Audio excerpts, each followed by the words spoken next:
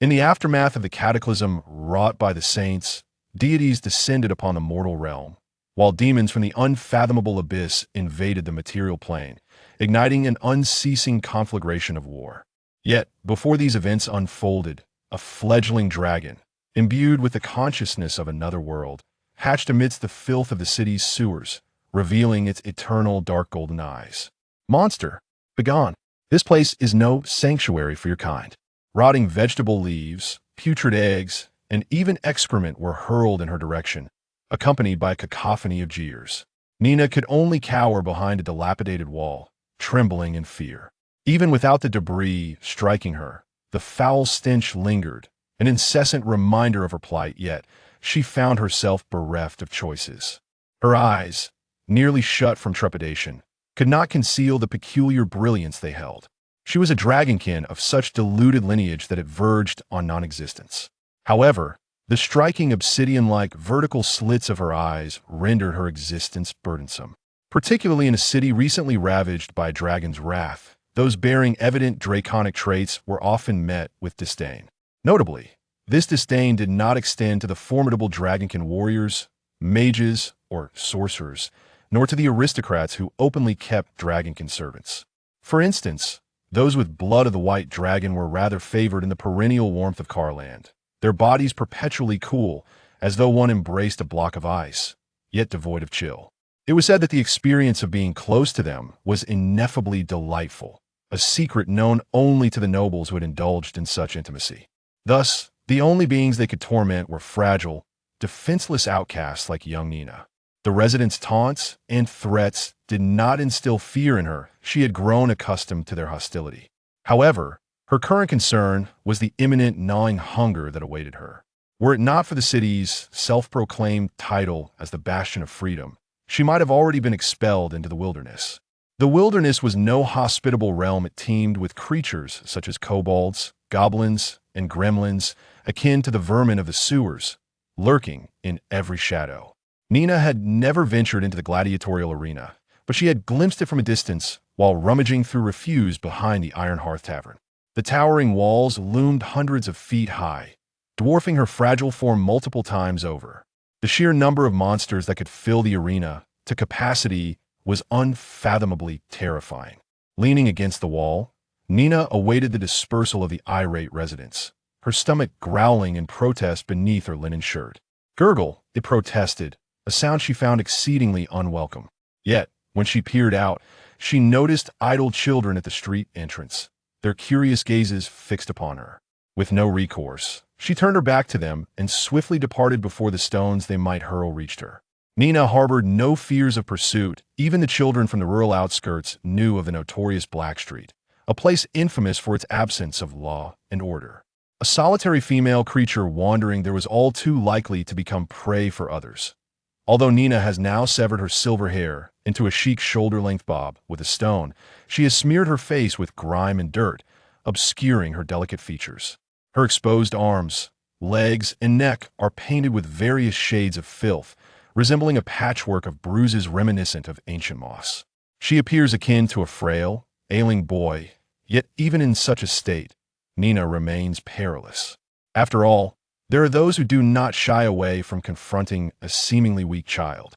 Thus, before venturing out, it has become imperative for her to apply a fresh layer of makeup, ensuring her true appearance remains concealed. Should the gangs lurking in the dark alleys uncover her identity, no matter how adept she is at evasion, she would inevitably fall prey to danger within those treacherous streets. Nina deftly navigates through numerous courtyard walls, skillfully avoiding the gathering spots of gang enforcers, thieves, and those known as Golden Fingers. In Kalando, a girl of fewer than 10 years, utterly defenseless, faces an overwhelming likelihood of collateral damage while traversing the dark streets. Others are unconcerned with her plight. Should she obstruct their path, they would strike her down without hesitation. The weak can only harbor resentment, a bitter lesson Nina has witnessed firsthand during her time in the shadows of the city. Over the past year, Nina has observed countless such incidents, drawing invaluable lessons from them. She is a diligent pupil, as both Grandma Orlon and Sister Celia would attest. However, Grandma Orlon has passed away, and the orphanage that once sheltered her has been demolished by a nobleman, who intends to convert it into a commercial establishment for the townsfolk. Sister Celia departed the orphanage long ago, having been adopted by a kind couple when Nina was merely 7. From her initial clumsiness, Nina has transformed into a nimble creature, darting through the alleys like a rat. An old manhole cover has vanished, leaving behind a dark, gaping mouth that leads to the sewers. The labyrinthine sewer system of Calando resembles an underground city, vast and imposing. Yet, it harbors its own share of monstrous inhabitants beyond the common rat men and the swamp frogs lurking in the sewage. There are the dreaded muck monsters. It is said that these magical beings are formed from the abandoned materials discarded by wizards, instilling terror in all who encounter them, even the fiercest enforcers of the dark streets. However, the darkness of the sewer feels like daylight to Nina. Her dragon blood heritage grants her certain abilities. It bestows upon her night vision, enabling her to navigate the pitch-black tunnels while evading those lurking monsters, ultimately leading her to a safe haven devoid of life except for the occasional rat or cockroach. An abandoned sewer pipe serves as Nina's home, seemingly neglected by the world above, with no signs of habitation for ages. In the month she has resided there, she has yet to witness anything emerging from the pipe. As she contemplates her plans for the morrow, Nina cannot help but swallow hard. She skillfully maneuvers through the maze-like sewer, adeptly sidestepping regions where monsters roam. However, avoiding might not be entirely accurate. She opted to traverse the realm of the stinking mud monster, for these magical creatures posed little threat to a human like Nina, unless one were to inadvertently collide with them. Possessing dark vision, the likelihood of such an encounter was nearly negligible, yet Nina remained exceedingly cautious. After approximately 7 or 8 minutes, Nina navigated through a corridor and around several corners, arriving beneath a nondescript pipe. With practiced agility, she ascended using both hands and feet. The pipe, though modest in size, was ample enough to accommodate Nina's slender frame, with some room to spare. Once inside, she adeptly maneuvered to the bend of the pipe and retrieved her sole possessions, a blanket and a pillow. At times, Nina would ponder whether the peculiar scent emanating from her belongings attracted those charming little creatures that greeted her each morning as if she were one of their own. As for the pillow, it was, in fact, an egg larger than Nina's head. This egg had been discovered by Nina when she first encountered the sewer entrance. Initially, she had thought it might be edible, but after several failed attempts to break it, she learned that it radiated a slight warmth, making it quite comforting to hold. Thus, Nina continued to embrace the egg as she drifted into slumber, all the while listening to Grandma Orlon's tales. Legend had it that such large eggs were dragon eggs. However, this particular egg had been separated from its mother for quite some time and was deemed unviable for hatching, as Grandma Orlon had explained. A dragon egg required the nurturing of a dragon mother to develop properly. Yet, as Nina cradled the egg this night, she sensed something amiss. Unlike before, the black-gray egg, adorned with fiery patterns, was trembling as if something stirred within. The subtle vibrations resembled a heartbeat, causing Nina to feel restless and somewhat apprehensive. Knowing she needed her rest for the following day's provisions, she reluctantly relinquished her hold on the egg and chose to lie flat on the slightly curved concrete floor. Before long, just as she had begun to slip into a light slumber, Nina was roused once more, this time not by vibrations, but by a cracking sound. It echoed like the walls of an orphanage being toppled, a memory vividly etched in her mind. To her astonishment, the surface of the once quiet black-gray egg now bore numerous fissures, accompanied by an increasing chorus of cracking sounds. Yes, fissures. And then, under the veil of her dark vision, the egg, slightly larger than her head, began to split open. A shadowy head emerged, seemingly in haste, with dark golden vertical pupils partially obscured by fragments of the eggshell. The disproportionate size of the head lent it a certain adorableness. Yet upon seeing those dark golden eyes, Nina felt as though her heart had been seized in a vice. Adrenaline surged through her veins as fear enveloped her. She could no longer hear her own breath, as if she had forgotten how to breathe. Was this a black dragon? Chapter 2. The hatchling were he a mere observer, he would undoubtedly be awestruck. Yet, experiencing it firsthand, felt as though his very innards were on the brink of eruption. Inside the cabin, the male and female passengers erupted into a cacophony of screams. which seemed utterly feeble in the face of the deafening roar of the tempest surging through the breech door. At that moment, he too was shouting. Though the specifics eluded him, he could only grasp the sensation of plummeting at an alarming velocity, as if his body were aflame with a searing heat. Then, abruptly, it ceased. A flurry of rustling sounds ensued. When he next opened his eyes, his surroundings were shrouded in darkness, save for a faint glimmer of light seeping through a narrow crevice. It was only when he gingerly cleared away the debris beside his eyes with his newly formed, still sticky claws that his vision began to return. However, it felt as though he were viewing the world through tinted spectacles, perceiving everything in stark monochrome or perhaps through a blend of black and other muted hues. The dark green of the moss, the starkly pale, colorless rock face, smooth and seemingly sculpted by human hands, all appeared before him. Despite the ravages of time, the curved rock walls bore deep, profound fissures. What held his attention more than anything, however, was his own hand, or rather, his claw. He wished to articulate something, yet the sound that escaped him resembled a low growl akin to that of a beast. It was reminiscent of a train's thunderous rumble, albeit sharper and more jarring. And yet his throat could not suppress a series of strange, convoluted utterances. Gedin Oduin Targaryen. He comprehended the significance of his words. This was his name, Gedin Oduin Targaryen. It was the true name of a dragon, a name every genuine dragon possesses. As he pondered the source of this knowledge, a torrent of chaotic memories surged forth, pressing into his small mind. Fortunately, his soul's strength was sufficiently robust, distinguishing him from an ordinary hatchling. Otherwise, the enormity of the dragon legacy would have been overwhelming. The continent of Aile, deities, kin, humans, chromatic dragons, metallic dragons, and his own identity, a fledgling lava dragon. Larger than a domestic cat yet smaller than a pony. He was indeed a bona fide dragon hatchling. Yet soon, a question began to gnaw at him. Where was his mother? This place hardly seemed a sanctuary for such a colossal creature. Was it possible she was absent? At the age corresponding to human years of approximately 16 to 25. Hatchlings develop a yearning to hoard treasures and establish territories, often departing their nests to forge domains alone or with a few companions. During this period, dragon mothers typically grow wary of their offspring, forbidding them entry into their treasure lairs once they reach adolescence. A particularly avaricious dragon mother might even expel her newly matured hatchlings from the nest. However, during the years surrounding hatching, it is uncommon for a hatchling to grow up entirely alone, and he found it peculiar that, despite dragon eggs typically hatching in clutches of 2 to 5, he had yet to encounter any siblings. He was utterly solitary. Fragments of memory quietly surfaced, and as he observed them as if they were his own experiences, he began to comprehend the reasons for his current state. He had been taken away, departing from the lair of the dragon mother. It was as if he had been transported through a portal, instantly whisked from the mouth of a volcano to an endless expanse of desert, where the only impression left was that of boundless yellow sands. Thereafter, he was in constant motion, journeying while confined within a basket. It was only after approximately 7 sunsets that he arrived at an underground laboratory beneath a mansion in a coastal city. At this juncture, the lava dragon's egg finally settled.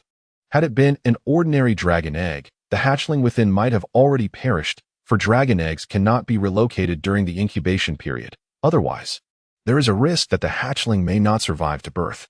However, the lava dragon's egg possesses a distinctive feature compared to both chromatic and metallic dragon eggs, its rocky exterior, which is significantly larger than that of even the largest red dragon egg, measuring a full 5 feet in length and weighing an astonishing 100 pounds. The rocky shell contains magma, promoting the healthy growth of the lava dragon hatchling within. Moreover, in dire circumstances requiring relocation from the nest, it serves as a protective layer.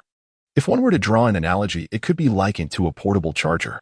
When the egg leaves the nest, its rocky shell allows it to remain immersed in temperatures exceeding 200 degrees, thus preventing the risk of incubation failure due to temperature fluctuations. However, this protective capacity is limited to a mere 10-day duration and is a one-time function, after which it will shed on its own. Nonetheless, the consciousness of the hatchling within the egg, even with the rocky shell as protection, could not escape the clutches of humanity. The final memory reveals an individual in a room filled with various reagents and containers, pouring peculiar solutions into the dragon egg. The last flicker of consciousness within the egg faded to darkness, marking the end of recollection. It seemed that the hatchling originally within the egg had been slain by that alchemical fiend. Otherwise, he would not have come to occupy the body of the hatchling. Yet, why had he ended up in this place? What were the intentions of that alchemical aberration? These questions remained unresolved.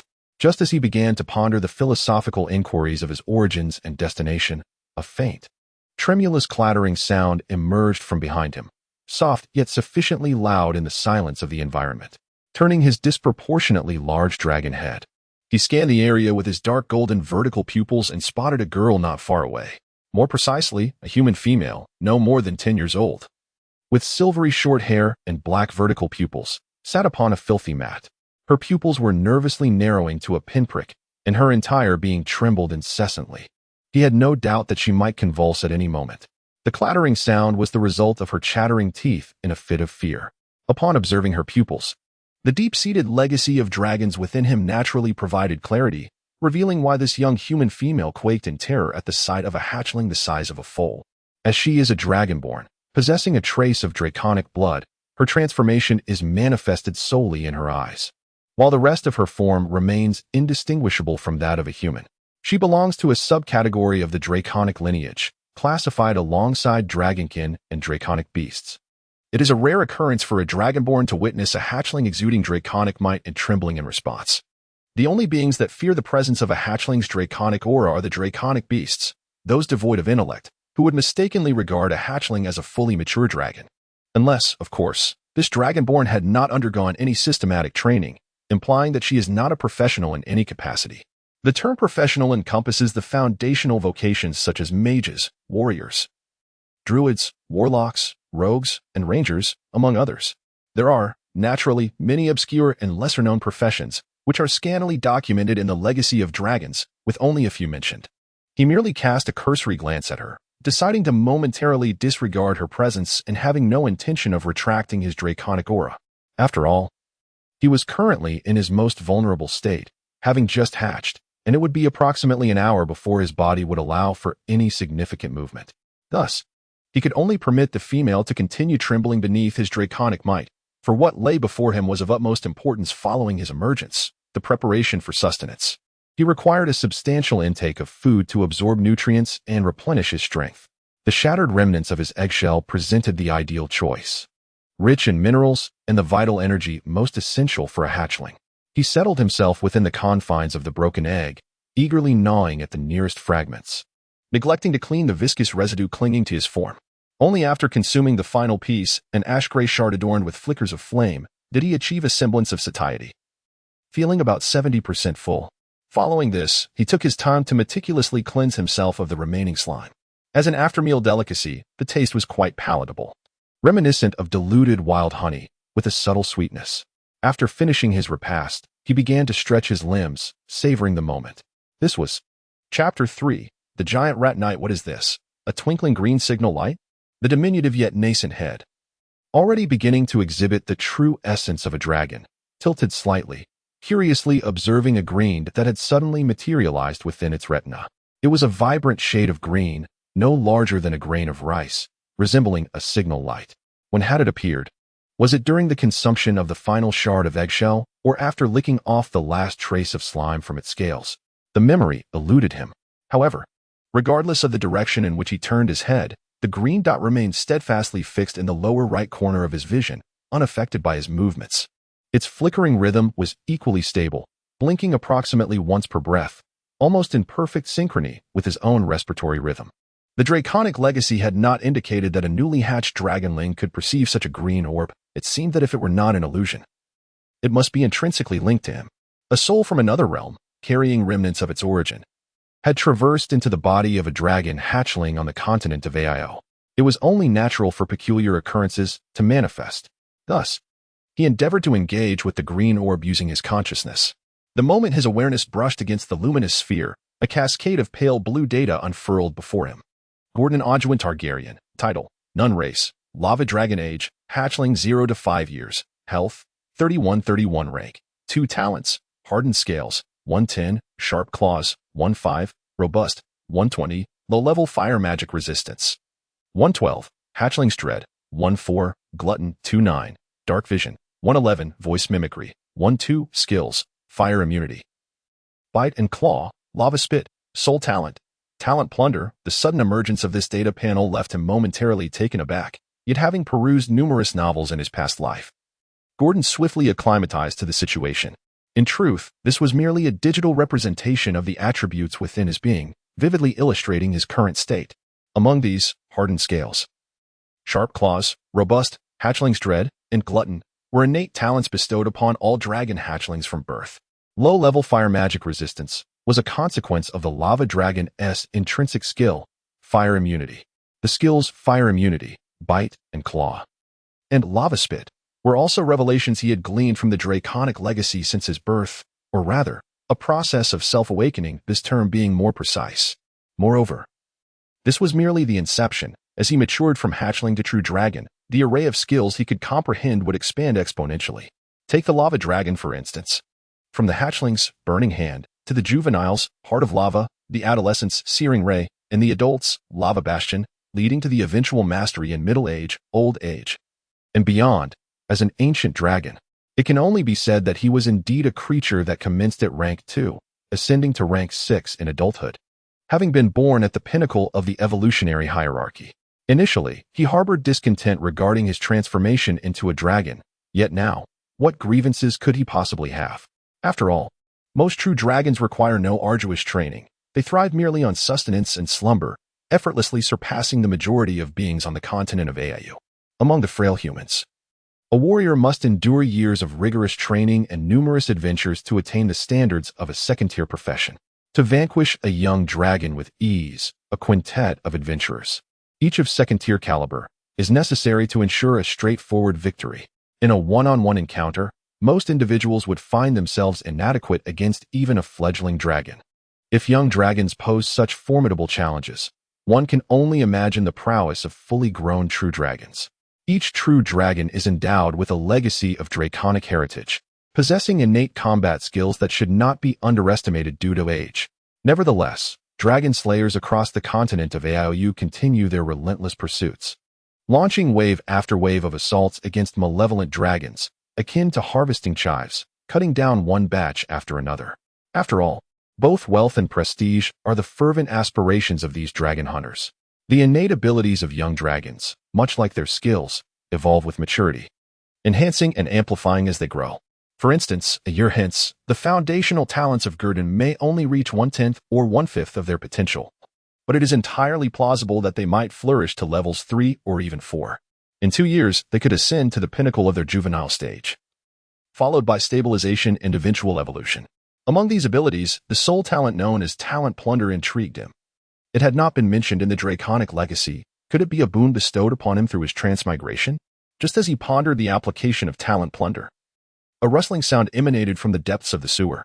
The noise was urgent and rapid, reverberating off the slick and damp surface of the sewer floor, reminiscent of footsteps racing on a track.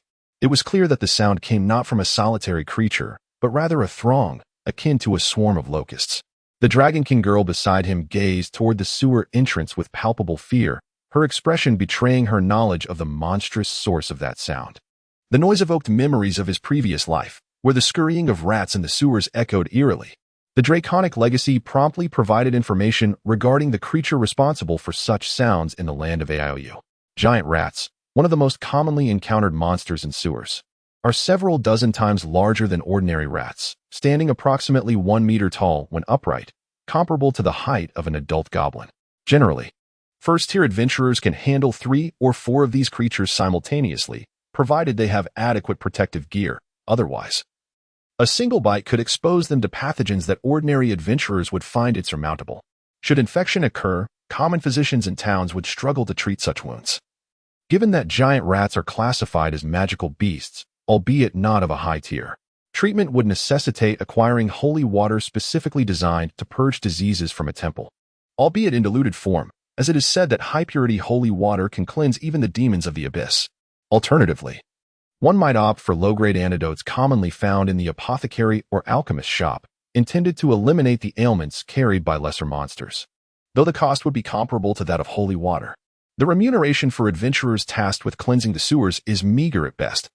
When one must also procure a vial of antidote or diluted holy water, the reward upon completion dwindles to a mere pittance. It may even preclude the possibility of unwinding at a tavern post-mission. Consequently, such quests are ubiquitous across the adventurers' guilds of various cities. However, they are seldom undertaken, typically by novice adventurers or apprentices under the tutelage of their mentors, who utilize these excursions for training. The sewers, while perilous, are deemed safer than the wilderness beyond the city walls. For one can never anticipate whether the next creature to emerge from the wilds will be a goblin or a dragon. The element of surprise and the uncertainty of tomorrow are ever present. This is why every seasoned mage consults an augury before embarking on a journey. The continent of AEO is rife with hidden dangers. It is no exaggeration to assert that even ancient evils and divine aberrations can be uncovered. Nina's heart is now engulfed in despair. How could there be signs of ratmen activity here?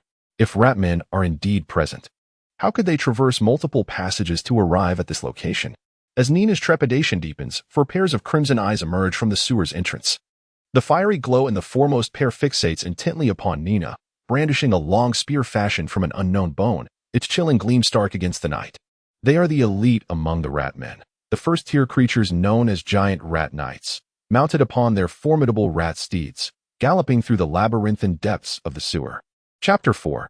Tuka's fortunate day. Tuka felt the unique, damp, and chilling winds of the sewer sweep past his sides, his glossy black fur rippling like the golden waves of wheat in a rice field. Before him loomed a dark mass of giant rats and their kin, filling him with an indescribable sense of pride. As a mouse person just turned 4, he had already reached middle age among his kind. In the past, the once feeble mouse people had no choice but to scurry into narrow crevices when faced with such creatures. Now, however, they possessed the means to stand their ground. Born 4 years ago, Tuka had only gained awareness a year later, previously acting solely on instinct rather than as a sentient being. This was considered a late awakening among mouse people, especially since the so-called genius mutant mouse people could achieve enlightenment in just a month. Hearing the tales of elders who had lived for a decade made Tuka's heart race with trepidation. The condition of their tribe had been dire. A mere assembly of the old, young, sick, and disabled scraping by in the sewers, faring worse than the rodents around them. It was not until the emergence of the priest 3 years ago that the mouse people of the sewers found salvation, no longer needing to struggle daily for sustenance. Newly born mouse people, once they reached a year, underwent specialized vocational training to enhance their combat prowess. Tuka was fortunate to be among those who benefited. As the elder mice often remarked that his generation was the most fortunate. However, unlike his compatriots, Tuka did not choose to follow the traditional paths of ranger or rogue, roles in which mouse people naturally excel due to their innate stealth and sharp senses, particularly in the sewers. Instead, he resolutely opted to become a giant rat knight. Upon hearing the priest speak of this profession, he disregarded his family's objections and steadfastly chose the path of knighthood. This was a dream nestled in his heart, the dream of a dragon slayer, undoubtedly influenced by the book Knight Levi. It was not that rangers or rogues could not slay dragons. Rather, riding into battle against a dragon was the true act of a noble mouse.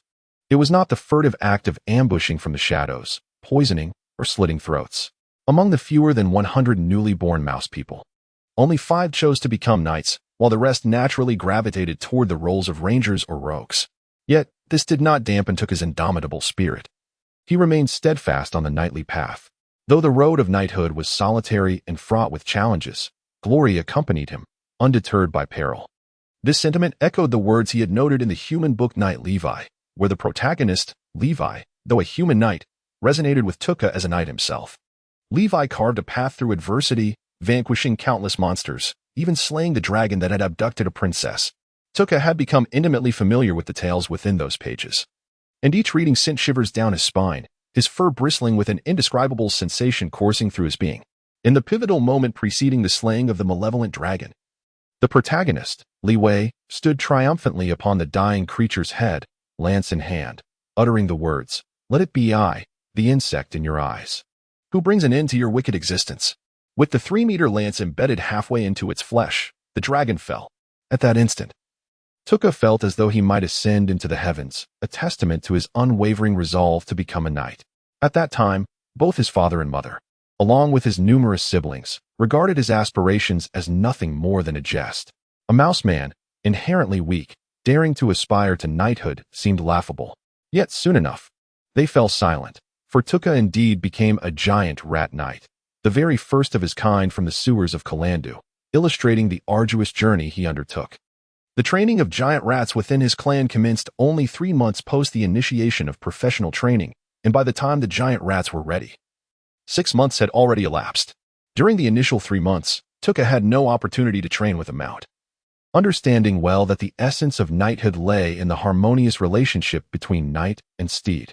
Nevertheless, within a mere 9 months, less than a year, he mastered the art of riding the giant rat, demonstrating that his talent was far from negligible, particularly in the realm of knighthood. This accomplishment was a result of the countless hours he spent sharing meals and sleeping alongside the giant rat. As a first-tier knight, proficiency in horsemanship and a mastery of the lance were prerequisites. Tuka's training regimen for the lance was grueling. Under the conditions dictated by the priesthood, he was tasked with wielding a branch taller than himself, employing it as a lance, and performing 500 thrusts and jabs daily. Tuka, however, pushed beyond this, often reaching 1,000 thrusts or even 1,500 on particularly rigorous days. To ensure he was never apart from his lance, he bound his hand to it with a rope, even while sleeping. Many of his contemporaries abandoned their training due to the monotony of the lance exercises, yet Tuka persevered, emerging as the sole survivor among the final 5. Thus, he became the only knight among the initial cohort of mouse men.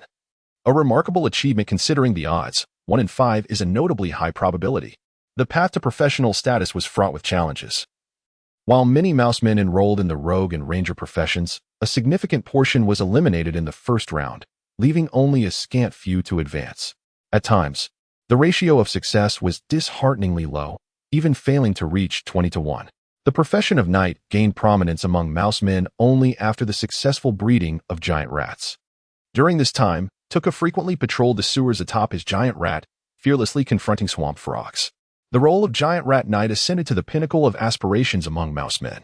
Indeed, it is noteworthy that Tuka, who had slain the goblin leader, became the object of adoration for countless female mouse men, leading to a lineage of descendants who carry his blood in the present generation. The allure is evident, yet once this group of 11 giant rat knights graduates, things are bound to improve significantly. This time, Tuka arrived in this newly explored sewer area under the mandate of the priest, tasked with seeking a suitable stronghold. After all, even cunning rabbits have their burrows. The intelligence of the rat folk should not be underestimated. They contemplated a strategy of breeding in batches, ensuring that not all their eggs were placed in one basket. However, just as Tuka believed everything was proceeding smoothly, a giant rat unexpectedly surged upward through an opening. Startling them all, Tuka recognized the rat, Vich, who was the most suitable scout among the rat knights due to its keen sense of smell. Capable of detecting scents that others could not, even the presence of humans. Could it be that Vich had caught wind of something? Vich, what is happening? Tuka communicated. My lord Tuka, alive, a human infant. Female, Vich exclaimed joyfully from above, as if it had stumbled upon a great treasure. Below, dozens of giant rat knights squeaked in jubilant cheer. Indeed, those rat folk who had once tasted the flavor of human infants could never forget that exquisite taste. More fragrant than cheese and sweeter than cake. Tuka felt a surge of elation, secretly acknowledging that the priest had been right all along. Exploration brings surprises. Today was indeed a fortuitous day for him. Perhaps he should adopt the name Tukasar. In the rat folk language, Sar signifies good fortune. Vich, capture it alive. Tuka, no. It should now be Tukasar cheerfully called out to Vich, who had already vanished into the sewer, its tail disappearing from sight. Chapter 5. The light orb Vicky and her colossal rat steed, both possessing pairs of crimson, cherry-sized eyes, fixated intently on the human juvenile before them. The scent unmistakably indicated that this was a female. Vicky was certain of it. She trusted her instincts. Grasping the reins tethered to her steed's exoskeleton, she gave them a slight shake, listening to the cheers of her rat-folk companions echoing from below. For a fleeting moment, she felt the elegance of a true knight. The only blemish on this moment was that her opponent was merely a human child. How much better it would have been had it been a goblin instead. Vicky perceived her debut as a rat knight to be dishonored by the prospect of battling a mere human juvenile. Though this reputation as the second knight of the sewers was entirely self-proclaimed, it mattered to her. After all, while her own reputation could bear some slight, the same could not be said for Tuka's honor. Thus, she resolved to capture the child alive, not merely for her own sake, but to uphold Tuka's legacy. With her head held high, she endeavored to make eye contact with the trembling human female, stuttering yet resolutely declaring, "You, come with me, or else." Vicky brandished her half-meter-long bone spear, the implications of her threat clear. To her astonishment, the human female recoiled in fear, retreating deeper into the shadows of the sewer. How utterly foolish! It seemed she would have to resort to force. Otherwise, this dim-witted human would likely cower in the corner like a quail, refusing to emerge. With this thought, Vicky tugged the reins, signaling her colossal rat to charge forth. The charge was the sole active skill of a rat knight, requiring a profound bond between knight and steed. Mastery of this skill indicated that she was indeed a novice rat knight. Achieving proficiency in charge was also one of the prerequisites for advancing to the esteemed rank of Great Rat Knight. To illustrate the distinction between novice and proficient, one might liken it to a newly licensed driver, trembling yet capable of navigating the roads, contrasted with a seasoned driver of 10 years, adept at maneuvering through the twists and turns of the drainage system. As for the master level beyond proficiency, it was said that mastering each skill at the master level would yield a qualitative transformation in its effects. For instance, some knights were exceptionally gifted, reaching the master level of charge even as great knights, which corresponded to the second tier. However, each master level charge could produce a myriad of effects, not all being identical. Some masters, upon grasping charge, could conjure 2 to 3 phantasmal afterimages, though such knights typically possessed magical aptitude. A rare few variants of charge could enhance speed, surpassing even the proficiency level by several fold, allowing them to traverse 100 meters in the blink of an eye. Should a knight wield a magical weapon, even the most fortified hill giants would likely find themselves pierced through by such a charge. The principle of speed conquers all martial arts holds universally true, provided one possesses a sufficiently sturdy magical spear. Yet, the knights are not entirely without flaws. Firstly, mastering the master level, charge, is no simple feat for either warriors or knights. Just because a second-tier individual can grasp it does not imply that such mastery is commonplace in all of the continent of Edo. It is likely that few can attain mastery in a specific skill at the second tier. Furthermore, the wizard's greasy spells, web spells, and various terrain-altering incantations, such as transforming fossils into mud, can render the knight's charge utterly ineffective. Additionally, the rogue's ability to conceal themselves, disengage, and vanish from the knight's line of sight makes it exceedingly difficult to seize a target, and other professions possess similar methods of evasion. Even the most bumbling individual could evade a charge by simply climbing to the treetops, as knight steeds typically do not ascend trees, except, of course, for dragon knights. However, a knight who comprehends master-level skills at the second tier, provided they do not meet an untimely demise, undoubtedly has an expansive future ahead. Even the aspirations of reaching the 7th tier of transcendence, the 8th tier of hero, or the 9th tier of legend are not mere fantasies. As for the 10th tier of demigod, that remains debatable. Igniting divine flames is no trivial endeavor. Nonetheless, Vicky's current charge is merely rudimentary, as even the build-up of the charge's momentum cannot be executed at will and necessitates coordination with the giant rat beneath her. Yet, this is more than sufficient. For a frail human child, a first-tier giant rat knight is more than capable of handling her. This also explains why the other giant rat knights refrained from intervening. Upon confirming the presence of only one feeble human child, adding more of their ranks would tarnish their knightly honor. One last time, emerge and surrender, or else. Vicky issued her ultimatum. Her short legs straddled the giant rat's body, her feet resting in a hollow of the rat's exoskeleton, serving a similar purpose to a saddle. Vicky was prepared for the charge. Should the human before her prove unwise, she would not hesitate to unleash her bony spear. Although the spear measured only half a meter, bolstered by the charge, it was capable of creating a 1-foot-sized wound upon impact with the human's flesh. One must not underestimate the diminutive stature of the rat folk. Their compact form is indeed an advantage, especially in the sewers, where their small size makes them difficult targets for directed spells and flying arrows. I can't move. Can you help me? Just as Vicky was about to act, a voice reached her, a stammering utterance in the common tongue, imbued with a hint of timidity. It was the voice of a human female, and Vicky immediately lifted her gaze. She beheld the human child looking at her in bewilderment. Yet the sound undoubtedly emanated from her. Despite Vicky's limited proficiency in the common tongue, she had no trouble understanding written words. If not, she wouldn't have been able to comprehend the human-authored novel Knightly Way. Thus, she was certain she had not misheard. This human child was pleading for mercy. Filled with pride, Vicky slowed her charge, taking deliberate steps forward, accompanied by the rhythmic approach of her giant rat steed. The human offspring appeared to have long since come to terms with their fate, no longer retreating. Yet, their expressions grew increasingly frantic as they lowered their heads in fear. Unwilling to meet its gaze, thud, thud, thud, Vitch drew ever closer, her her spear almost within half a meter of the girl, nearly piercing her pallid, bloodless skin. Vitch began to scrutinize her from head to toe, displaying a hint of disdain for her physique. If only she were a bit plumper. However, what was that tail? A tail, covered in black scales, flickered behind Nina. Vitch was momentarily bewildered, questioning whether her eyes were deceiving her.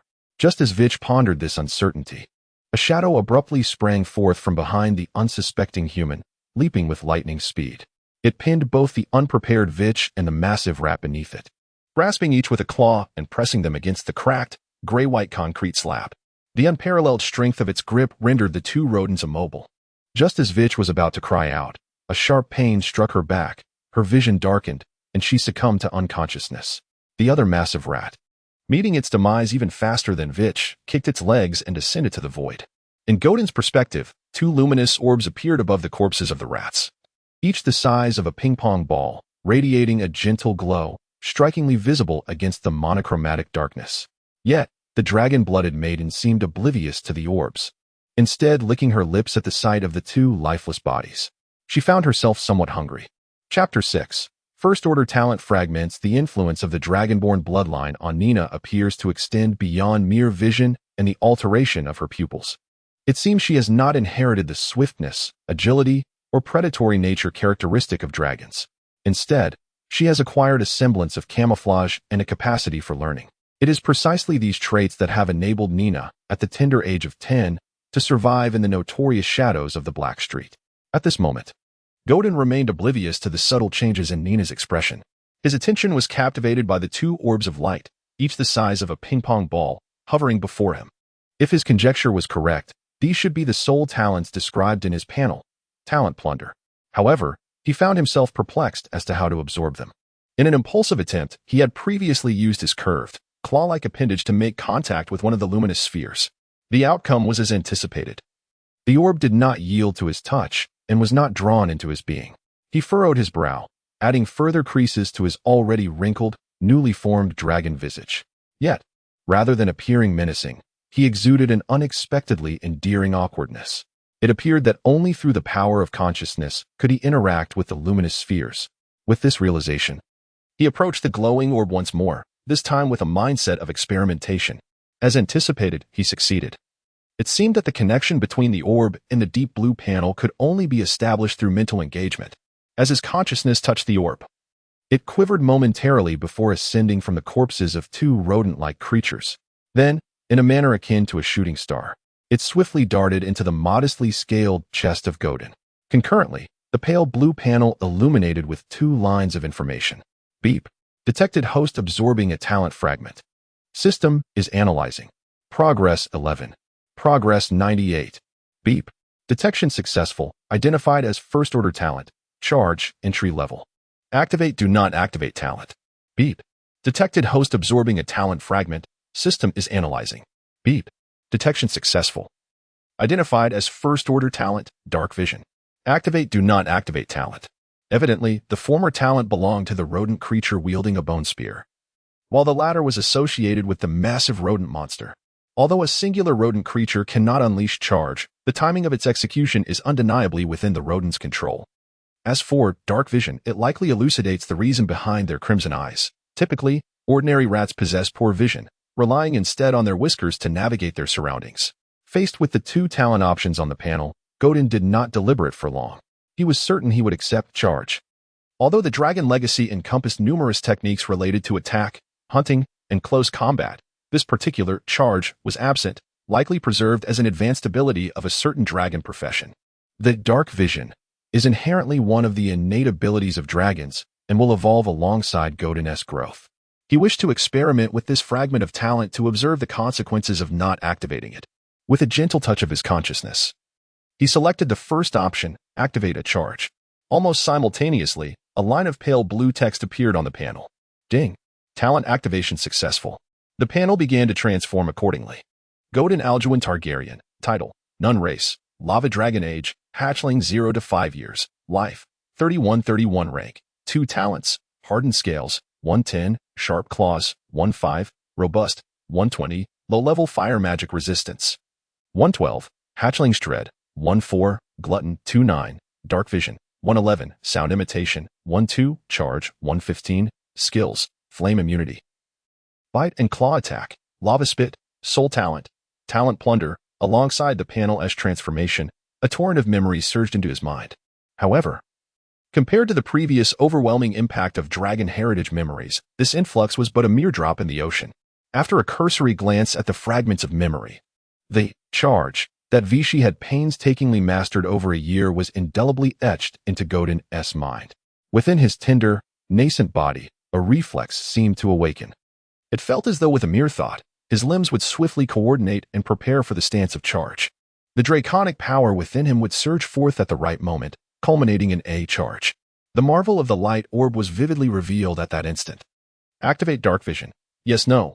Yes. Godin was eager to experiment, yet the next moment, the pale blue panel data refreshed once more.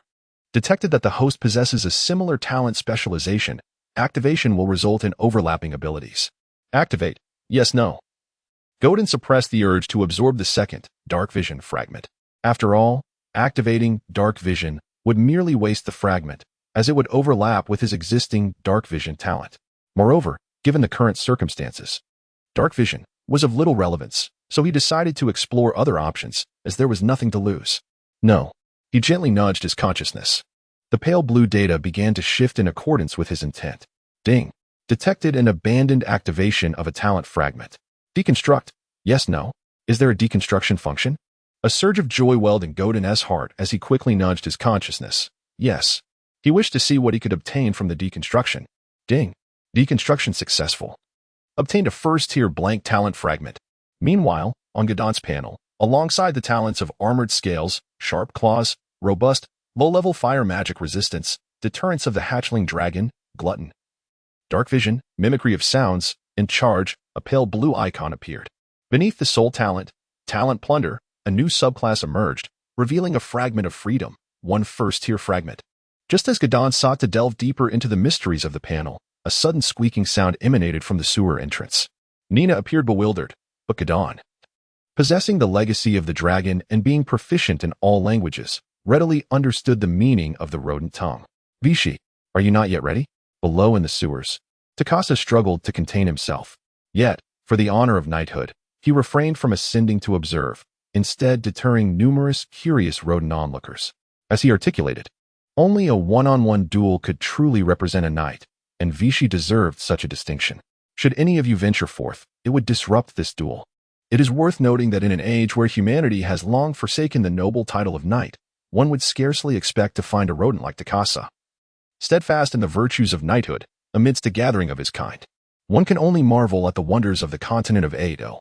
However, after several breaths, Takasa could no longer restrain his curiosity regarding Vichy's situation above. Moments later, a series of squeaks echoed from the pipe. Naturally, Takasa, fluent in the rodent language, comprehended the urgency of the message, for it was his mother tongue. Human whelps, there are still many within the pipe, too. No, I require assistance. The voice was sharp and urgent, faintly carrying Vichy's irate tones and his somewhat stammering common speech. Damn it. Do not climb. Chapter 7. The eruption of lava. Upon hearing Vicky's voice, Takasa's apprehension was alleviated. However, after listening to Vicky's words, a slight furrow appeared on his brow, his rodent-like face betraying a human-like perplexity. Surely, this cannot be. 4 or 5 human infants, in the sewers? What could they possibly be doing here? How did they come to be? It must be noted that the sewers of Carindor are rather chaotic. The entrance in the civilian district has long been secured with iron bars, and any adventurer wishing to enter must possess a guild-issued authorization, which is the only way the guards would hand over the key. If it is this troublesome for adventurers to access the sewers, what of those frail human infants? If Takasa's memory serves him correctly, it is exceedingly rare to encounter human infants in the sewers. The last time was merely a stroke of luck, having stumbled upon a human child who inadvertently intruded into the ratfolk territory. Now, as Vicky claimed, to encounter 4 or 5 at once is akin to discovering a true dragon in the sewers. However, soon the entrance of the sewer was filled with a cacophony of chaotic commotion, dispelling the doubts that had just surfaced into Takasa's mind. Mommy. I miss Mommy. Well, get away. Monster. Be careful, or I shall be unkind to you. Human little ones. My companions are outside. You cannot escape. The voices, both male and female, were distinctly childish, unmistakably belonging to human infants. From the emotions conveyed through their voices, Takasa could discern cries, despair, and a sense of defiance. Yet, intertwined with Vicky's triumphant, albeit stammering, common tongue was an oddly misplaced tone. Could it be? Takasa suddenly recalled how, prior to his recent outings, the elder shaman would advise him to be vigilant about any anomalies in the sewers and report back. He had once inquired of the shaman what he was seeking. The somewhat aged yet wise rat-folk shaman had not concealed the truth from Takasa. He had spoken candidly. It turned out that within the sewers of Carindor lay a relic of spatial magic, believed to be the remains of a legendary traveling mage, though the reasons for its presence in the sewers remained unclear. Upon learning this, the shaman had hastened to this free city of Carindor to obtain this relic of spatial magic. The shaman claimed he had devoted 4 years of his life. Throughout these 4 years, apart from training his fellow ratfolk, he had scoured the sewers, yet to no avail. Nevertheless, he had not despaired. Instead, he had enlisted the trained ratfolk to assist in the search until that fateful day of discovery arrived. While Takasa did not fully comprehend the significance of a legendary traveling mage, the very prefix legendary implied a being of considerable stature, one that the ratfolk could hardly confront. After all, even Takasa himself had to concede that ratfolk, as a species, are inherently frail among the intelligent races of the continent of AEO. Apart from a few ratfolk who can advance to become professionals and a handful of mutated ratfolk who have awakened magical talents, the intrinsic racial potential of ratfolk is rather limited. The legendary ratfolk in the annals of AEO continent's history are exceedingly rare, and to this day, none have ascended to divinity or ignited the divine flame. Most ratfolk reach their peak at the 4th tier, and without extraordinary encounters to enhance their abilities, they may struggle to maintain even that level, let alone aspire to the 5th tier. Now, if the sudden appearance of those human offspring is indeed linked to that spatial magical artifact, then today as Takasa is more than merely fortunate. It feels as though the Lady of the Night herself has graced him with her protection. However, it is Vicky who is truly the luckiest. The worry that once knit Takasa's brow dissipated, and a toothy grin spread across his jagged maw, his cherry-sized red eyes reflecting a mix of confusion and astonishment. It was akin to the delightful shock of being struck by a massive cheese wheel or waking up in a cake in a state of bewilderment. The other ratfolk mounted on giant rats began to chatter excitedly, expressing gratitude towards the esteemed priest while admiring Vicky's keen sense of smell. Naturally, many stepped forward, eager to volunteer and assist Vicky. As the first ratfolk approached, other giant rat knights surged towards Takasa, clamoring to fight alongside Vicky. Though they were eager, their knightly code restrained them from rushing heedlessly, compelling them to adhere to Takasa's commands. Faced with the fervent desire to engage in battle among the giant rat knights, Takasa found it a challenge to select from among them. Just as they debated who should advance, the sounds from the sewer gradually faded into silence. Though Takasa and the others paid it little heed, their focus remained on the honor that lay before them, dismissing all else as inconsequential. Nonetheless, Takasa did not linger long in his decision-making. Despite Vicky being merely a first-tier giant rat knight, facing 5 human offspring could prove perilous if they underestimated their adversaries. After all, the giant rat knights stood at most half the height of a human, giving them little advantage in size, relying instead on their superior technique. Thus, Takasa swiftly determined that he would lead alongside 5 giant rat knights, while the remaining 5 would guard the sewer entrance. Although some giant rat knights were not chosen by Takasa and bore expressions of disappointment, they refrained from voicing complaints and quietly withdrew, instinctively taking up their watch. This demonstrated the high regard in which Takasa was held among them. Once the 5 giant rat knights were assembled, Takasa surged forward, swiftly leaping into the sewer entrance, which stood over a meter high. Moments later, the 5 knights followed suit, and in that instant, any ordinary person present would have been utterly terrified.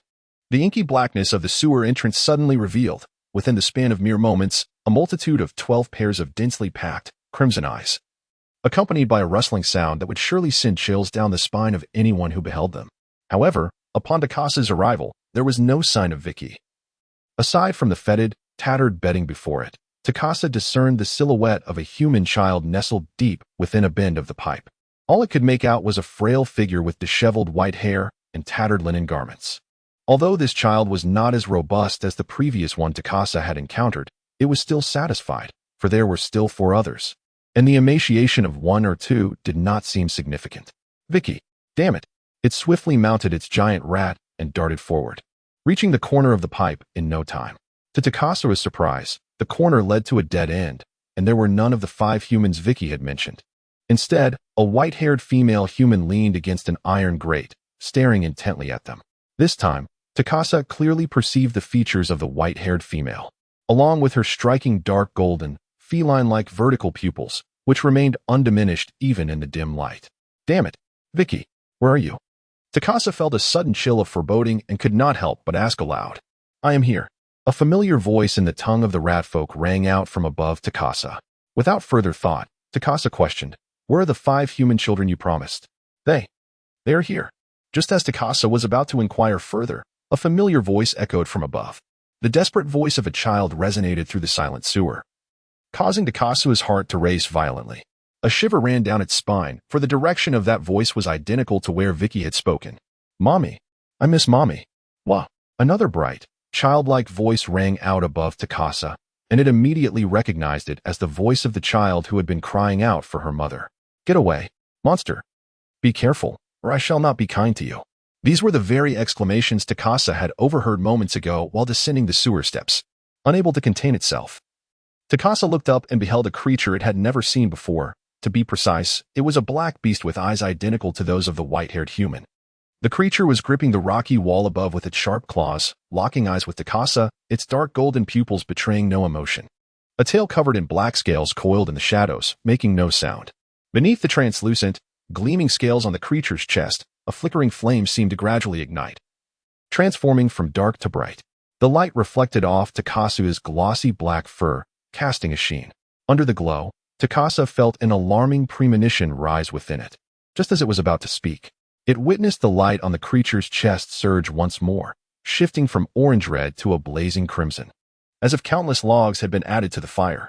In a fleeting moment, a blazing crimson light surged forth from the depths of his chest, coalescing into a sphere within the gaping maw of the monstrous black creature, lined with razor-sharp teeth. The ominous premonition that had lingered in Takasa's heart had yet to dissipate when he felt the hairs on his body stand on end once more. Leaving him no time to warn the other ratfolk, he immediately urged the giant rat beneath him to unleash his most refined skill, the charge. After 2 years of arduous training, his mastery of this technique had reached a level of remarkable proficiency, rendering him a seasoned veteran. Takasa and his giant rat vanished in the blink of an eye, propelled by a tempest of speed and a roar, surging behind the monstrous creature. However, the 5 giant rat knights trailing behind were not so fortunate. A moment later, a torrent of searing crimson magma erupted from the creature's jagged maw, engulfing the very spot where Takasa had just stood.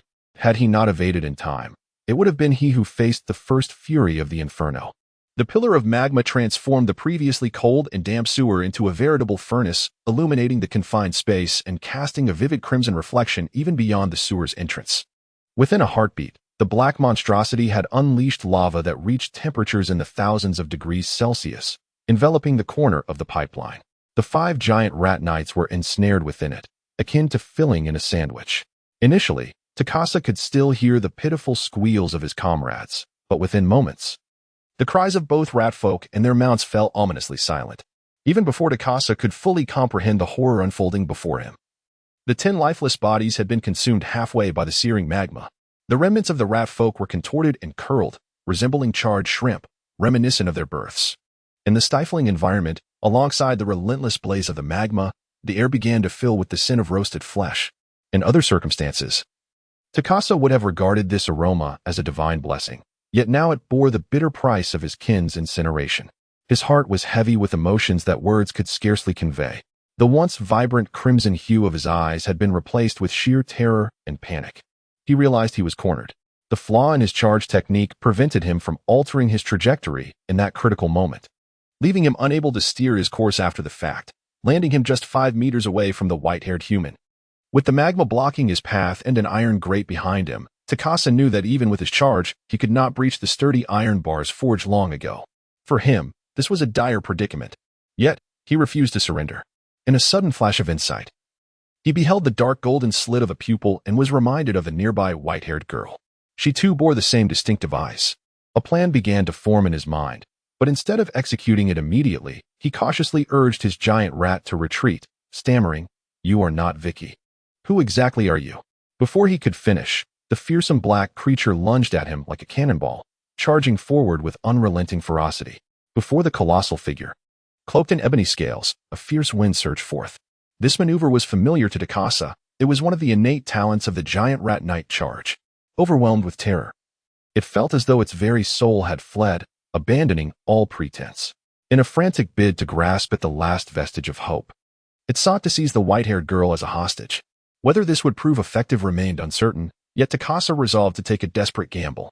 However, the velocity of the black creature surpassed its own. Even before Takasa's lance could breach a meter's distance from the girl, a thunderous crash resounded. Takasa and its giant rat steed were hurled against the iron bars, plummeting to the ground. The lance slipped from its grasp, clattering several times before coming to rest at the feet of the dark creature, mere inches from its razor-sharp claws.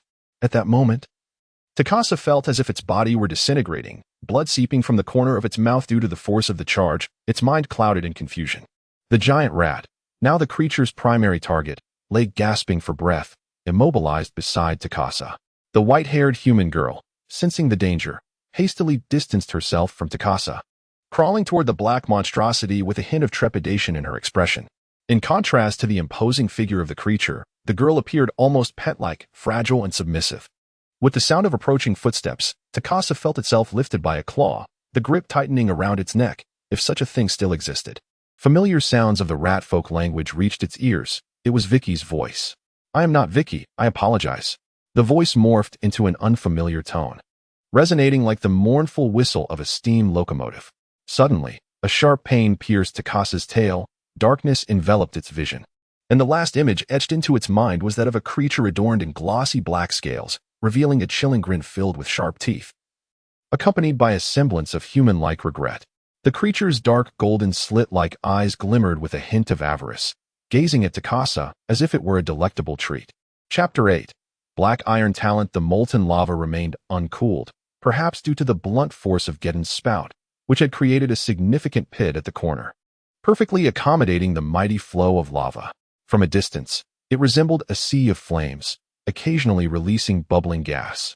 However, the surface of the lava, which initially shimmered in golden hues, had begun to transition to a shade of orange. Nonetheless, it remained unbearably hot, reaching temperatures exceeding 1,000 degrees Celsius. Prolonged exposure could even melt bone. The 10 skeletons of rodent-like creatures crammed within the fiery pool revealed only stark white bones, with scattered remnants of unburned flesh. Suspended above this infernal sea, Geddon's gaze was not fixed on the lava, despite it being his first occasion utilizing the lava dragon's innate skill, magma spout.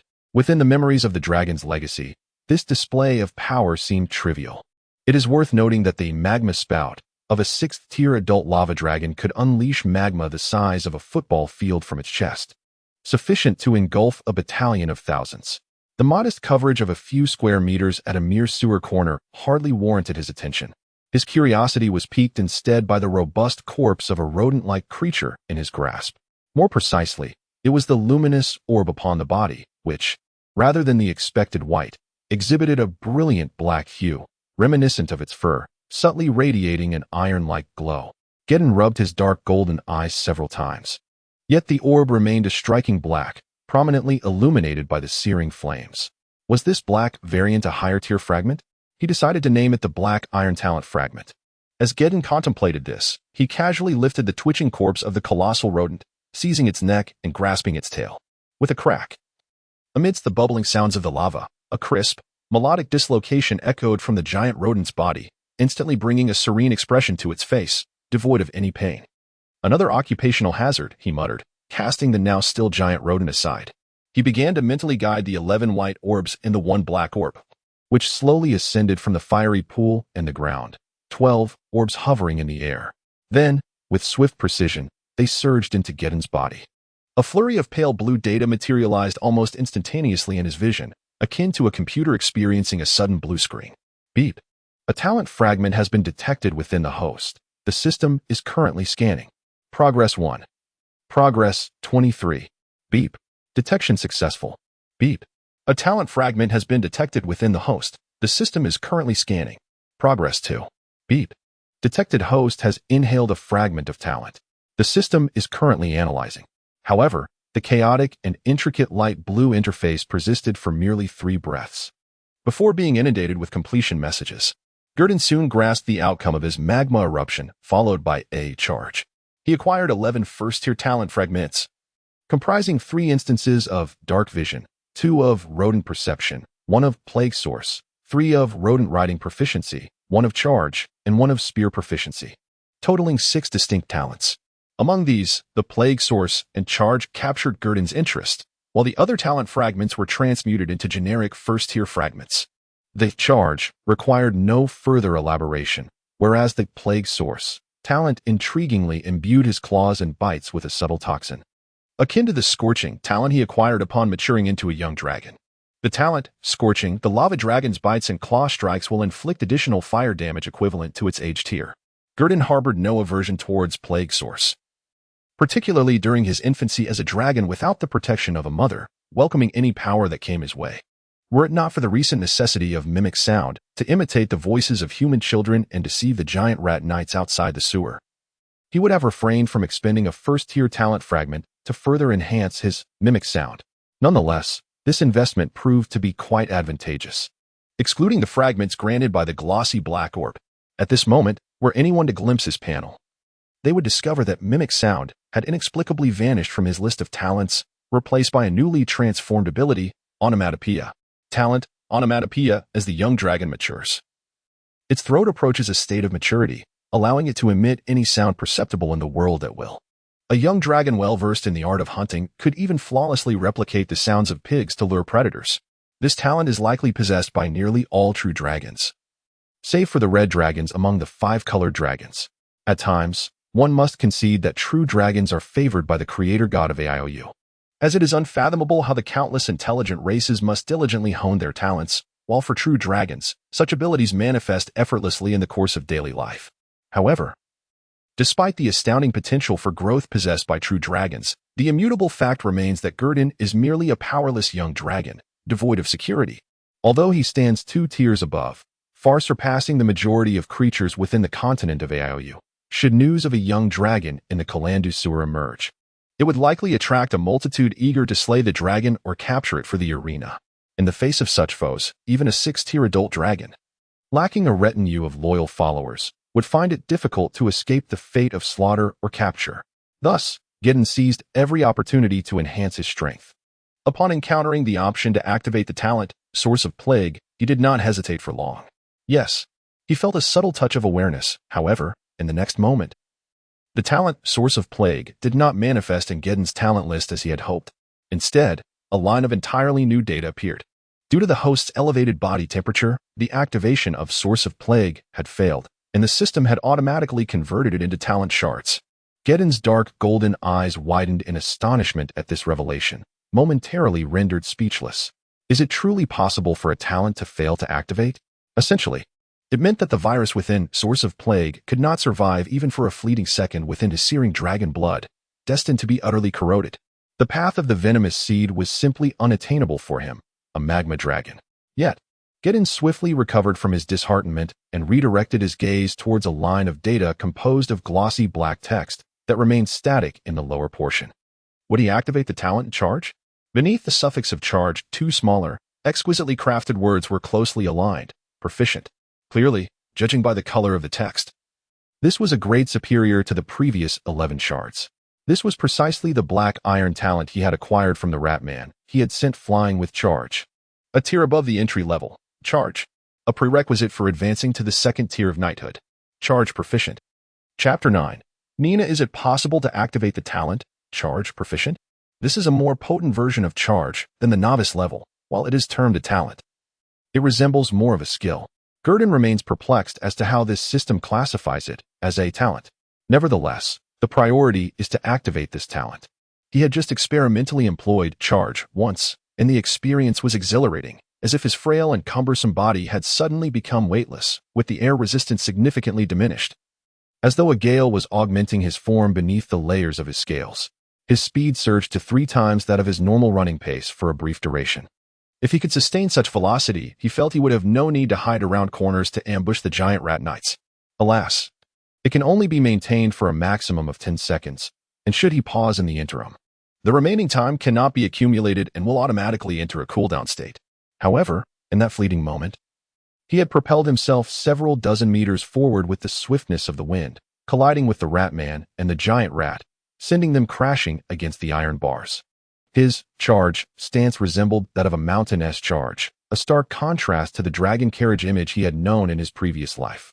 He pondered what it would be like to master charge fully. Yet, he would not have to wait long for an answer, as his consciousness lightly grazed the information panel. The second-tier talent fragment was soon fully loaded.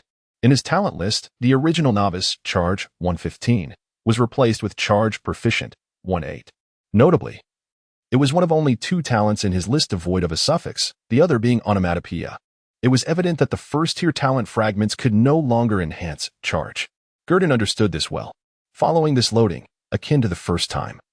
A wealth of memories regarding the Ratman's repeated training of charge emerged in his mind. This time, however, the techniques, experiences, and insights associated with charge were far richer, more refined, and seasoned than before. After assimilating this influx of knowledge, Gurdon found his body instinctively forming muscle memory. Consequently, as he moved, his limbs unconsciously adopted the optimal posture for charge, resembling a cheetah poised for the hunt, coiled and ready to spring. The impact of this development was greater than Gurdon had anticipated, prompting the nearby dragonkin maiden to curiously observe the peculiar demeanor of the black dragon. Nina, with her limited understanding of dragons, only recognized them by color and was familiar solely with the malevolent dragons. It was that she was unaware of the metallic dragons. Rather, the intimidation that the evil dragons instilled in her far eclipsed that of the lawful metallic dragons, leaving a more profound impression. Nina found it quite simple to remember the names of those wicked dragons. The black one is the black dragon, and the white one is the white dragon, and so forth. However, neither Calanda nor the vicinity of Blanche boasts dense forests akin to Sahai, nor the dark and enigmatic swamps where black and green dragons are elusive. Even if they were present, their stay would be fleeting, with no intention of nesting. As for the red dragon's preferred active volcanoes and the white dragon's icy realms, they are conspicuously absent here. Therefore, if one wishes to find the 5-colored evil dragons in this vicinity, the only recourse would be to venture into the surreal desert to the west of Calando. It is said that travelers have discovered signs of blue dragons in the desert oasis, footprints and mischievous traces left by the blue dragon. The entire oasis's water source has been rendered murky by the blue dragon's polluted waters, emitting a foul odor that even livestock cannot drink. These tidbits of information reached Nina from the raucous conversations of adventurers and merchants at the Iron Furnace Tavern. Nina's gaze was cautious, as if fearing that a prolonged look would disturb the dragon before her, which was striking an unusual pose. Yet, the fear in her eyes had significantly diminished, replaced by a burgeoning curiosity. Perhaps in her eyes, the black dragon that rescued her from the Ratmen was not the ravenous and irritable creature described by Grandma Orlan, but rather one capable of communication. After all, when Gadon mimicked sounds earlier, Nina had heard them quite clearly. His imitation of the voices of children her age was remarkably lifelike. Had Gadon not been present, she would have found it hard to believe such sounds could emanate from a black dragon. Gadon sensed the changes within himself and noticed the dragonkin girl scrutinizing him with careful eyes. He decided to approach the girl, who was squatting on the ground. Unfortunately, even in a crouch, Gadon had to tilt his head slightly upward to meet her gaze. He folded his wings, which had been slightly spread, and looked at the dragonkin girl who was taller than him even in her crouched position. "What is your name?" he inquired softly, his voice carrying the slight timbre of a newly hatched dragon. However, the vocal cords of a magma dragon are broad and thick, yet comparatively narrow, which is why his voice had a prolonged and somewhat grating quality. It was distinctly different from the tender cries of a typical hatchling. Anyone who heard it would hardly suspect it to be the utterance of a dragon so recently born. "Nina. My name is Nina." "Nina? You may call me Gadon." Gadon's inquiry into the girl's name was not without purpose. Since he had arrived in this world, his foremost task was to comprehend his surroundings. And who could possess more knowledge of the environment than this well-mannered dragonkin girl before him? Otherwise, this hatchling dragon would not survive long in this world, either destined for the arena or once again becoming a specimen on a wizard's workbench. "Then, Mr. Gadon, how may I assist you?" Upon hearing the black dragon's introduction, Nina felt a wave of relief wash over her. In an attempt to address a black dragon with the etiquette taught by Grandma Orlan, Nina found herself interrupted by an unexpected growl from her stomach. Instantly, her face flushed with embarrassment, leaving her speechless. Godin remained silent. his dark golden slit pupils unwavering as they observed the blushing dragonkin girl before him. He then moved directly behind Nina, and under her curious gaze. He lifted the two corpses of the rodents lying nearby and placed them before her.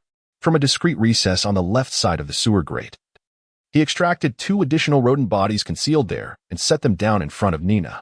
Only then did he leisurely remark, "Let us eat while we converse." In the lore of dragons, the creature known as the rat folk serves as both a companion to true dragons and a delightful appetizer during moments of ennui. After all, these squeaky little beings are, in the eyes of a true dragon, no different from the cattle and horses they usually consume. One is merely a main course while the other serves as dessert. The four rodent corpses, two giant rats and two rat folk, lay before them.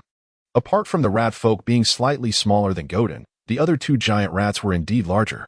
However, Godin was not concerned about finishing the meal. For the appetite of a hatchling dragon is notoriously voracious, particularly shortly after birth when it necessitates substantial nourishment to compensate for the energy expended during its initial slumber.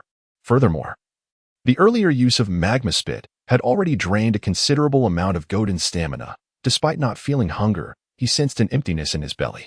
"Very well, Mr. Godin," Nina said, squatting down obediently. She held no aversion to the rodent corpses, even though these creatures were sewer dwellers.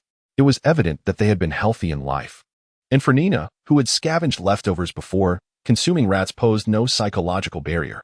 In the face of hunger, these considerations were trivial. Then, please wait a moment.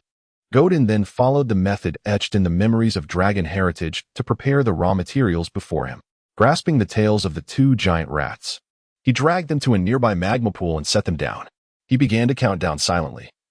His dark golden slit pupils fixated on the transformation of the giant rats within the magma. The bodies began to undergo visible changes, their fur singeing, the flesh contracting.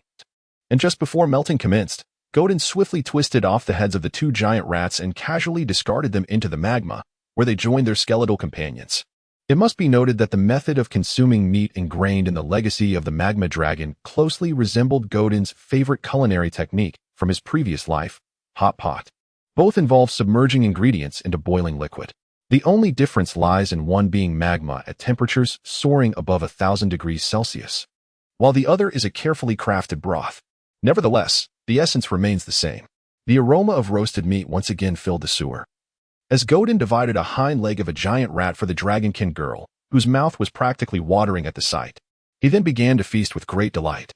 Nina, without any hesitation, found her stomach protesting for the past 2 days, yearning for a sumptuous and fresh feast. She had no grounds to refuse. Even without any added spices, the meal was delightful and delectable in her mouth. This meal left Nina thoroughly satiated, her belly visibly rounded, as she joyfully recounted her experience. Godin began to gradually comprehend the world surrounding them, Kalandu, Blanche, the surreal desert. Yet, predominantly, it was this very place, the sewer, that captured their attention. Chapter 10. Preparations before departure. The incessant noises emanating from the sewer pipes had already roused the formerly despondent giant rat knights below.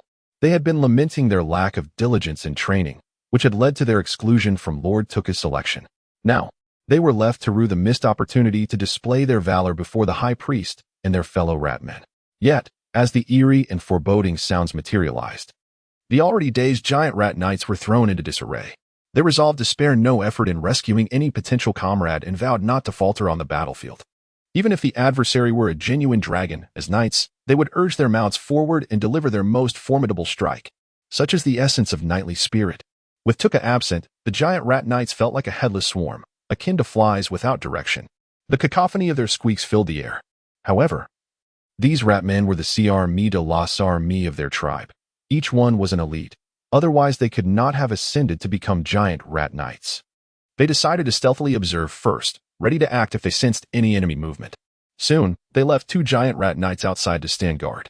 3 giant rat knights, led by a rat man named Terry, cautiously ventured into the sewer, which emanated heat and a radiant red glow. Yet, upon Terry's inspection, he found not a single hair of his kin, let alone any familiar figures, apart from the orange glow illuminating the curved pipe. A wave of oppressive heat rushed at them.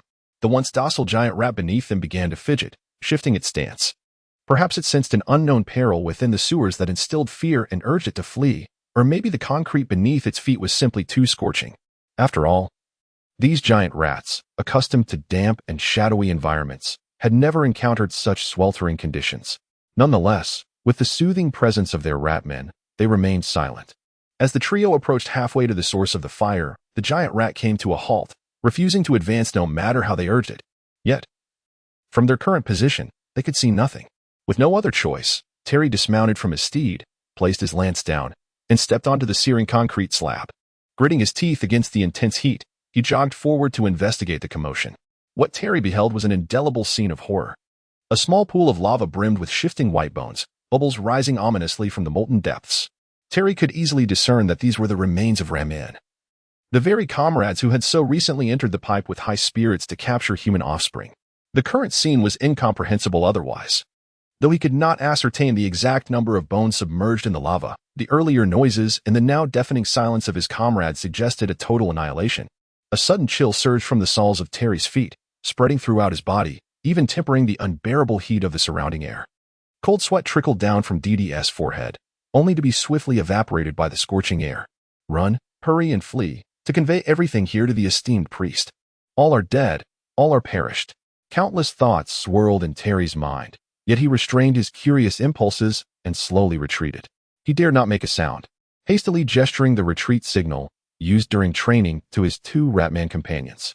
Then he remounted the already agitated giant rat, positioning himself between the other two ratmen. And they quickly departed from the sewer that had become the resting place for 7 giant rat knights.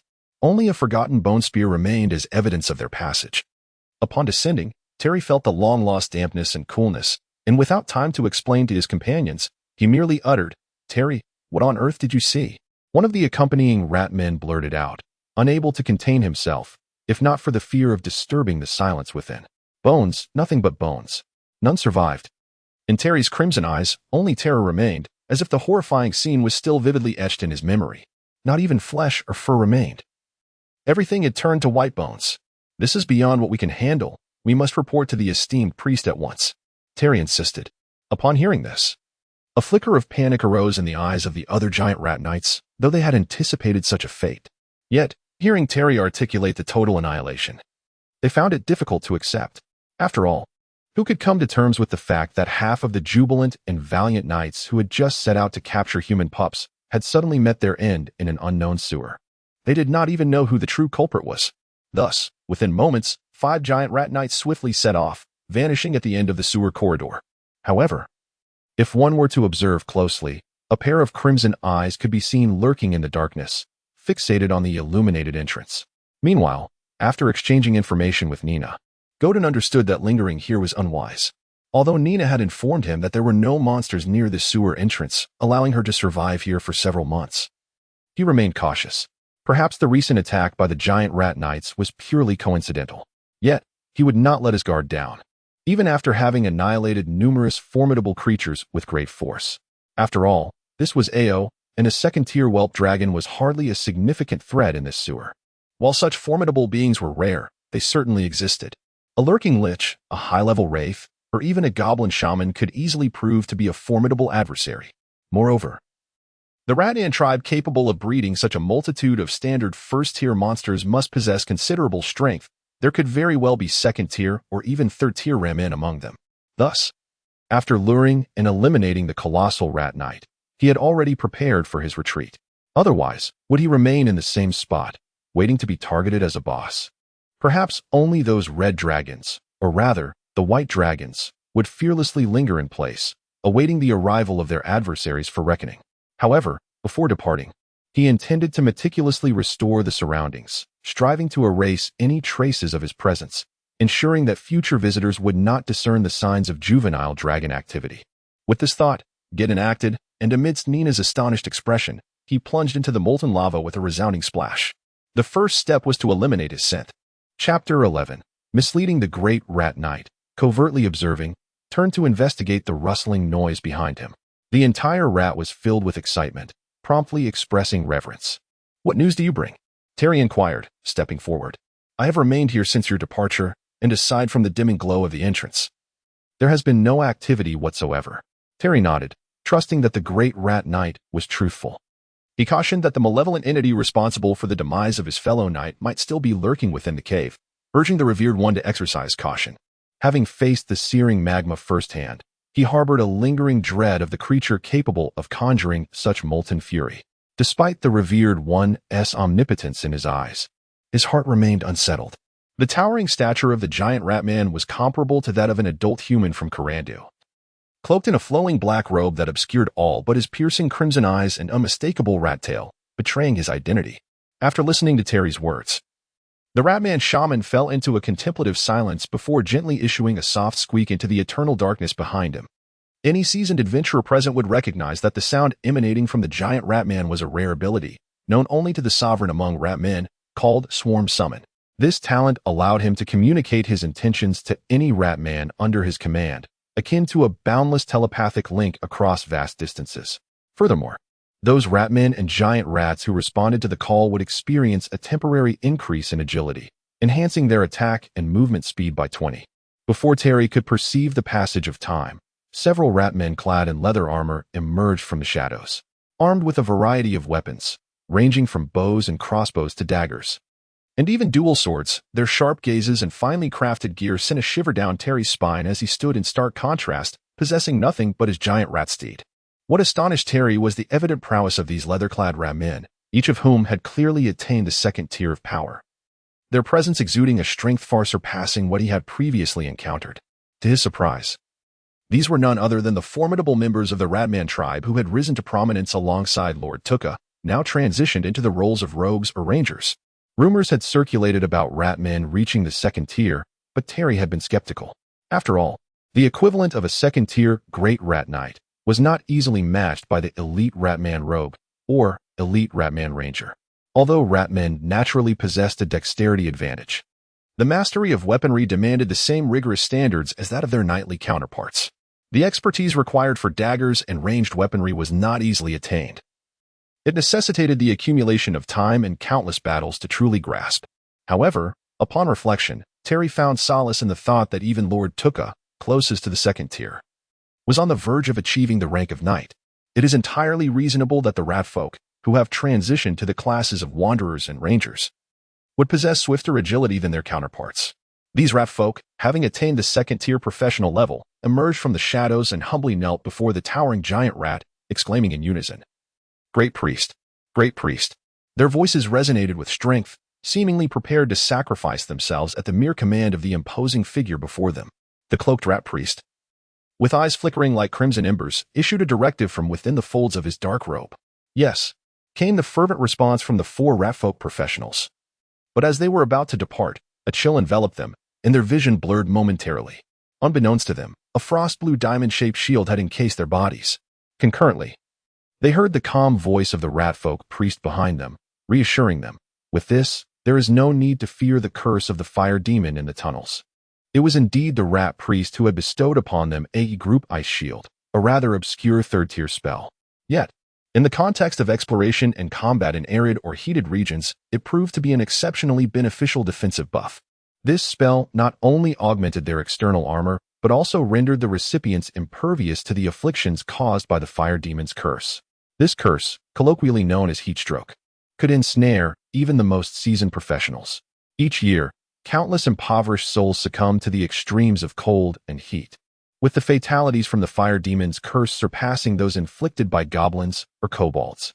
After all, this curse does not discriminate between wilderness and urban environments. As long as one is under the sun god's glare, one is at risk. The rat priest had already learned from the giant rat knight, Terry, that the temperatures in that region soared above 100 degrees Celsius, and the ground beneath his feet bore the marks of scalding blisters. With the ice shield in place, these second-tier ratfolk wanderers and rangers would be enabled to exert their fullest potential, engaging in combat with the creatures within the tunnel without being adversely affected by the oppressive heat. Terry wished to accompany them but hesitated. Ultimately, he watched as the four professionals plunged into the nearby sewer entrance, glowing with an orange-red luminescence. He feared that he might hinder their progress, and he felt a sense of unease at the sight of the countless white ratfolk bones submerged in the lava, not wishing to revisit such a hellish scene. However, not long after, the four second-tier rat scouts emerged from the depths, carrying various objects. Terry, with keen eyes, noticed among them the bone spear he had inadvertently left behind. Resolved? So swiftly? As Terry grappled with his doubts, the second-tier professionals approached the rat priest, presenting the items they had retrieved, and recounting their discoveries within the cavern. Upon learning that there were no remaining signs of life within the tunnel, the rat priest instructed the second-tier rat folk to guide him. He too donned a layer of ice shield and followed them into the sewer entrance. The adult-sized rat priest, naturally, could not advance in an upright manner like the other rat scouts. It could only hunch its body and wriggle forward, the dark robe billowing with an indistinguishable mass beneath. Whether it was a hand or a foot remained uncertain. Before long, the Ratman priest and the 4 secondary Ratmen arrived at the edge of the corner lava pool. However, the once unbearably scorching lava pool had now transformed into a deep crimson hue, indicating that the temperature had nearly reached the depths of the magma. Had the Ratman priest arrived any later, they might have encountered nothing but a heap of cooled lava stones. At the end of the corner, the iron bars had been distorted by some unknown force, creating an opening large enough for any creature capable of navigating the sewer system. Surrounding the lava pool, both the ground and the rock walls were splattered with solidified black substances, undoubtedly remnants of the cooled magma. Above the corner passage, there existed ample space widened by sharp instruments, evidently elevated above the other areas. Even the Ratman priest could stand or recline without the need to hunch over. "This is it, revered priest." One of the secondary Ratman wanderers pointed in a certain direction, bowing respectfully before the Ratman priest. Following the wanderer's indication, the Ratman priest gazed towards a region obscured by rubble, where blood-like patterns were visible. From the edges peeking through the debris, it resembled a circular hexagram magic circle, adorned with artistic inscriptions along its outer rim. It exuded a sense of classical beauty, imbued with a touch of delicacy. "This is abyssal language. A summoning array?" The Ratman priest stammered, clearly astonished by the emergence of abyssal creatures in the sewer. This indeed was the reason for Godin's unwavering confidence in concealing his presence. After all, magma bore no relation to dragonkind, with a slight inducement and the drawing of a few abyssal summoning arrays from the memories of dragon heritage. There was no need for completeness. The ensuing events would naturally lead others to fill in the blanks.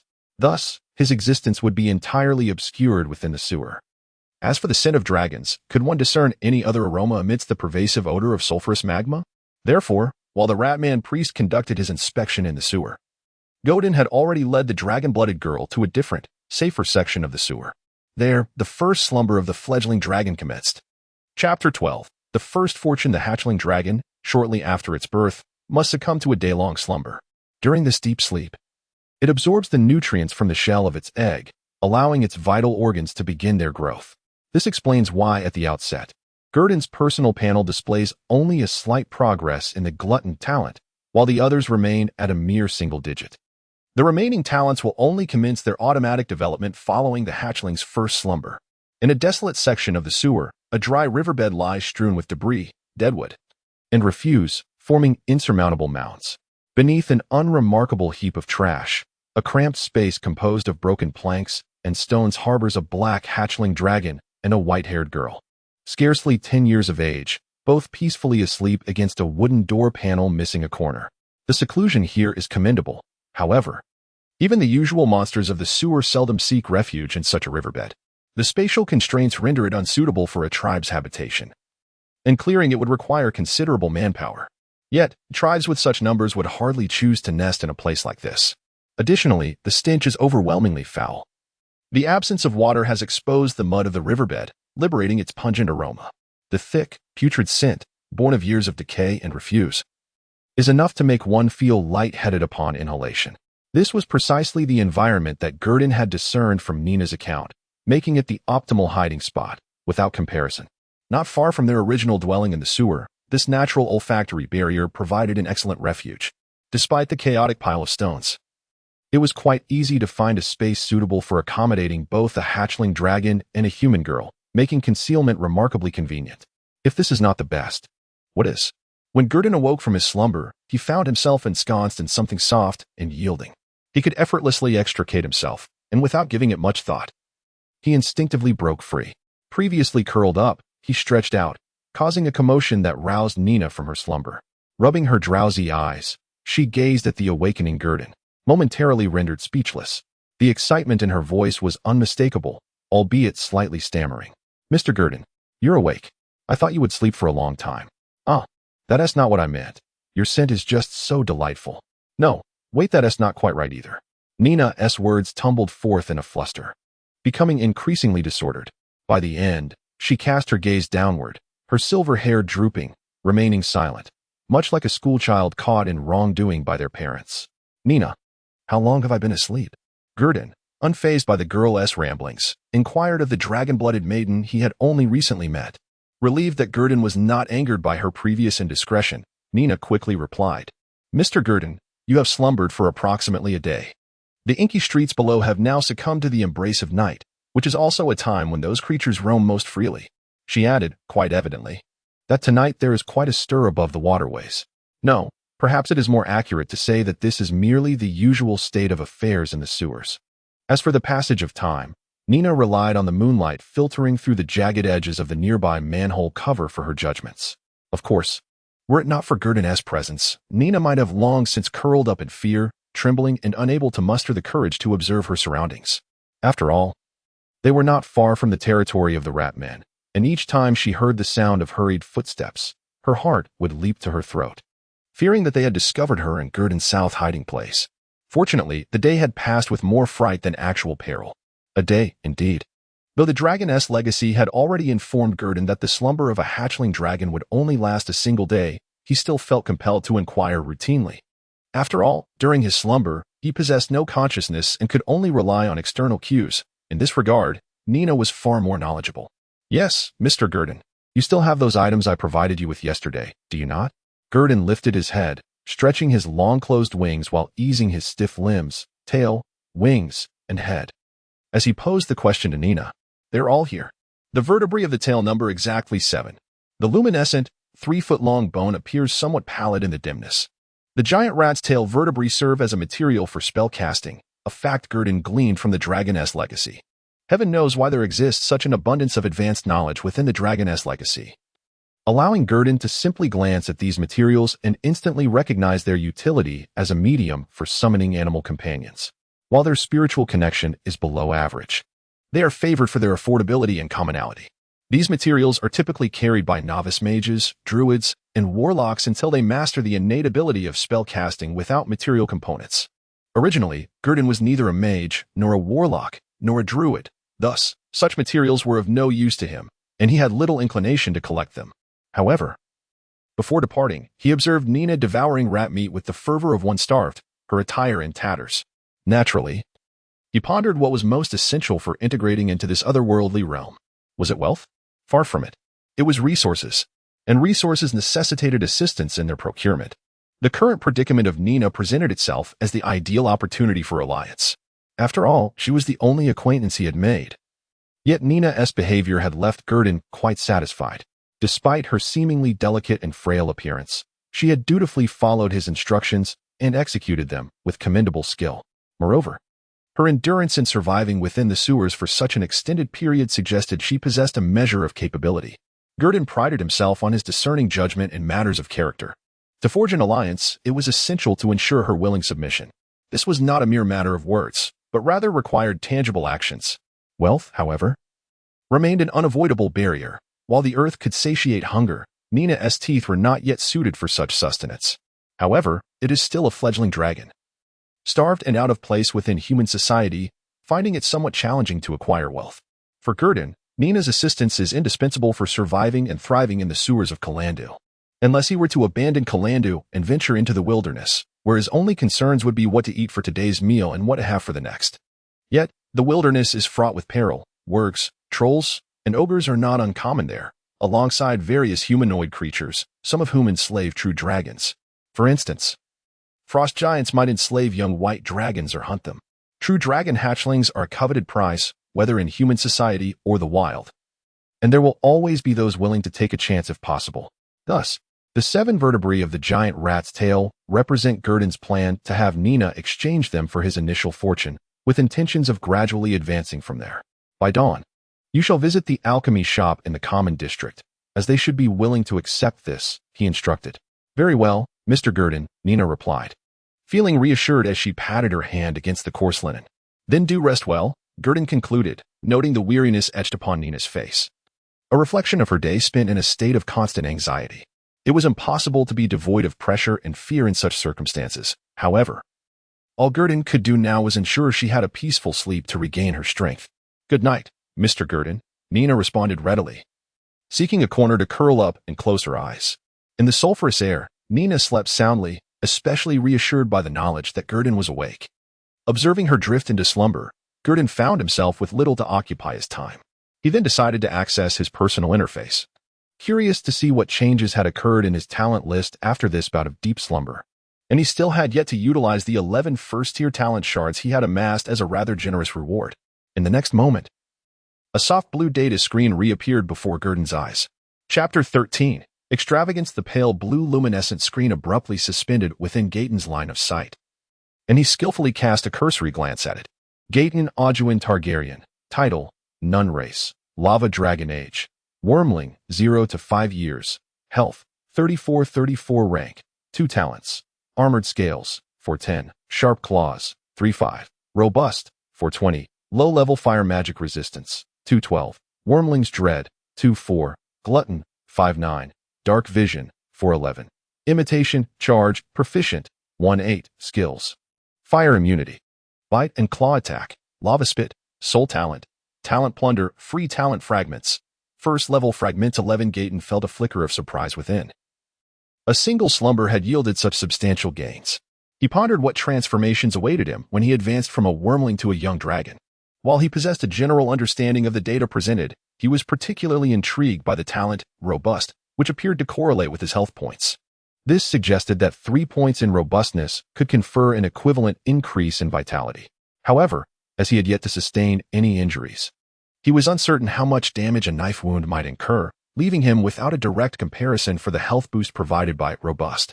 Moreover, he sensed a vague amplification in his strength, yet he refrained from conducting any experiments that might disturb Nina or attract unwanted attention from the creatures lurking in the river. Nevertheless, the grip of his claws offered an illusion of power. From a percentage standpoint, the Robust talent had increased his health by an impressive 10, potentially enhancing his strength as well. Other talents had similarly progressed to varying degrees, either halfway or a third of the way to their next levels. Clearly, the rewards from this slumber were on par with those he had reaped from vanquishing the 14 rodent-like monsters. He regarded the scales, now slightly darkened, and the claws glimmering with a chilling sheen. Gaeton recalled vividly that prior to his slumber, the scales had been a lighter hue, and his claws bore a subtler curvature. Now, the curvature of his claws had elongated and sharpened considerably. If his claws had resembled crescent moons at birth, they now appeared akin to an array of glimmering daggers poised upon his hands. As for Wormling's Dread, low-level Fire Magic Resistance, and Glutton, Gaeton could not discern any immediate changes. After all, it would be absurd to unleash his draconic majesty at this moment, potentially sending Nina into a state of panic. As for Fire Magic Resistance, it seemed an outlandish notion to seek a mage for a first-hand experience of the might of a fireball. Only the chaotic and malevolent could entertain such folly. Regarding gluttony, he felt no pangs of hunger, having recently indulged in a feast of rodent meat hot pot before his slumber. It appeared that some nutrients from his egg had yet to be fully digested, leaving him in a state of temporary satiation. Thus, Gaeton found himself still in the midst of digestion, a curious state that contrasted starkly with the memories of wormlings and the dragon legacy who awoke ravenous and eager to devour. The dragon mother also provides them with a sumptuous feast, allowing them to replenish their vitality. The effect of dark vision is particularly pronounced, even though it has only increased by 3 points. Gudwin feels as though his entire world has become significantly clearer, even beneath the dark, monochromatic veil. Faint hues begin to emerge, albeit not very prominently. Yet, it grants him the illusion that he has donned a high-definition camera capable of capturing color, transforming his perception of the surroundings from a black and white television to a vibrant landscape. As for the remaining 2 talents, Mimicry and Charge Proficient, one has reached its limit, seemingly unable to progress further, as only Mimicry lacks a progress bar. The other, Charge Proficient, has surpassed this tier without the corresponding second tier or black iron shards to allocate points. Although the talent list is extensive, Gudwin swiftly prioritized the allocation of points into 3 categories. T1, Charge Proficient, Armored Scales, Robustness. Evaluation, capable of offense, defense, and retreat. Nothing suits better than these. T2, Sharp Claws, Dark Vision. Evaluation, sometimes, the ability to perceive what others cannot means you have already won half the battle. Moreover, survival equates to potential output. T3, Draconic Dread, Low-tier Fire Magic Resistance. Evaluation, Though a hatchling, a true dragon lacks power, exuding a genuine draconic aura is akin to a deadly poppy, while the latter is merely a nuisance. Pending voracious appetite. Evaluation. My stomach has not revealed to me what changes lie within. After briefly categorizing these talents in his mind, Gwydion found a purpose for the shards.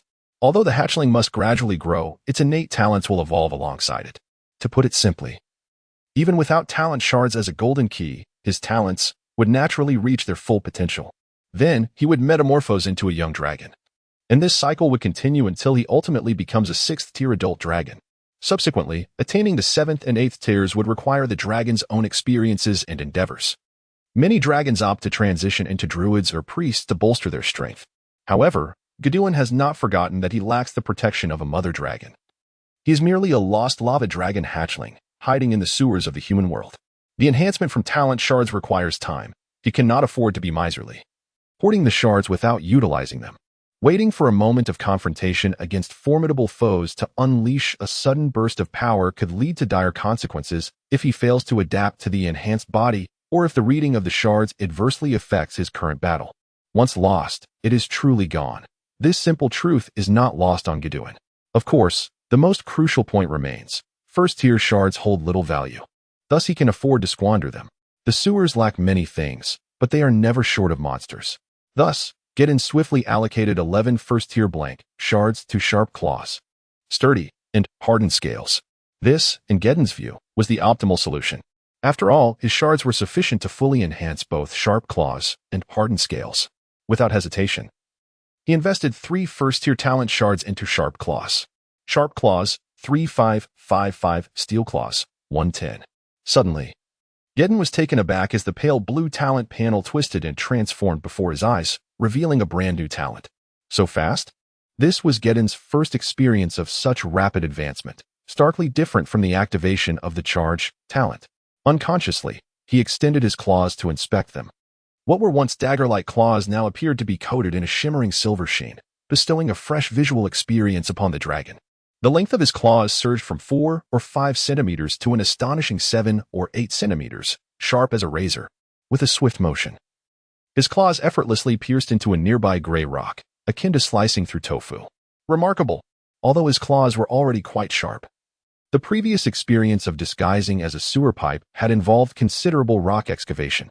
The sensation he felt now was akin to replacing a rusted, dull kitchen knife with a brand new one.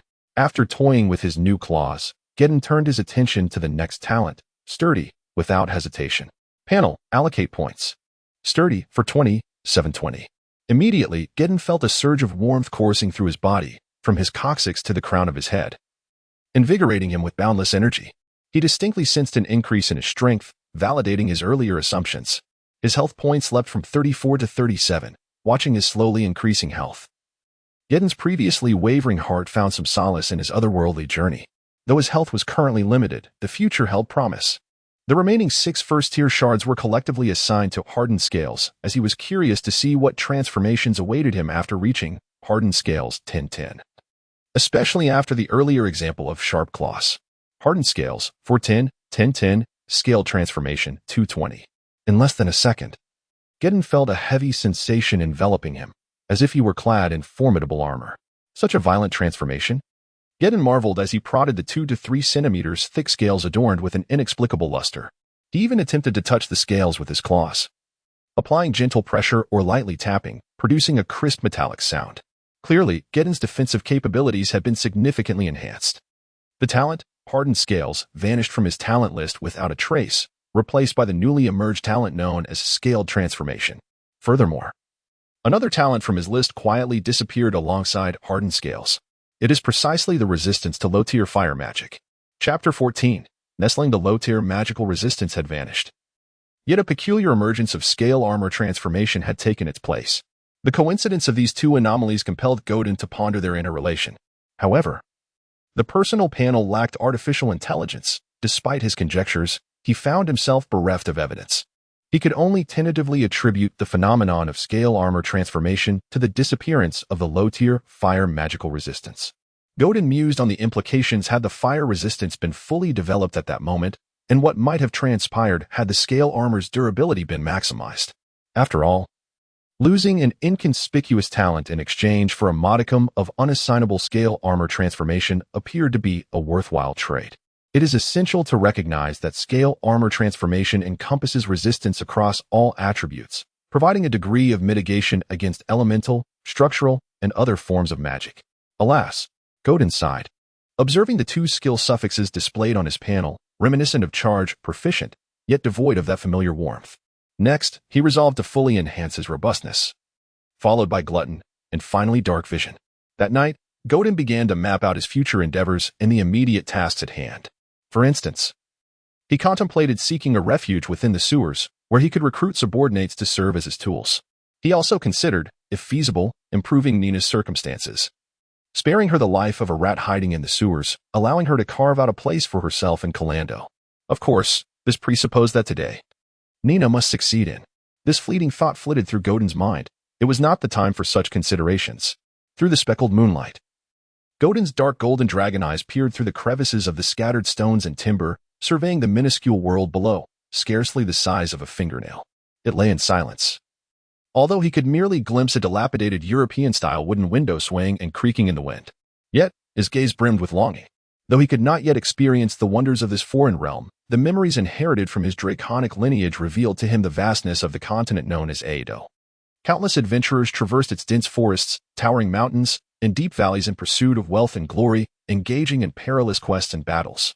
Humanity and bestiality often intertwined, composing a poignant symphony of existence. Even the lofty deities would clash fiercely over matters of faith, igniting divine wars that could engulf multiple principalities and nations, even sweeping across half the continent. In such times, both the mighty and the meek labored towards a singular purpose, to disseminate the glory of their revered deities throughout the world. This intriguing world, so vividly real, stirred a profound yearning within Godin. Naturally, to avoid becoming a mere dragon-slaying hero or a point of honor within a team, Godin resolved that his immediate plans would revolve around survival, farming, leveling up, and acquiring talents. Should the sewers prove untenable, he would seize the opportunity to depart Calando, venturing into the wilderness or the overseas islands. The desert, too, remained a viable option. However, at present, the sewers indeed serve as the most suitable refuge for it. Although the presence of numerous monsters is daunting, it is not akin to the wilderness where misfortune may lead one to encounter a resting black dragon or a red dragon. Godin does not belong to the chromatic dragons, and it is entirely commonplace for true dragons to slay the offspring of other dragonkind, given its current juvenile strength. The likelihood of survival in the wild is exceedingly slim, even with what seems to be an advantage. It is essential to understand that in the wilderness, adventurers share a consensus. One can never predict which calamity or tomorrow will arrive first. Nevertheless, within the confines of the sewers, Godin must also avoid contact with other humans whenever possible. Should it become unavoidable, meticulous preparations are imperative. No one who knows of its existence can be allowed to escape. With a swift and relentless force, all who are aware must be eradicated. If action is to be taken, not a whisper of information must escape. The complete annihilation of evidence is required. From eliminating corpses to scattering ashes, all must be thoroughly executed. Godin recalls that the clergy in this world possess divine spells capable of resurrecting the deceased. The ability to wrest souls from the grasp of death compels Godin to tread with utmost caution. Yet, if it finds itself outmatched and lacking in chances of victory, retreat is the only option. With a soft sigh, Godin exhaled, intensifying the pungent aroma of sulfur in the cramped space. Nina, curled in the corner, scrunched her nose, but a smile adorned her youthful visage, as if she were lost in pleasant dreams. Nevertheless, her body trembled slightly, arms wrapped around her chest, clearly feeling the chill. The temperature in the sewers is notably colder than above, especially as the damp air occasionally carries a chilling breeze. Godin glanced at Nina, clad in a thin dress, and then at the cool wind that seeped through the cracks into their small refuge. Concerned that the relentless cold might lead to her succumbing to illness, Godin hesitated for a moment, but ultimately decided to dismiss the thought. With small, careful steps, it lay down softly behind Nina with a gentle thud.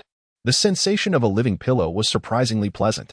Muttering softly, it seemed as though Godin was trying to persuade someone or perhaps justify its actions, even through the layer of scales. It could feel the softness of Nina's presence when it had awakened earlier. It was indeed comfortable, yet the notion of sharing space with another still felt somewhat disconcerting, as it had always been solitary in its past life. Even in its current form as a dragon, remnants of discomfort lingered. After settling down, its body instinctively shielded the gap behind it, preventing the cold air from intruding. The disproportionately small head of the juvenile dragon rested at an angle, thankfully. Nina's short hair ensured that Gurdon would not crush it. With this living source of warmth by her side, it was hoped that she could rest peacefully through the night. However, after a short while, Gurdon remained uneasy. Contemplating for a moment, it spread its wing and delicately placed its newly formed, soft little wing on Nina's slightly concave belly.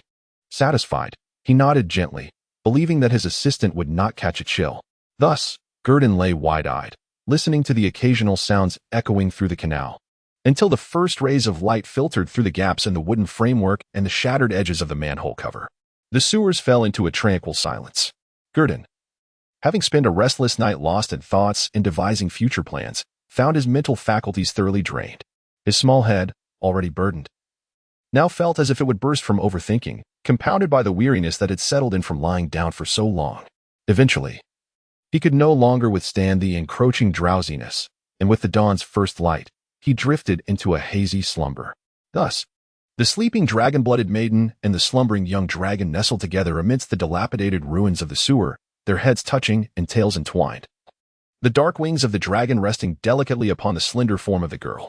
A dragon and a human, huddled together for warmth, created a breathtakingly beautiful tableau, warm and serene. Meanwhile, not long into Gurdon's slumber, the biological clock of the dragon-blooded maiden activated. She opened her eyes and beheld the familiar dragon wings draped over her. Chapter 15 Departure. Nina gazed at the dragon wings cloaked in black scales, then shifted her gaze to the dilapidated wall, obscured entirely by Gordon's imposing figure, a peculiar light flickering in her eyes. Though scarcely 10 years of age, she was no mere child devoid of understanding. Her experiences far surpassed those of many adults. Raised in an orphanage, she had no companions apart from Granny Orlon and Sister Celia. During that time, the other children at the orphanage seemed to have reached a consensus. She was either a bastard or a monster. She grew up amidst such taunts. The children, in their misguided solidarity, believed that by ridiculing her they could forge camaraderie, leaving Nina in a state of isolation, nurturing her in an environment steeped in despair. Yet, she dared not disturb Granny Orlon or voice her grievances, fearing it would only bring sorrow and anger to her beloved guardian. The thought of causing Granny Orlon distress was unbearable to her. It was not until Sister Celia arrived at the orphanage that Nina found someone to confide in. Alas, that fleeting joy was short-lived, for Celia was soon adopted. Following this, Granny Orlon departed as well, leaving Nina with no refuge. Her only sanctuary, the orphanage, was raised by a nobleman to make way for commercial establishments. The land, situated near the Free City along a bustling trade route, was worth a considerable fortune.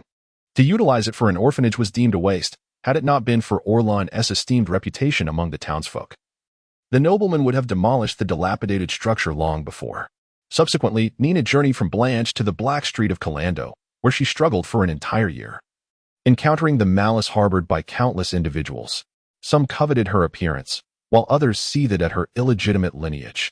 Yet the most pervasive threat was poverty. She found herself destitute, and had it not been for the kindness of a few adventurers she encountered along the way, she might have perished in the wilderness stretching over 100 miles between Blanche and Calando. Tales of goblins, gnolls, and kobolds echoed in her ears. Creatures rumored to feast upon humans, and there were whispers of larger tribes that kept humans as livestock. Had she not crossed paths with those adventurers, her fate might have mirrored those grim tales. However, their motives for rescuing her were not entirely altruistic. They intended to deliver her to the Free City, hoping to fetch a handsome price, as there were indeed nobles within the city who had a penchant for such things. Upon awakening in the dead of night and overhearing the adventurers' idle chatter, Nina seized the opportunity to escape under the cover of darkness, guided by her keen night vision. Fortunately, their campsite was not far from Calando, and the monsters in the vicinity had recently been thinned out by a cadre of adventurers and soldiers. With her cautious nature, Nina managed to evade any encounters with beasts, steering clear of danger until she finally entered the majestic Free City. She once believed that her life would continue along this precarious path, perhaps culminating in a tragic demise due to injury or illness, leaving her to rot away in the dark, fetid sewers, her remains reduced to mere bones. In those moments of contemplation, Nina mused that perhaps, if discovered posthumously, no one would label her as a bastard or a monster, had it not been for the final words of Grandma Orlon, urging her to live well. She might have long since succumbed to the current, embracing a life of triviality. After all, being a mere plaything could indeed be rather pleasant, for it would spare her the indignity of scavenging through refuse and competing with the wild dogs of the city for scraps. Living was so exhausting and truly rather meaningless. Thus, when she beheld the nascent dragon wing resting upon her, her heart was a tumult of emotions. Perhaps it was Mr. Gaydon, with his similarly hued eyes, who would recognize her as kindred spirit and offer her compassion and protection. Nina pondered this as she carefully shifted her body, her small hand cradling the dragon wing, anxious not to disturb the slumbering hatchling. Alas, she inadvertently roused Gaydon, who was draped in thick, black scales, as the hatchling opened its dark golden eyes. The nascent draconic majesty was already apparent, and Nina felt a profound reverence in their shared gaze.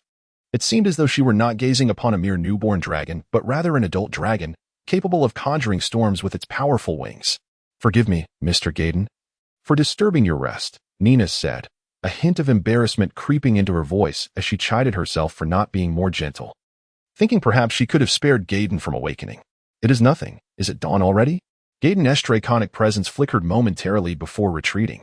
He had been in a light slumber, and any slight movement from Nina would have roused him. After all, they were still in the sewer, and he was not in a deep sleep.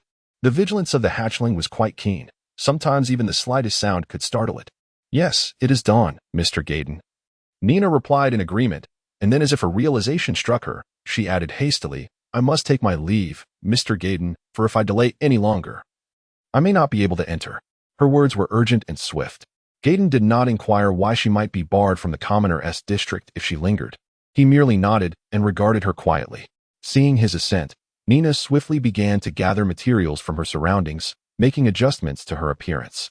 This time, she did not resort to the cruel artifice of makeup. Instead, she utilized mud and grime to obscure her fair skin, ensuring that at first glance, she would appear to be nothing more than an unremarkable, dirty wild child. It was not that Nina had lowered her guard. Rather, this guise would facilitate her dealings in the alchemical shop later.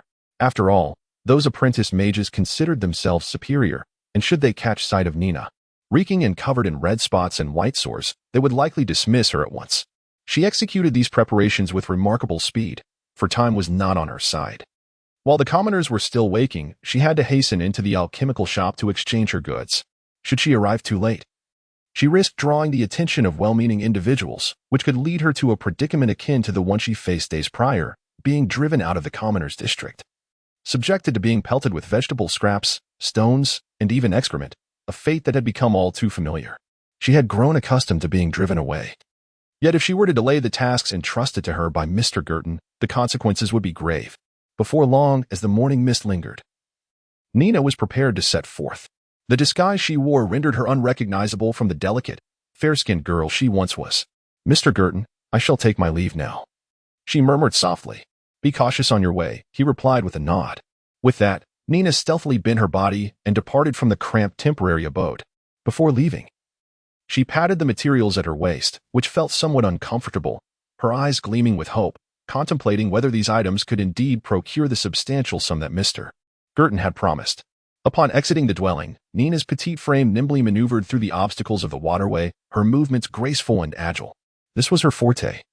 Though she lacked strength, her speed was commendable, essential for survival against the lurking dangers of the sewer. Soon, she arrived at a manhole cover with a narrow gap, leading to a small alley, the third passage of the Black Street, a place she knew well. Typically, this area was swarming with rats, outnumbering the humans. Yet beyond the alley lay the main thoroughfare of Black Street. For reasons unknown, a sense of unease crept over her. Whether it was the weight of the wealth she carried or the eerie silence of the morning that unsettled her. After waiting 1 to 2 minutes, reassured by the stillness above, she exerted herself to shift the manhole cover. The grating sound as it scraped against the ground sent her heart racing. Once she had created an opening wide enough for her to pass, Nina swiftly ascended from the depths of the sewer. Bending low, she felt the discomfort of the tailbone through the coarse linen of her disguise as she stepped into the hazy white fog of the morning. Meanwhile, not long after Nina's departure, Mr. Girton also set out from the abode that had slumbered for a day, with his own tasks awaiting him. Chapter 16. Celia's 7 pieces of first-tier spellcasting materials, a giant rat's tailbone. Ah, splendid. The quality and texture are utterly flawless, devoid of any trace of blood, immaculate. This amounts to 6 silver coins and 55 copper pieces. Here, take it. In the common district of Kalandu, where the morning mist had yet to dissipate, a light flickered within a humble alchemical shop named Fran. A half-elf woman, clad in a water-blue robe and appearing to be in her early 20s, addressed Nina.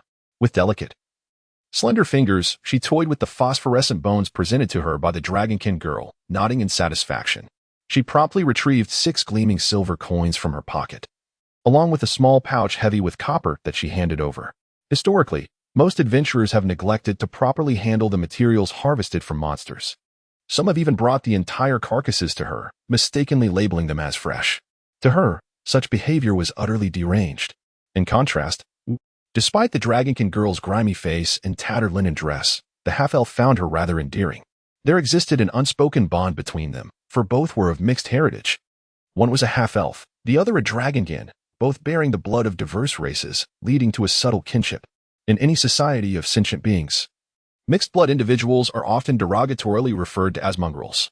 This title is all too common, and mutual disdain prevails. Nevertheless, the acceptance of half-elves is notably greater than that of dragonkin, primarily due to elves' long-standing avoidance of conflict with humanity. After all, one resides within the verdant depths of the sylvan forest, while the other occupies the vast plains. If one were to delve deeper, it could be said that elves harbor a greater disdain for humans. It is worth noting that the market price for elven slaves in Kalandu remains exorbitantly high, often with little to no availability in the black market. In contrast, the colorful dragons wreak havoc across the continent of EO, their insatiable greed leading them to torment travelers and seize treasures. Though tales of successful dragon slayers do occasionally emerge, it is humanity that bears the brunt of the losses. Yet, the dragonkin girl appeared momentarily dazed, hesitating to accept the offered payment. It was only after the half-elf woman urged her several times that she seemed to awaken from her reverie, finally grasping the coins with a sense of realization. The price was indeed fair, untainted by her youth. Prior to this encounter, Gordon had informed Nina of the general price range for first-tier materials, which typically fluctuated between 70 copper pieces and a silver coin with 10 copper. The half-elf woman's offer of around 90 copper pieces was indeed generous. These nearly 7 silver coins could equate to nearly 4 months' worth of income for a peasant under a baroness domain. It is important to understand that beneath the copper coins lies the value of goods such as grain or wheat, serving the purpose of bartering and filling gaps. Naturally, this method of barter is seldom employed in Kalandu, as even the cheapest prices here begin at 1 copper piece. Yet a single copper coin could procure enough coarse black bread, or more aptly referred to as bran bread, to sustain a family of 3 for an entire day. This bread, mingled with sawdust and bran, was so hard it could serve as a weapon. During the monster raids on the village, many goblins and dog-headed creatures met their demise beneath the sturdy black bread. Thus, in gratitude for this measure of fairness, Nina softly uttered her thanks. "Thank you.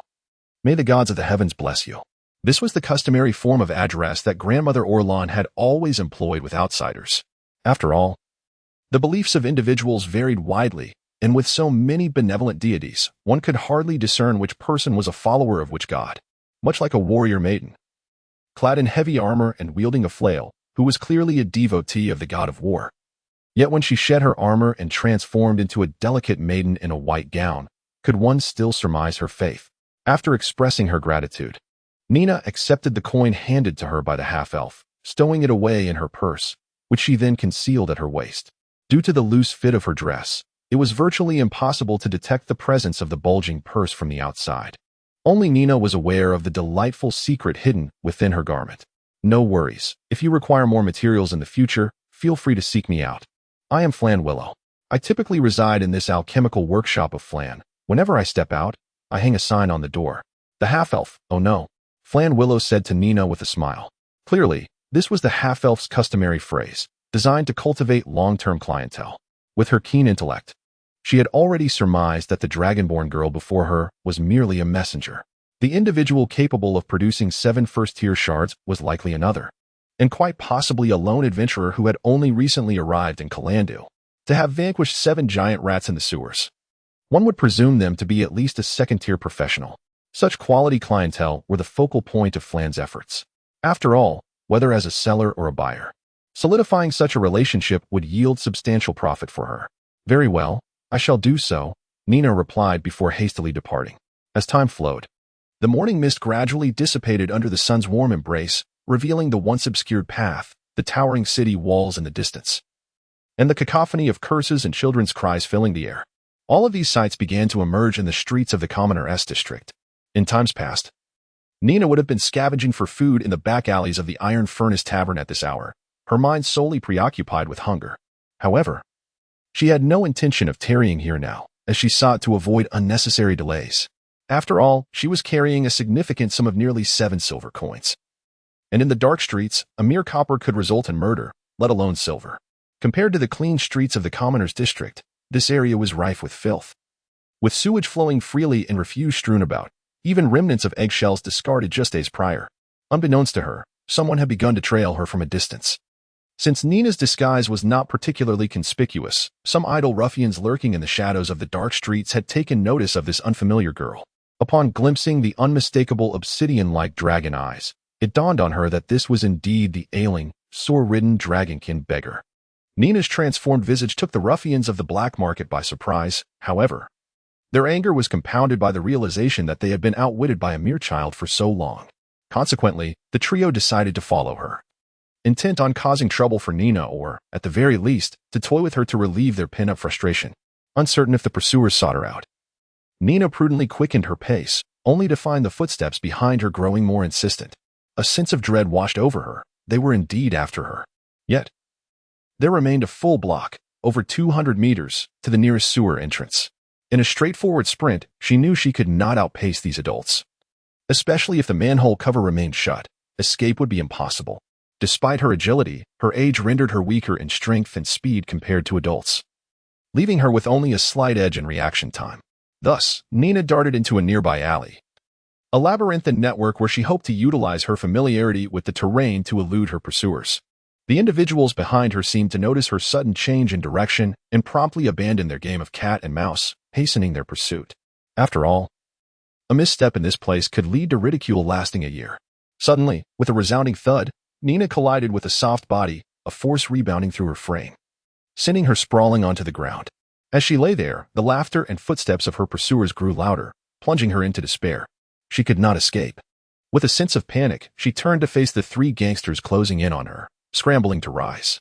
At that moment, a slender, pale hand extended towards her, accompanied by a voice that stirred a flicker of familiarity from the depths of her memory. Nina? It was then that Nina lifted her gaze, finally recognizing the figure responsible for her fall. Before her stood a girl clad in a fitted black robe, the low brim of her hood obscuring half her face, leaving only her exquisite lower visage and elegant neck exposed. Even from this partial view, it was evident that she was a beauty, the intricately patterned black robe enveloping her in an air of mystery. Nina, entranced by the voice, felt as though she were dreaming, staring at the familiar yet foreign features of the girl in black. With astonishment laced with disbelief, she exclaimed, "Is that you, sister? Celia, sister? How is it that you are here?" Chapter 17. The pseudo-dragon of the North. Celia never anticipated encountering Nina, a girl she once shared time with at the orphanage, in such a place. However, it was evident that the girl, who had once faced hardship at the orphanage, was still enduring a grim existence in Karandu, and her situation had deteriorated further. Observing Nina, whose once silver hair had been reduced to a mere half-length and was now matted and filthy, Celia hesitated before speaking. "Is it truly you? Were you not in Blanche? How's Granny Orlan? And how did you end up in Karandu?" Celia had an abundance of questions clamoring to be voiced, particularly as she reminisced about her time at the orphanage, especially after being driven from her home by a seemingly benevolent couple who regarded her as a monster. This visit to Karandu marked her closest proximity to Blanche yet. The discovery of a companion from the orphanage filled her with ecstatic joy, prompting a rapid succession of inquiries. Yet, upon witnessing the dimming of Nina's golden-hued eyes, Celia, seasoned by numerous partings and losses, understood the unspoken truth. The orphanage had vanished, Granny Orlan was gone. Otherwise, Nina would not have fallen to such depths in Karandu.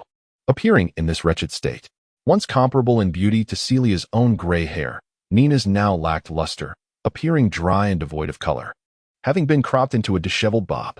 As Celia studied Nina, the latter, with a look of urgency, interjected, "Now is not the time for this, Sister Celia. You must leave quickly. Those pursuing me are close behind." Nina had not forgotten the 3 gangsters hot on her trail, and she attempted to push away Celia's outstretched hand. urging her to depart. After all, if she were to fall into the abyss, she could not allow her recently reunited sister to plummet alongside her. Hey, you bastard. Try to run now. You want to escape this time. The trio of gangsters, witnessing Nina's fall, approached her with a predatory mindset, relishing their perceived victory. In their eyes, Nina, now sprawled in the mud, was a mere plaything, ripe for humiliation. They laughed mockingly at her, now soiled and stained with dirt.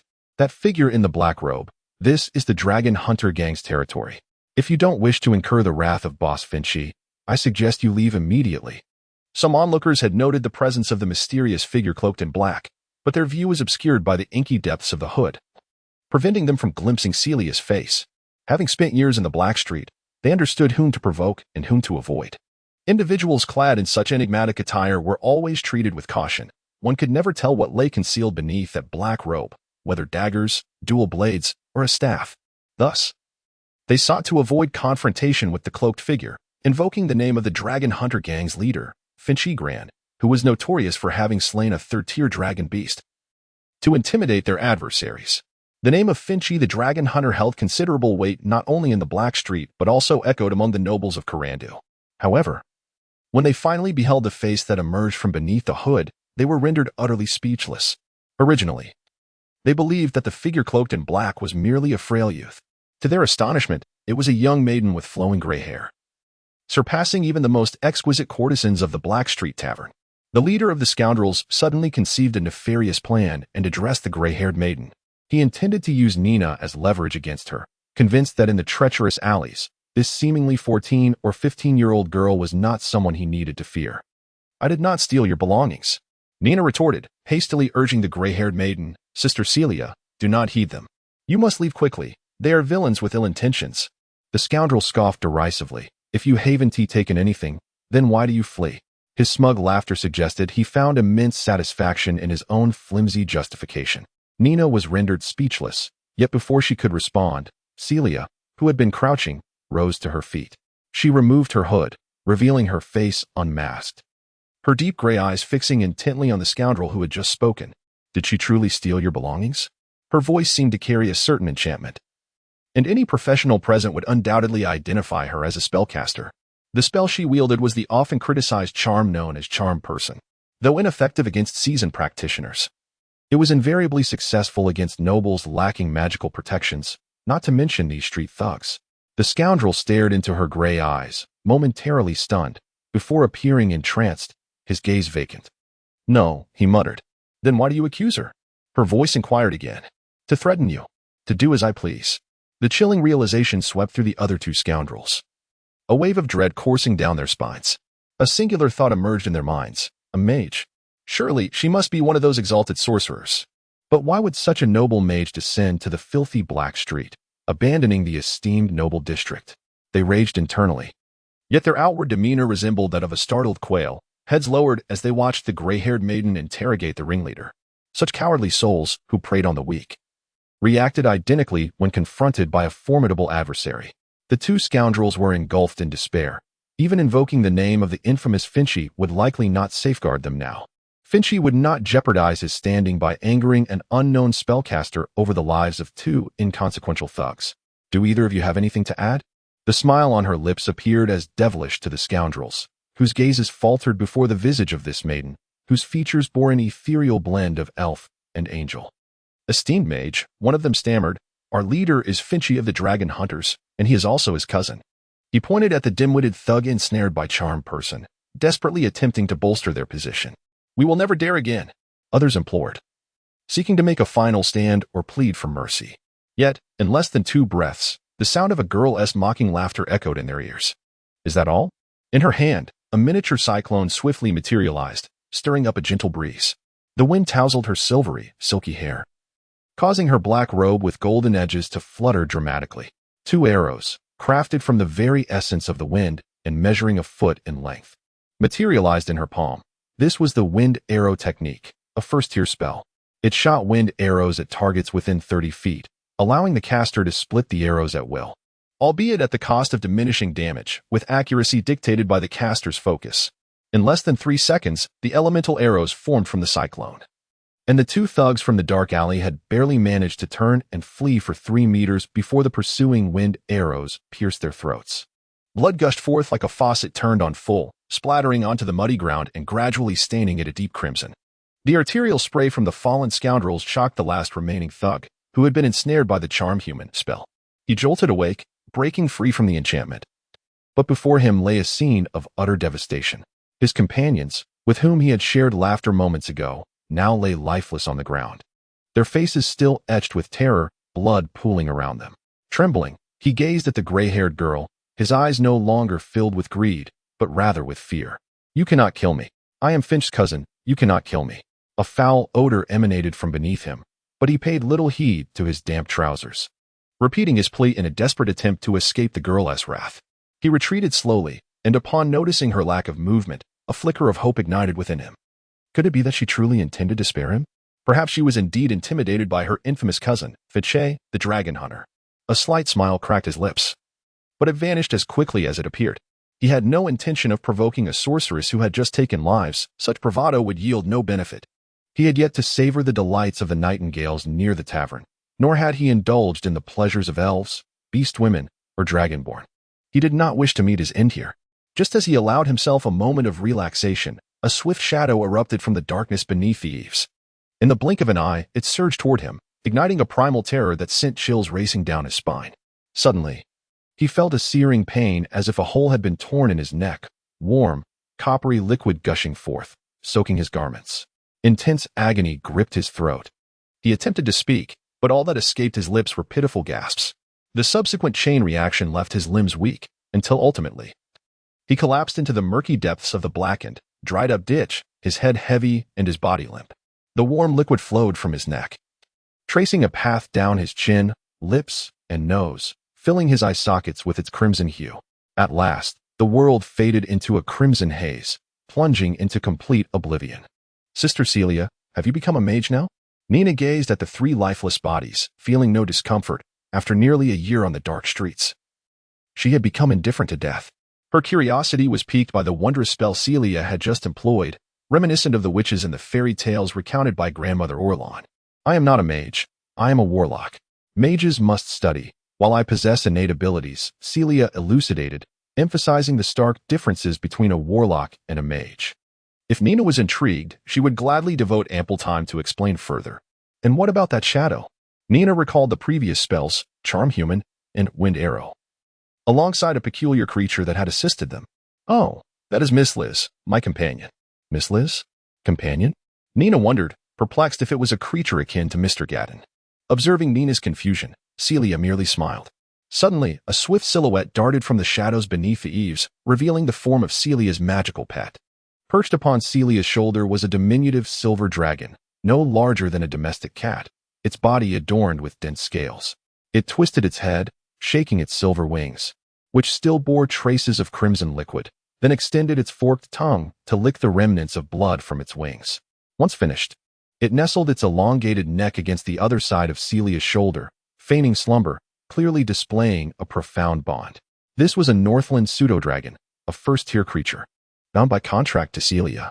"This is Miss Liz, a pseudo-dragon with the bloodline of the Northland silver dragon, my companion," Celia introduced, gesturing toward the pseudo-dragon. The Northland pseudo-dragon cooperatively opened its golden vertical pupils, gazing at what seemed to be its master's childhood companion, a dragonborn girl. However, after a brief inspection and a tentative sniff, it shuddered. The scent of sulfur mingled with an air of authority, a familiar, genuine dragon essence. How could this dragonborn exude the aura of a true dragon? The pseudo-dragon's mind went blank in bewilderment. Chapter 18. Speculation. The pseudo-dragon, as its name suggests, is a cousin of the true dragon, classified separately from dragonkin and draconic beasts. Despite lacking the formidable powers of their true counterparts, their intellect, once matured, rivals that of adult true dragons. However, due to their diminutive size, the majority of true dragons do not acknowledge any kinship with them, dismissing them simply as somewhat intelligent draconic creatures. Adventurers, similarly, regard this cat-sized being as far removed from the majestic true dragon. Thus the term pseudo-dragon became widely known across the continent of Ao. Liz, a pseudo-dragon who has just reached the age of 30, is still in her juvenile stage. Unlike the typical timid and cowardly demeanor of her kind, Liz is imbued with a boundless curiosity about the world beyond the icy plains. From a young age, she has longed to leave the frozen wilderness and explore the realm of humans, enchanted by tales of endless wonders, novel experiences, and an abundance of delectable cuisine. Proudly considering herself a connoisseur of fine foods, she has grown weary of her monotonous diet consisting of insects, mice, squirrels, rabbits, and the wretched snakes. By a fortunate twist of fate, specifically, drawn by the tantalizing aroma of roasted black sturgeon, she forged a magical bond with Celia, becoming her familiar and fulfilling her dream of departing from the northern ice fields. After all, whether true or pseudo-dragon, their lifespans are remarkably extended.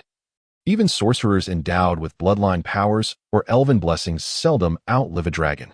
Thus, Liz envisions her time as a lavish indulgence, relishing the cultural landscapes of AIO and sampling its diverse culinary delights.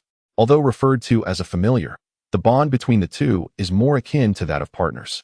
Celia never imposes her will upon Liz. She only acts when Liz is willing.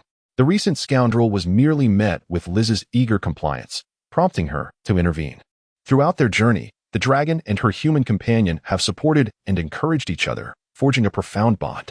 Furthermore, despite being female, Liz cannot abide anyone who dares to covet Celia. Celia belongs to her, now and forever. If one were to impose a time limit, it might be when Celia ceases to provide her with roasted black sturgeon that Liz would contemplate leaving. Since forming their pact, the duo has been part of an adventuring group named Dawn and Blossoms. Over the course of more than 6 months, they have undertaken various quests, facing countless adversaries and monsters alike. Liz boasts of her battlefield experience, yet she has never sensed any real danger, having avoided genuinely perilous missions. However, today, from a filthy, draconic girl, she detected the faint, lingering scent of a true dragon. Though subtle, her inherent understanding of dragon scents, bestowed upon her by her pseudo-dragon lineage, ensures she cannot be mistaken. Even the overpowering stench of sulfur cannot mask the delicate essence of true draconic aroma. The presence of sulfur intertwined with the scent of a true dragon signifies something ominous. Having perused numerous human court novels, Liz feels she has caught a whiff of conspiracy in the air. The first to be ruled out were the metallic dragons, imbued with the scent of sulfur, be they bronze, brass, or gold. They favored the cool caverns nestled within forested mountains rather than the perpetually erupting volcanoes, the only ones likely to linger in the volcanic craters. Susceptible to the sulfurous aroma were the red dragons. It could also be the maniacal and brutal lava dragons. Neither of these two breeds were known for amiable interactions, especially the latter, which was deemed a dangerous entity by most true dragons, its unpredictable temperament even more difficult to gauge than that of the red dragon. Just as in the recent incident involving Calando. And now this. Liz shivered at the thought. The presence that could infiltrate human society unnoticed could not be a hatchling or even a juvenile dragon. It had to be at least a young dragon, possessing a minimum of 4th-tier strength. Although such a ranking may not be significant in Calando, where even 7th-tier, extraordinary beings could be found for them. Currently at 2nd-tier sorcerers and 1st-tier magical pets, it felt akin to a calamity. The mere thought of those dragon lunatics, capable of any madness, sent more shivers down Liz's spine. Celia, who had direct contact with the situation, turned to the oddly behaving pseudo-dragon and inquired through mental communication about its peculiar state. "What is it, Liz?" We should leave, quickly." Liz suddenly realized that if Celia were to learn the truth, her demeanor would likely change drastically. If that dragon lunatic were to assume human form and spy from the shadows, then. Thus, she decisively altered her approach, opting not to disclose the reality to Celia, merely urging her to depart swiftly. There would be time to explain once they had left the free city. "Indeed, Nina. Let us go. I can introduce you to some friends I met later." Celia, noticing the scattered corpses, seemed to comprehend that this was not a suitable place for conversation. She gently ruffled Liz's hair and extended an invitation to Nina. By the gods! At that moment, despair engulfed Liz. Nonetheless, she promptly cautioned, communicating telepathically with Celia. "Don't we have tasks to complete in the free city? It might be inconvenient to bring her along. Let's finish our commission first." She refrained from revealing to Celia that this former friend might have dealings with the red dragon. After all, should she act foolishly and attempt to assist her, Liz's precious smoked sturgeon would be at risk. In her determination to ensure a steady supply of smoked sturgeon, Liz endeavored to persuade Celia, employing all her eloquence. However, before Liz could successfully dissuade Celia from her intentions, Nina began to hesitate. Upon hearing Celia's invitation, she felt a longing to engage in conversation with her former sister, especially since they had not met for a considerable time, and there was much to say. But upon realizing that her friend would also be present, she glanced at Celia's pristine black robe, adorned with golden runes, and then down at her own grimy little hands, clutching a linen skirt stained with fresh black mud. Ultimately, she lifted her head, shook it gently, and managed to muster a smile. "Sister Celia, there's no need for that. I have matters to attend to. Once I am finished, I will certainly seek you out." With that, she attempted to pass by Celia, brushing shoulders as she made her way toward the alley. For a moment, Celia, who had been somewhat swayed by Liz's persuasive words, forgot to stop her, only managing to ask, "Nina, where do you reside?" She intended to retrieve Nina from this dark street once her current task was completed. It wasn't that she couldn't do so now. The rewards from her assignments over the past year would suffice to rent a modest inn in a civilian district. After all, as a sorceress, she did not require the exorbitantly priced spellbooks. It was merely that Liz had articulated several points that resonated with her. For instance, leaving a child under 10 alone in an inn was far less prudent than allowing her to remain in the familiar safety of the dark street. Of course, it was imperative that the demise of the three individuals did not implicate Nina. "I'll find you later, at Rose Long Street, White Horse Inn. I remember it well. Sister Celia." Nina waved her hand at Celia, signaling that this time, they truly must part ways. Celia, having failed to obtain Nina's address, felt no irritation. Since Nina preferred to remain silent, she had her own means of discovery, given Nina's distinct features. What mattered more at present was ensuring the aftermath of these three corpses was meticulously handled, without involving Nina. Her gray eyes scanned the surroundings, walls devoid of windows. The gray-haired girl exhaled softly, donning her black hood to obscure her visage. Silently, she departed from the scene, leaving behind the three increasingly cold corpses and the lingering scent of blood that began to permeate the air. Chapter 19. The Sudden Turn in the Dark Alley. Amidst the startled cries of a flock of crows, a group of individuals stepped onto the blood-soaked ground, now stained a deep crimson. Their leather boots trampled upon the mingled blood and filth, causing splatters to rise. Each person bore tattoos of a dragon's head gripping a sword. Emblazoned upon their chests and arms, a clear insignia of the notorious dragon hunters gang in the southern part of the alley. The leader of the dragon hunters, Finch, arrived at the scene with his subordinates, yet it was no longer the same as when Celia had departed. Three corpses lay before them, their leather boots, belts, and vests stripped away, leaving them clad only in their bare undergarments. Such sights were all too familiar to these hardened souls. After all, they had witnessed far worse. Eyes, limbs, and entrails could all be bartered for mere copper coins. The impoverished denizens of this alley had no qualms about such gruesome trades. As long as there was money to be made and bread to be earned, it was paradise for them. However, such individuals were in the minority. Otherwise, the order in the Calando alley would be far worse than it already was. Yet, they still showed some restraint, for these three bodies belonged to the dragon hunters. And they spared Finch a modicum of respect. Finch was a robust man, appearing to be in his late 20s, his bare torso marred by countless healed scars. The most prominent were three deep, brownish scars running from his right chest to his navel, a testament to the ferocity of a third-tier wyvern that had inflicted them.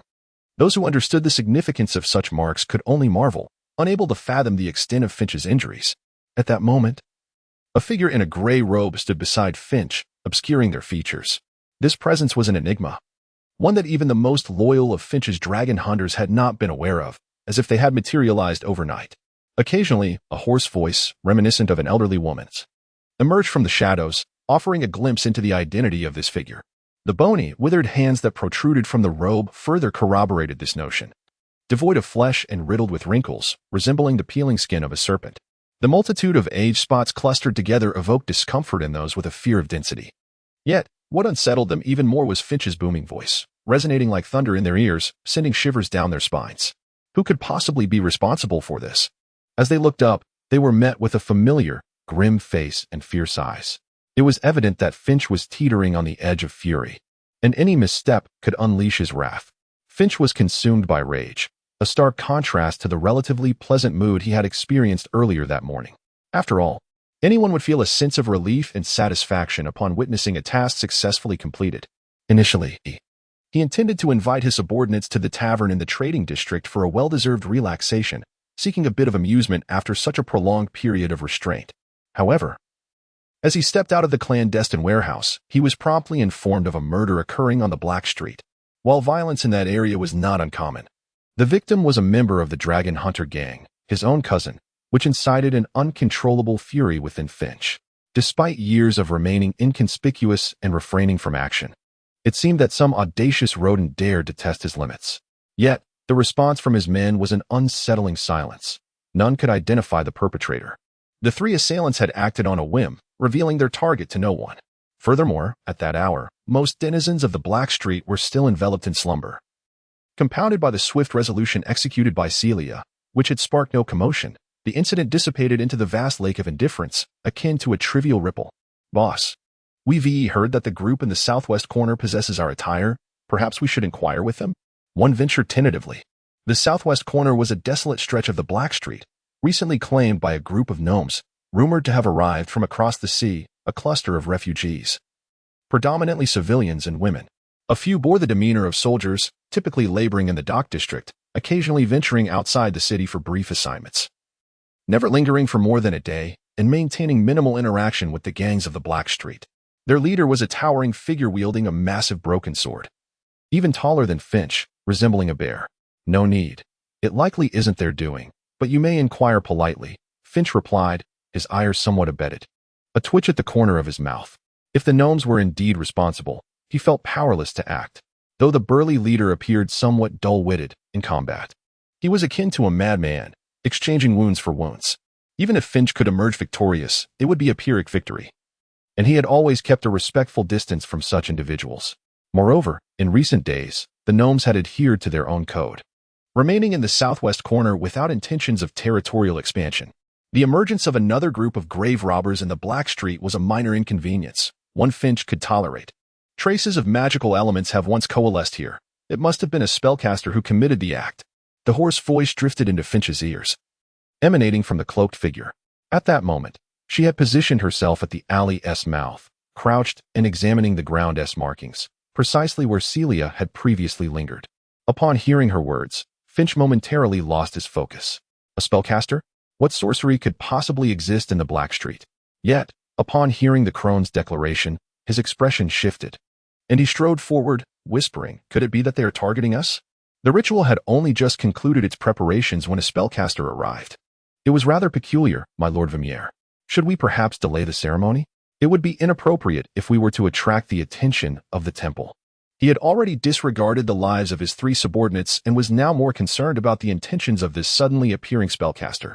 There was a hint of worry in his voice, suspecting deeper implications at play. "There's no need for concern. It appears to be merely a passing spellcaster.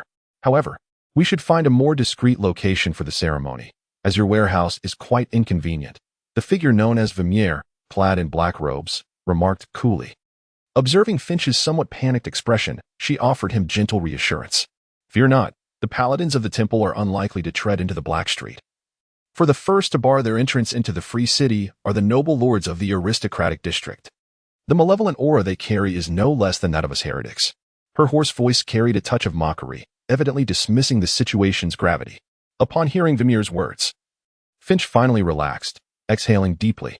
"That is a relief, my Lord Vermeer. The next shipment, barring any unforeseen circumstances, is expected to arrive in 3 months. How convenient. Wouldn't you agree?" Finch alluded, to which Vermeer nodded in agreement. "Indeed, let us use the sewers. It is indeed a suitable location. Though transporting that shipment may prove somewhat troublesome, 500 in total." Vermeer hesitated. "Leave that to me. Not a single one will be missing," Finch assured her, patting his chest confidently. "It is settled then," Vermeer concluded, rising with a serene air. "Let us depart. Since this is a spellcaster, it would be wise not to provoke him for now. If he truly comes for us, we shall address it when the time comes." "Understood," Finch nodded helplessly, fully aware of the wisdom in her words. Even without Vermeer's counsel, he had no intention of seeking vengeance against the spellcaster. Only another spellcaster could defeat one of their kind. Meanwhile, Nina cautiously emerged from the abandoned pipe, her hands smeared with dark, mossy residue. However, through her dark vision, she recognized the familiar yet strange sight of the dry riverbed, a scene littered with heaps of refuse. She pondered whether Mr. Gordon had grown anxious during her prolonged absence. Gingerly, she leaped down from the pipe and took a few steps onto the dry riverbed, carefully seeking a foothold to avoid stepping in the mire. Navigating through the scattered debris. The broken door plank was where she and Gordon had shared a bed just the day before. However, upon squeezing into the cramped space, a wave of dread washed over her. The black whelp, no taller than half her stature, which had shielded her from the morning winds, Mr. Gordon, was nowhere to be found. Chapter 20. The distribution of monsters. Gordon had not ventured far. He was nestled beneath a crevice in the stone on the right side of the dried riverbed. From his vantage point, he could meticulously observe the movements of his former abode, affording him a comprehensive view of the surroundings above. It was, without a doubt, an exceptional observation post. The moment Nina appeared, Gordon sensed her presence. Upon hearing the solitary sound of footsteps echoing through the riverbed, his heart experienced a subtle easing, and his heartbeat decelerated. It seemed that the worst had not transpired. Concealed in this location served as his contingency plan. Should Nina indeed betray him and bring others to capture him, he could easily shift his position, evading capture like a fish in a net. Although the likelihood of such an occurrence was minimal, Gordon, ever cautious, chose to depart promptly after Nina left, rather than remain in place. When Gordon witnessed Nina emerge from her dwelling, her anxious demeanor evident as she stood and scanned her surroundings. A look of wanting to call out yet refraining from doing so, his emotions were rather complex. He yearned to reveal himself, yet had resolved to wait for an hour.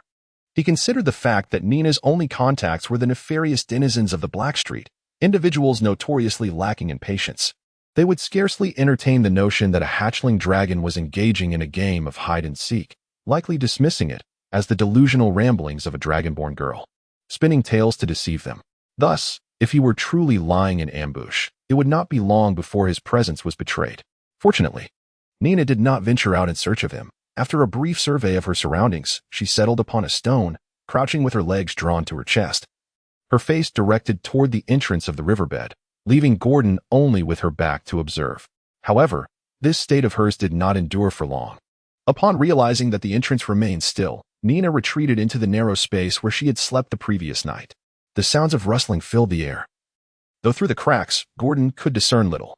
He knew she was not asleep, and time swiftly passed, with the rays of sunlight filtering through the crevices becoming increasingly radiant. Gordon cautiously extricated himself from the stone fissure and proceeded slowly toward Nina's location. Before he could reach her, he heard a soft gasp. And then a figure swiftly emerged from the crevice, springing forth to crouch down and tightly embrace his somewhat short neck. "Mr. Gordon, I thought you had left me." The voice of the dragonborn girl was filled with a poignant longing. For her, the hour of waiting seemed to stretch into eternity. Countless thoughts collided and intertwined within her mind, each one ultimately dismissed. "I merely stepped out for a moment." Once her emotional outburst subsided, she reverted to her previous demeanor, beaming as she tugged at Gordon's forearm. "Mr. Gordon, you should go inside and see. Nina has prepared something that you, as a true dragon, would adore." "Oh?"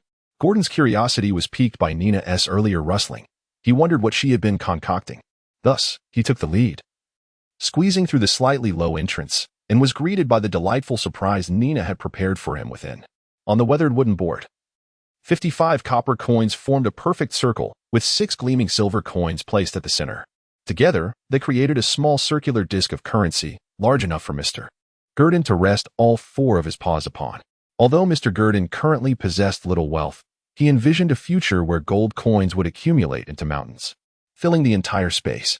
Nina, who had just entered behind him, climbed forward and spoke to Gordon, gesturing with her hands to illustrate her future vision. This left Gordon both amused and bemused. Yet, Nina's words held a grain of truth. Most true dragons held a profound obsession for treasures. However, treasure does not solely refer to gold coins. Different types of dragons amass various kinds of wealth. One might find a mountain of gemstones in a red dragon's lair, while within a blue dragon's den, exquisite paintings or art pieces, perhaps even a few wandering bards, could be discovered. Music and art are the pursuits of blue dragons. In contrast, the magma dragon had its own unique desires for treasures distinct from those of other dragons. It sought the precious ores and gems buried deep beneath the soil of the continent of Eo. Thus, the magma dragon's affection for artificial coins was not particularly fervent. It would have preferred gold bars or copper ingots, which would have brought it greater joy. This preference was not innate, but rather a memory passed down through dragon heritage.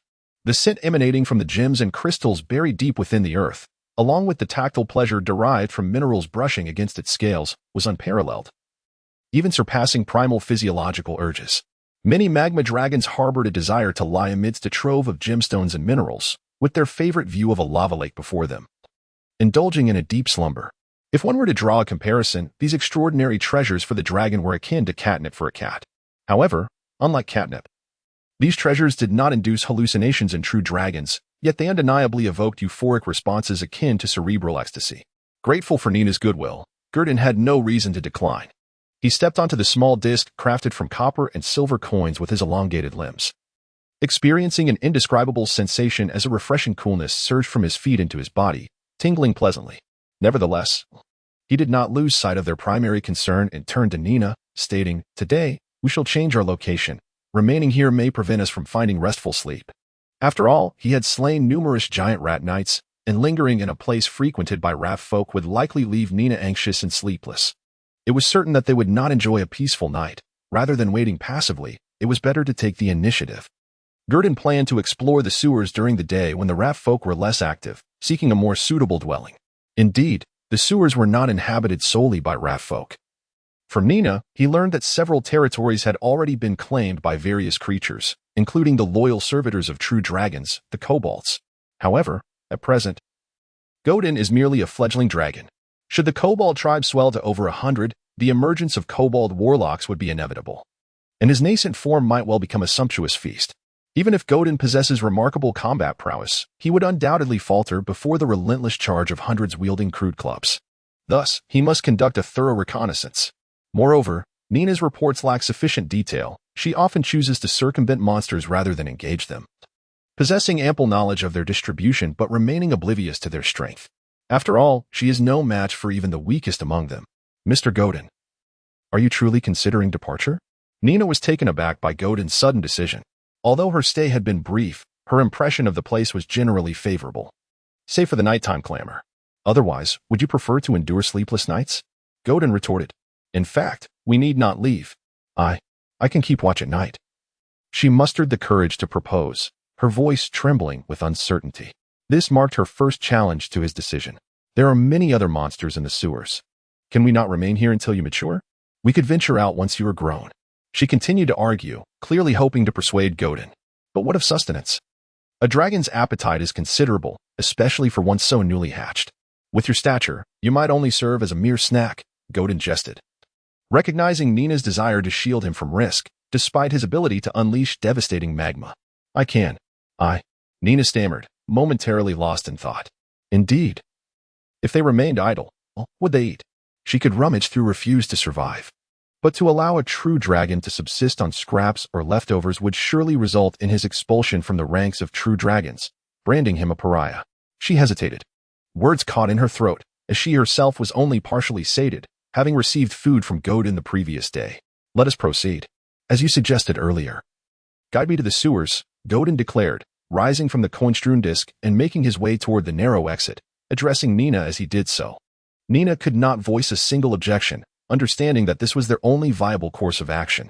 She promptly followed, though not forgetting to stow away the coins in her small pouch, which she tucked away close to her heart as she crawled out. Once they emerged from the cramped confines, they ventured forward until they reached the precipice of a dried-up riverbed. 5 meters below lay a sewer channel still flowing with water. This channel was several times wider than the desiccated riverbed where Gurdon resided, broad enough for 3 or 4 carts to traverse side by side. Clearly the main artery of the sewer system. In fact, within Gurdon's line of sight, he could discern several stone arch bridges not far from the sewer channel, leaving him to ponder the original intention of those who constructed this subterranean passage. If the sole purpose was drainage, many of the features, bridges, and steps seemed superfluous, akin to embellishing a simple design. Rather than a mere sewer, this place increasingly resembles an underground palace. However, this subterranean palace has now been overrun by monsters, littered with refuse and filth. To the right lies the domain of the rat-men and swamp frogs, while to the left one encounters the dog-headed beings and goblins. The area behind was once inhabited by the stinking mud beasts, but it has likely fallen under the control of the rat-men. Crossing this river leads to the sewers of the commoners, which are dominated by other creatures, the nature of which I cannot precisely identify. They bear a striking resemblance to humans, possessing disproportionately large heads and slender bodies, even more so than Gurdon, thinner than Nina. Nina initially contemplated mentioning that Gurdon's physique now resembled that of such creatures, but reconsidered, for those beings are grotesque and terrifying, while Gurdon possesses an endearing charm that cannot be compared to them. These creatures also ride on dog-like beasts, significantly larger than the previous giant rat, though devoid of fur. Their skin glistening. I had ventured there once before, but dared not return, for I nearly exposed myself last time. Nina perched on a stone, meticulously continuing to share her knowledge with Gurdon, who gazed into the murky waters flowing beneath, quietly listening. He began to fathom the nature of what Nina described: goblins and goblin hounds, creatures fond of dwelling in caverns, dense jungles, or the ruins of abandoned structures left by other races. While their presence in the sewers was somewhat unexpected, it is not entirely out of the realm of reason. Nina. I understand now, Gurdon nodded. He had grasped the distribution of monsters through Nina's account, and it was now time for first-hand exploration. Gurdon was not inclined to rely solely on Nina's perspective. Her status within the sewer placed her at the bottom of the food chain, compelled to flee from any monster she encountered, thus rendering her insights unreliable. He knew that true understanding could only be attained through personal experience. Chapter 21. Submit to Death. Choose wisely. Gurdon initially hesitated to bring Nina along, yet upon reflecting on her vulnerability in this perilous environment, he deemed it safer to have her by his side for support. Moreover, he indeed required a guide, for navigating these treacherous paths alone would lead to chaos. Thus, he decided to take Nina with him. In this manner, Gurdon cautiously followed the dragonborn girl, maintaining a respectful distance as they ventured toward the domain frequented by kobolds and goblins. The pitch-black expanse of the sewer, coupled with the incessant clamor of rushing waters, posed no difficulty for the duo. Gordon's feet, cushioned with pads, allowed him to tread as silently as a feline, though Nina was not quite as adept. Having navigated the sewer for nearly a year, she had honed her ability to move soundlessly.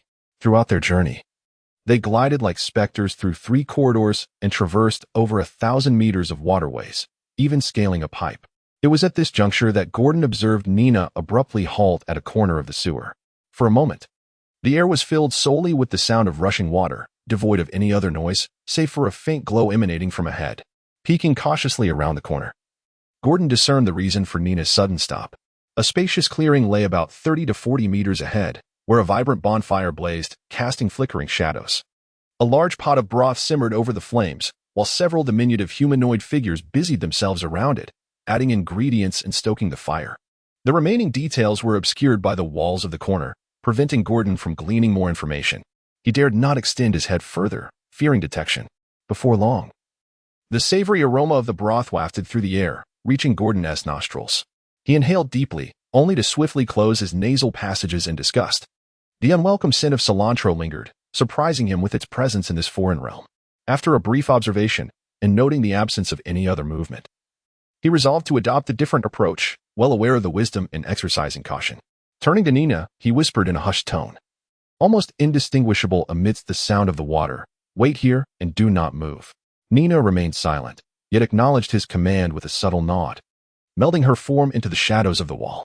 She recognized that her presence was a burden to Gurdon, although she aspired to change. She understood that this was merely the beginning, and she felt no urgency. Seeing Nina's understanding, Gurdon glanced behind him, reassured by the stillness of the surroundings. After retreating a few steps, he faced the wall, engaging his powerful hind legs to push off gently, without unfurling his wings. His sharp claws firmly gripped the uneven surface of the sewer wall. The entirety of his dragon form clung to the wall, illuminated by the flickering light of the fire. With a slight exertion of his limbs, he began to ascend toward the ceiling of the sewer.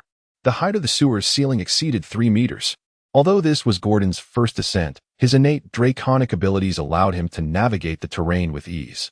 Under Nina's watchful gaze, he swiftly reached the apex and cautiously maneuvered around the corner. The height was so great that the humanoid creatures below had never conceived of the possibility of life above them. Their observations were limited to the occasional glance at the adjacent corridors. Soon, the figures of these creatures came into sharp focus before Gordon's eyes, illuminated by the flickering flames. These beings, averaging over 3 feet in height, exhibited skin of a reddish hue. They possessed pointed ears, sharp noses, and jagged teeth. Their emaciated bodies adorned merely by tattered cloth around their waists. Undoubtedly, these were goblins. Gordon had not anticipated that the first monster he would encounter today would be a goblin, and to his surprise, it was a small tribe at that. From his vantage point atop the sewer, he could clearly observe the clearing below, which, when including the small goblins at play, contained over 30 of them. The social hierarchy within this small tribe was rigidly structured. Gordon noted that the goblins on the periphery, who were cooking a fragrant herb-infused broth, bore similarities to those within the group forging weapons and crafting arrows. They all shared a common trait. They were dreadfully frail, emaciated, and appeared to suffer from malnutrition. Clearly, they were the oppressed lower-class goblins. Deeper within the clearing, in makeshift shelters constructed of stone and wood, lay robust goblins, resting on beds of grass, soundly asleep. It was evident that these were the elite among the goblins, akin to the elite rat knights he had previously encountered, playing a crucial role in the tribe's survival. Gordon counted approximately 5 of these elite goblins in his line of sight. Further in, he spotted a stone dwelling, larger than the others and devoid of windows. Its door firmly shut, obscuring its interior. The presence of the elite goblin's quarters surrounding this stone structure indicated that the goblin within held a position of significant importance. He resolved to lurk nearby, biding his time for the opportune moment. The age-old adage of capturing the leader before the followers resonated within him. Thus, suspended from the sewer ceiling like a gecko, Gordon commenced his mission. The sound of his claws digging into the wall was masked by the crackling of the wood in the bonfire. His dark, scaly hide allowed him to blend seamlessly with the wall, rendering him nearly invisible to any who might look up. He expertly avoided the direct beams of the firelight to prevent the reflection of his scales from betraying his presence to the goblins below. In due course, he ascended to the shadowed apex of the stone abode, significantly reducing his risk of exposure as the flickering flames failed to reach this height. However, Gordon remained cautious, fully aware that any rash action could lead to dire consequences. Should it hastily attack without eliminating the master of the stone cottage, it would find itself besieged by over 30 goblins. Though it had maxed out its scale armor talent, it would not be foolish enough to test the sharpness of goblin weapons with its own body. Gordon firmly believed that patience would yield opportunity. In the distance, it had already observed the bubbling surface of the soup over the campfire, indicating that the goblins' mealtime had arrived. Indeed, shortly thereafter, the elite goblins began to awaken one by one, emerging from the dilapidated cottage. They brazenly shoved aside the weaker goblins who had been laboring all morning. Yet, instead of diving into their meal, they lifted the iron pot and began to move it, heading directly in Gordon's direction.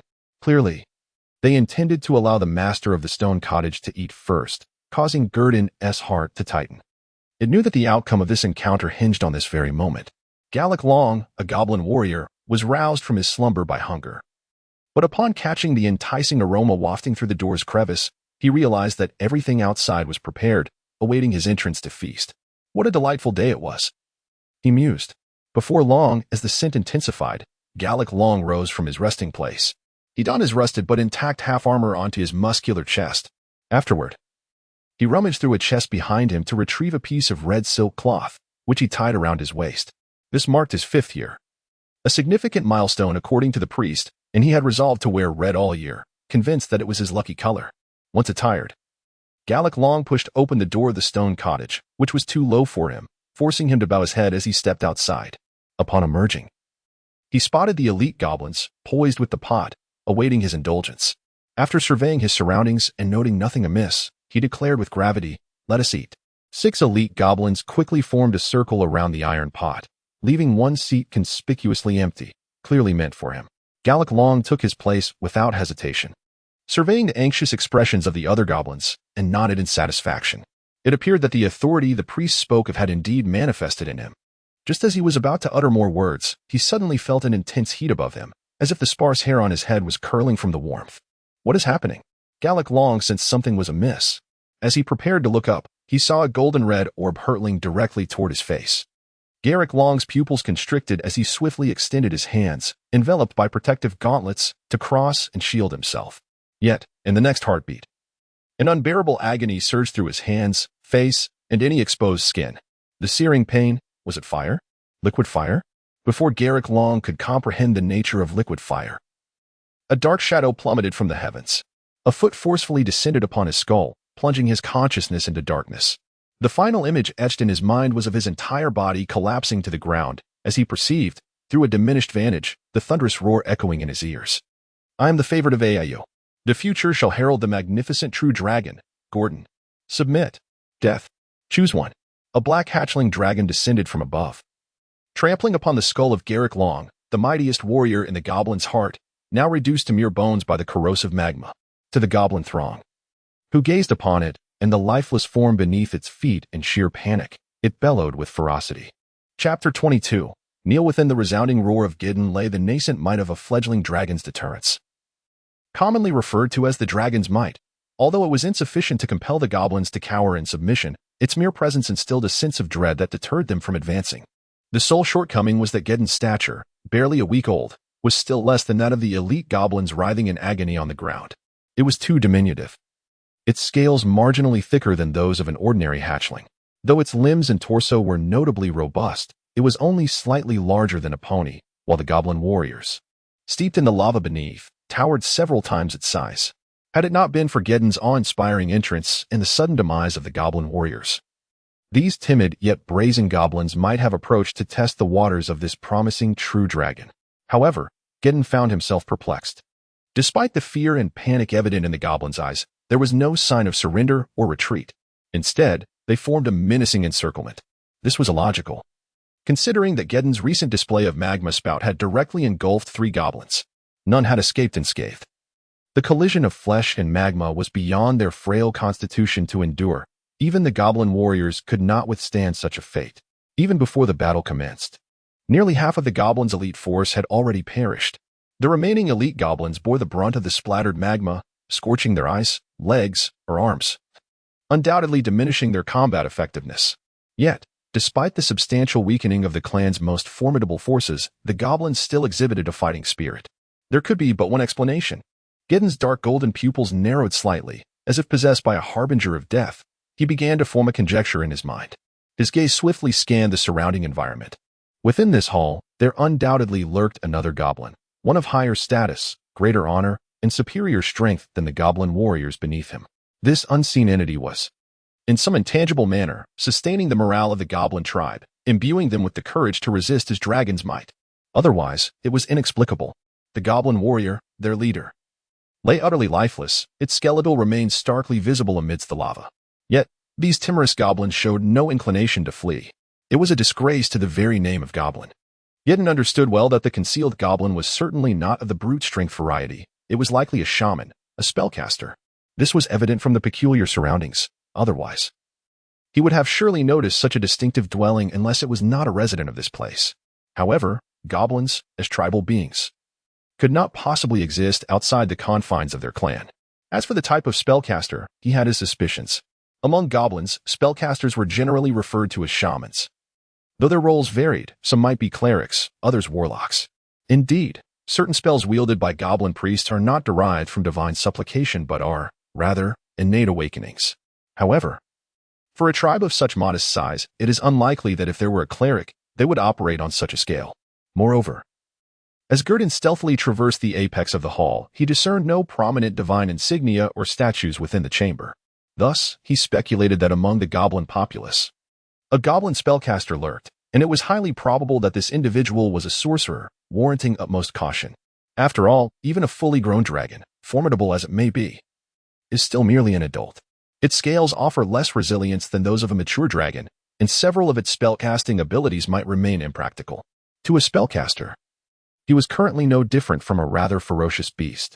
Should misfortune befall him and the goblins manage to overpower him, it would spell certain doom. One never knows if a dragon's life offers a second chance. Consequently, upon witnessing the reactions of these goblins, Gideon's actions transformed with remarkable swiftness. Almost in the blink of an eye, he unfurled his dragon wings, ascending gracefully into the air, feigning an intent to make a hasty retreat. The goblins below, taken aback by Gideon's abrupt departure after his slaughter, found themselves momentarily bewildered. Only moments prior, he had been a fearsome dragon roaring with ferocity. Yet now he appeared eager to vacate the premises. This stark contrast left many goblins so perplexed that they failed to aim their weapons at him, merely gazing vacantly as he departed the vast hall at a leisurely pace, despite Gideon's thick, black scales offering no semblance of security. He had not taken to the skies merely to flee. Rather, he intended to fish for the hidden spellcaster within the goblin tribe. This was the very reason he had placed himself under the scrutiny of numerous eyes. He was resolute in his belief that the concealed spellcaster would not squander such a rare opportunity and would be unable to restrain the urge to act, allowing him to depart unscathed. If that were indeed the case, Gideon would accept it, for leaving was paramount. After all, a fledgling dragon possesses limited stamina. While it may be simple to contend with a horde of intellectually inferior goblins, the presence of a spellcaster as their leader complicates matters significantly. With his wings ceasing their flapping, Gurdon descended like a kite severed from its string, landing amidst the goblin throng. Fortunately, the height was not great, and his limbs found solid ground. Paying no heed to the goblin's bewildered antics, he swiftly adjusted his trajectory toward the northwest corner of the hall, behind the stone cottage, from whence the incantation had emanated moments prior. Gurdon had no time to ponder why the spellcaster would conceal themselves beneath the very spot he had just vacated. Instinctively, he activated the skill etched into his very bones charge.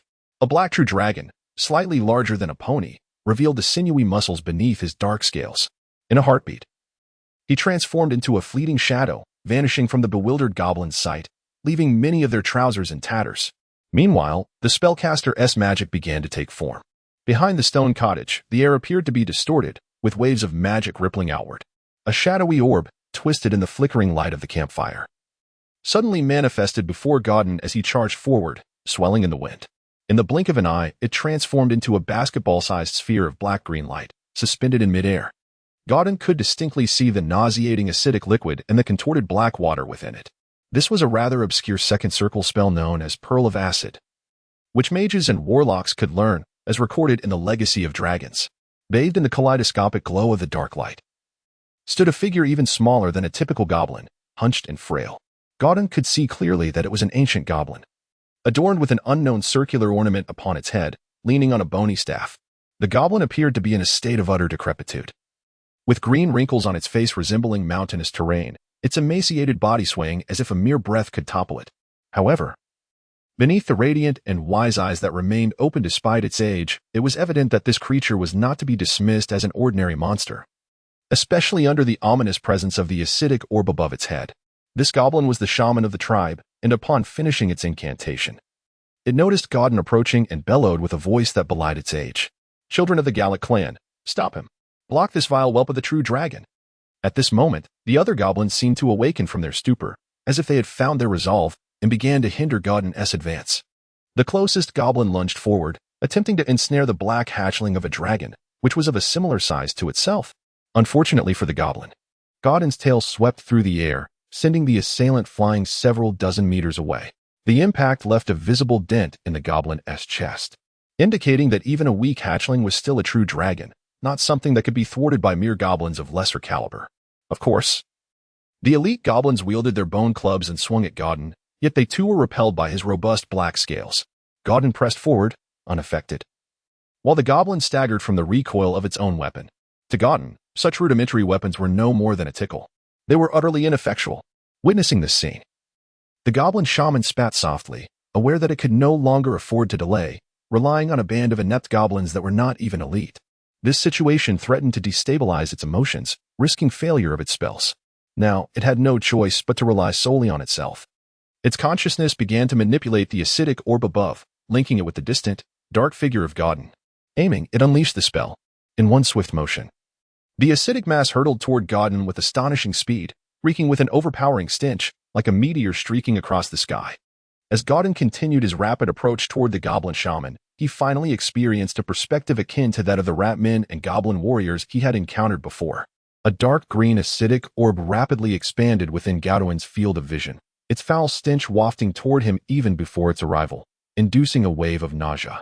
The sight of this magically infused acidic sphere sent chills down Gordon's spine. He dared not imagine the consequences of being struck by such a vile entity. The mere odor was nearly unbearable. Consequently, he scanned his surroundings for a place to evade, intending to halt his charge and take cover. However, upon spotting a protruding rock on the ground, his golden vertical pupils gleamed with determination. In that fleeting moment, as the noxious orb was about to collide with him, Gauduin's dragon tail arched in an impossible curve, snagging the embedded rock in the hull. With a swift pivot reminiscent of a needle, he narrowly avoided a direct impact with the acidic sphere. Yet, his body still brushed against it, unleashing a jarring pain akin to the gnawing of maggots in his flesh. The scales on his back felt as though they were on the verge of being corroded, yet he sustained no severe injuries. Simultaneously, the sound of the acidic orb splashing against the stone floor echoed behind him, mingling with a hissing noise as the corrosive liquid easily carved a small pit into the earth. Nevertheless, Gowdon paid no heed to the corrosive crater as he regained his balance and charged once more, this time toward the hunched goblin shaman. The shaman continued to chant, and Gaudon sensed a surge of magical energy once again brewing in the air, from the aura of magic emanating. It was evident that this spell was no less formidable than the acidic orb. However, bereft of the protection of goblin warriors and weakened by age, the shaman would not be granted a second opportunity to cast. Gaudon seized the shaman by the throat, rendering him voiceless. The gathered magical energy faltered instantly, dissipating with a resounding thud. Great. True. Dragon, I, Gallic the Poison Staff, am willing to submit. The goblin shaman stammered in desperate supplication. Yet, death had already chosen you. Before the shaman could utter another word, Gaudon's claws ruthlessly pierced the aged goblin's wrinkled neck, staining them crimson with his lifeblood. Unperturbed by the bloodshed, Gaudon hurled the shaman's lifeless body to the ground, stepping forward to place a foot upon the unblinking head of the elderly creature. He unleashed another thunderous roar toward the green-skinned monstrosities, commanding, Kneel. Submit to me. Chapter 23.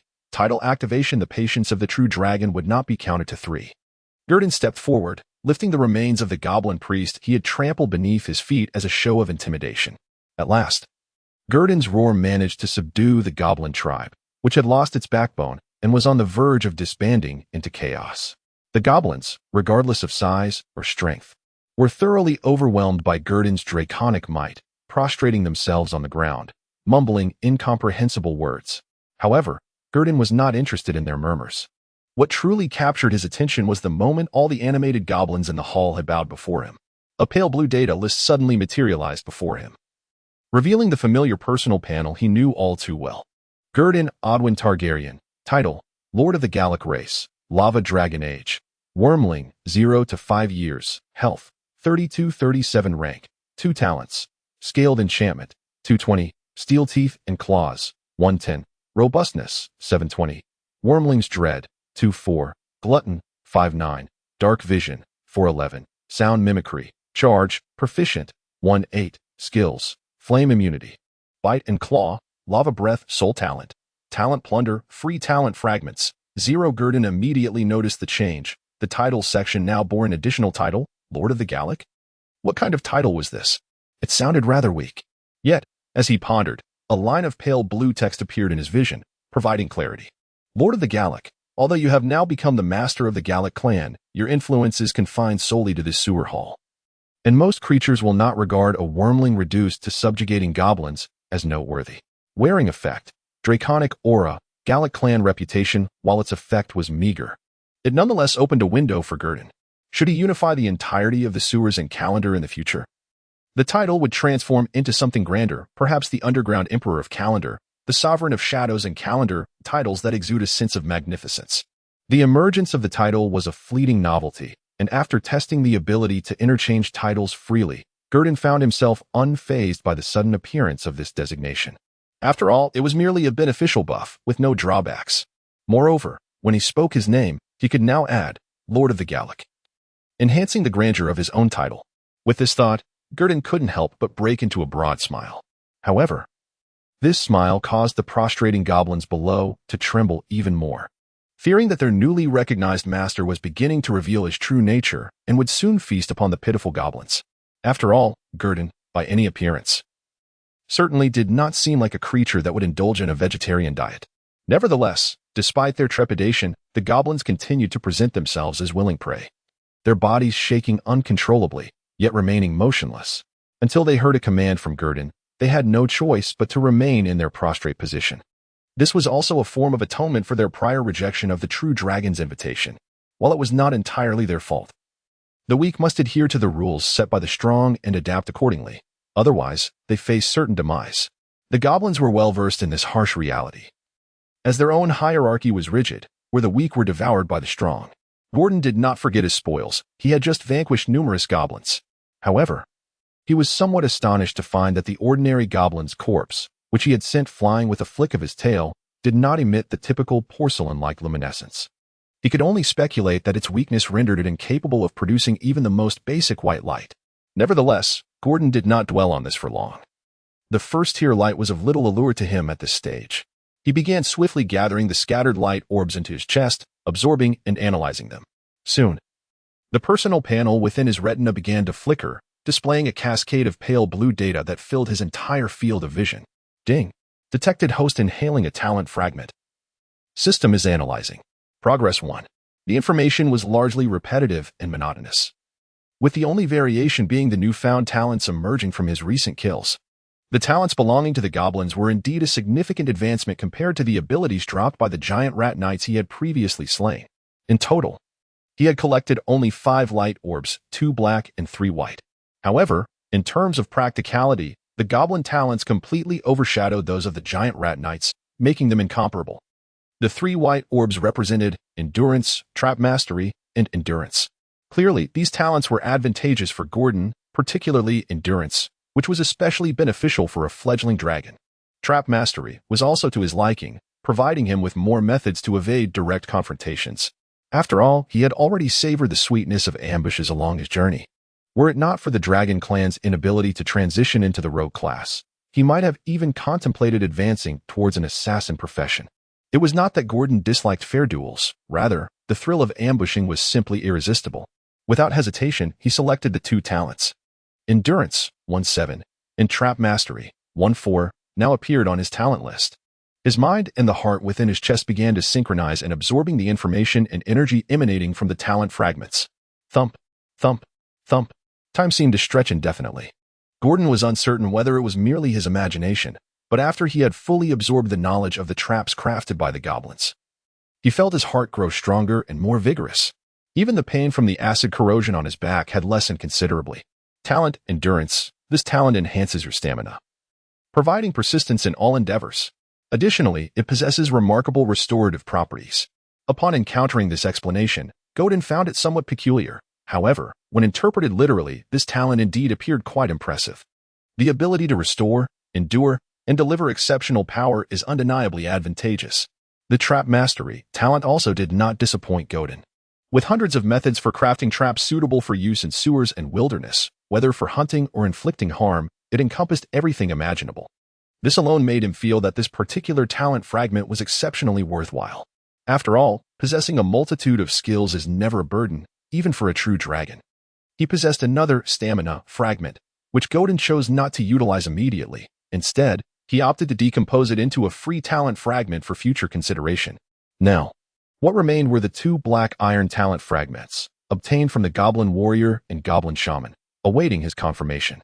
The detection data swiftly emerged within Godin's sight. Ding. Detection successful, identified as a second-tier talent frenzy. Activate? Yes, no. Ding. Detection successful, identified as a second-tier talent spell enhancement. Activate? Yes, no. Chapter 24, the mightiest of the sewers talent. Fury, effect. Whenever you so desire, you may activate the latent power within your bloodline, entering a state of fury.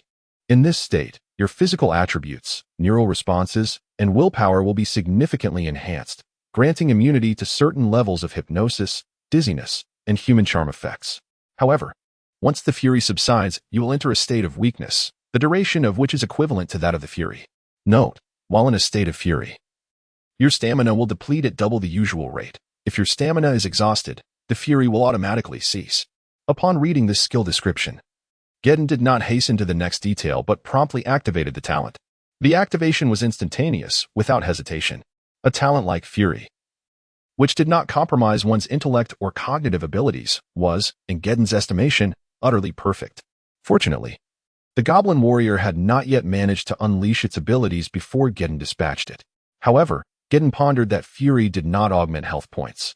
Even if it were activated in such close proximity to the Golden Deluge, summoning 10 instances of Fury would be futile. With eyes closed, Gedden took a moment to fully experience the transformations within, instigated by the activation of the Fury talent fragment. After the infusion of the fragment, a quiet metamorphosis occurred within Gedden. His bloodline resembled parched kindling, while his consciousness was akin to a solitary spark.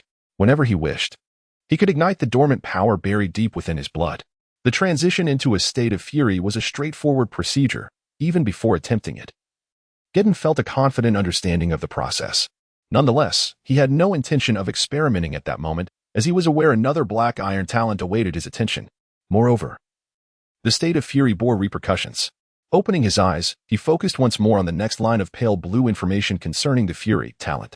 Talent, spell enhancement, effect. You possess a unique and profound comprehension of spells.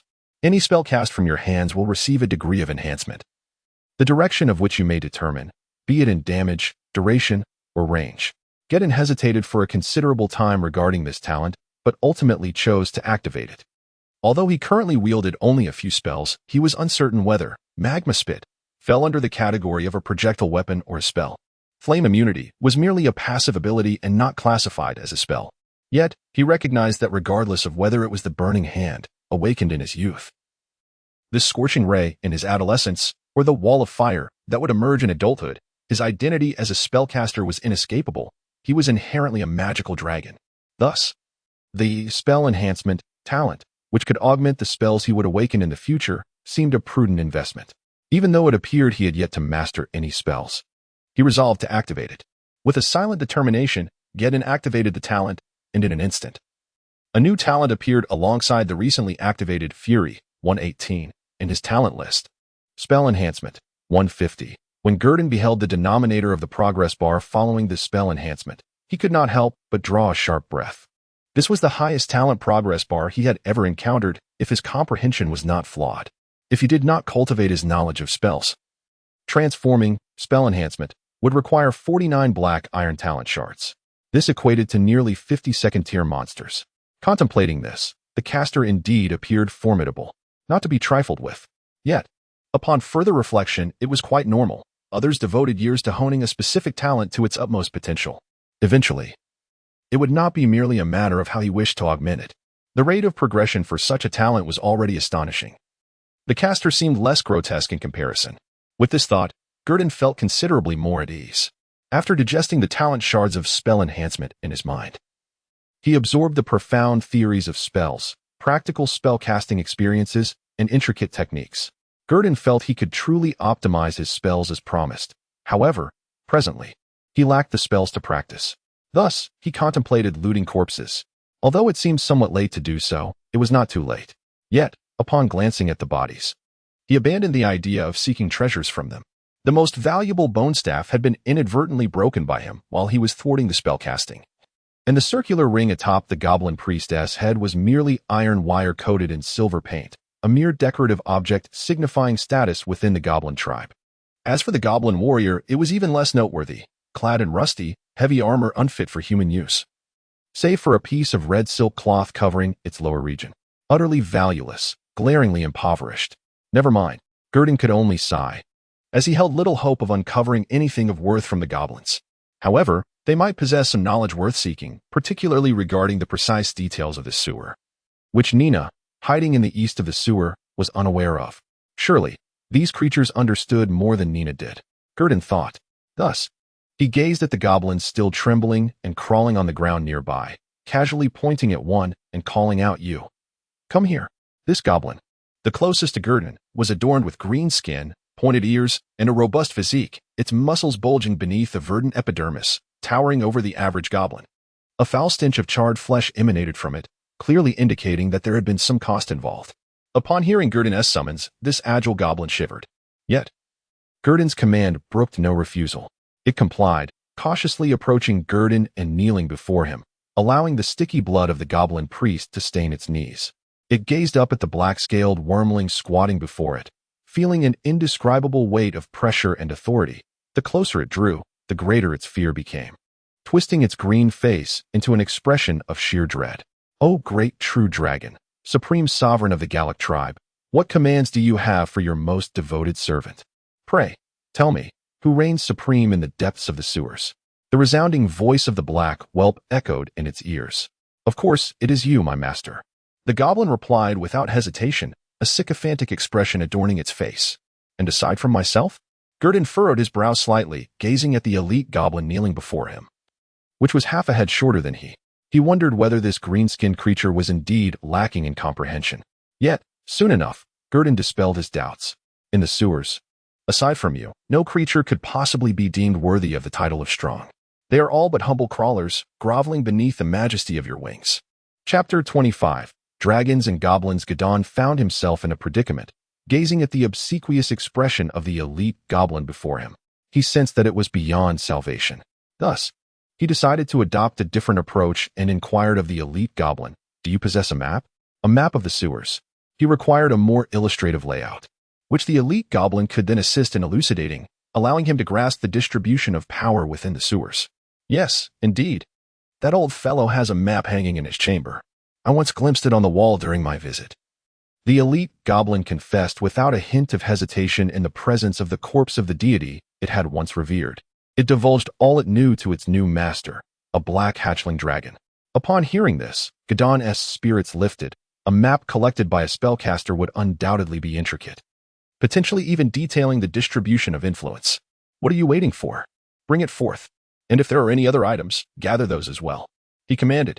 However, upon noticing the charred state of his left arm, he added, summon a few others to assist you. Of course, my master, the elite goblin replied eagerly, hastening to summon several robust goblins to aid in the task. Gadon then recalled the timid Nina, who was lurking in the shadows around the corner. Without hesitation, he strode out of the hall, under the reverent gazes of the goblins, and ventured into the dim corridor. He gently nudged Nina, who was anxiously pressed against the wall, straining to listen for sounds. Startled by the silent approach of the black hatchling dragon, she was taken aback when it nudged her with its claw. She quickly regained her composure upon seeing Gadon and whispered with concern, What is happening, Mr. Gadon? Are you unharmed? After a swift inspection, Nina noticed that aside from a slight curve in the scales on his back, Gadon bore no wounds or blood, leading her to believe he was safe. She murmured her gratitude to the deities above. Thank you for your protection. Uncertain to which deity to attribute her thanks, she simply invoked the gods collectively. As a general believer, Nina was not devoid of faith. Rather, she revered many deities without ever pledging true loyalty to any. She had prayed to the god of travelers for the safe journey of her sister, Celia, upon her departure. She had sought the blessings of the earth goddess in the soul temple of Brunch to ensure the well-being of the ailing Grandma Orlon. And during storms, she implored the storm god to safeguard the fishermen, else the orphanage would face a fishless future. Yet, the lack of devoted faith bore a consequence for Nina. After death, she would not be escorted to the divine realm by any celestial messenger. She would either traverse the river of the dead or be ensconced within the wall of the faithless. In the land of Ao, many lived without faith. They might have thrived in life, but their souls would endure the harshest of fates in the afterlife. Returning to the main topic, Gordon felt a warm surge of affection as he saw Nina genuinely worried about him. He playfully ruffled the little dragon girl's head, assuring her, I'm perfectly fine. As he spoke, he deftly used his long tail to tickle the palm of her hand, eliciting a giggle from her. Kiki, well? Nina was about to inquire about the results of Mr. Gordon's recent endeavors when the cozy atmosphere was abruptly shattered by a cacophony emanating from the hall. Master, most exalted master, where are you? Do not forsake your most loyal servant. A heart-wrenching wail echoed through the hall, accompanied by a chorus of chattering voices reminiscent of goblin tongues, gradually spilling from the corridor. Clearly, the elite goblins who had entered to fetch items were now agitated by Gordon's absence. Nina, somewhat perplexed by the ruckus, turned to Gordon and asked, Mr. Gordon, what is the matter with them? They seem quite distressed.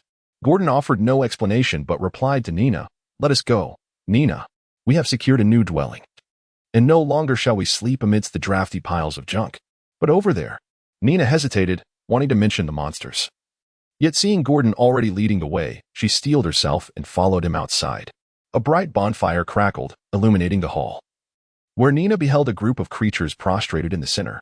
Before she could make a move, the earlier piercing cries resounded once more. My most revered master, I knew you would not abandon your most loyal servant.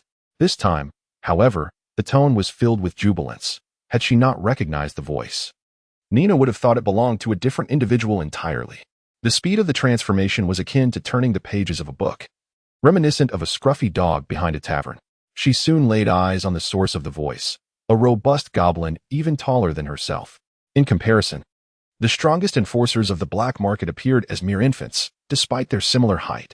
Yet, the goblin seemed injured, its left arm charred and limping as it approached. Though its pace remained swift, even Nina, in her naivety, began to grasp that the situation was not as she had imagined. Indeed, it seemed Mr. Gordon had indeed tamed this batch of monsters. Before she could articulate her thoughts, she stood agape, watching the tall goblin rush toward them, disregarding its injuries. With a resounding thud, the towering goblin bent its waist, its knees buckling as it knelt before Mr. Gordon, mumbling the earlier spine-chilling praises. Nina had no doubt that if the green-skinned creature were to sprout a tail, it would wag with a fervor surpassing that of Aunt Vernie's windmill. Gordon cast a sheepish grin at the bewildered Nina, revealing his sharp, gleaming teeth. I apologize for startling you. I had no idea they would behave this way. It's all right. It's perfectly fine, Mr. Godden. Please continue with your tasks. With a nod, Godden addressed the still kneeling elite goblin. Have you procured the map? Indeed, my master. Under your sagacious guidance, the servant successfully retrieved the map from that old fellow's chamber. Godden disregarded the lengthy response, leading Nina towards the gathering of goblins. The area where he had previously lingered was now devoid of the sacrificial corpse, though traces of blood remained. Scattered across the ground were various items hastily arranged, all extracted from the goblin's sacrificial room. There was a desk, a bookshelf, and a bed, all fashioned to the goblin's stature, and he even spotted feather quills, albeit in miniature form. Additionally, a disheveled pile of 7 or 8 books lay strewn about, atop which rested a lengthy sheepskin parchment map. Upon closer inspection, Godden was momentarily taken aback. He had anticipated merely a single map, yet discovered numerous books. These could prove to be valuable. However, his greater concern lay with the map's layout. He was eager to ascertain his current location as well as the distribution of nearby monsters. Approaching the books, he picked up a volume with a cover inscribed in the common tongue, entitled A Mage's Beginner Handbook, and seized the scattered sheepskin map. He spread it across a blood-free section of ground, securing one corner of the rolled-up page, and began to study it intently. Nina, standing beside him, assisted by holding down the opposite corner. The sheepskin map unfolded before Godden's eyes in pristine detail. This map was not of the Blackstreet sewers, but rather of Kalandu, delineating both upper and lower tiers. The upper portion depicted the streets, while the lower represented the sewers. Numerous regions were marked with ink, displaying various skeletal figures of monsters. The ink appeared fresh, clearly applied not long ago. Nina was the first to identify her former residence, pointing it out to Godden. Mr. Godden, this is the place where you once were born. Following Nina's finger, Godden observed an inconspicuous junction marked in the northwestern corner of the map. Nearby were illustrations of 2 skeletal monsters, one resembling a rodent and the other a sludge-like creature, arranged in succession. Clearly, these were the rat men and the smelly muck creature that Nina had mentioned. Truly remarkable, Godden exclaimed, impressed by the meticulousness of the map. However, he noted a slight imperfection. The monster indicators seemed restricted to the Blackstreet, as the sewers in the trade district, civilian quarters, and noble area were devoid of any markings aside from the sewage route map. Nevertheless, this information was still sufficient. Curiously, the most dominant race occupying the extensive sewers was the goblins, a revelation that surprised Godden. They firmly established themselves in the northern part of the Blackstreet, specifically north of the main river thoroughfare, near the ocean's exit, adjoining the civilian district sewers. Yet, despite their strength, they refrained from expansion, content to guard their territory.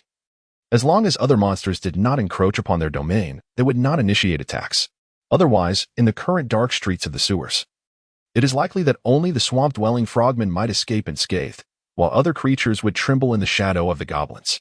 As for the southwest, it is dominated by the rat folk, who occupy a significant portion of the underground waterways, accompanied by scattered populations of swamp frogmen, carrion beasts, mud monsters, and other creatures. In the southeastern section of the sewers, where Gordon finds himself, the dog-headed creatures and goblins are in a delicate balance of power. There are 2 goblin clans of considerable size, akin to that of Gallic, located in the southeast, though they are quite distant from one another.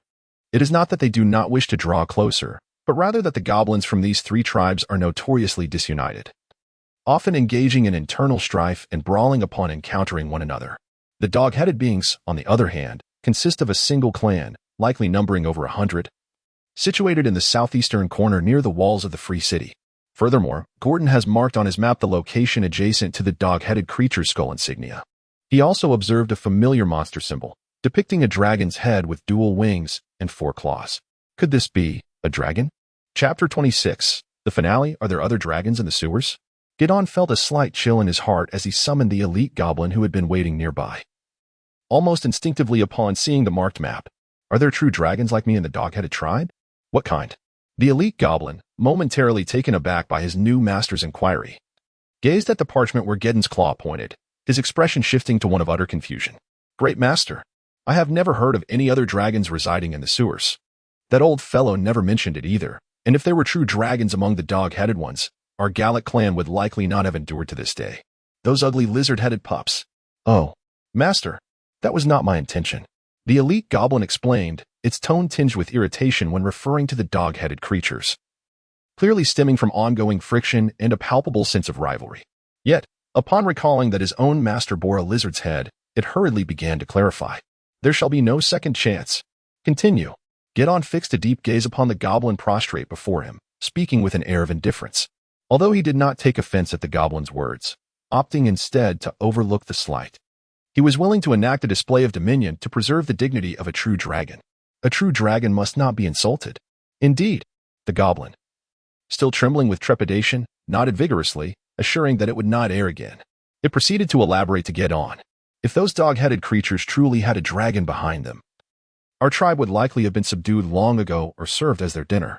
We would never have encountered such a great and benevolent master like you. The elite goblin cautiously glanced at Gedon's expression every few words, daring to continue only when he perceived no change in his demeanor. Indeed. Gedon ignored the latter statement, but nodded, acknowledging that it held some merit. He pondered the implications. If the dog-headed tribe did indeed have a dragon backing them, then it would not be the goblins who shared dominion over this region. It is worth noting that this matter would not pose a challenge for a true dragon. They need not expend any effort, as their mere presence would compel these fickle goblins to submit, just as the goblin priest he had slain had done. They would become the most loyal servants in the face of overwhelming power. Moreover, dragons are inherently territorial magical beings, and even those without magical prowess would not tolerate the existence of other threatening creatures near their lairs. This was an intolerable reality, especially for a true dragon. Even now, Gedon began to envision how he would incorporate the other two goblin tribes in the days to come, ultimately culminating in the conquest of the most formidable dog-headed faction. He harbored such aspirations, it was inconceivable that the dragon did not share them. Unless, could it be otherwise? A fleeting thought crossed Gedon's mind, only to be swiftly dismissed. After all, nothing arises without reason. The existence of this mark indicated that there must be an underlying cause. Even if Gedon harbors doubts, it must remain vigilant and cautious to avoid potential pitfalls. Nevertheless, the conquest of the Kobold tribe is an indispensable element of its future plans. At that time, whether a dragon lurks behind the kobolds could be determined by employing a few goblins for reconnaissance. Gedon contemplated this as it envisioned its initial 5-year plan for the sewers while perusing the map. The goal is to secure sufficient territory before entering the slumbering phase of a young dragon. It aspires not merely to dominate the underbelly of the Black Street, but to command a specific area entirely. This marks a crucial first step in Gedon's sewer endeavors. Given that this realm is Aiu, a paradise of deities and a crucible for adventurers, even the mightiest solitary dragon may fall prey to those despicable adventurers. Furthermore, as a mere fledgling dragon, its strength is inherently limited, even if it were to vanquish every creature dwelling within the sewers. Could it truly challenge foes with nothing but a handful of third-tier talent shards? It is well known that the locations of dragon nests throughout the Aiu continent are glaringly apparent. Yet ancient red and blue dragons continue to thrive. The commonality among them is their status as regional lords, commanding legions of monsters numbering in the tens of thousands, if not hundreds of thousands.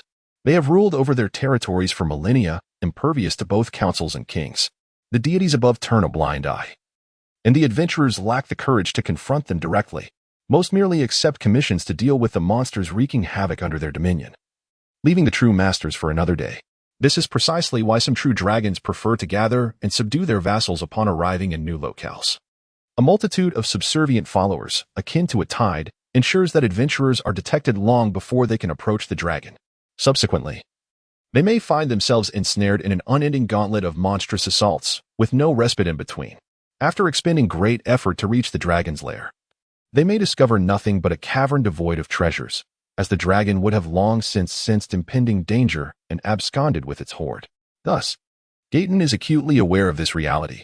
Once it claims dominion over the entirety of the Black Street sewers, every movement within will be known to it. In such a scenario, the influx of adventurers will not instill fear. After all, if one cannot prevail, it is prudent to retreat, a time-honored tradition among dragons that Gedon sees no fault in. Having clarified these thoughts, Gedon no longer fixates on the dragon markings on the map. Without a firm assurance of at least 90%, it will refrain from attacking the Kobold tribe. However, it is more than willing to engage with the remaining 2 goblin tribes. Yet, its capacity for expelling weapons has reached its limit today. Recovery will require until tomorrow, as the fledgling lava dragon's body needs ample time for the magic to cultivate magma. Unlike the adult magma dragons, who can expel their contents 8 times in a single battle without issue, and in substantial quantities at that. The act of consuming what one has regurgitated feels rather peculiar. Moreover, magma does not originate from the stomach. Very well, I understand now. You may take your leave, and do let the others rise as well. Additionally, bring a portion of food from over there. Gurdon instructed the goblin before him, ensuring that the goblins in the hall would no longer remain kneeling, while also reminding it to fetch some sustenance. He recalled that neither he nor Nina had eaten. With that said, he resumed examining the map on the parchment, focusing on areas beyond the Black Street, as this was his first encounter with the map of the free city of Calando. It was uncertain how long he would remain here. Would it be during his juvenile years or his adolescence? Departing was still a possibility. Nevertheless, acquiring knowledge about the sewer system could only be beneficial. Meanwhile, the elite goblin, having overheard Gurdon's words, reacted with exaggerated gratitude, nearly prostrating itself at Gurdon's feet. My master, even if the ancestors of the Gallic were to rise from the river of the dead, they would not possess your kindness. I shall prepare breakfast for you and your kin at once. Upon noticing the black dragon's slight frown, the elite goblin promptly curtailed its flattery and set about diligently following Gurdon's instructions. Within the Gallic clan, food was abundant. After all, this was the sewer, where everything desired could be found. Not far away, the goblins who had been prostrate finally rose, and the atmosphere of austere authority in the hall relaxed considerably. However, they dared not speak. Their movements, tasks, and whispers were all executed with utmost discretion, fearful of disturbing the dragon and the human intently studying the map. In the hall, the campfire continued to burn, the wood crackling with its familiar sound. The only difference was that the master of this hall had changed ownership within less than an hour. Gurdon had entered the 3rd day of his existence as a newly hatched magma dragon pup, claiming his first territory in the depths of the sewer. Chapter 27. The Adventurers Guild. As Gurdon fervently commenced the transformation of his inaugural territory within the sewers, above ground, the delicate golden rays of morning light began to disperse the mists and gloom enveloping the free city. The Adventurers Guild of Calando initiated the daily issuance of quests. Clad in her customary black hood, Celia concealed her exquisite visage, fully aware that the allure of a sorceress could spell disaster if left unmasked. She, alongside hundreds of adventurers, queued outside to receive their tokens, subsequently entering the guild in succession to peruse the quests posted upon the walls. It is not to say that the Adventurers Guild is the sole establishment for accepting quests. Numerous other guilds exist, such as the Thieves Guild, the Warriors Guild, and the temples corresponding to the clergy, all of which offer various quests. However, the quests there tend to be more specialized. For instance, the Thieves Guild presents theft missions. The Warriors Guild offers escort assignments, and the clergy are dispatched to rural areas surrounding the free city to exorcise malevolent spirits, harpies, and skeletons, thereby delivering salvation to the ignorant villagers in place of the divine. Meanwhile, mages primarily engage in tasks such as copying scrolls. The quests from the Adventurers Guild, however, are characterized by their broad appeal, accessibility, and lower difficulty levels. Most notably, the monetary rewards are considerably more lucrative than those offered by other guilds, as payment can be made using reputation points. Furthermore, any professional can partake in these quests here, unlike the temples, which require faith or allegiance, making it impossible for those who are not lawfully good to participate. This convenience, combined with the generally low difficulty of the quests, typically involving the extermination of monsters or the protection of merchant caravans, renders the Adventurers Guild particularly advantageous.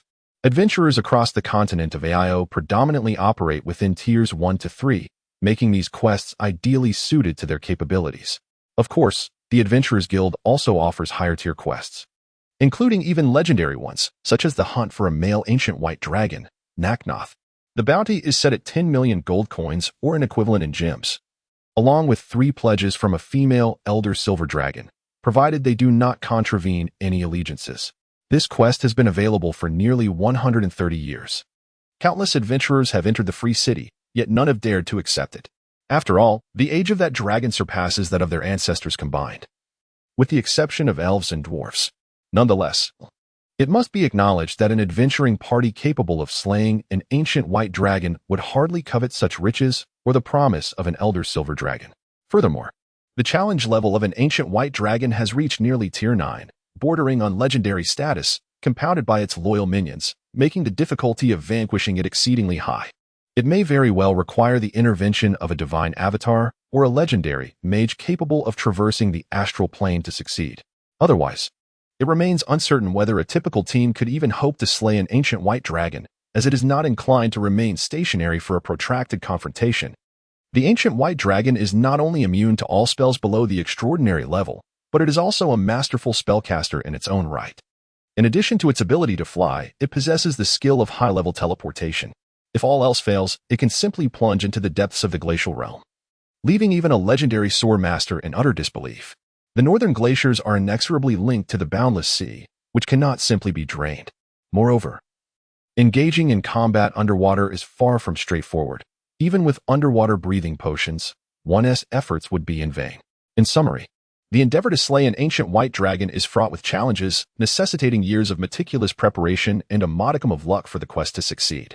However, should one triumph in this formidable task, the rewards are indeed bountiful, setting aside the commission's remuneration. The hoard of the ancient white dragon alone would rival that of an aged silver dragon, accumulated over millennia and not to be underestimated. There would also be numerous potent magical weapons, scrolls, and materials, all of which one could desire within the dragon's treasure trove. Nevertheless, such legendary commissions are a rarity, typically. An average of one legendary task is completed on the continent of AIU every 20 years. If the frequency were to increase, it might occur once every 10 years. And at its most frequent, every 5 years. After all, every successful completion of a legendary commission is underpinned by bloodshed and the fall of formidable beings. The demise of a legendary-level warrior is a momentous event, sufficient to be recounted across half of the AIU continent. Beyond the legendary, there exist high-tier and master-level commissions, corresponding to the 4th to 6th tiers, as well as the 7th tier extraordinary to the 8th tier heroic assignments. The most recent master commission was jointly funded by the Merchant Alliance of Rhine City, aimed at repelling the blue dragon population from the Surreal Desert, or rather, resolving the trade route issue by deterring the blue dragons from attacking caravans. Recently, the frequency of blue dragon assaults on merchant convoys has escalated. Reports indicate that this week alone, 3 caravans, comprising hundreds of merchants, have been permanently lost amidst the swirling sands. Of course, the more astute blue dragons prefer a transactional approach. For instance, they might contaminate an oasis in the desert and subsequently sell water to the merchants. The pricing seems satisfactory to the blue dragons, while it remains uncertain how the travelers feel about the arrangement. Consequently, in light of the recent blue dragon disturbances, the Merchant Alliance of Rhine is eager to either vanquish or eliminate the tribe of blue dragons that prey upon merchants, or, at the very least, to drive them away from the trade route between Rhine City and Calando.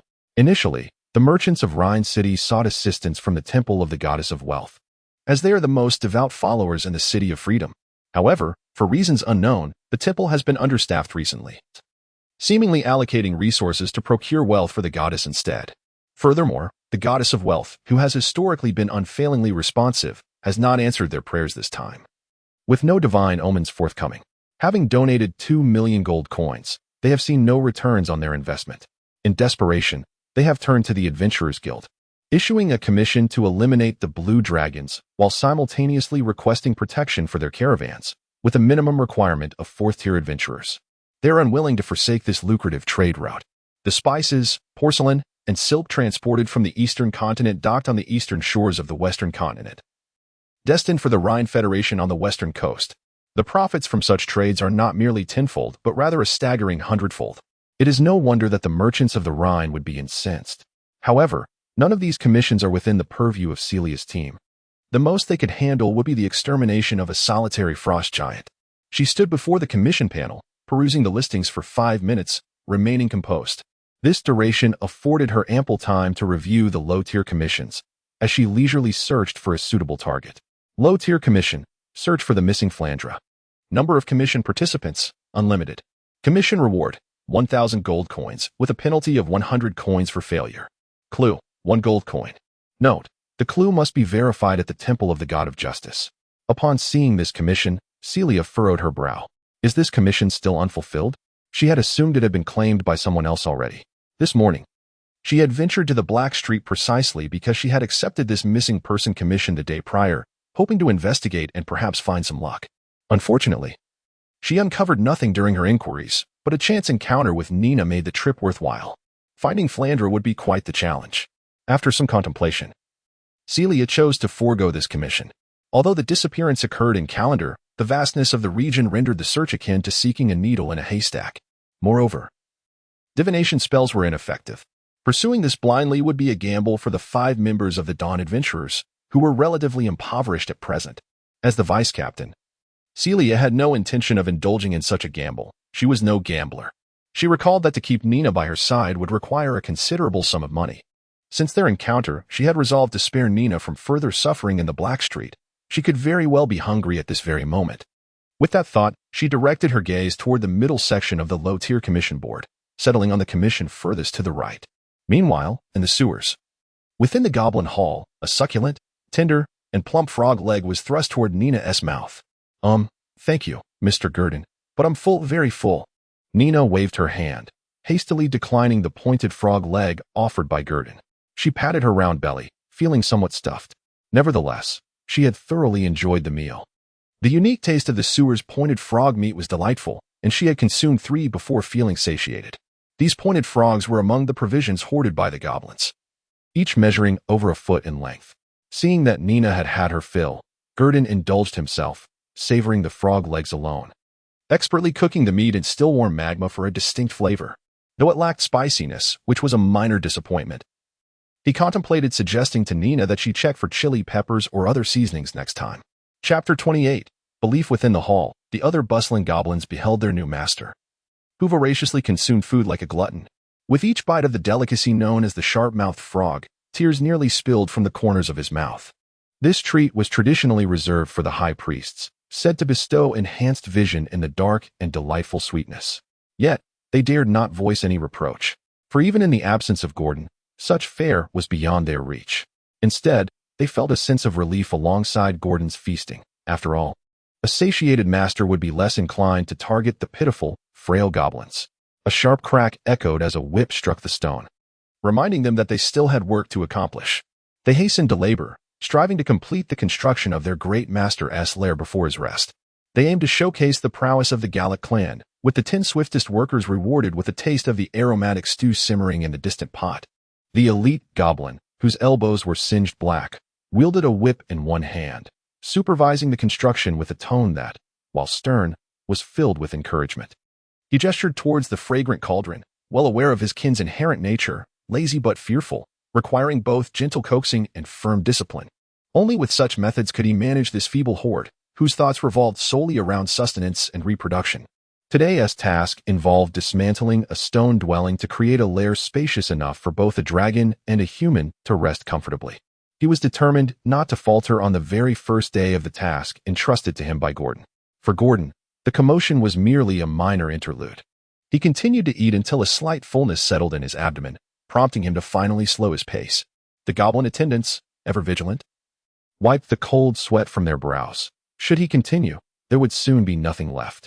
It was not that they were unwilling to part with the food, but rather that they feared the consequences if Gordon's appetite remained unsated. To serve a master was akin to dancing with a tiger. Being near a true dragon was no different. Who could predict that, on a whim, he might desire to sample the taste of greenskin goblins? Gordon glanced down at his abdomen, which lacked the slight bulge characteristic of Nina.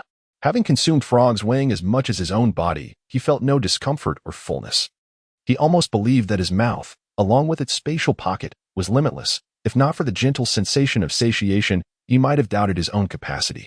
Although Gordon had spent 3 days within the dragon's form, he marveled at the intricacies of a dragon's anatomy. He sensed that his own body still held untapped potential now. It required growth. Only when time flowed and dragons reached their ultimate forms, fully matured, could they be deemed favored by the Creator. A.O. Possessing a colossal heart capable of shattering granite with its resonant frequency, draped in scales of varying sizes, this mythical creature stretches over 20 meters from head to tail. Its shadow, cast by its wings as it soars low, is sufficient to eclipse a 100-strong battalion. The true dragon, as it is known, is said to transcend the physical limitations of ancient dragons, leaping to lengths exceeding 100 meters and weighing nearly 10,000 tons. The essence of a dragon's body is not stored as fat, but as elemental energy coursing through its blood. Consequently, the notion of dragons becoming overweight due to excessive consumption is rendered moot. Furthermore, dragons lack any conspicuous means of dissipating body heat. They neither sweat nor pant. Instead, Thermal energy is extracted and transformed into usable energy by the dragon's core organ, the base blood vessel, which subsequently stores this energy and converts it into a form specific to their kind. It can be said that they experience no energy loss, akin to a perpetual motion machine. This ultimate biological weapon indeed justifies the claim that dragons are the favored beings of Aido. Gadon withdrew his gaze from the writhing, digesting form within and turned it towards Nina. At that moment, she was perched on the map of Kalando, seemingly believing that this position was more conducive to digestion than lying flat. Engrossed in a book, her delicate face bore a serious expression, as if she were deeply absorbed in her reading. The book, bound in sheepskin parchment, was one of those taken by goblins from their sacred chambers, the Mage's Handbook. Nina was acutely aware of Gadon's almost unabashed, fiery gaze upon her, and before he had even fixed his eyes on her for 3 seconds, she hastily closed the book, lifted her head, and cautiously yet flustered, inquired, "Mr. Gadon, are you satisfied?" However, Gadon responded with an unrelated question, contemplatively regarding the dragon-blooded girl before him. "Are you quite interested in mages?" "Well, not exactly," Nina stammered, appearing somewhat shy about the inquiry. Although she was no longer as reserved as she had been before Gadon. With sincerity, she continued, "I just feel that since Mr. Gadon is protecting me, I ought to possess my own value. If I cannot be of assistance in any way, I would feel utterly useless. Whether it be mages or sorceresses like Sister Celia, as long as she could aid Mr. Gadon, Nina felt she could embrace any profession." Her voice was barely above a whisper, and the flickering light of the campfire illuminated her face, revealing her evident sense of disappointment.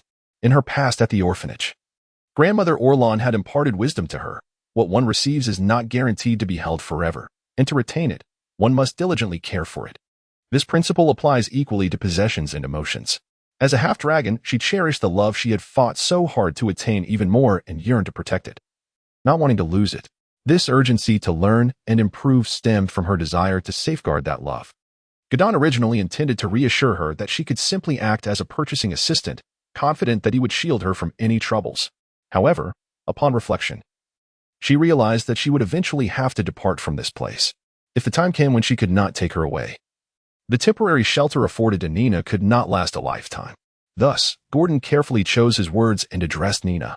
"If you require assistance, you may command my goblins to aid you in searching for spell components. Should you wish to explore other professions, I wholeheartedly support that as well. Pursue whatever it is you desire, Nina." Although Gordon's tone was not particularly gentle, Nina perceived a genuine concern from the mouth of the black whelp before her. Recalling Gordon's previous actions, her heart nearly melted. Nevertheless, she stifled the urge to weep, nodded in acknowledgement, and resumed her study of the spellbook. Meanwhile, Gordon, resembling a feline, sprawled on the ground, occasionally glancing at the progress of the goblins constructing his nest, but devoting most of his time to further studying the map of this free city. With 2 levels and several blocks, an hour was far from sufficient for his scrutiny. Moreover, he had already begun devising his next 5-year plan, the Underground Emperor of Kalando. He was resolute in his ambitions. Nina, absorbed in the esoteric and obscure introductory knowledge of spells, felt her mind straining to comprehend. She considered giving up, but abandoning the book would only provide amusement for Mr. Gordon. Thus, she gritted her teeth and continued to peruse the spellbook, delving into its profound wisdom. Occasionally, she glanced at Mr. Gordon, who was idly gnawing on his own tail while perusing the map. Additionally, her thoughts drifted to her recently reunited sister, Celia, wondering how she was faring. Yawn. Outside the city of freedom, Kalando, a carriage traversed the wilderness, some 10 miles away. Seated within the carriage, Celia felt an itch at the tip of her nose, compelling her to yawn. Her companions, noticing her unusual demeanor, expressed their concern. "Celia, are you all right?" asked a female warrior with flowing golden hair, clad in silver armor, and possessing a serene eastern visage, seated opposite her. "Would you like," she began, retrieving a vial of diluted holy water from her adventurer's pouch. "The adventure is about to commence. You, our primary damage dealer, must not falter." "Marglesia, I'm fine. I'll be better shortly. I may have risen too early and caught a chill from the sea breeze," Celia replied with an apologetic smile from beneath her black hood, waving her hand in refusal. "Very well, but do let us know if anything arises." Marglesia Vaughn glanced at the sorceress, who had once again lowered her head in contemplation, and chose to remain silent. They began to conserve their strength and rest. This particular commission was bound to be more challenging than their previous missions in the north. Had they not been specifically prepared, they would have unequivocally opposed Celia's undertaking of this task. Commission objective: Dragon Lion Commission Team Limit. 1 commission reward: 300 gold coins or equivalent magical items. The carriage continued its journey, occasionally interrupted by the resonant roars echoing through the forest, warnings issued by Celia's magical companion, the pseudo-dragon Liz. This sound served to dissuade the goblins, gremlins, and kobolds from pursuing them. A born scout, Liz reveled in her role. Thus, the carriage, bearing Celia, traversed the wilderness southward, leaving behind the towering walls of the City of Freedom, gradually fading from view until it vanished entirely. Chapter 29. Setting a trap. Great and benevolent yet immensely powerful master, your devoted servant has accomplished the task you entrusted. The black hatchling, lying in the open space, opened its slit pupils, possessing dual irises that could effortlessly focus and magnify its view, clearly discerning its surroundings. The first sight that met its gaze was the seemingly eternal bonfire in the hall, with sparks dancing everywhere alongside the walls engulfed in darkness, uneven and adorned with dark green ferns, a scene both familiar and comforting. However, beneath its line of sight lay a creature sprawled on the ground, its head nearly pressed to the floor, gazing up at it. An unsightly green-skinned monster? It was evident that the sound it had just heard originated from this very creature. The hatchling recognized it as a recent acquisition, a subordinate. The black hatchling then glanced at the wrinkled map of the free city, which lay beneath it, accompanied by scattered books. Nearby, a dragonkin girl was blissfully asleep, clutching her tail, her bare feet brushing against the hatchling's tender, padded forelimbs, a cool and soothing contact. Gordon quickly realized that he had dozed off while studying the sewer map. After enduring 2 fierce battles, the dragon's breath and physical exertion had completely drained the energy stored within him. There was not a drop left. He gently twitched the slender tail held by the girl, carefully shifting his body. His soft movements did not disturb her slumber. She had not enjoyed such a restful sleep in a long while. Nestled in the warmth of the hall, alongside the one she cherished, the dragon, free from worries. In her dreams, a faint smile graced her lips, indicative of stories as beautiful as reality itself. Rising from the map, Gordon stretched like a cat, his wings unfurling silently in the hall, causing a breeze that made the bonfire flicker. Although dragons are often considered reptiles, clad in scales and derided as enormous flying lizards, they constitute a unique species, distinct from reptiles. The front half of their anatomy resembles that of a large feline, both in skeletal and muscular structure. Yet, the musculature from the cervical to the caudal vertebrae resembles that of a giant python. It must be said, both are apex predators in the natural world of the past. Gordon raised his elongated neck, first surveying the surroundings before directing his gaze towards the agile goblin nearly buried in the ground. Arise. His voice was cold and gravelly, a true reflection of the magma dragon's essence, devoid of any pretense. However, his words were gentle, clearly not wishing to rouse the sleeping girl. During his brief survey, he had noticed an unexpected structure in the hall, a circular platform raised about 3 feet off the ground, a nest built by the goblin as per his instructions. The materials had been salvaged from the dwelling originally meant for goblin warriors and priests. Although it may not be a perfect replication in Gurdon's heart, it does not exhibit any particular fastidiousness towards the craftsmanship of the goblins. Presently, there exists no opportunity for such selectiveness. Were it not for the necessity of maintaining an air of authority, it would be indifferent even to sleeping on the ground. Just yesterday, it slumbered amidst refuse. Yes, master. The voice of the green-skinned goblin, already low in tone, became even more subdued in response to Gurdon's quiet demeanor. Fortunately, although dragons lack external ears, their unique ability to capture sound, facilitated by the ribbed structure of their scales, allows them to perceive every subtle sound in their vicinity. Upon observing the green-skinned goblin rise, still hunched over and striving to minimize its stature, it appeared almost fearful of displeasing its new master. However, Gurdon was not preoccupied with such thoughts. It merely cast a brief glance before striding away with graceful steps, soundlessly departing the spot, followed closely by the limping goblin. The injuries inflicted by the magma had not yet healed within a single day. Nonetheless, the exhilaration it now felt in its spirit surpassed the physical pain, especially when it witnessed Gurdon's approving nod and later reclined on the podium for a brief respite. Gurdon did not linger long on the elevated platform. It leapt down from the 3-foot-high round stage. One must admit, the view from above presents a different perspective, which perhaps explains why so many true dragons favor constructing their nests on lofty mountains. Let us explore the surroundings of the hall. After descending from the high platform, Gurdon instructed the goblin trailing behind. "Yes, my master." The goblin responded with utmost reverence, displaying no signs of impatience, for it dared not do so. Upon exiting the hall, Gurdon nodded in satisfaction. Having initially overlooked the details upon arrival, it took a moment to observe and realize that the goblin's lair was not a mere happenstance, but rather a location of exceptional geographical advantage. Firstly, a drainage canal runs past the entrance of the goblin hall, measuring 4 to 5 meters in width, with a sheer black wall opposite devoid of any footholds. This was distinctly different from what Gurdon had witnessed earlier at the dry riverbed, where there were structures with bridges providing access. Furthermore, the hall itself offered only 2 passageways for egress, one to the left and the other to the right.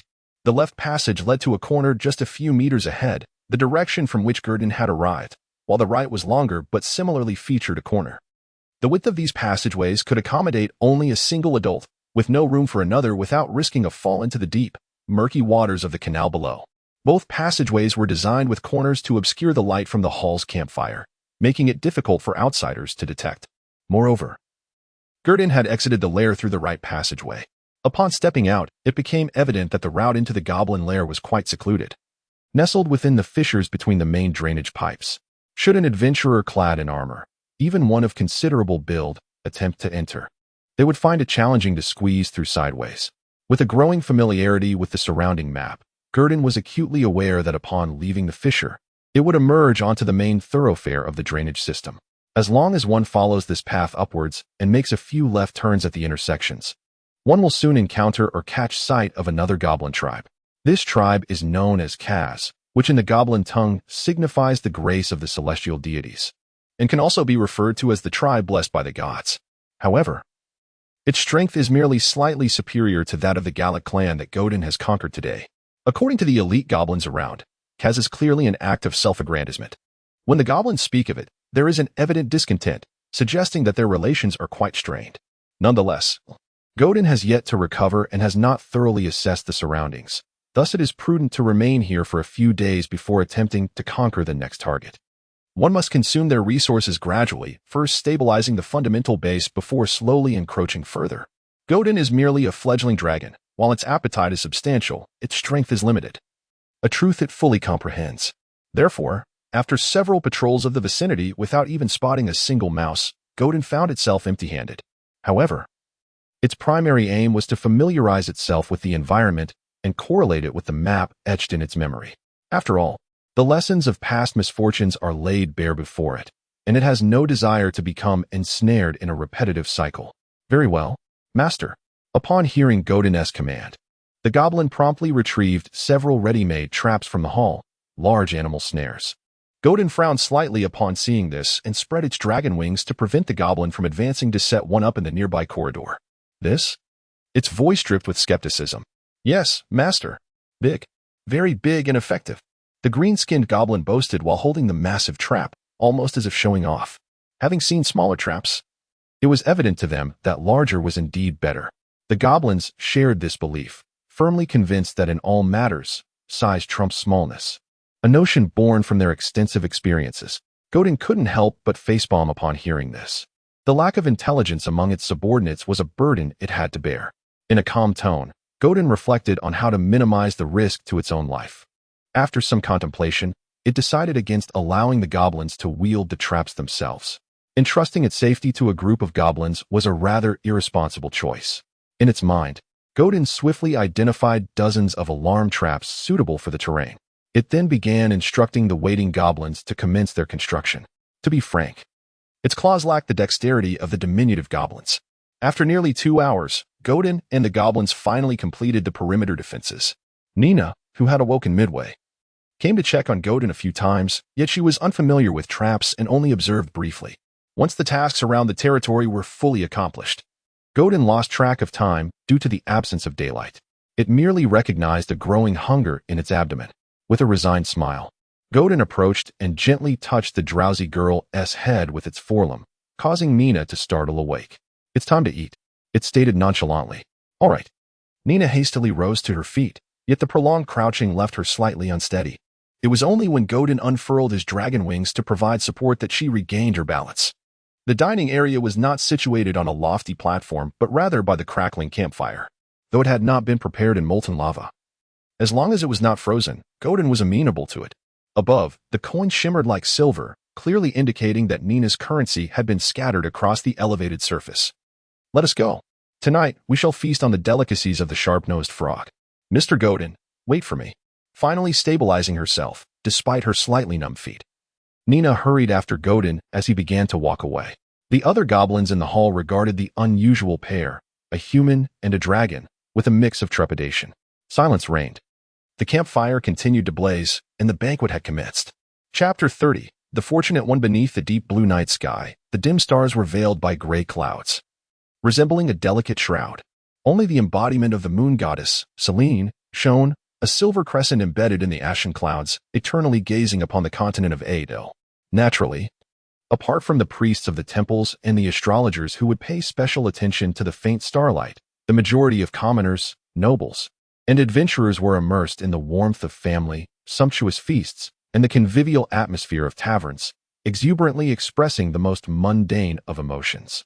In the free city of Kalandu, situated along the eastern coast of the western continent, the streets were ablaze with light. The bustling trade district and the noble quarters were particularly crowded, teeming with people. Countless carriages raced along King S Avenue, their hooves thundering against the cobblestones, seemingly hurrying to yet another soiree hosted by the aristocracy. Merchants from various realms of the continent flocked to this city, blessed by the goddess of wealth, bringing with them a bounty of gold coins, prosperity, and vitality. The docks were equally bustling with dockworkers laboring late into the night, drenched in sweat, exuding an air of fervent activity. This frenzy was incited by a warning from the priests of the storm god, Tauros, who had recently forewarned of an impending tempest that could sweep across the harbor, urging them to prepare in advance. Faced with the admonitions of Tauros as priests, the maritime traders dared not dismiss the warning.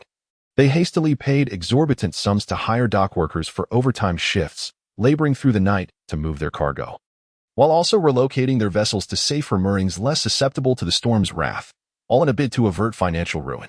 Yet, where there is light, darkness inevitably lurks. In the graveyards of the common districts, one might encounter grave robbers, hired by sorcerers and warlocks, lurking in the shadows. In stark contrast, the noble district S cemetery, with its vigilant patrols, was eerily silent, devoid of even the sound of barking dogs. The stillness was haunting. The only source of light emanated from an inconspicuous little house, where a flickering candle illuminated less than 3 feet of soft earth and a nearby pale, ornate tombstone. Approaching closer, one could faintly discern 2 distorted silhouettes through the glass window. The murmurs within could also be faintly heard. What of the goods? Let us see them. An aged, raspy voice called from inside the dwelling.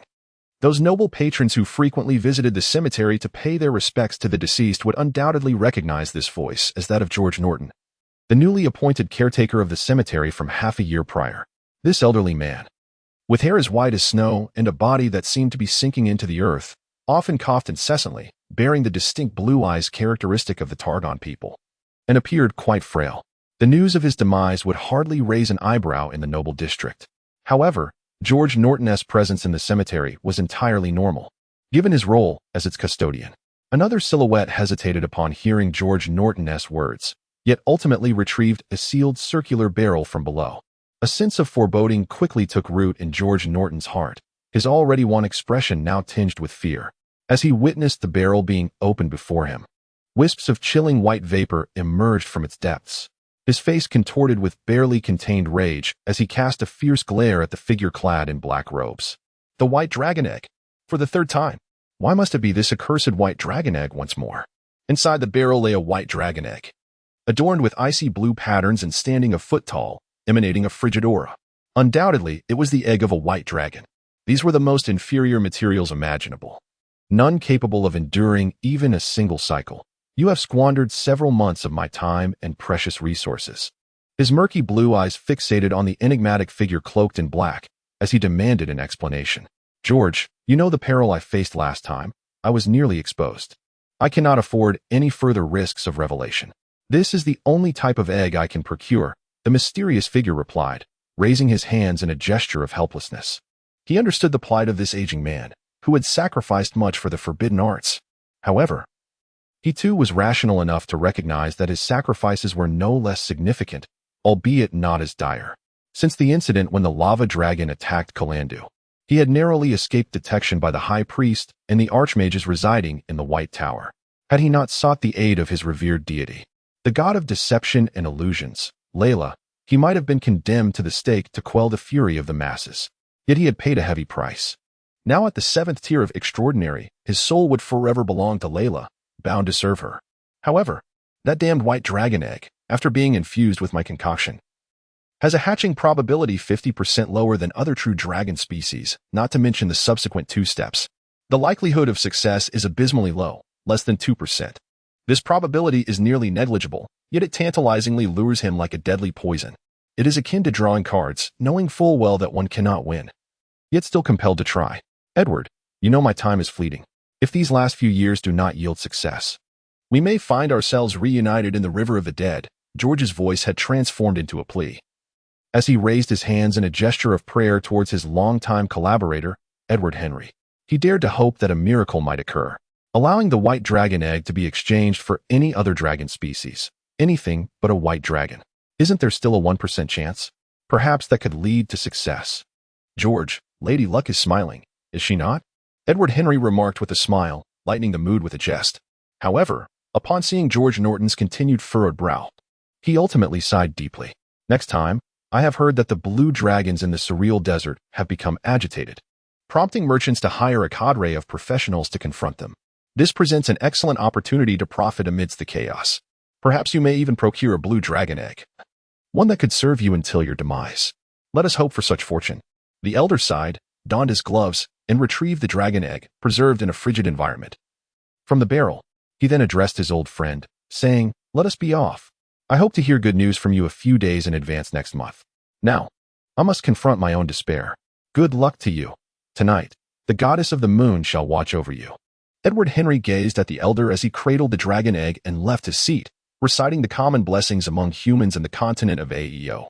Following suit, he exited the dimly lit cottage, adjusted his attire, inhaled deeply, and meandered into the darkness.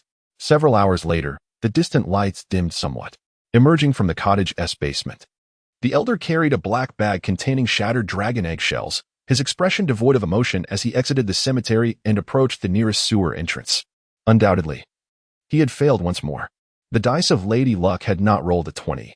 He could not even safeguard the egg, it had simply exploded. However, he had mentally prepared for this eventuality, discarding the dragon shells into the sewer, allowing the current to wash them away, confident that some creatures would assist him in disposing of the remnants. The transplantation of basal blood vessels and the dragonization of humans were merely a sheet of paper away. Yet this paper represented an insurmountable barrier. One can only hope that the goddess of the moon truly bestows her protection upon him. After all, he had steadfastly adhered to his code, utilizing only the eggs of 5-colored dragons and other vile, aberrant dragons. He had never employed a metallic dragon egg. In the sewers, the unique four-toed figure known as Cloven Toe Kaz was renowned among the Kaz clan. Today, it was his turn to lead 10 goblin guards in patrolling the clan's perimeter, preventing the despicable and ugly kobolds from launching sneak attacks or plundering from their kin. This situation was untenable. Cloven Toe Kaz pondered absent-mindedly until a glimmer at the corner of his vision captured his attention. Look, what is this? A gleaming copper coin. Cloven Toe Kaz could hardly contain his joy as he led the goblins toward the corner, though it slightly deviated from their patrol route. Yet, for a mere copper coin, he deemed it worthwhile. After all, this item possessed considerable purchasing power underground, as many intelligent races were willing to trade it for food, not for consumption, but to offer tribute to the black dragon that claimed their territory. Indeed, black dragons had a penchant for coins. Cloven Toe Kaz and his 10 goblins reached the corner, where he picked up the copper coin. Could it be that today is my lucky day? He mused, feeling a sense of elation. It seemed that fortune had finally smiled upon him. Soon, all the goblins in the clan would likely envy his luck. He was indeed the favored goblin of the gods. After the goblin named Kaz, known as Broken Toe, picked up the copper coin, his eyes narrowed into slits as he scanned the surroundings, eager to spot any overlooked treasures. Indeed, ahead lay another coin, glinting with a luster unlike that of the previous copper, brilliantly silver. By the gods, it was a silver coin. Overwhelmed by elation, Broken Toe Kaz hurriedly beckoned the 10 goblins trailing behind him to advance and seize the coin. He felt immense gratitude for the duty roster arranged by the priest.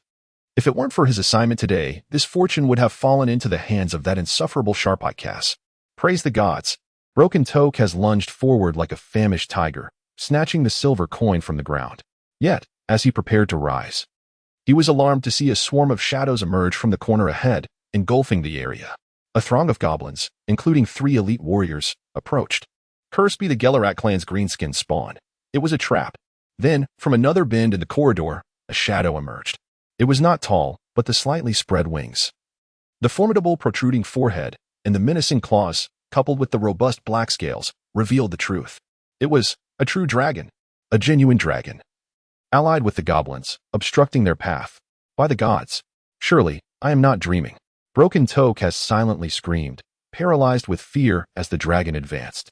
The other goblins under his command had already succumbed to the draconic dread unleashed by Gurdon, their legs trembling beneath them, some even wetting themselves in terror. In that moment, the 11-member monster squad was a sight of utter disgrace. With Gurdon wielding the title of Lord of Gellerak, the ordinary goblins, especially those of frail constitution, could not withstand the force of his draconic presence. Gurdon had tested this power on the Gellerak clan just the previous day. Today's events were no surprise to him. Knock them unconscious. The cold, hoarse voice of the common tongue echoed through the corridor, prompting the Gellerak goblins to respond obediently. One by one, they struck the Kaz goblins unconscious, binding them with their ropes. Gurdon understood that as long as the priest remained conscious, these elite goblins could rebel at any moment. Thus, he opted for caution. Once they were subdued, it mattered not, for his plans did not include these goblins. Before long, the unconscious goblins were firmly bound, all rendered insensible. Take them away, Gurdon commanded. The 11 incapacitated goblins were then relocated to a designated holding area. The corridor, once bustling, returned to an eerie silence. As before, at the corridor's bend, Gurdon hung suspended in the shadows like a dark statue, patiently awaiting the next fortunate soul. Below him, in clear view, lay a bright copper coin, quietly resting on the somewhat foul-smelling moss-covered stone slab, biding its time for the next lucky recipient. Chapter 31. Perfection. As the Broken Toe awoke from a severe headache, yearning to clutch its throbbing head, only to find its hands and feet firmly bound. It faintly discerned the sound of someone nearby hurling curses in the goblin tongue. You wretched scions of the Gallic tribe, all you know is to ambush. If you have the gall, face me in a fair fight. The raspy yet sharp voice was unmistakably that of Sharp-Eye Cass. However, apart from its voice, only the howling of the sewer winds and the dim flicker of a torch illuminated the surroundings, allowing Cass to perceive its environment clearly. It was a secluded and spacious clearing not far from the Cass tribe, yet seldom visited due to its dead end. In addition to the surroundings, Cass noticed the haphazardly sprawled green-skinned figures on the ground. To its astonishment, there were 10 goblins lying there, alongside 3 elite goblins, one of whom was Sharp-Eye Cass. The other 2 appeared to be unconscious yet still alive. Broken Toe Cass, you have awakened. Sharp-Eye Cass's familiar tone reached its ears. As if it had detected Cass's pain groans, Cass turned its head to meet its gaze, noting the absence of defeat on its face. Instead, it bore an indomitable spirit, as if eager to collaborate with an old adversary. Come, let us together berate those dishonorable green-skinned wretches who ambush us. They utterly disgrace our goblin identity, akin to swine. You haven't encountered. Cass observed Sharp-Eye's demeanor, sensing it had never faced the terrifying true dragon. Otherwise, its current mood would be vastly different. However, Cass's words were abruptly halted as it heard the sound of numerous footsteps approaching from the only corridor. Someone was coming. It sealed its lips in silence while Sharp-Eye Cass, like an enraged mad dog, began barking furiously, its tirade of insults relentless. Indeed, its voice seemed to provoke the creatures at the corridor's entrance, hastening their steps. Amidst the dimming vision, goblins appeared, each bearing the unconscious, bound captives. Cass squinted, scrutinizing the advancing Gallic tribe, a wave of unease washing over it. Another batch had arrived. There were likely no more than 10 goblins left in the tribe. With the elite all present here, it was estimated that only their clan leader, the stalwart Hammer Cass, a goblin warrior, and the priestess Rilla Cass, a rare female goblin spellcaster devoted to the goblin deity Hamriel, remained. Thud, thud, thud. The captives were unceremoniously discarded onto the ground, bound like caterpillars, with no concern that their carelessness might rouse the green-skinned goblins. The goblins of the Gallic tribe gazed upon their former adversaries, lying motionless on the ground. A sense of uncontainable exhilaration swelling within them. Indeed, aligning oneself with a formidable master brings forth certain advantages. Such thoughts flitted through the minds of these goblins. The taunts of the sharp-eyed Kes still echoed, yet they refrained from retaliating. Mostly, the Gallic goblins seemed to relish the spectacle of their vanquished foe, allowing its insults to flow unchecked. Coward. Pick. Face me in single combat. Useless. The pre-battle jest had come to an end. Brothers of the Gallic tribe. Yura. Yura. A distinguished goblin stepped forward, and the others responded in unison, swiftly silencing the incessant blathering of the sharp-eyed Kaz with a decisive blow from a stout club. The impact shattered its skull, blood pooling upon the earth. Such discipline and unity struck fear into the heart of the stealthy observer, the one known as the Broken Toe. Master? It seems to refer to that black dragon. However, it differed from the black dragon, for the latter possessed skeletal heads. The black dragon that Broken Toe has had encountered appeared far more robust, lacking the slender neck and emaciated head typically associated with its kind. From the words of the distinguished goblin, Broken Toe has gleaned their imminent intentions. Were they planning to assault their tribe? A wave of anxiety washed over Broken Toe Kaz. Would the tribe leader and the shaman be able to hold their ground? They must not be separated. In silent prayer, Broken Toe has beseeched the heavens, clinging to the hope that as long as the black dragon remained united, they still possessed a chance. This was the only conceivable means of avoiding defeat that its small mind could devise. The leader and the shaman must not be divided, otherwise they would be overwhelmed, and the Kaz tribe would face utter annihilation. The tribe blessed by the gods would be reduced to mere subservience beneath a dragon that resembled a black one. While this outcome might not appear disgraceful, the cost of aligning with a stronger force is often steep. Even a 3-year-old goblin knows this truth. Yet, here it was, trapped, bound hand and foot. In this predicament, how could it possibly escape to deliver a warning? Sigh. The only recourse left was to pray to the celestial deities for the Kaz tribe's protection. O Muriel above, grant your blessings to the Kaz tribe. Heavy Hammer Kaz sat restlessly upon a wooden chair, which creaked under the strain of his weight. The sound stirred Rila Kaz, who had been meditating beside him. She opened her crimson iris eyes, her expression tinged with impatience. If you break my repaired chair, you'd best leave at once, Heavy Hammer. 10 goblins, 10 in total. Sharp Eye and Broken Toe have also gone missing. Could it be that the dog-headed ones the goblin warrior did not finish his thought, but the implication was clear. Rila Kaz waved her hand dismissively. In her view, the actions of those green-skinned wretches were entirely to be expected, given their lack of intellect. As a spellcaster, she had always looked down upon her kin who shared the same bloodline. However, before the Heavy Hammer could articulate further, his attention was drawn to the commotion outside. Yura, Yura. The taunts of the goblins filled the air. Zhuang Shui Kaz immediately rose from his chair and exited the somewhat cramped spellcaster's abode. His pupils constricted as he distinctly observed a group of creatures on the road opposite the clan, a handful of goblins. They stood with their backs to him, mockingly slapping their exposed posteriors, a gesture steeped in humiliation, while emitting their taunting Yura Yura sounds. This sight ignited a blazing fury within Zhuang Shui Kaz, who, already irked and restless, seized a stone hammer and thundered out of the dwelling. A few clan goblins trailed closely behind him. Enraged, he shouted, "You green-skinned wretches of Gallic! You are courting death! I shall crush each of you into a pulp to feed the rats. Do not flee." With that, the 6 goblins scattered in disarray. The unspent ire within Zhuang Shui Kaz surged, driving him to pursue them relentlessly. Behind him, at the unseen apex of the sewer, a shadow stealthily slipped into the Kaz clan. The creature, named Godin, hanging from the ceiling, gripped the rocky surface silently, creeping toward the Kaz tribe, which bore a striking resemblance to the bonfire hall.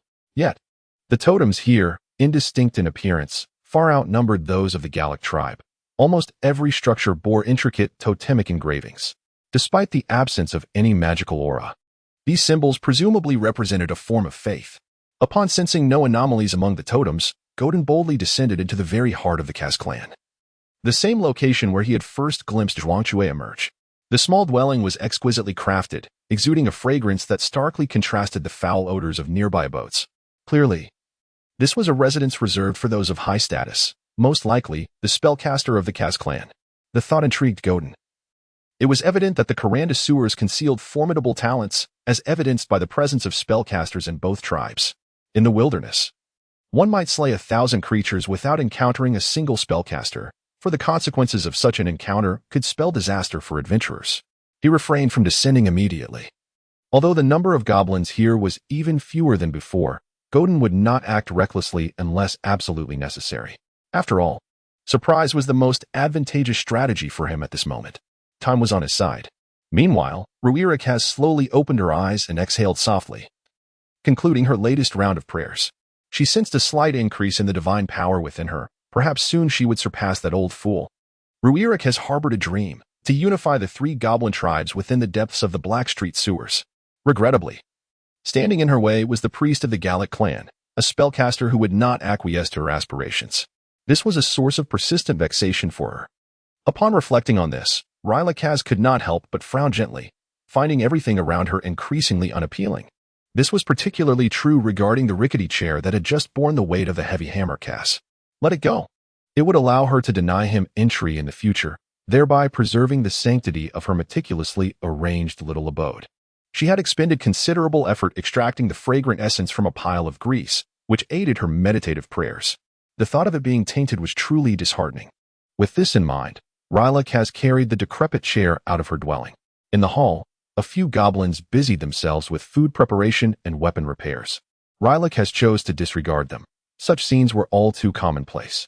However, just as she was about to take her next step, she heard a faint hissing sound, a barely perceptible intake of breath that did not escape her keen ears. Something was above her. As a fledgling spellcaster, Rylakaz was still too inexperienced. The sewers were always protected by the heavy hammer, and in the Kaz clan, her vigilance had waned. She had not considered escaping. Instead, her curiosity as a spellcaster compelled her to discover what lay overhead. Then, her pupils dilated sharply. By Hamriel, what was this? She beheld a dragon. A genuine hatchling dragon. Its pale yellow scales glinted with a flicker of fire as it inhaled air, which coursed into its lungs, cycling through to its core organ, the blood vessel, where it transformed into searing magma in mere moments.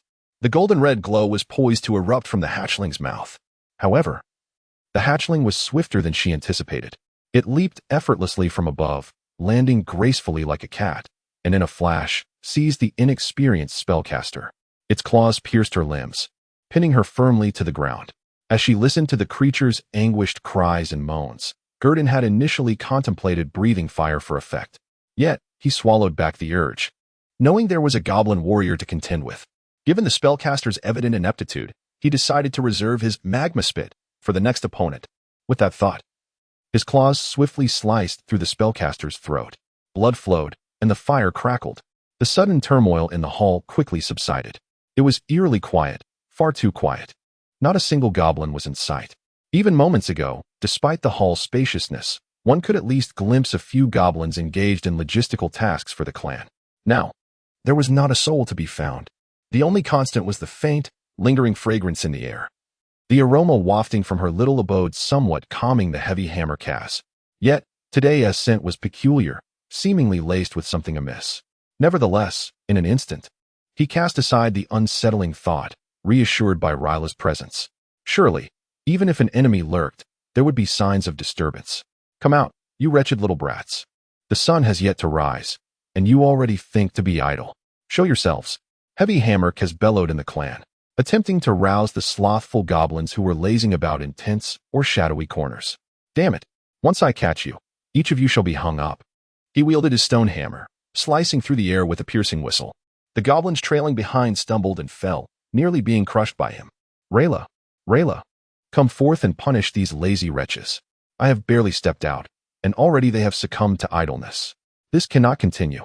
As Heavy Hammer scoured the foul-smelling structure, he shouted towards the quaint little house. Punishments were typically administered by the priest, invoking the name of the goblin deity Hamriel. However, after rummaging through several small dwellings, he found none of the usual goblins who sought refuge in idleness. Rayla, why do you ignore me? A mundane sound of inhalation emanated from within the house. But in his fury, Heavy Hammer paid it no mind and forcefully pushed the door open. He froze in place. Corpses, goblin corpses filled the room, familiar faces among them, including Rayla, who had just moments ago driven him away in anger, her throat slashed by claws. Blood flowed uncontrollably from her neck, yet the stench was masked by an inexplicable fragrance, rendering it nearly undetectable. But what shocked him further was the figure perched upon Rayla's corpse, a grotesque, winged creature resembling a true dragon. Flames flickered from its chest, illuminating the small house with a blinding glow. Then, Heavy Hammer has found himself engulfed in a searing golden-red light, as if submerged in molten lava. His body could not withstand the inferno, melting away, while his consciousness sank into darkness. Accompanying his fading awareness was a whisper. "I'm sorry. She is already dead. For this, I am truly sorry. But isn't it perfect? Isn't it, little one?" Gerton wiped his crimson-stained claws, flicked his elongated dragon tail, and grinned at the goblins who had retreated 5 or 6 meters from the door. Chapter 32, The Roar of the Young Dragon, in the Sewers. Within the hall of the Kaz clan, the stout body of a goblin warrior slowly disintegrated beneath the molten lava. The process was agonizingly slow, lacking the dramatic effect observed with the Ratman's immersion in the magma. Much of the goblin's form had become charred, though flames still flickered in the darkest areas. However, the sight was no longer alarming to Godin, who had grown accustomed to such spectacles in the bonfire hall. It was the orb of dark iron hue hovering over the corpse that captured its attention. Every elite monster Godin encountered, possessing second-tier combat prowess, was invariably slain by its hand. It was not that Godin desired their subjugation. After all, a living second-tier creature would be far more beneficial than a mere dark iron talent. Yet, such a choice would also invite peril, albeit minimal. This danger was one Godin preferred to avoid, leaving the second-tier monsters with no option but death. The primary reason for this was the inhospitable environment within the sewers. A chaotic mlang of various monster races, compounded by the pressure from external adventurers. Keeping an additional second-tier creature at its side was akin to harboring an unpredictable ticking bomb, ready to explode at any moment following a setback in battle. The verbal allegiance offered by these creatures lacked any binding contract, a crucial factor in Godin's distrust of all beings inhabiting the sewers. It favored a cautious approach over reckless risk-taking, an ideology stemming from its current status as a somewhat peculiar, yet still juvenile dragon, possessing limited strength in both Kalando and within these sewers. Its vertical pupils fixated on the familiar dark iron talent orb. Without hesitation, Godin drew the orb from the nearly carbonized corpse, watching as it swiftly merged into its chest, adorned with large scales. Having previously vanquished the Kaz clan spellcaster without time to examine the fragments of talent she may have yielded, Godin now relished the moment to absorb the spoils of victory. A soft azure light enveloped its vision, accompanied by streams of data cascading across its sight. The pale blue glow reflected in its obsidian-like vertical pupils. Ding. Detecting that the host has absorbed a talent fragment, system is undergoing analysis. Progress 15. Ding. Detection in progress. Ding. Detection successful. Identified as a first-tier talent endurance. Ding. Detection successful. Identified as a first-tier talent alliance morale. Ding. Detection successful. Identified as a second-tier talent heavy weapon mastery. Ding. Detection successful. Identified as a second-tier talent devotion. Activate talent. Yes, no. Among the previously slain goblins, only 2 bestowed upon it a white orb of light, while the rest perished without significance. Nonetheless, their existence served a purpose, allowing the returning goblin warriors to remain oblivious to any abnormalities. The remaining 2 second-tier talents were granted by the 2 formidable members of the Kaz tribe. Gordon continued to peruse the data. The effects of endurance were self-evident, leading Gordon to promptly select no and proceed to decompose it. He already possessed this talent, and its decomposition would enhance his agility. The other first-tier talent, ally morale, piqued Gordon's curiosity, appearing to be a beneficial aura. However, upon examining the effect details, disappointment washed over him. Ally morale. As the number of your bloodline kin increases around you, you will receive a modest morale boost. The greater the number, the higher the morale. Note: when 1,000 goblins encounter an injured ogre, they do not consider making it their lord. Rather, they contemplate which part is the most delectable. For goblins, this is indeed a commendable talent, but for the lava dragon Gordon, it barely qualifies as a trifle. After all, he was currently unaware of how many kin he possessed. Yet, from the memories of his dragon heritage, it was clear that his kind were scarce on the continent of AIOU. Far less common than the vibrant dragons or metallic dragons. No. Decompose. Heavy weapon mastery caused Gordon immediate discomfort. Did this talent expect a true dragon to abandon its claws and wield a hammer to battle monsters?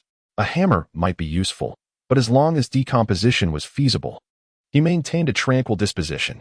The final talent, devotion, or the following effect: your devotion is known to the gods.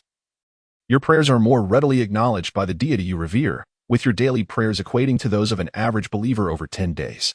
If Gordon were a dragon of faith, this effect would indeed be commendable. After all, a cleric's divine spells rely entirely on the grace of the gods. If a deity favors a believer, it is not difficult for them to ascend to legendary status. The continent of Aiou is replete with such instances. From the former elven queen of the Underdark to the spider goddess Lolth and the morning lord Ladhander, all of whom have performed similar feats. Even the outcome of the conflict between the moon goddess Sel-Ini and the night goddess Shar resulted in the emergence of a powerful deity, the first-generation goddess of magic, Mystra. Yet, Gordon was currently uncertain whether he worshipped Tiamat or Bahamut. What use was a buff that enhanced his faith? No. Decompose. Yes. With a single click.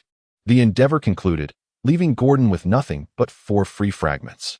However, this outcome was entirely within his expectations. Hoping to discover a noteworthy talent among goblins was akin to beseeching a true dragon to willingly grant you access to its treasure trove, including the previous acquisition. He now possessed a total of 5 free talent fragments, prompting him to contemplate their allocation. He decided to add 2 of the 3 first-tier free fragments to Draconic Dread 2-4. Initially, he believed it to be inconsequential. Yet he discovered that it proved quite effective against the swarming low-tier monsters, revealing itself as a neglected talent, considering the impending encounters with goblinoids and other creatures. Gordon was generous with the allocation of his 2 talent shards. Draconic Dread 2-4-44, Whelp's Roar 1-8. The familiar distortion and the familiar panel alterations were now second nature to Gordon. As he opened his mouth wide, a hissing sound emanated from his throat, and he realized how much he had overlooked. His gaze began to drift back to the innate talents that accompanied him from his inception. It seemed that those were truly the most fitting for him. Chapter 33. The lost Gordon gazed at the newly acquired effect of Roar of the Young Dragon, his mind momentarily wavering, only to suddenly realize that he had been pursuing a distant goal while neglecting the closer one all along. The true strength of a dragon lies in its bloodline and innate talents, all of which are unparalleled on the continent of Aiou. No matter how formidable the abilities of other creatures may be, they pale in comparison to that of a true dragon. Moreover, when considering the diminutive talents of the ratmen and goblins, it was clear that Gordon's focus should shift. Initially, he had contemplated allocating 2 second-tier talent shards to the newly emerged frenzy. However, it became evident that there was no need for further deliberation. Without hesitation, he assigned his talents to Scale Armor Transformation. Resilience is the ultimate truth. After all, Gordon was quite intuitive, especially after he had narrowly escaped being struck by a goblin spellcaster's corrosive acid orb, which had left his back scales dented and pocked from the painful exposure. His pursuit of defense had thus surpassed that of offense, with a lifespan extending thousands, if not tens of thousands, of years. A true dragon only needed to ensure its survival throughout the long journey ahead. Soon, as Gordon completed the allocation of his remaining first-tier and second-tier shards, the suffixes of the 2 talents in his talent list instantly surged upward by a notch. Robustness, 720-820, Scale Armor Transformation, 220-420. Immediately thereafter, Gordon sensed a slight heaviness in his body, as though he bore an additional weight of several dozen pounds. Yet, the surge of power emanating from his chest swiftly counteracted this unexpected burden. He paused for but a few seconds before resuming his movements, regaining the agile grace akin to that of a cat, making not a sound. His appearance remained largely unchanged, though he appeared somewhat larger, significantly exceeding the size of a small pony. Perhaps it was the effects of robustness that rendered him no longer resembling a newly hatched dragonling. Instead, he now appeared akin to a dragonling over a year old, and with the thick scales draped upon him. One might even believe he was 3 or 4 years of age. However, in comparison to a 3 or 4-year-old dragonling, he seemed somewhat stunted in growth. Yet, if he were to assert that he was merely a week old, he would likely be regarded as a fool. Madness. Even the most ordinary of true dragons cannot grow at such an accelerated pace unless it is a legendary dragon. It is said that one of the 3 legendary dragons, the formless and odorless forest dragon, emerges from its shell already as large as a farmer's cottage, far exceeding the size of other breeds during their youth. This alone highlights the reason for its legendary status. not to mention the time dragon hatchling that emerges at the 9th tier, legendary, level upon hatching. Its ability to halt time without limitation is truly terrifying. Upon reaching adulthood, it can freeze time every 6 seconds. Such a being stands shoulder to shoulder with the gods of the heavens. However, discussing such matters is of little consequence. After feeling the changes in his body, Gordon glanced around at the layer of magical sheen adorning his black scales. The newly revitalized scales presented an initial impression of being more lustrous than ever, with an increasingly heightened reflective quality. Curiously, it tapped twice with the sharp tips of its claws, producing a sound distinct from the metallic clang of its previous encounter. Thud, thud. This time, the noise was somewhat muffled and solid, radiating a sense of reassurance. The fact that 2 fragments of innate talent could induce such a profound transformation was beyond Gurdon's expectations. However, upon reflection, it became clear. The growth cycle of a hatchling dragon spans from ages 0 to 5, while that of a juvenile dragon extends from ages 6 to 15. The scale armor transformation reaches full maturation within 10 years, and the 2 second-tier talent fragments effectively offset a year of its growth cycle. In light of this, it was perfectly understandable. Once the distribution of talents was completed, Gurdon commenced its routine post-battle analysis. It organized its thoughts, scrutinizing the battle for any oversights, reminding itself not to repeat past mistakes. Yet, this particular post-battle summary was flawless, be it stealth, finishing moves, or tactics. It could be lauded as a textbook example of combat. From the initial lure to subsequent provocation, infiltration, assassination, silencing, concealing its presence, and ultimately lying in wait. Gurdon had executed everything to the best of its ability. If one were to nitpick, the sole error lay in the fact that it should have severed the caster's head instead of merely slashing her throat, which led to a lingering sin of blood. Had it not been for the fragrant cover, the goblin warrior might have detected the aftermath. However, detection was of little consequence. Gurdon even mused that it provided an opportunity for practice. Initially, it had prepared for frenzy, but it was unforeseen that these second-tier creatures would be so easily dispatched. Wandering through the Kaz clan's hall, Gurdon awaited the tardy goblins of the Gallic clan, as it idly perused an unknown meditation potion recipe within the caster's chamber. Sounds finally emerged from outside. The rustling footsteps echoed in the empty hall, accompanied by the classic, sinister laughter of the green-skinned creatures, reminiscent of night owls. Clearly, they were quite pleased with the current state of their former adversary, yet they were well aware of who had orchestrated it all. As the elite goblins of the Gallic clan bowed before the entrance, they collectively proclaimed, "Great and noble master, your most loyal servants present the vanquished before you." However, the final shout from Ula was inexplicably synchronized. It was no wonder that the previous broken Tokez had perceived them as a cadre of well-trained goblins. In retrospect, he may have overestimated them. The inherent chaotic nature of goblins is immutable, only suppressed when faced with a stronger force. Yet, in the absence of oversight, their chaotic essence remains exposed. Such is the instinct of living beings, akin to a dog's unyielding nature. With its now elongated limbs, Gurdon stepped out of the caster's chamber, surveying the hall filled with goblins, some standing, some crouching, and others kneeling, a veritable array of forms. At first glance, there appeared to be around 40 or 50 individuals present. However, the number of elite goblins was lamentably scant, with only the 3 that he had initially brought along. Yet among the captives, there seemed to be 4 elite goblins, all gazing at him with expressions filled with trepidation, though none dared to meet his gaze, hastily averting their eyes. The other ordinary goblins were in a pitiful state, and the hall was permeated by a distinctive odor reminiscent of urine. Gordon took a step forward, eschewing any circumlocution, and addressed the bound goblins below. "Offer your utterly worthless loyalty to the magnificent true dragon." His voice erupted with an undeniable authority. "We are not humble enough." With a heavy sigh, Gordon lunged forward, swiftly overturning one goblin with a single claw. His sharp talons carved 4 deep, bone-exposing gashes across its chest, revealing the heart pulsating beneath the shredded flesh with a frantic rhythm. Gordon then elegantly positioned himself before another elite goblin, commanding, "Kneel."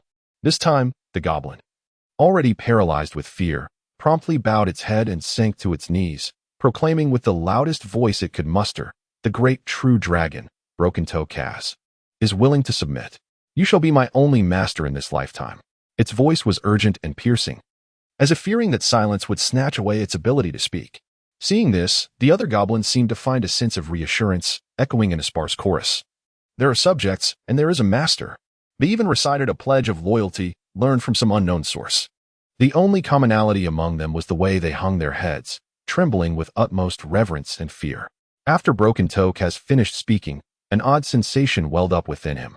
His submission appeared to evoke a sense of disappointment in the true dragon before him. As if it were vexed that his bones were not as resilient as those of the previous elite goblin, Sharp-Eye Cass. Yet, goblins were inherently such creatures, were they not? Chapter 34. The Goblin Kingdom within the echoes of submission. Godin acquired yet another title on his panel, Cass Conqueror. Cass Conqueror, you have obliterated the fragile confidence of the Cass clan with your unparalleled might, ruthlessly shattering the glory they claimed to possess as a race favored by the gods. However, even so, conquering a green-skinned tribe in the form of a true dragon is hardly a feat worthy of pride. You remain a disgrace to true dragons. Effect when adorned, when attacking. There exists a certain probability of ensnaring the opponent in a round of willpower assessment. Should they fail, their spirit will be shattered, leaving them devoid of fighting spirit and confidence. In contrast to Lord of Gallic, the effects of Cass Conqueror appeared rather intriguing, though the precise probability remained uncertain, whether it was a mere fraction or a billionth. Moreover, Godin was pleasantly surprised to find that both titles could coexist in the title slot without any conflict or restriction to a single adornment. He could also remove them at will, though he pondered whether there was a limit to the title slots. Reflected in Godin's obsidian-like vertical pupils was a shimmering blue light. His thoughts drifting. He had not forgotten Nina's aspiration to become a spellcaster, thus he instructed the goblins to relocate useful items from the spellcaster's cottage and the Cass clan, hoping they might prove beneficial. As the nearly empty Cass tribe was about to be fully vacated, Godin ordered an immediate departure, not forgetting to ignite a great fire before leaving. He set ablaze the territory of this once divine clan, reducing it to a desolate wasteland. The concealment offered here was inferior to that of the bonfire hall, making it of little use to remain. Better to incinerate it and erase all traces of his presence. Although it seemed he had left little behind, with some scattered remnants still in tow, the bonfire hall was spacious enough to accommodate them, particularly since ordinary goblins did not possess the privilege of housing. The previous 6 small cottages merely reverted to their original count. Subsequently, Godin engaged in a conversation with Nina, who was delighted by his return, discussing the events of the day. Before long, he dispatched her with items he had acquired from the spellcaster's cottage. There remained matters he had yet to address, and he had no time to indulge in her lengthy accounts.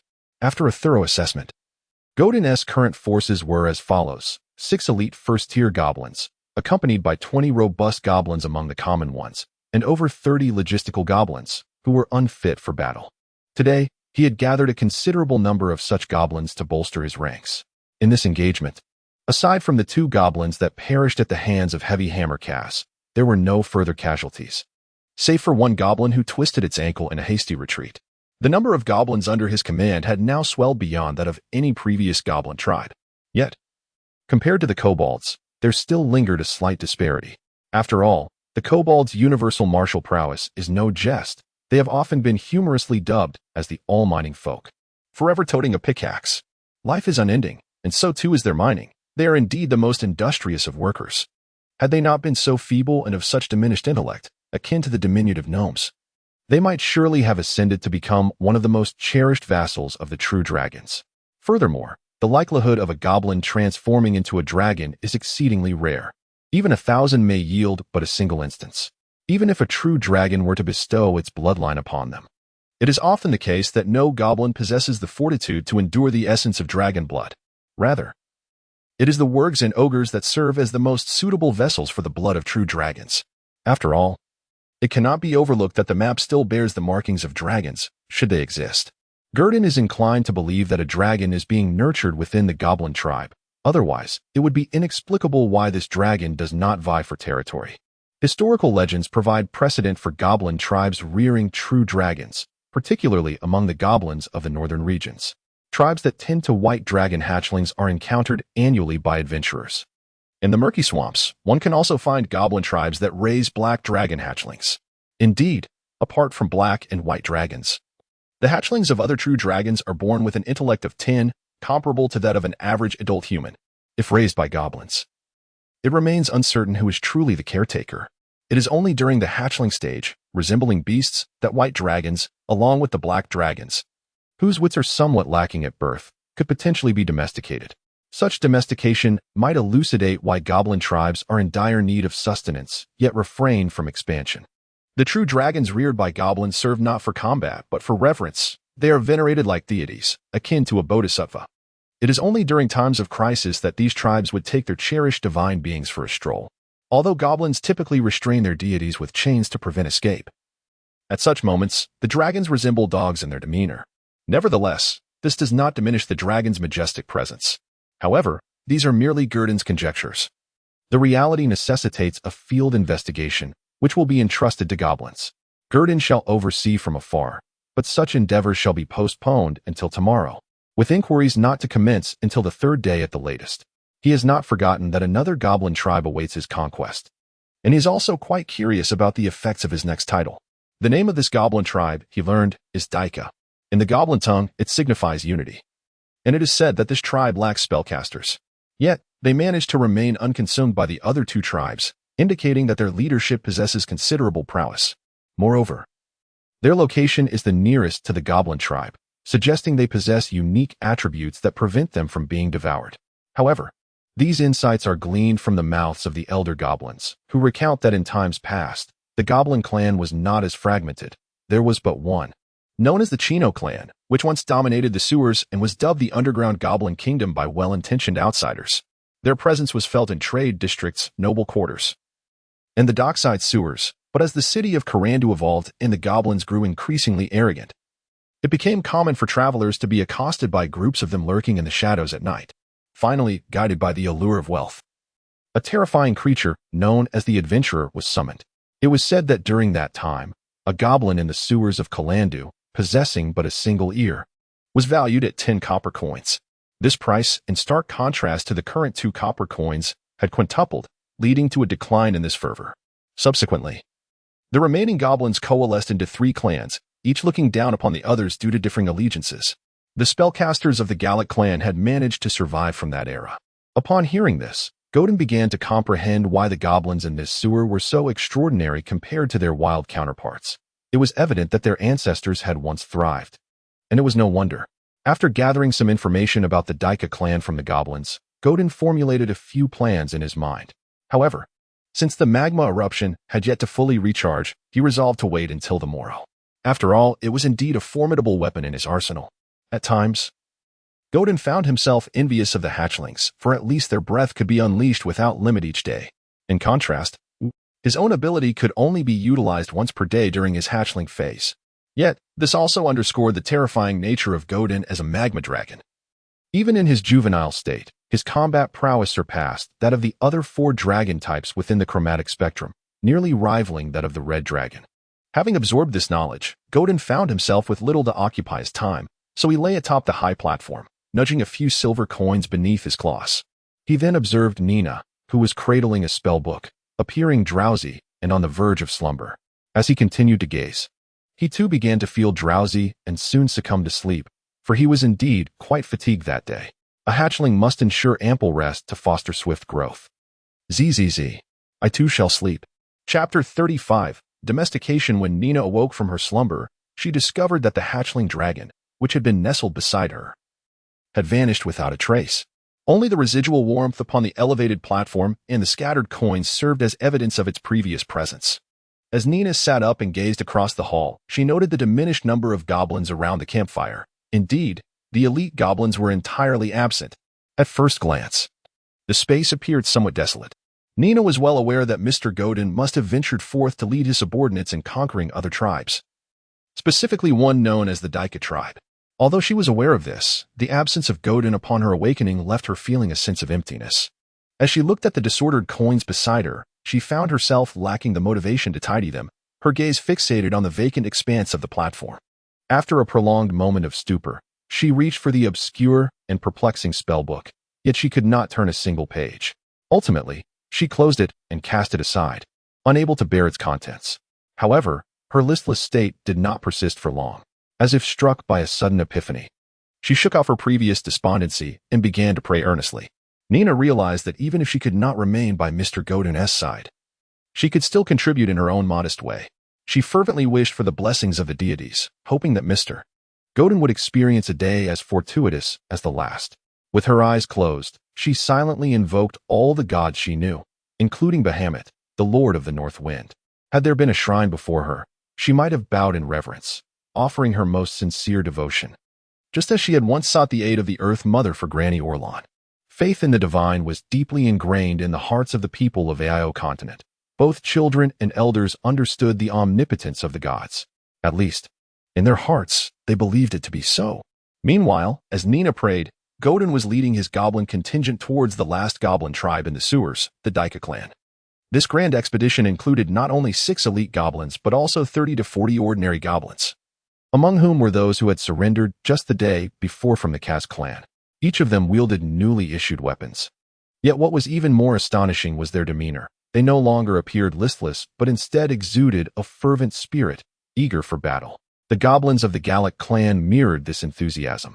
However, they regarded their neighbors from the Kaz clan with haughty disdain, looking down upon the vanquished. Godin had anticipated this reaction, for he had administered a potent dose of motivation earlier that morning. The formula for this motivation was straightforward. Akin to the proverbial drawing of a pie, he merely informed the goblins that upon unifying the final Daika clan that day, the chieftain of the goblin tribe would be chosen from among their bravest. This individual would ascend as the leader of the newly integrated tribe, reigning supreme among countless goblins, thus becoming the singular king of goblins.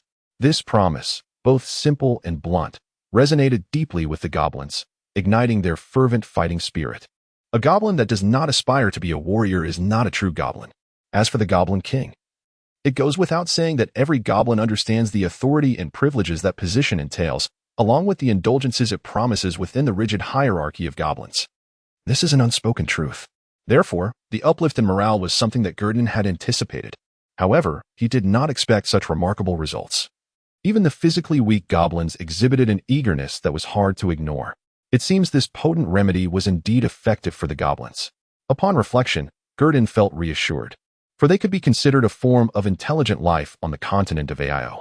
As sentient beings, they would naturally yearn for power, status, and wealth. Even true dragons are not immune to this curse, let alone goblins. With morale bolstered, Godin planned to engage in a genuine confrontation, laying the groundwork for the forthcoming battle against the kobolds. After all, if there truly was a dragon within the kobold lair, an encounter was inevitable. While the base strength may not play a decisive role in battle, it would still prove useful, enhancing their capabilities to some extent.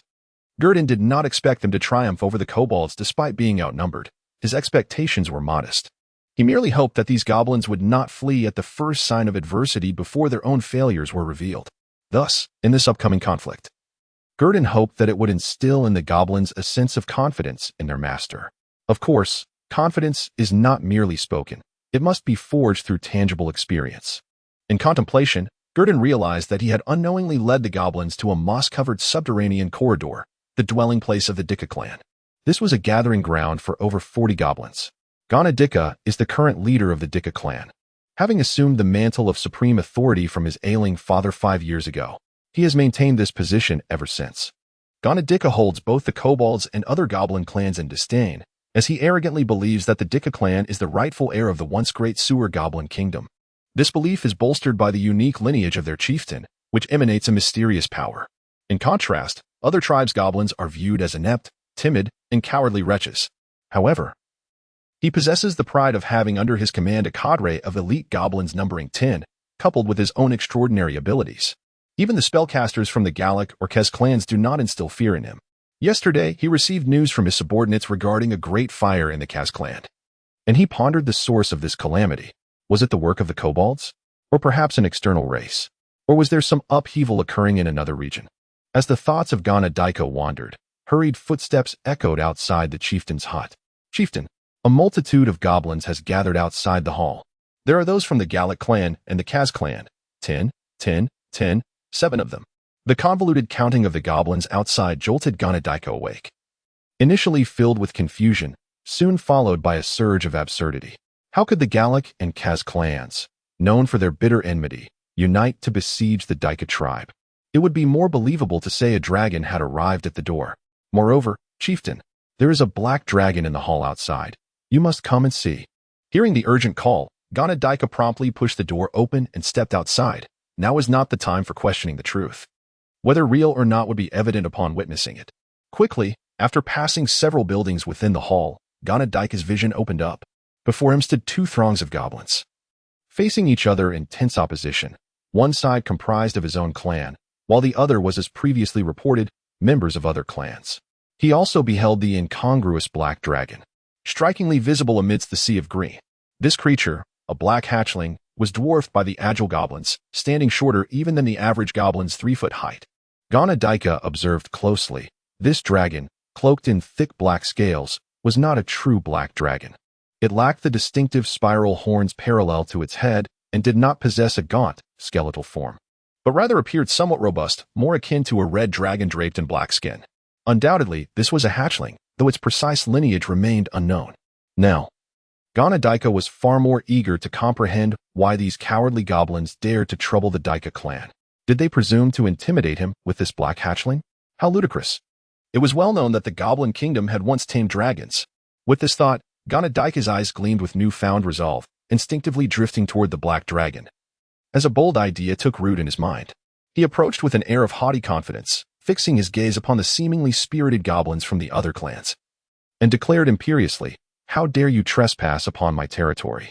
Did Gallic Long and Hammerk not inform you that the Dika clan is no place for you feeble, incompetent wretches? However, I am in a rather good mood today. If you surrender this hatchling you have brought, I may let you go." As soon as Ganadika's words fell, he noticed that the once fiery goblins, both elite and ordinary, now regarded him with peculiar expressions, as if he were a fool. Then, he heard the most majestic and solemn thunderous voice of his life. "You inquire, who is being nurtured?" Chapter 36, Fury. The sound reverberated like rolling thunder, compelling Ganadika to take notice of the creature from which it emanated. The voice emerged from the black true dragon, crouched upon the ground, evoking a sense of absurdity within Ganadika. It was as though a petite woman had unleashed a coarse, raspy male voice. Indeed, the size of Gurdon, towering as it did to a height comparable to that of an adult human, contributed to this surreal perception. However, Ganadika's primary concern shifted as a troubling realization dawned upon him. Had he misjudged the creature's allegiance? Was this fledgling dragon not under the dominion of goblins? Just as Ganadika fell into contemplation regarding Gurdon, the goblins across from him aptly revealed the truth, led by a particularly vocal group of elite goblins who clamored loudly. "You have insulted our great, benevolent, and exalted master. His majesty is not to be trifled with. We, the Gallic clan, shall pursue your Dika clan to the ends of the earth." With that, the elite goblins ignited a fervor among the ordinary goblins, who quickly joined in the uproar. To the bitter end. "Yura! Yura!" The cacophony of goblins' furious outcries resonated throughout the hall, shaking its very foundations. Every goblin exhibited a facade of righteous indignation, though it remained uncertain how much of that anger was genuine and how much was mere performance for Gurdon's benefit. Though Ganadika harbored no fear of this ragtag assembly of goblins, the revelation that the black true dragon was their master stirred a flicker of astonishment within him. After all, it seemed implausible that a mere fledgling dragon could command the loyalty of two clans, each possessing spellcasters and second-tier warriors. Might there be other hidden entities lurking in the shadows? Ganadika scanned the dark recesses around him, attempting to discern any lurking threats. However, in the next moment, a roar erupted, more thunderous than the goblins' clamor, overwhelming every sound within the hall. The dragon's roar. Then came that familiar, hoarse voice. "My loyal subjects, seize your weapons and fight for me. Crush any creature before you that dares to insult the true dragon. Submission or annihilation." Gurdon's voice acted as a clarion call, prompting the previously stationary goblin subordinates to spring into action, raising their weapons and charging toward the Dika clan with fervor and determination. In stark contrast, the Dika clan found themselves cowed by the authority and intimidation embodied in Gurdon's roar, causing many ordinary goblins to collapse to their knees, their legs trembling uncontrollably. Some goblins instinctively sought to flee, while even the elite goblins were affected, exhibiting visible trepidation as they stood helplessly, watching the oncoming tide of goblins ready to strike. Witnessing such a disheartening scene, Ganadika could no longer entertain thoughts of potential threats hidden in the shadows. If he continued to succumb to paranoia, it was conceivable that the warriors of his tribe could be slaughtered by these filthy swine. The immediate priority was to eliminate the adversaries before him. Thus, Ganadaika skillfully summoned the enigmatic power within. The entire goblin took a slow breath, and then, as if expending all its might, unleashed a thunderous roar that resonated with the essence of the Daika clan chieftain. Warriors, rise. Let this fledgling dragon and its minions be forever bound to the Daika clan. I shall claim its head as a trophy to adorn my walls. Ganadaika's roar seemed to carry an enchanting force, revitalizing the previously disheartened goblins of the Daika clan, who were instantly invigorated as if filled with newfound vigor. Some goblins broke free from their stupor, their trembling bodies steadied, chaotic thoughts gradually aligning, hands regaining strength, and expressions returning to their accustomed robust demeanor.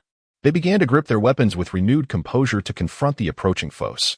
This mighty roar salvaged the Daika clan from the brink of collapse under the onslaught of the dragon's roar.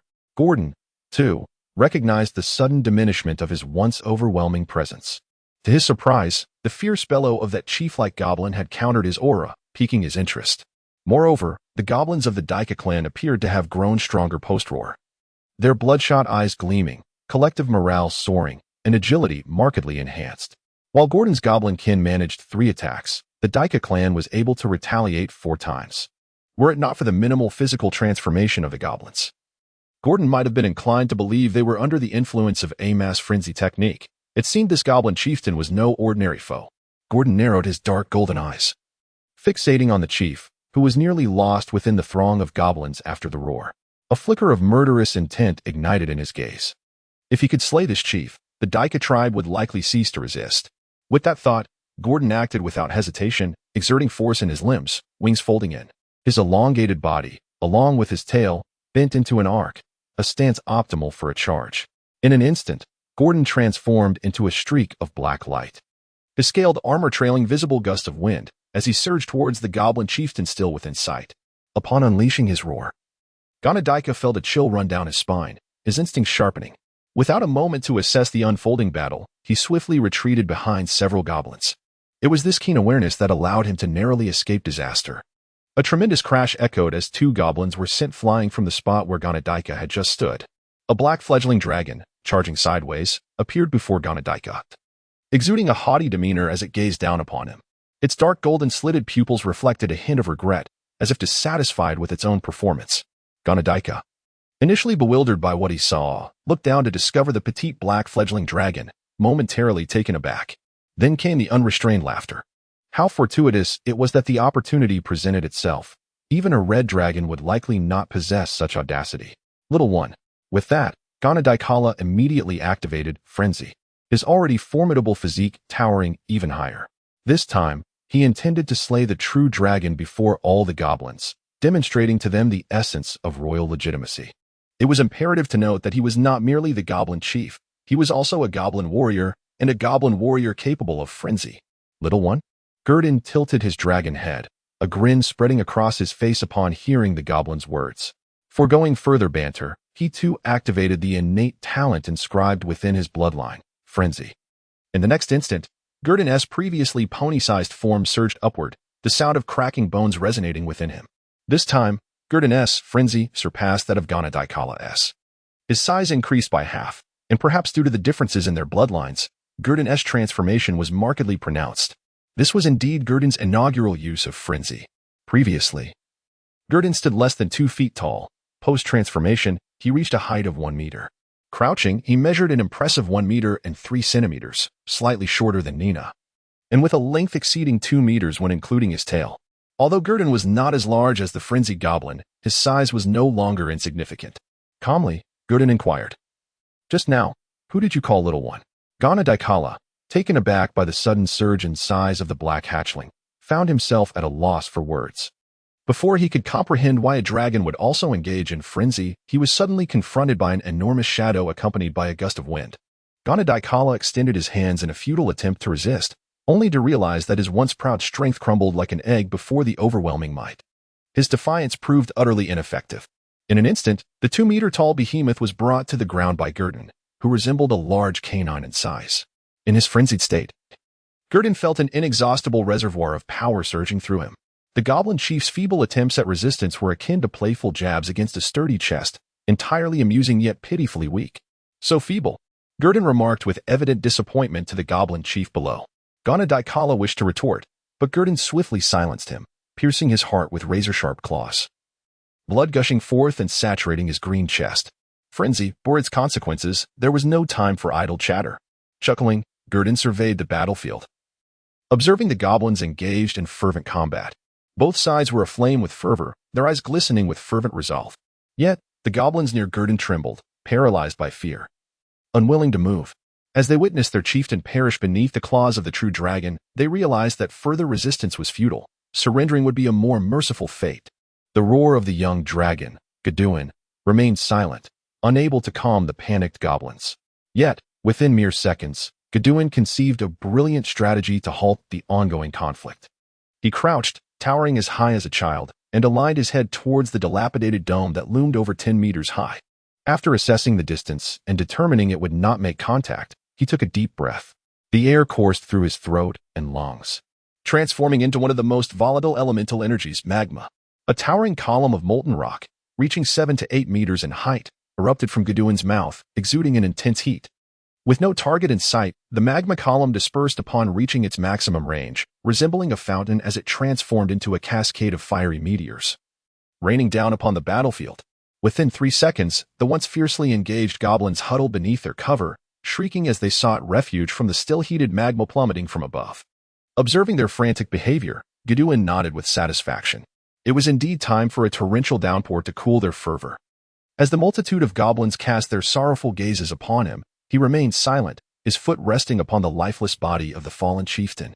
With a menacing grin, revealing his sharp fangs, he addressed the woeful goblins of the Daika tribe. Now, kneel before me in prayer.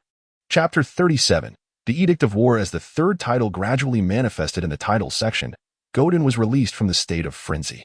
Once freed from this frenzy, an unprecedented sense of fatigue surged within him, causing him to instinctively lower himself, resting his chin upon the body of a black hatchling, slightly larger than a pony. At that moment, despite Gwydion's seemingly listless demeanor, no goblin dared to stir. Each lay prostrate, bowing their heads in submission, without a second-tier leader among them. These elite goblins resembled a scattered mass, incapable of uniting without a head. Only Gwydion possessed the capability to meld them into a cohesive whole. Thus, he turned his attention to the newly appeared title on his panel. Title, King of the Daika. Undoubtedly, your strength instills fear in these goblins born of the Daika clan, compelling their submission. Especially following the chief's demise, you shall be their sole refuge and hope. Now, inherit the will of the former goblin chief and become their one true king. Naturally, you will also tread further down the path of the true dragon's disgrace. Effects of wearing. Strength. Daika clan prestige. In the aftermath of his frenzy's decline, Gwydion felt as though his body had been emptied, rendering him unable to directly perceive the power conferred by the title. He sensed a warm current surging within, only to dissipate swiftly, akin to a mud ox sinking into the sea, vanishing in an instant. However, the aftereffects of the frenzy appeared and disappeared just as quickly. In the span of a mere 30 seconds, Gwydion felt his body rejuvenated with strength, even surpassing his previous capabilities. He rose, flexing his claws, and then lifted his gaze towards the goblins, who remained respectfully bowed upon the ground. He issued his first command after unifying all goblin tribes in the sewers: take all valuable items from this place and depart. Gwydion had resolved to make the bonfire hall his stronghold, never contemplating the idea of establishing a mining outpost.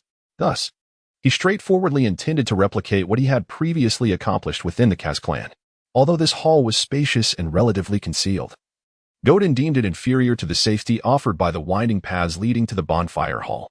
Moreover, he felt more accustomed to that setting. The newly subjugated Daika clan dared not defy the demands of their new king, while the goblins from other clans were too busy reveling in their misfortune to consider opposition. One by one, they joined the ranks of the demolition crew, and soon the once quiet hall buzzed with activity. Green figures scurried to and fro, hauling materials into the open space, which rapidly began to accumulate into a small mountain. Gwydion couldn't help but marvel at this goblin tribe's wealth. Indeed, it was the richest he had ever seen.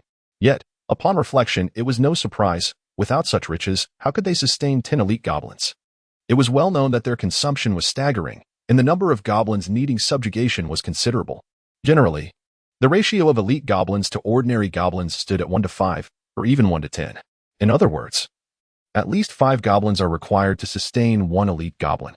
Otherwise, the scarcity of resources would considerably undermine the strength of the elite goblin. What piqued its curiosity even further was the dark floating orb before it, and what it might bestow. It vividly recalled how the previous goblin chieftain had dispelled the dragon's roar, a power that intrigued it greatly.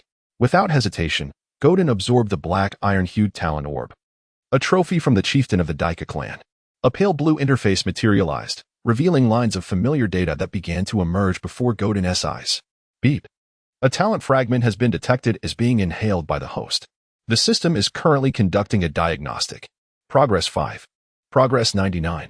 Beep. Detection successful. Identified as a second-tier talent, War Command. Activate talent. Yes, no. Talent. War Command effect. Your blood courses with the essence of war, and your words and actions exude a fervent charisma, capable of stirring the emotions of your subordinates with a mere utterance, significantly boosting their willpower, rendering them fearless in the face of death. Furthermore, under the influence of your voice, your subordinates will receive a slight enhancement in agility, strength, endurance, and attack speed, the duration of which depends on the conclusion of the ongoing conflict. Note: crush them, for the glory of the clan king. Upon witnessing this talent, Godin did not hesitate to select yes, although it paled in comparison to Mass Frenzy, and was not on par with the shaman's Bloodlust. Having it was undoubtedly better than not. He remembered well that the strength of his troops had swelled to nearly 100 goblins, with over 10 elite goblins among them. The prospect of a talent that could amplify the collective power of his forces was something Godin yearned for. Ideally, he wished for talents such as group invisibility, group magical weapons, strength of the bear, and agility of the cat. This way, he could refrain from direct involvement, allowing his goblins to resolve all matters. As the saying goes, when buff effects stack to 100,000 layers, even gods shall be brought down.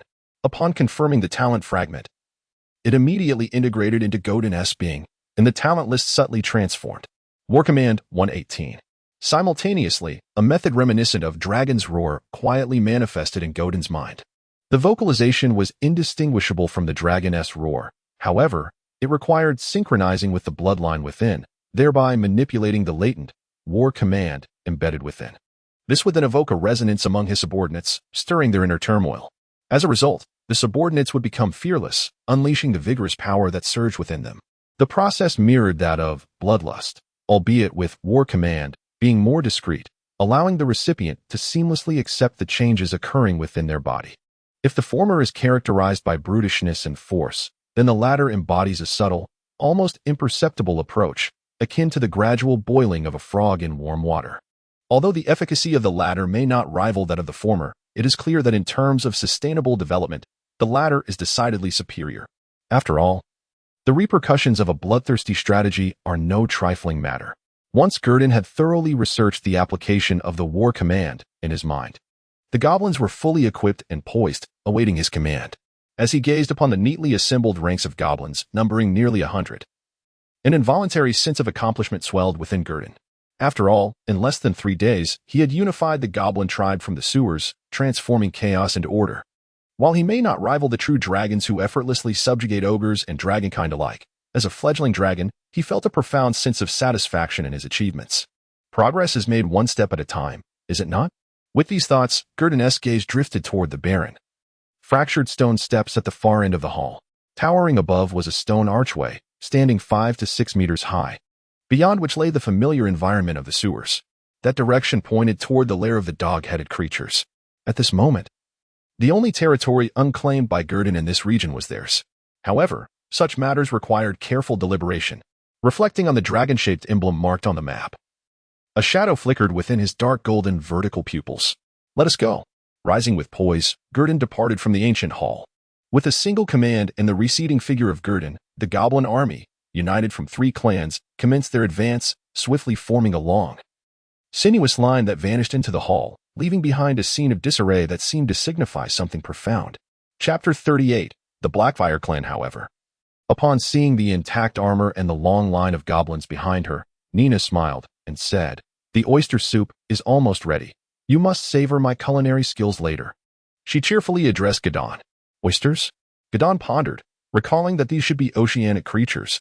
How could they possibly be found in the sewers? Well, there is an underground river beneath the sewers that connects to the ocean. Although it's merely a small overflow, occasionally, there are indeed marine delicacies. I only discovered this after finding some dried seafood in the storage room and inquiring about it, Nina explained, wielding her utensils with enthusiasm. Her expression urging Gadon to praise her. The underground river. Gadon mulled over these words, feeling a flicker of inspiration, yet unable to grasp its essence. Well done. When the time comes, you must take me to see it, he complimented Nina, receiving an eager nod of affirmation in return.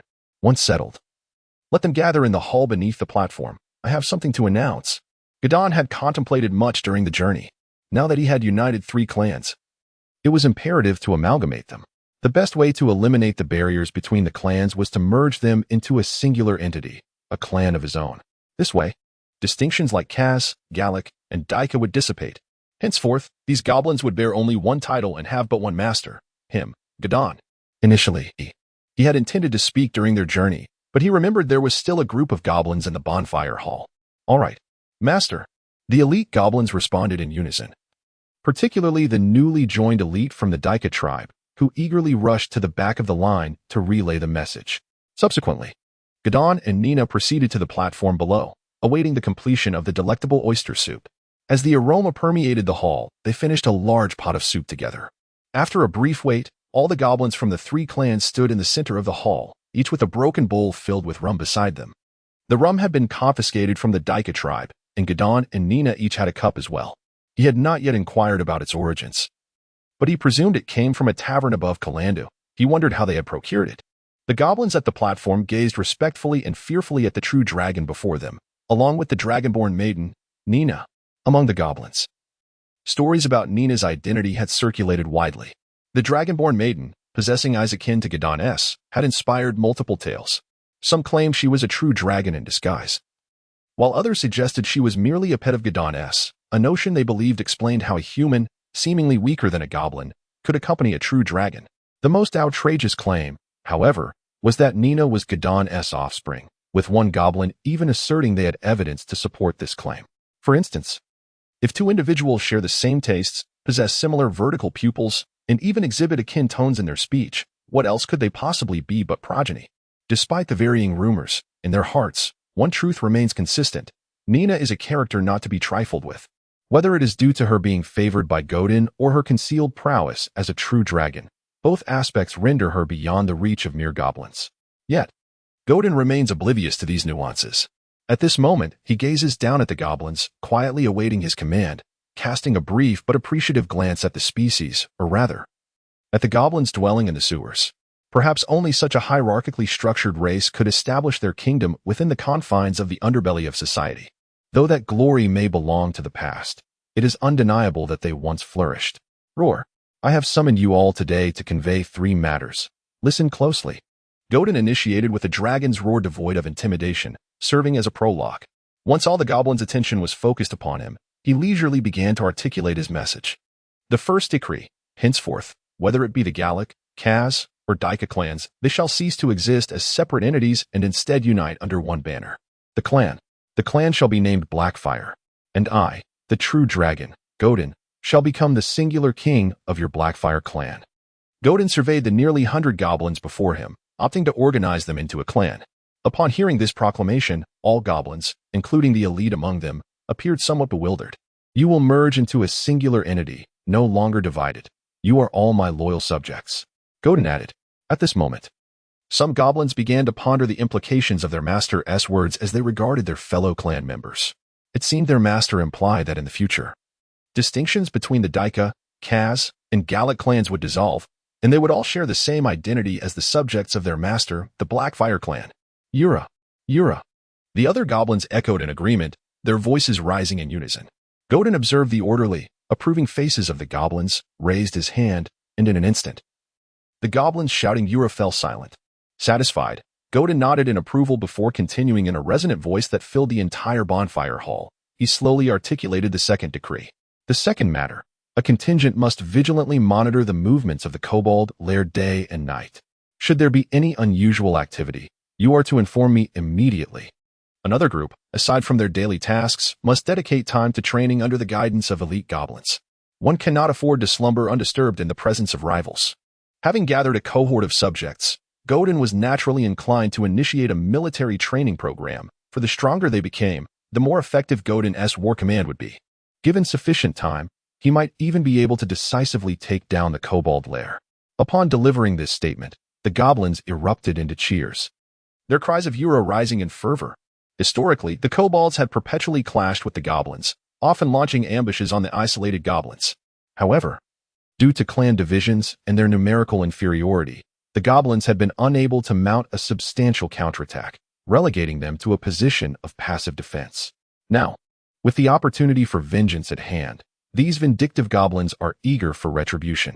Some goblins can hardly contain their impatience, wishing to venture out immediately to keep a watchful eye on those wretched curs.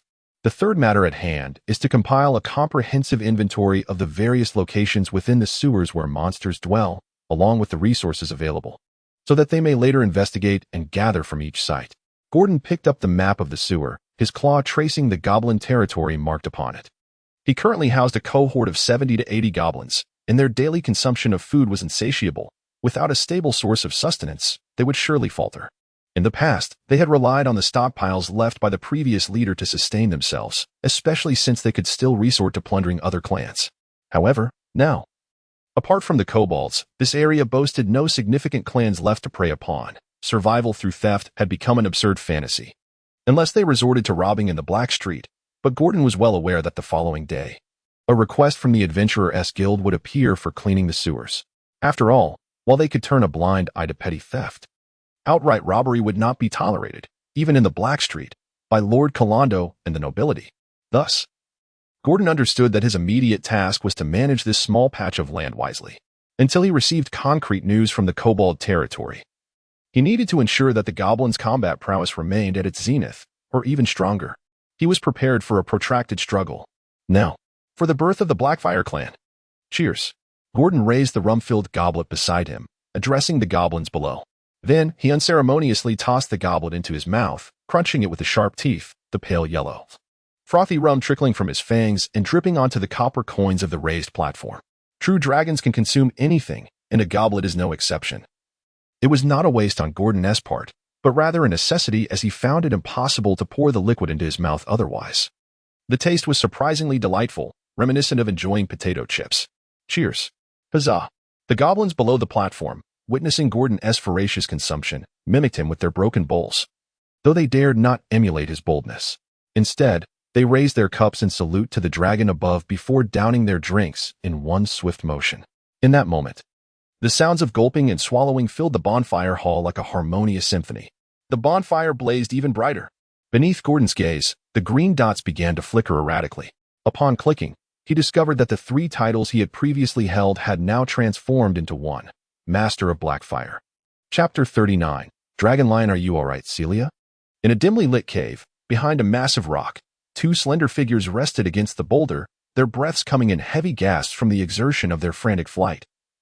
Particularly the sorceress, who was not known for her physical prowess. Margalisia's once resplendent silver armor was now marred and battered, her longsword dull and lacking its former sharpness. A ghastly gash across her chest revealed nearly bare skin, sending shivers down one's spine. Yet despite her injuries, Margalisia, the valiant warrior, still offered gentle concern to her companion, the sorceress who had followed her for over a year, whom she regarded as a sister. It is all my fault, Margalisia. If it weren't for me, we would never have taken on this task. Weaken and the others wound have. It should have been me facing the dragon lion. Celia, the girl with soft gray hair and shimmering gray eyes, murmured to herself, her gaze vacant, her expression etched with guilt. She tugged at her withered, tangled locks, no longer embodying the spirited confidence she had when accepting the commission. Do not blame yourself, Celia. Everything is a matter of fate. Even a seer cannot foresee the future. No one could have anticipated that instead of a single dragon lion, we would encounter 2. One of which had already reached the 4th tier. Margalisia hesitated, recalling how they had all unanimously agreed to accept the commission. As she spoke, her voice faltered. In a desperate bid to ensnare the formidable 4th-tier dragon lion, Weaken, Gallioit, and my fan from the Dawn and Prosperity Adventurers Guild had bravely stayed behind to battle. Weaken, the last of them, a 2nd-tier scout, was more agile than a monkey in the thicket. Yet, just as they had taken refuge in the shadowy cave, they heard Weaken's agonizing scream and the horrifying sound of bones being crunched. Moments later, the dragon lion's roar reverberated, sending flocks of birds into the sky. It was said that dragon lions favored the heads of their prey, believing that consuming them would endow them with wisdom and skills. The thought of Weaken, who usually shared laughter with them and delighted in teasing Liz, meeting such a grim fate left Margalesia unable to provide comfort to Celia. After all, he was their comrade. Even in death, he remained one of them. Captain, I am the one who should not be alive. Celia lifted her tear-streaked face, her despair consuming her. An overwhelming tide of regret filled her chest, leaving her with an indescribable discomfort. The pain of parting, which adventurers often faced, finally struck Celia after a year. She could not tell if it was a blessing or a curse. In her daily life, she served as the sorceress, the sole spellcaster in the team, and being youthful, she garnered the utmost concern from her companions. Both Wyken and Maythorn cared for her with a tenderness akin to that of family, rather than any romantic inclination. Even the typically reticent half-elf ranger, Galio, would greet her with a polite, "Good day, Miss Cecilia." Even his fiercely loyal Gebran hound, known for its one-master devotion, would wag its tail in welcome upon seeing her. The leader, Margalesia, always kept a supply of diluted holy water at the ready for her, readily offering it for even the slightest of injuries. Despite suffering grievous wounds herself, she would merely smile and declare herself a warrior, deeming such injuries trivial and unworthy of remedy. In the stillness of night, when Cecilia would awaken from her meditations, she could hear Margalesia, who lay beside her, breathing in a hushed, raspy manner. Though Cecilia was aware that this could be attributed to her sorceress allure, the concern was undeniably genuine. Observing Cecilia's signs of distress, Margalesia hurried to offer gentle reassurances. "It is precisely because of this, Cecilia, that you must not let their sacrifices be in vain. With your sorceress bloodline, you shall surely avenge them." Just then, an urgent sound echoed from outside the cave, followed by a silver form crashing into Cecilia's soft embrace. It was her pseudo-dragon familiar, Liz, who perched upon her knee, gesturing with its wings and vocalizing to communicate. It exclaimed, "The dragon lion is approaching this cave." How could this be? Margalesia's voice rose an octave, betraying her astonishment. "Dragon lions cannot inhabit damp, dark caves. I have just cleaned the blood from my body and the traces outside. There is no reason it should find us here. These creatures spend most of their lives on the ground, with only a fraction in the sky. Subterranean caverns are not their preferred habitat." Yet, Liz would not deceive her. The truth remained that it was indeed heading towards them. As the looming threat drew near, Cecilia seemed to regain her composure, soothing Liz's trembling body. "It appears we are destined to perish here today, Captain. Liz, do not reveal yourself," Cecilia instructed her familiar, handing over some trinkets she possessed. "Do not let her know I am dead." Liz gazed sorrowfully at the sorceress capable of preparing roasted black sturgeon. Could her adventurous journey of less than 2 years come to an end here? It simply could not be. Margalesia, witnessing Cecilia's farewell demeanor, gritted her teeth, suppressing the pain in her chest. Moments ago, when they dealt with another dragon lion's carcass, the first to attack had been her. Had it not been for Cecilia's timely protection with the mage armor, she might have met her demise far sooner than any of them. She stood up, grasping Celia's delicate and fragile hand, pulling her to her feet. "There must be a path below. I believe we still have a chance. Celia, at no moment should we relinquish hope, for right now, you are not alone in this world. You bear the lives of others upon your shoulders. My fond sister awaits him in the White Tower City. Do you intend to disregard that? You truly disappoint me." As she spoke these words, Margalesia's tone carried a hint of reproach, an intensity she had never before directed at Celia. Yet, this stern admonition seemed to spark a flicker of light in the dull gray eyes of the girl, as if she felt a tinge of attachment to the mortal realm. "Come, there must be a way forward. If we are to perish, then I shall die before you." Margalesia released her grip and boldly ventured deeper into the cavern. Celia hesitated for no more than 3 seconds before, accompanied by Liz, she followed suit. A minute later, a creature bearing the features of a lion, yet adorned with scales and wings of a brash dragon, approached with delicate steps, sniffing behind a massive boulder. Then, this dragon lion, its mane matching the hue of its scales, emitted a thunderous roar within the cave. "I have found you, intruders." This colossal beast, weighing no less than 1,500 pounds, navigated the dimly lit cavern with ease, pursuing the lingering scent in the air. Chapter 40, The Half Dimension, end of the third update, in the shadowy cavern. The fleeing Celia and Margalesia naturally heard the furious roars resonating from a short distance away. The sound was alarmingly close, accompanied by the thunderous footsteps of a colossal beast drawing nearer. Margalesia halted, contemplating intervention.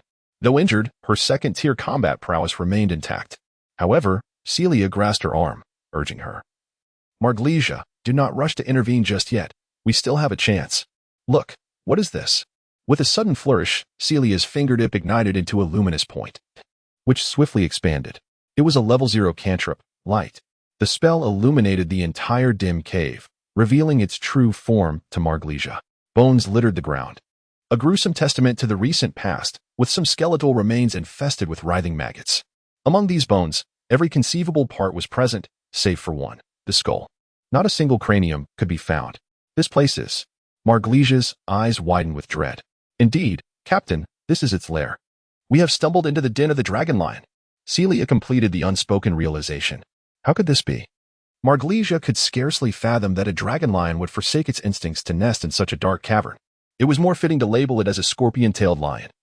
Only such malevolent creatures would choose to dwell in shadows. The dragon lion favored warm, arid locales, typically residing in hills or grasslands. They were meant to be guardians, protectors of something within this cave. After all, dragon lions are reputedly magical beings linked to the brass dragon, making it entirely plausible for them to inherit a penchant for collecting treasures. Yet, it now appeared that this might indeed be the key guarding the secret door. As a sorceress, Marglesia possessed considerable knowledge regarding magical pets, and within her repository of lore lay ample information about dragon lions. They inherited the wildness of lions and the cunning of brass dragons. Scholars assert that the likelihood of a hybrid between a brass dragon and a lion is exceedingly slim, due to their territories being entirely distinct. Moreover, wise as they are, brass dragons show little interest in ordinary lions. It is more likely that dragon lions are magical creations, products of otherworldly hybrid experiments or arcane mishaps. One could envision a scenario where a lost lioness in the desert engaged in a delightful conversation with a brass dragon, leading to an extraordinary bond. After all, such scholars are often ignorant of the joys that transcend species. As a neutral entity, the dragon lion could potentially be tamed by a mage or warrior, provided they possessed leadership qualities or personal charisma, much like Celia. This, coupled with the dragon lion's territorial nature and its fierce enmity towards outsiders, rendered it an exceptional guardian of treasures. Certainly, of utmost significance is its inheritance of a singular advantage from the brass dragon. It requires merely a modest consumption of inorganic substances, such as rock and soil, to survive. While their predatory nature inclines them towards the consumption of flesh, they can thrive on Earth as well. Consequently, many liches and wizards would place the dragon lions within their tombs or treasure vaults to deter intruders. The reasons behind the emergence of these two dragon lions from their confinement, allowing hunters to witness them and report to the free city of Calando, elude even the keenest insights of Celia. Yet, with the approaching footsteps and roars of the dragon lions growing ever closer, their time was rapidly dwindling. Fortunately, Liz's soft voice soon resonated, prompting Celia to dispatch her at the first realization of the dragon lion's lair. Though the pseudo-dragon is not a true dragon, it possesses notable prowess in treasure hunting and secret door locating. It swiftly guided the trio to a barren expanse devoid of bones. However, no matter how swift its claws, they could not hinder the operation of the magical array beneath Celia's feet.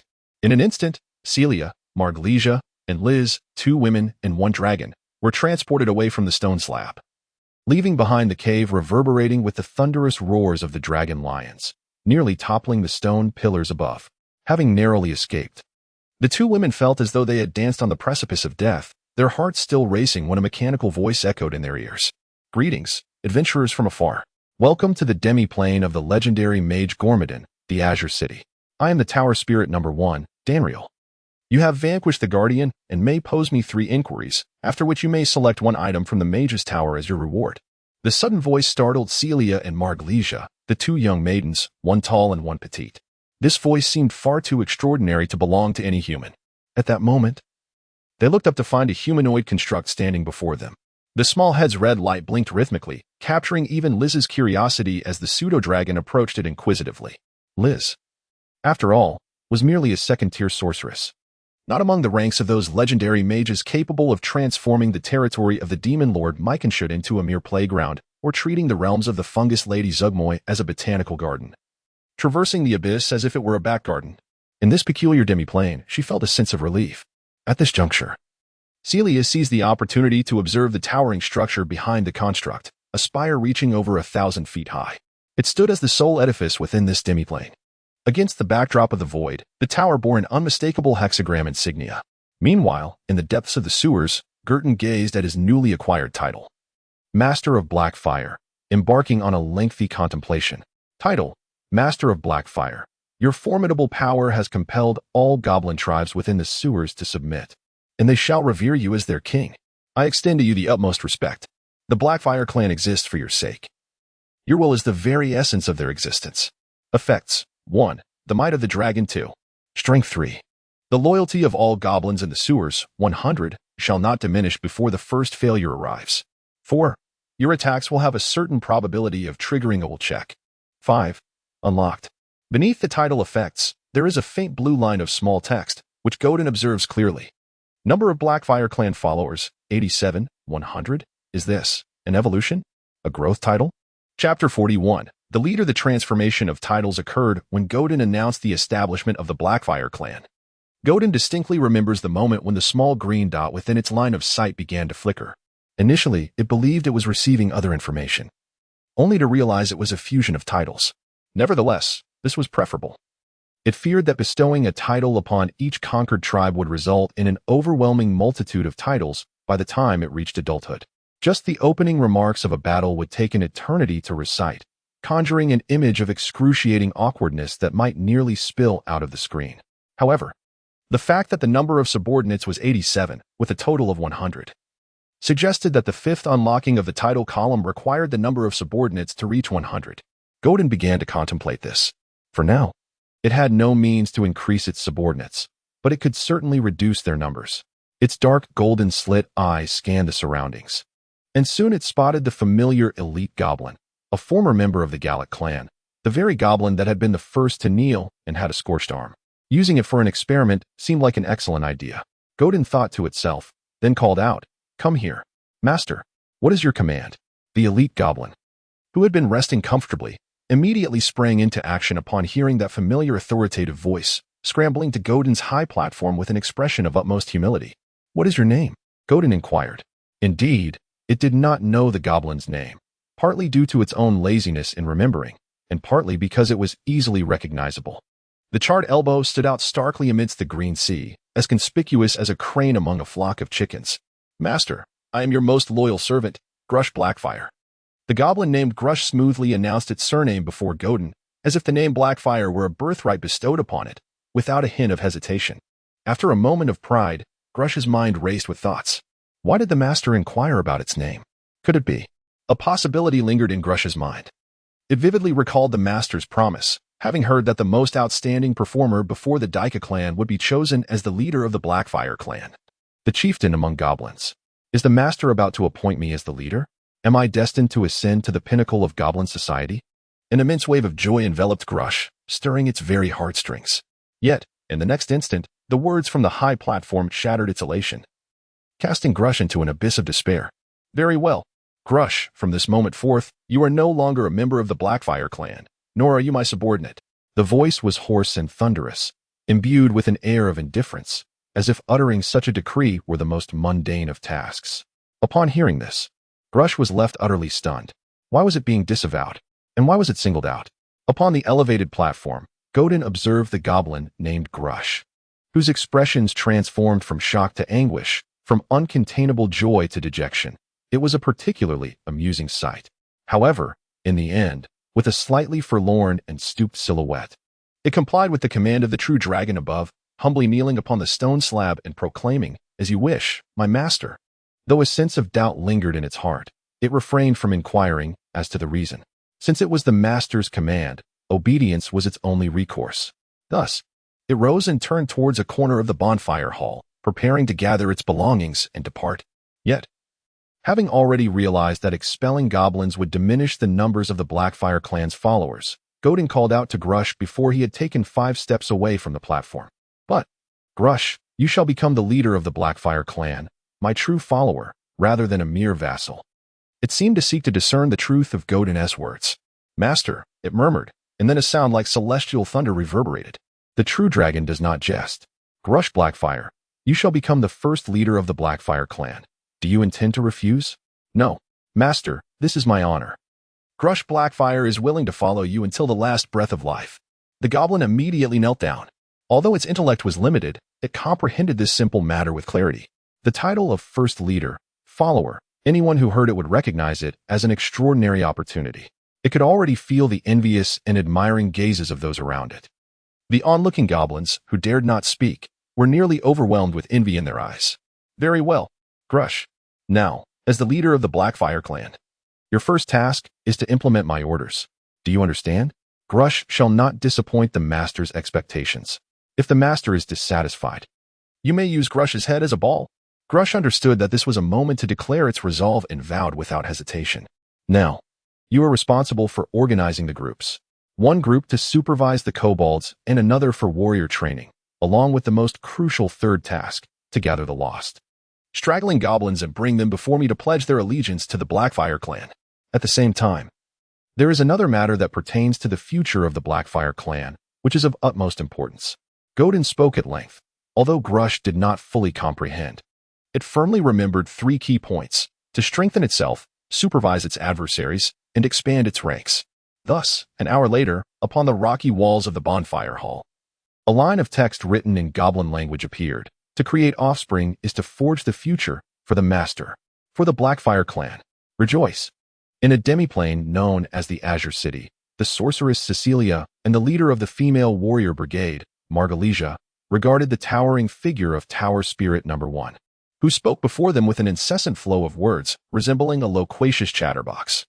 The essence of it all is simply this: come and choose a collection of the traveling mage, where everything awaits.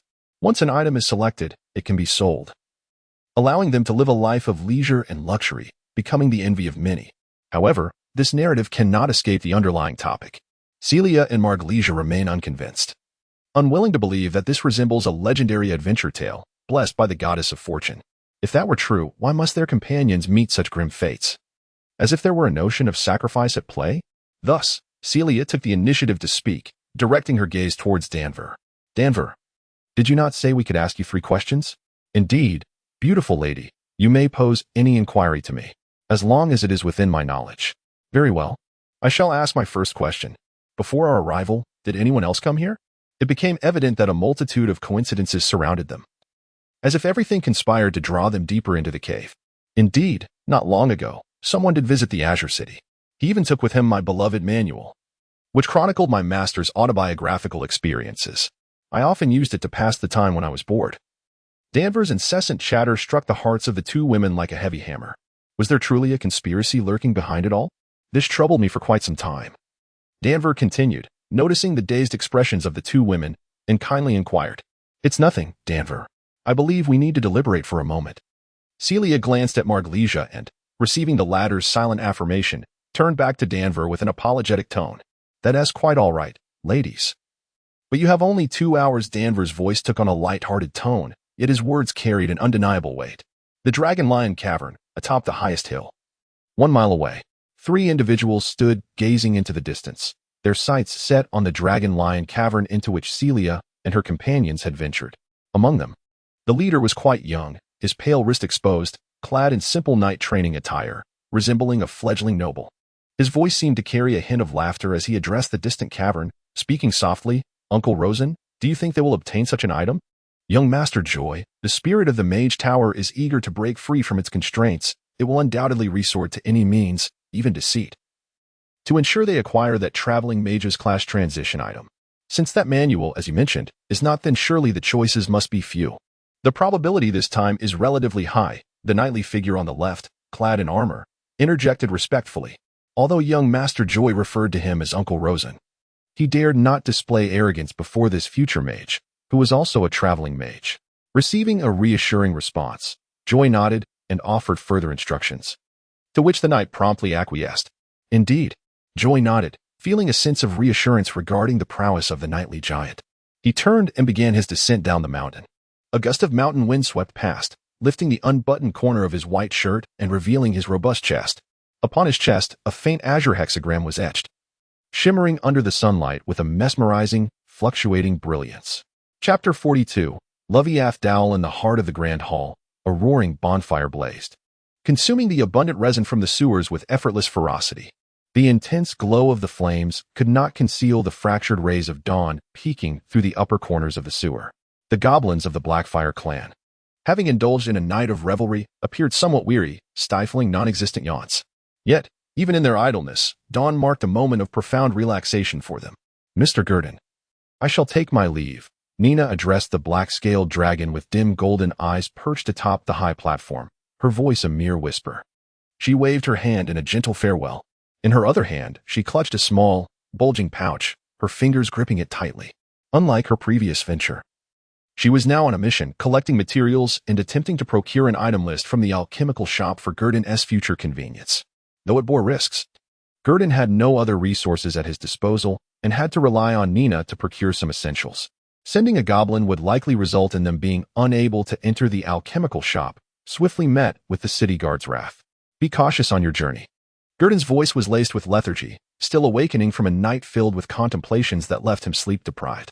As he spoke, he yawned widely, revealing his sharp, chilling teeth without reservation. Yet, Nina felt no fear. Her recent days spent in his company had made her aware that this black-scaled dragon was not an embodiment of malevolence, but rather a magma dragon. According to Mr. Gurdon, he was prone to irritability, advising Nina to keep her distance when he was agitated. However, she could not fathom how the kind and nurturing Gurdon, who treated her as Sister Celia did, could ever be prone to such moods. Though she had yet to witness Gurdon in a fit of anger, she assumed it would not be particularly terrifying, would it? "Trust me, Mr. Gurdon, I will manage," Nina replied with a mischievous smile, proceeding to touch up her appearance.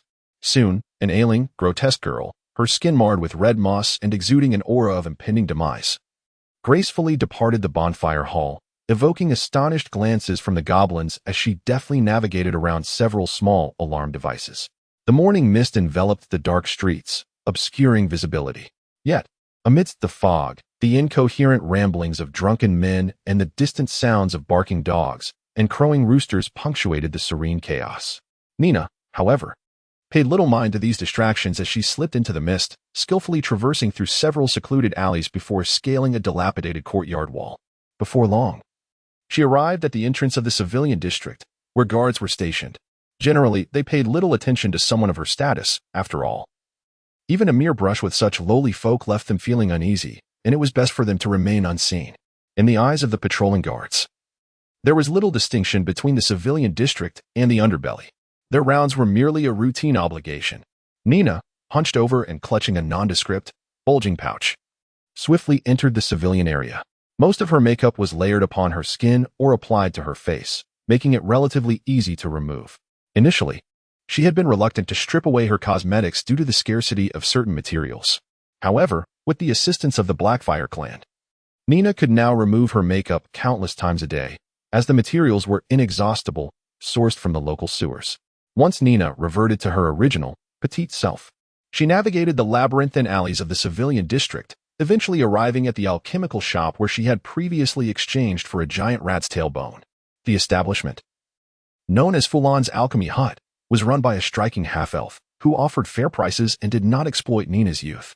Without a second thought, Nina stepped into Fulan's Alchemy Hut once more. However, this time, she did not encounter the half-elf woman clad in a cerulean robe. Instead, a slightly older girl with vibrant red twin ponytails sat at the front desk, deeply engrossed in a hefty tome. The title of the book was obscured by the desk, rendering it invisible to Nina. Initially unsettled by the absence of Fulan Willow, Nina's apprehension dissipated upon noticing the youthful girl, whose face still bore the innocence of childhood. "Is Miss Willow here?" Nina inquired timidly, startling the red-haired girl from her reverie. The girl glanced around, her vantage point hindered by the height of the front desk, preventing her from noticing Nina concealed below. In a fit of panic, she snapped the book shut, leapt from her high stool, stumbled, and limped towards the back room, exclaiming, "Sister, a ghost has entered the shop. A little girl ghost. Is it here to eat me? I'm still young. I don't want to die. Sister, save me." Upon hearing the frantic cries of her distant cousin, Rovive, Fulan Willow, who had been meditating in the back room, rose to investigate. She soon discovered a small girl in a tattered, yellowing white dress, peering innocently from behind the front desk, her timid expression almost criminally endearing. Recognizing her as the girl who had sold her the giant rat's tail bone, Fulan realized her cousin had created quite the misunderstanding. With an exasperated tap on the red-haired girl's head, she admonished, "Where do you see a ghost? Stop scaring yourself. We have a customer. Is this how you are supposed to manage the shop? At this rate, our customers will flee. Being timid and reading those horror books is truly ridiculous. In that moment, Nina caught sight of the title of the book the red-haired girl had been reading, The Adventurous House of the Mad Lich. Although Nina was unfamiliar with what a lich entailed, the title exuded an undeniably sinister aura, accompanied by a sense of cautious admiration. The girl who perused such literature began to regard her with a respectful distance. However, the red-haired girl, unperturbed, limped over to Nina. Her face contorted in a comical display of pain, and offered an apology. "I beg your pardon, dear guest. It was my thoughtlessness," she said. "Oh, it's quite all right. I was too hasty and failed to knock before entering," Nina promptly replied. Nevertheless, Nina remained steadfast in her purpose for this visit. Addressing the front desk attendant, Fran Willow, she inquired, "Ms. Willow, I have some items I wish to part with, and I would also like to purchase a few things. Might you have a list available?" As she spoke, Nina retrieved a plump little pouch from her skirt and, rising on her toes, placed it upon the front desk. Chapter 43. The Potion of the Goddess of Fortune. 10 grams of powdered black feather flower, remarkably well preserved. Is this the blood of a sacrificial animal? It appears to be of the second tier, rather obscure. 120 grams of scattered doghead gold. And what is this perfume? It has a pleasant fragrance, seemingly possessing the ability to restore tranquility and serenity. Fräulein Willow, the adept proprietor of the alchemy shop, meticulously retrieved one securely wrapped bottle or pouch after another from Nina's small satchel, diligently inspecting and appraising each item. Although the items Nina brought were not heavy, their variety was rather eclectic. Fortunately, they were all materials commonly found in the sewers, which Fräulein Willow had previously accepted. However, this was merely a fraction of what Gurdon had collected. There were still numerous items in the storage area of the bonfire hall. Some larger objects, such as weapons, were not intended for Nina to sell. After all, regardless of whether the alchemy shop would accept them, Nina would be unable to transport them herself. They could only be deemed as superfluous, left to languish in the warehouse. As Fräulein Willow meticulously counted, evaluated, and appraised each item, her expression remained unchanged, focused, and earnest. Soon, she had catalogued all the items Nina had brought and inscribed them on a sheet of paper. Each item was accompanied by its price, making it quite clear for Nina. 10 grams of black feather flower powder, 30 silver and 30 copper coins. 20 grams of second-tier dark beast extracted blood, 3 silver coins. 120 grams of doghead gold, 67 silver coins. Unknown calming perfume, 1 gold and 20 silver coins. In total, Nina had brought 7 materials. The total price listed by Fräulein for the alchemy shop amounted to 2 gold, 5 silver, and 20 copper coins. Surprisingly, the most valuable item was the perfume taken from the Kaz clan spellcaster's abode, something Nina had not anticipated. Although she had heard Mr. Gurdon mention that the perfume was worth something, she remained skeptical. After all, in her eyes, this perfume merely masked the foul odor of the sewers and seemed to serve little purpose compared to gold. Yet, the price laid before her left no room for disbelief. A mere small bottle was worth more than gold, leaving Nina astounded. "Nina, it seems you have made quite a profitable haul this time. Did you encounter that doghead sorcerer tribe in the wild?" Fräulein Willow remarked. "Many of these materials have been considerably wasted. It is evident that such a disarray could not have been wrought by a meticulous human. Those dogheads and goblins, lacking sophisticated instruments, would be likely to produce such a result." Fräulein spoke with enthusiasm. Beside her, Loviev gazed at Nina with admiration, nearly exclaiming, "How impressive! So much younger than I. And already battling those monsters, while I remain engrossed in thrilling tales of adventure." Nina neither refuted nor confirmed this, merely murmuring an affirmative before turning to the half-elf shopkeeper. "I intend to sell everything, but could you assist me in exchanging it for something else?" "I have no desire for coins," Nina timidly spoke. Yet her request was undoubtedly met with agreement from Fräulein Willow. "What would you like, young lady? We possess all manner of items that adventurers may require, primarily focusing on alchemical potions. Whether it be the best-selling sleep potion or the underwater breathing potion, we have it all. However, in terms of equipment, we specialize in exquisite items, and there are not many weapons suitable for you, as most are enchanted with magic and the prices." Fräulein Willow began to introduce Nina to the various goods within the alchemical shop. "Madam Willow, I desire a combat skill. I wonder if you have any?" Nina inquired. "A warrior training manual, you say?" Fräulein Willow looked at the young girl before her, perplexed. How much is it?" Nina nodded, recalling the purchasing instructions given by Gurdon, which included enhancing the strength of the goblin team. A considerable sum could be spent on acquiring warrior-type training skills, such as charge and cleave, which are skills that ordinary warriors can master. By training them, they could learn these abilities, thereby gaining an advantage in battles against monsters. After all, the Blackfire clan has now grown to nearly 100 members. Although they cannot supplement high-end power, they can enhance the capabilities of these elite fighters. The books are rather expensive. Learning at the Warrior Guild would be much cheaper, 1 gold coin each, Friend Willow remarked, somewhat bewildered. Could it be that the person behind her wishes to establish their own domain? Train warriors? After all, attending the guild costs only 10 silver coins, and mastering a few decent skills would amount to at most 20 silver. The books are evidently far more costly than learning from a teacher. However, upon seeing Nina's determined gaze, she relinquished her attempts to persuade her. Ms. Willow, I also require some fire oil and a dagger. Nina continued to express her needs while sifting through the warrior skills. The fire oil was a request from Gurdon, but the dagger was her own desire. She aspired to be useful. Initially, she considered purchasing a small crossbow but feared it would be too expensive. Therefore, Nina settled for a dagger more suitable for combat in the sewers, a decision made after consulting with Mr. Gurdon. Of course, she would repay Mr. Gurdon with her own money in the future. Fran Willow readily agreed, as both the dagger and fire oil are standard provisions for adventurers. One could easily find these items in any equipment shop throughout Calandil. Just as Nina confirmed the book, she recalled Mr. Gurdon mentioning the sound of hurried, light footsteps suddenly echoed from the entrance of the small shop behind her. Someone had arrived. Much like Nina, they had come early to the alchemical shop.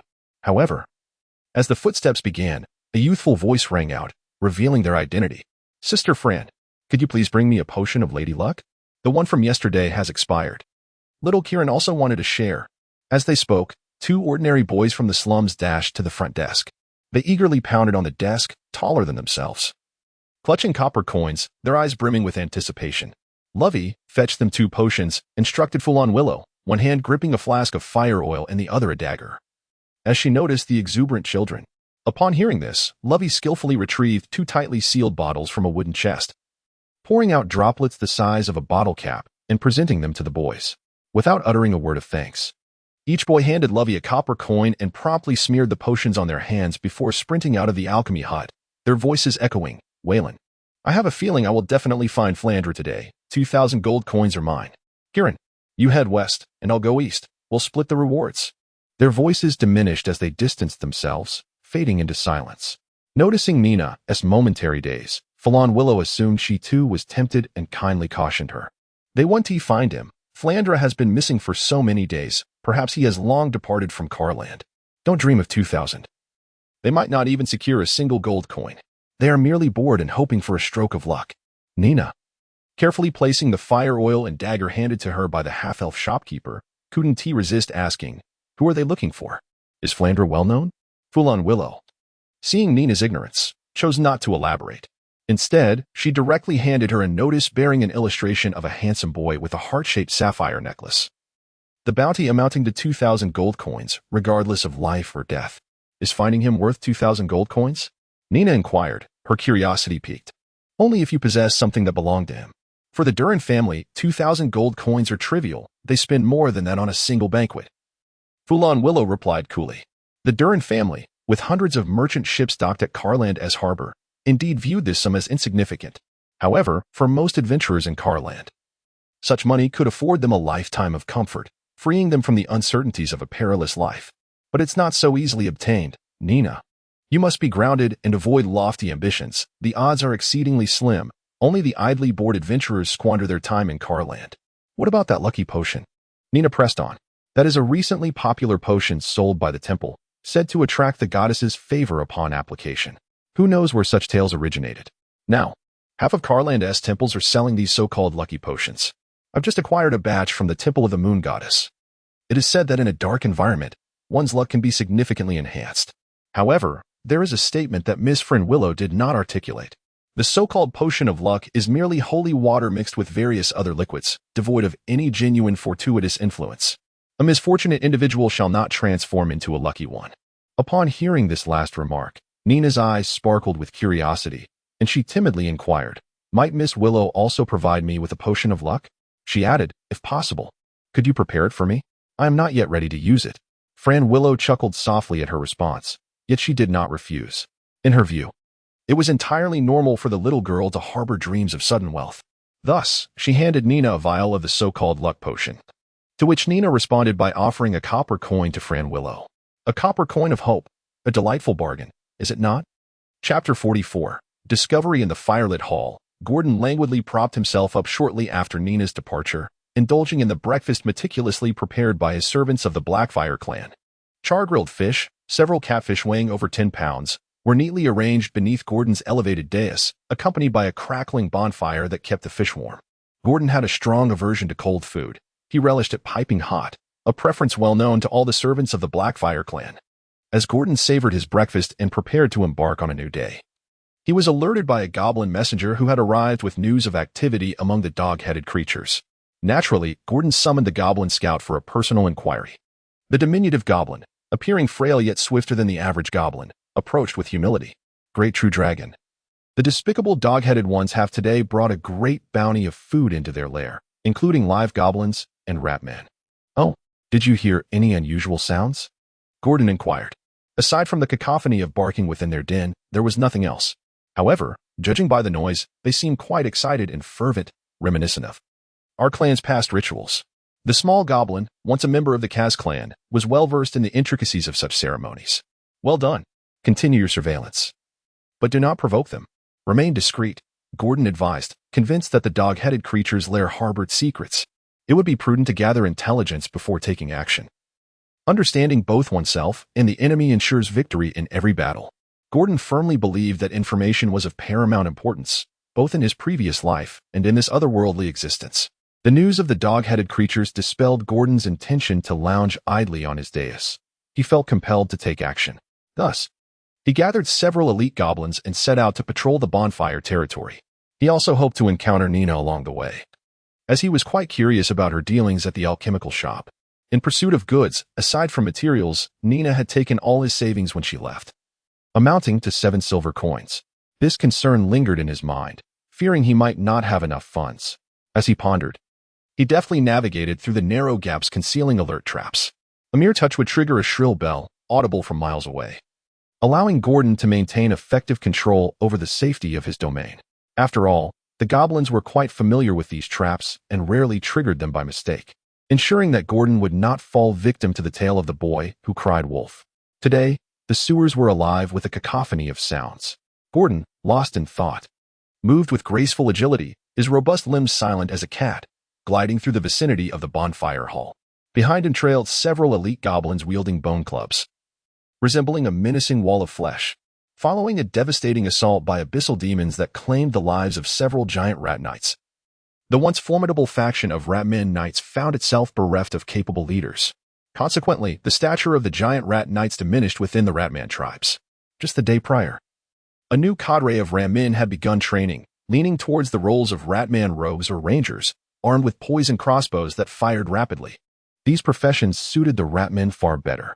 Undoubtedly, with the demise of Tukka, the giant rat knights had fallen into obscurity, unable to stir even the slightest ripple.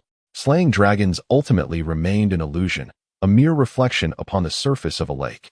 Now, Terry, a giant rat knight, bore the esteemed command of the Ratman's high priest. Tasked with investigating a raging fire in the southeastern region and the movements of goblins, it appeared that recent activity had intensified in that vicinity. The high priest intended to dispatch scouts to ascertain whether a new power had emerged.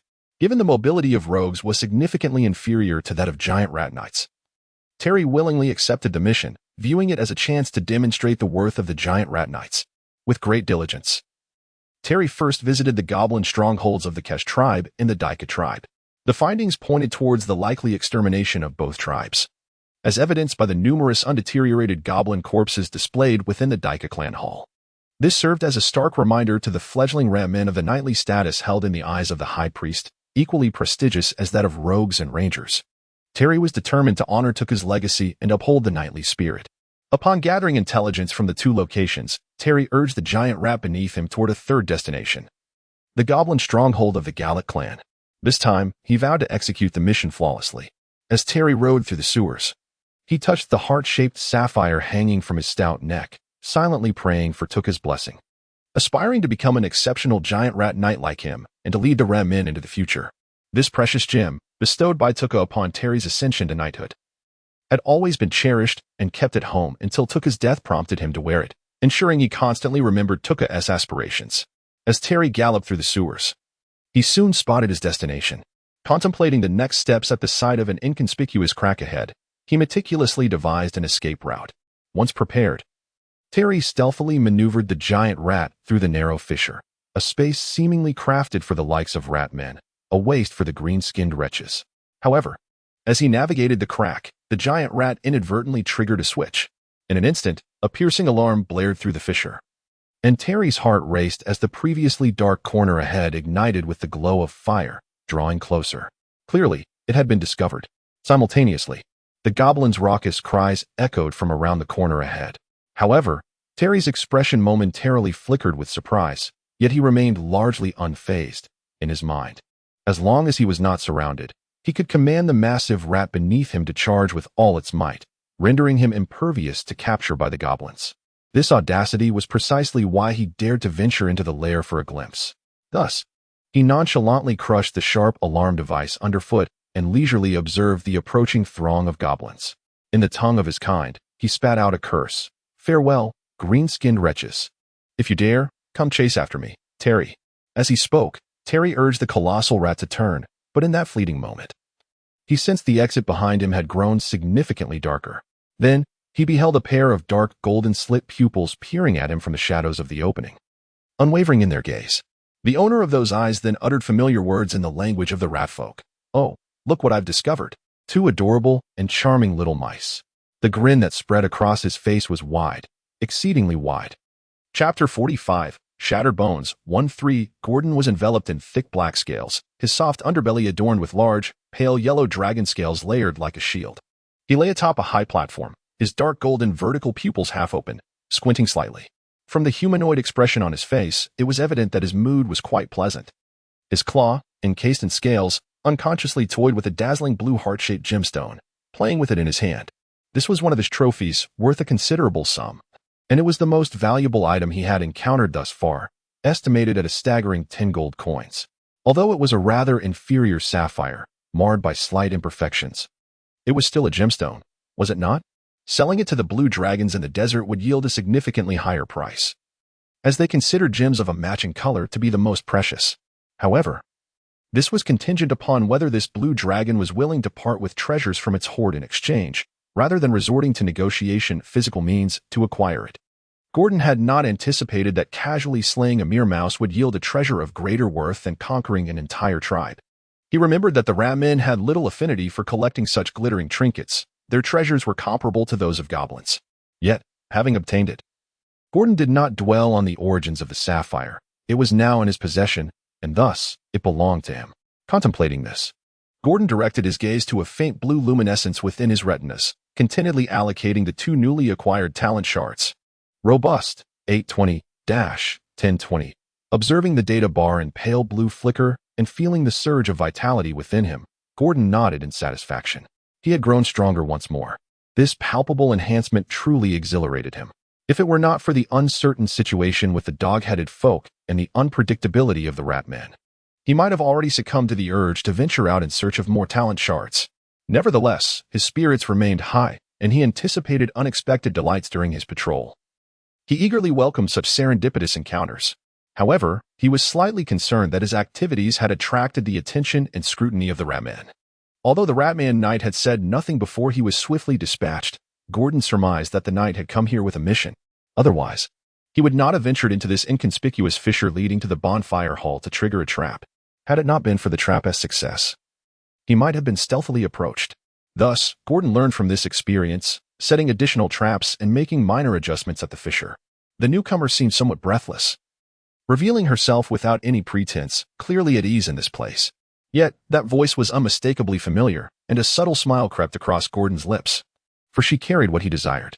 As Nina emerged from the passage, she had yet to greet him when she noticed Mr. Gordon descending from the high platform, approaching her with purposeful strides. Nina couldn't shake the feeling that during her brief excursion, Mr. Gordon had grown considerably. Once curled up, his head barely reached her chest, but now it seemed he could almost touch her neck. Remarkably, it had been less than 5 days. She distinctly remembered that Mr. Gurdon was only slightly larger than an average house cat, just a bit bigger than Cecilia's Liz. Perhaps it was true that true dragons possess extraordinary gifts. She steadied her breath, which had become slightly labored due to her haste, and smiled at Gurdon. Mr. Gurdon, I managed to sell for over 2 gold coins. As for the materials, I purchased some of the items you requested, but the invisibility potion you mentioned was far too expensive. Even if I forewent purchasing other items, I still couldn't afford it. The least effective invisibility potion at the alchemy shop costs 5 gold coins per bottle, and its quantity is quite small, lasting only 5 minutes. I inquired with Lady Willow, as Nina walked towards the platform alongside Gurdon. She began to recount the marvelous potions at the alchemy shop and some of the popular items available. Among them was a thin parchment book, a bottle containing a dark, viscous liquid, sealed tightly to ensure its careful preservation, and a short dagger gleaming with a chilling light, which in Nina's hand resembled more of a short sword than a dagger. There were also a few scattered silver coins and coppers, indicating that her purchases had indeed cost a fair amount. However, Gurdon was quite indifferent to the currency. He was not a black dragon, consumed by greed. What truly captivated him was that slender parchment book. He instantly recognized the familiar script on its cover, which was one of the talent specialization training manuals he had instructed Nina to prioritize. The manual, classified as uncommon yet not entirely rare, was for the first-tier talent specialization known as Shatterbone. Shatterbone. Note: bludgeoning weapons receive a bonus effect when used with this talent. Mastery of Shatterbone requires extensive combat and training, but with the book in hand, it would become significantly easier to grasp. As Gurdon opened the parchment book, he found the first page featured a biological cross-section, depicting a dog-headed creature. It also included instructions on how to create a training dummy for talent specialization practice. The subsequent pages presented various biological cross-sections, allowing adventurers to target specific enemies, including goblins and bear goblins. The content was straightforward, easily understood even by the most dim-witted barbarian. Nina's investment of 1 gold coin proved to be exceedingly worthwhile. The choice of Shatterbone was naturally derived from Gurdon's memories of formidable adventurers wielding bludgeoning weapons, passed down through the dragon's legacy. The white dragon had scarcely 100 intact bones left, relying heavily on Shatterbone in combat.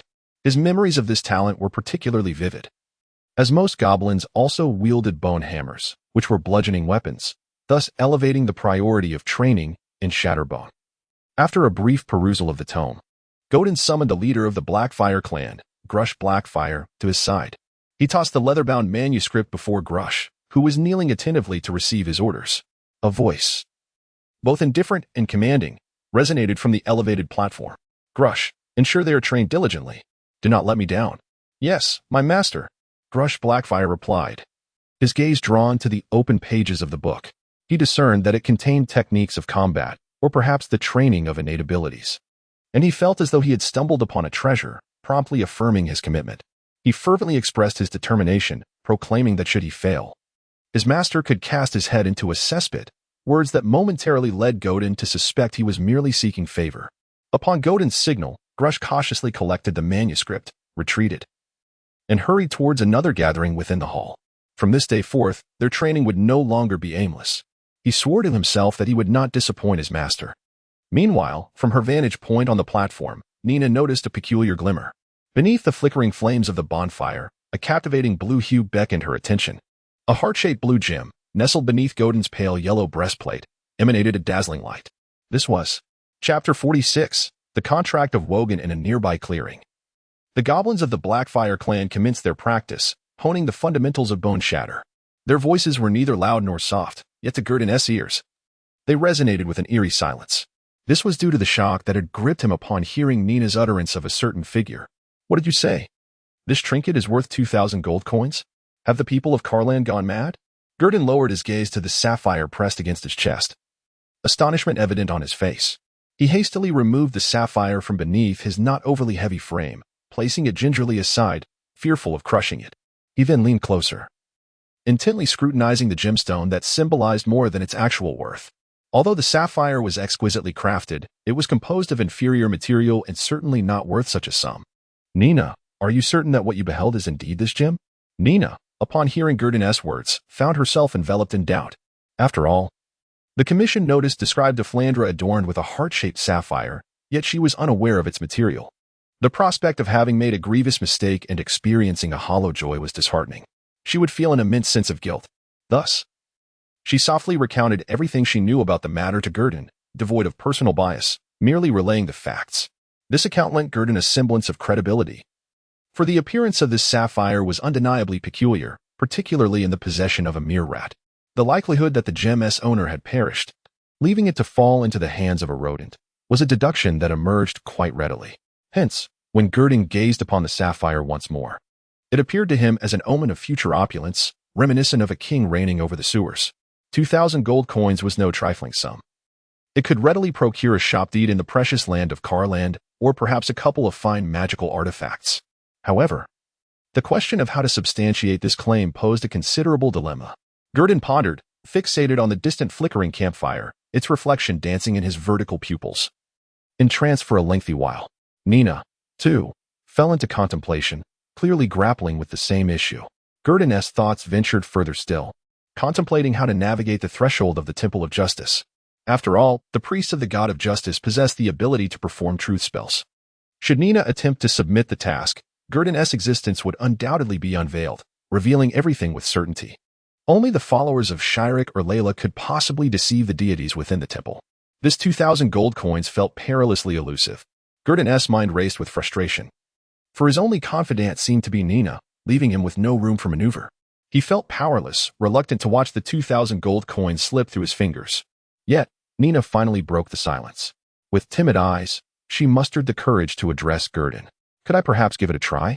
I believe Lady Willow is a good person. She might be able to assist us. That half-elf? Gurdon was certainly aware of the existence of Fran Willow. Nina had mentioned her during their last transaction. It was said that she was a rather kind-hearted and generous proprietor of an alchemy shop, offering reasonable acquisition prices. However, Gurdon scoffed, immediately inclined to refuse and to impart a lesson on social psychology to Nina. Being so young, Nina might not grasp the treachery lurking in human hearts. Betrayal often stems merely from inadequate leverage. While some may be indifferent to trifling gains, the prospect of substantial wealth unveils their true, predatory nature. Like a dragon, they greedily seize everything. No, they are far more ferocious than dragons. The dragon merely covets riches, while such individuals will not relent until every last morsel is devoured. 2,000 gold coins are sufficient to provoke even the most humble and courteous noble to reveal their primal savagery. Plunder. As long as you're weaker than I, all that you possess shall belong to me. We can engage in a contract with the goddess of wealth, which will ensure that both parties remain safeguarded. Nina quickly added, in the free city of Calendar, if one were to inquire which deity was the most revered, it would undoubtedly be the goddess of wealth, Vulcan. Her temple alone occupies more land than any other, significantly surpassing those of other deities. The outer palace of the Temple of Light is grander than that of ordinary gods, constructed by her most devoted followers. Merchants who worship Vulcan are nearly ubiquitous across the continent, and their faith is not merely superficial but fervent. Donating gold to renovate the temple is a commonplace occurrence, particularly in this bustling city of commerce, where the number of Vulcan's adherents rivals that of all the gods combined. This revelation left Gurdon momentarily speechless. Indeed, with the contract of the goddess of wealth, concerns dissipated, allowing for the possibility of enlisting assistance for authentication or collection. After all, as long as the sapphire was genuine, the promised reward would be delivered without a single copper piece missing. His preconceived notions momentarily clouded his judgment, while this native child, not yet 10, exhibited clarity of thought surpassing his own. Vulcan's fairness in transactions is unparalleled among the deities. Merchants seeking to forge contracts inevitably prioritize Vulcan's agreement to safeguard against deceit. Only her covenant ensures the utmost equity in dealings. Then let us proceed as you suggest. However, caution is paramount. Nina, 2,000 gold coins are not insignificant. You may need to relinquish them if necessary. Gurdon stated sternly, remembering to caution her. He utilized this tool adeptly. Should he risk losing everything over a mere 2,000 gold coins, the advantageous situation he had cultivated in the sewers could collapse. Nina, upon hearing his words, found herself lost in thought much like Gurdon had been earlier. She quickly turned away to wipe the corner of her eye and, in a voice tinged with nasal resonance, replied, I will, Mr. Gurdon. It is worth noting that Nina was more vigilant than the rats of the sewers. She would flee at the first sign of danger. Although Gurdon recognized that her words were somewhat misplaced, he remained silent. Yet, his gaze was irresistibly drawn to the enormous rats spinning over the campfire, its charred yellow skin glistening in the flickering light. My dear girl, it would be prudent to refrain from employing a rat as a metaphor, wouldn't it? Of course, this remark remained unspoken, and instead, he deftly diverted the conversation. So, when do you intend to depart? Now, well, I have traversed the temple district numerous times. It is still quite distant from the Black Street, requiring about an hour's walk. The priests in the temple occasionally distribute relief food, and Nina has visited a few times. However, often the rations are snatched away by other beggars and vagrants before one can even leave the temple precinct. Over time, Nina concluded that the offerings there were less appealing than the refuse found behind the Hearth Tavern. At least there, one could eat in peace. Gordon gestured toward the giant rat meat roasting nearby. Nina's eyes brightened, and she readily agreed, for hunger had taken hold of her. Consequently, Gordon summoned a goblin from the Blackfire clan, who awaited nearby, to bring forth the roasted rat meat for them to share. However, once Nina had eaten to the point of 6/10 fullness, she stifled her lingering desire for more and bid Gordon farewell. After all, having a full stomach could lead to discomfort, hindering her movements, a truth Nina understood well. Gordon made no effort to retain her, merely offering his customary advice. Yet, before her departure, Nina produced a semi-transparent bag, sealed and no larger than a fingernail. It appeared to contain a liquid. She carefully opened the bag and approached Gordon. Applying the liquid to the soft pads of his claws, Gordon offered no resistance, allowing her to proceed, his curiosity piqued regarding the substance. Once she had finished, Nina spoke. Mr. Gordon, this is a luck potion, crafted by the Temple of the Moon Goddess. It is quite effective, especially in the dimly lit sewers, which belong to Sarah's domain. She shall watch over you. Gordon eyed the dampened dragon claw with suspicion, bringing it to his nose for a sniff. It had a pleasant aroma, though he pondered whether it might be too extravagant. How much? He inquired. Just 1 copper coin, Nina replied. Chapter 47. The carriage's dawn broke.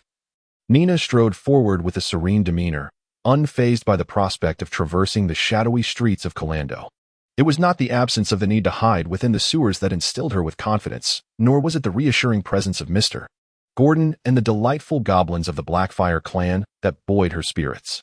Rather, her heart brimmed with hope and belief.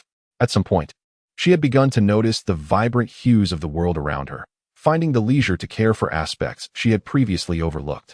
Perhaps this awakening had commenced 4 days prior, she mused.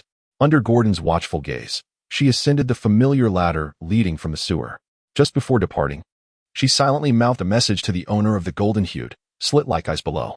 In doing so, she patted the hilt of her sturdy dagger at her waist, signaling her assurance of safety. As that figure receded from her view, Nina took deliberate steps from the sewers of Calando, emerging into the bustling atmosphere of the Black Street. Her frail visage, slightly pallid from her cosmetic application, peeked out from the damaged sewer entrance, drawing the attention of passers-by. Nina, stooping slightly with her head lowered, instinctively placed her hand on the dagger concealed beneath her skirt. She chose her path with care, favoring the more secluded routes. When approached by others, she deftly transformed into an ostrich, sidestepping and remaining still, neither fleeing nor resisting. This was a technique she had honed during her time on the Black Street. Running could sometimes incite the twisted desires of ruffians, while remaining motionless might invite unforeseen calamities.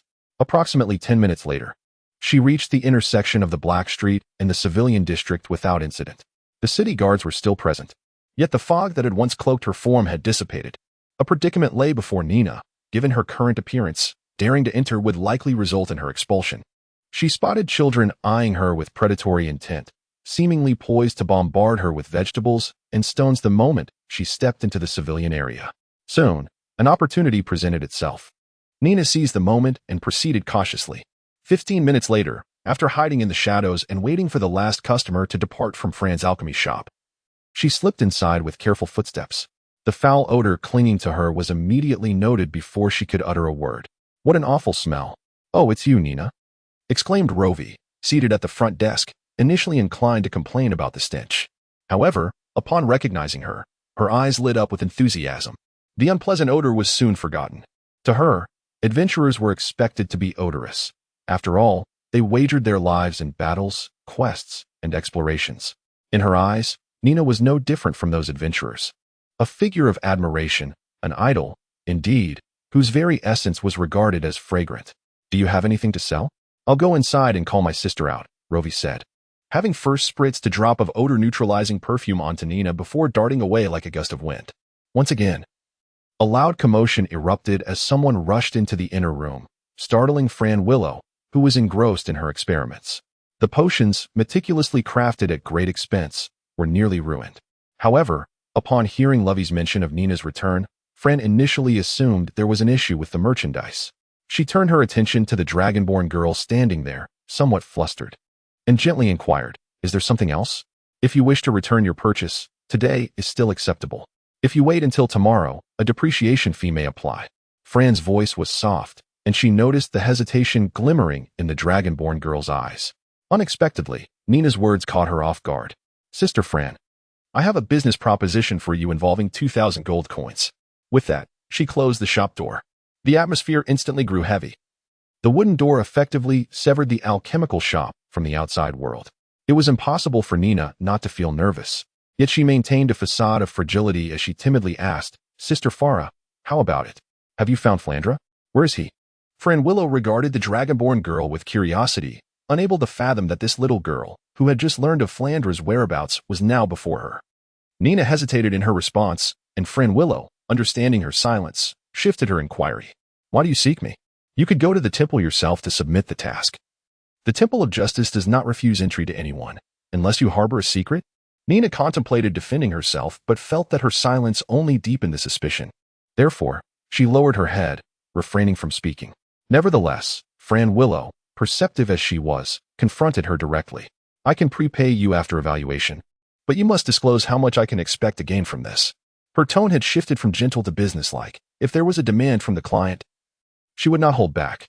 500 gold coins, Nina stated, a figure she had considered carefully, believing it to be a reasonable share. Although the sum was considerable, after all, a single gold coin could entice a desperate soul to take lives in the black market. 500 coins could purchase a slave of noble lineage. Yet, if all went as anticipated, it could be worth it. Moreover, this opportunity felt almost serendipitous, a windfall from the heavens. And Gordon felt no remorse in sharing a portion of the profit. "Ah, you possess audacity." Fran Willow's initially stern expression softened, and she found herself more favorably inclined towards Nina. 500 gold coins. "I accept. Where is the item?" she asked. "It is not with me. I must visit the Woken Temple to sign the contract before I can provide it to you." Nina produced a weighty little pouch from her dress, the delightful rustling within it sounding most pleasing. "Very well." Fran Willow gazed deeply at the dragonborn girl before breaking into a radiant smile. Rovive, who was left speechless behind them, responded, "All right, sister." The red-haired girl with twin tails stared blankly at the two, only managing to nod stiffly. As for what they had just discussed, Rovive could only shake her head in confusion. Upon witnessing Fran Willow's prompt agreement, Nina felt the tension in her heart dissipate. The two then stepped out together, and as soon as they were outside, Fran Willow hailed a carriage from the street. Thus, Nina experienced the sensation of riding in a carriage for the first time, feeling an ethereal, weightless sensation. She was filled with excitement, seated by the window, watching the reflections of the passing streets recede, her eyes shimmering with anticipation and hope. Riding in the carriage was indeed delightful. It would have been even better if Mr. Gordon were by her side. In Nina's vertical pupils, the distant, sunlit, golden spire of the Woking Temple loomed close at hand. Chapter 48. Change of weather. The priests within the Temple of Woken are adorned in attire that markedly distinguishes them from their counterparts in other sanctuaries. Though referred to as priests, they bear a closer resemblance to nobility, draped in garments that exude opulence and grandeur. Clad in silk shirts, leather sleeves, and short boots, every element of their attire is crafted from the most exquisite fabrics and furs, epitomizing extravagance. The rings upon their fingers subtly emanate traces of magical energy. As priests of Woken, their divine powers are predominantly intertwined with wealth. Consequently, the strength of a Woken priest is often reflective of their financial standing. It is said that those of the high priest rank can command sums reaching tens of millions of gold coins, enabling them to invoke the Dragon Covenant, to summon metallic dragons, such as gold or bronze dragons, to aid them in battle. The cost of a single summoning by these true dragons can effortlessly deplete the annual treasury of a prosperous nation. Nonetheless, most priests, when seeking assistance, prefer to call upon their goddess Woken, summoning formidable beings from her divine realm to aid them. This method proves to be more economical, with rumors suggesting that frequent summoning can yield promotional offers, such as receiving a secondary, lesser creature alongside a powerful entity. Alternatively, summoning 10 times may grant them the opportunity to summon again for a mere copper coin. However, it is often observed that the creatures from Woken's realm are notably weaker compared to those from other divine domains, being more adept at generating wealth and engaging in combat. For them, the belief is that with sufficient funds, no challenge is insurmountable. Money, indeed, is all-powerful. Devotees of the goddess Woken adhere strictly to her tenets.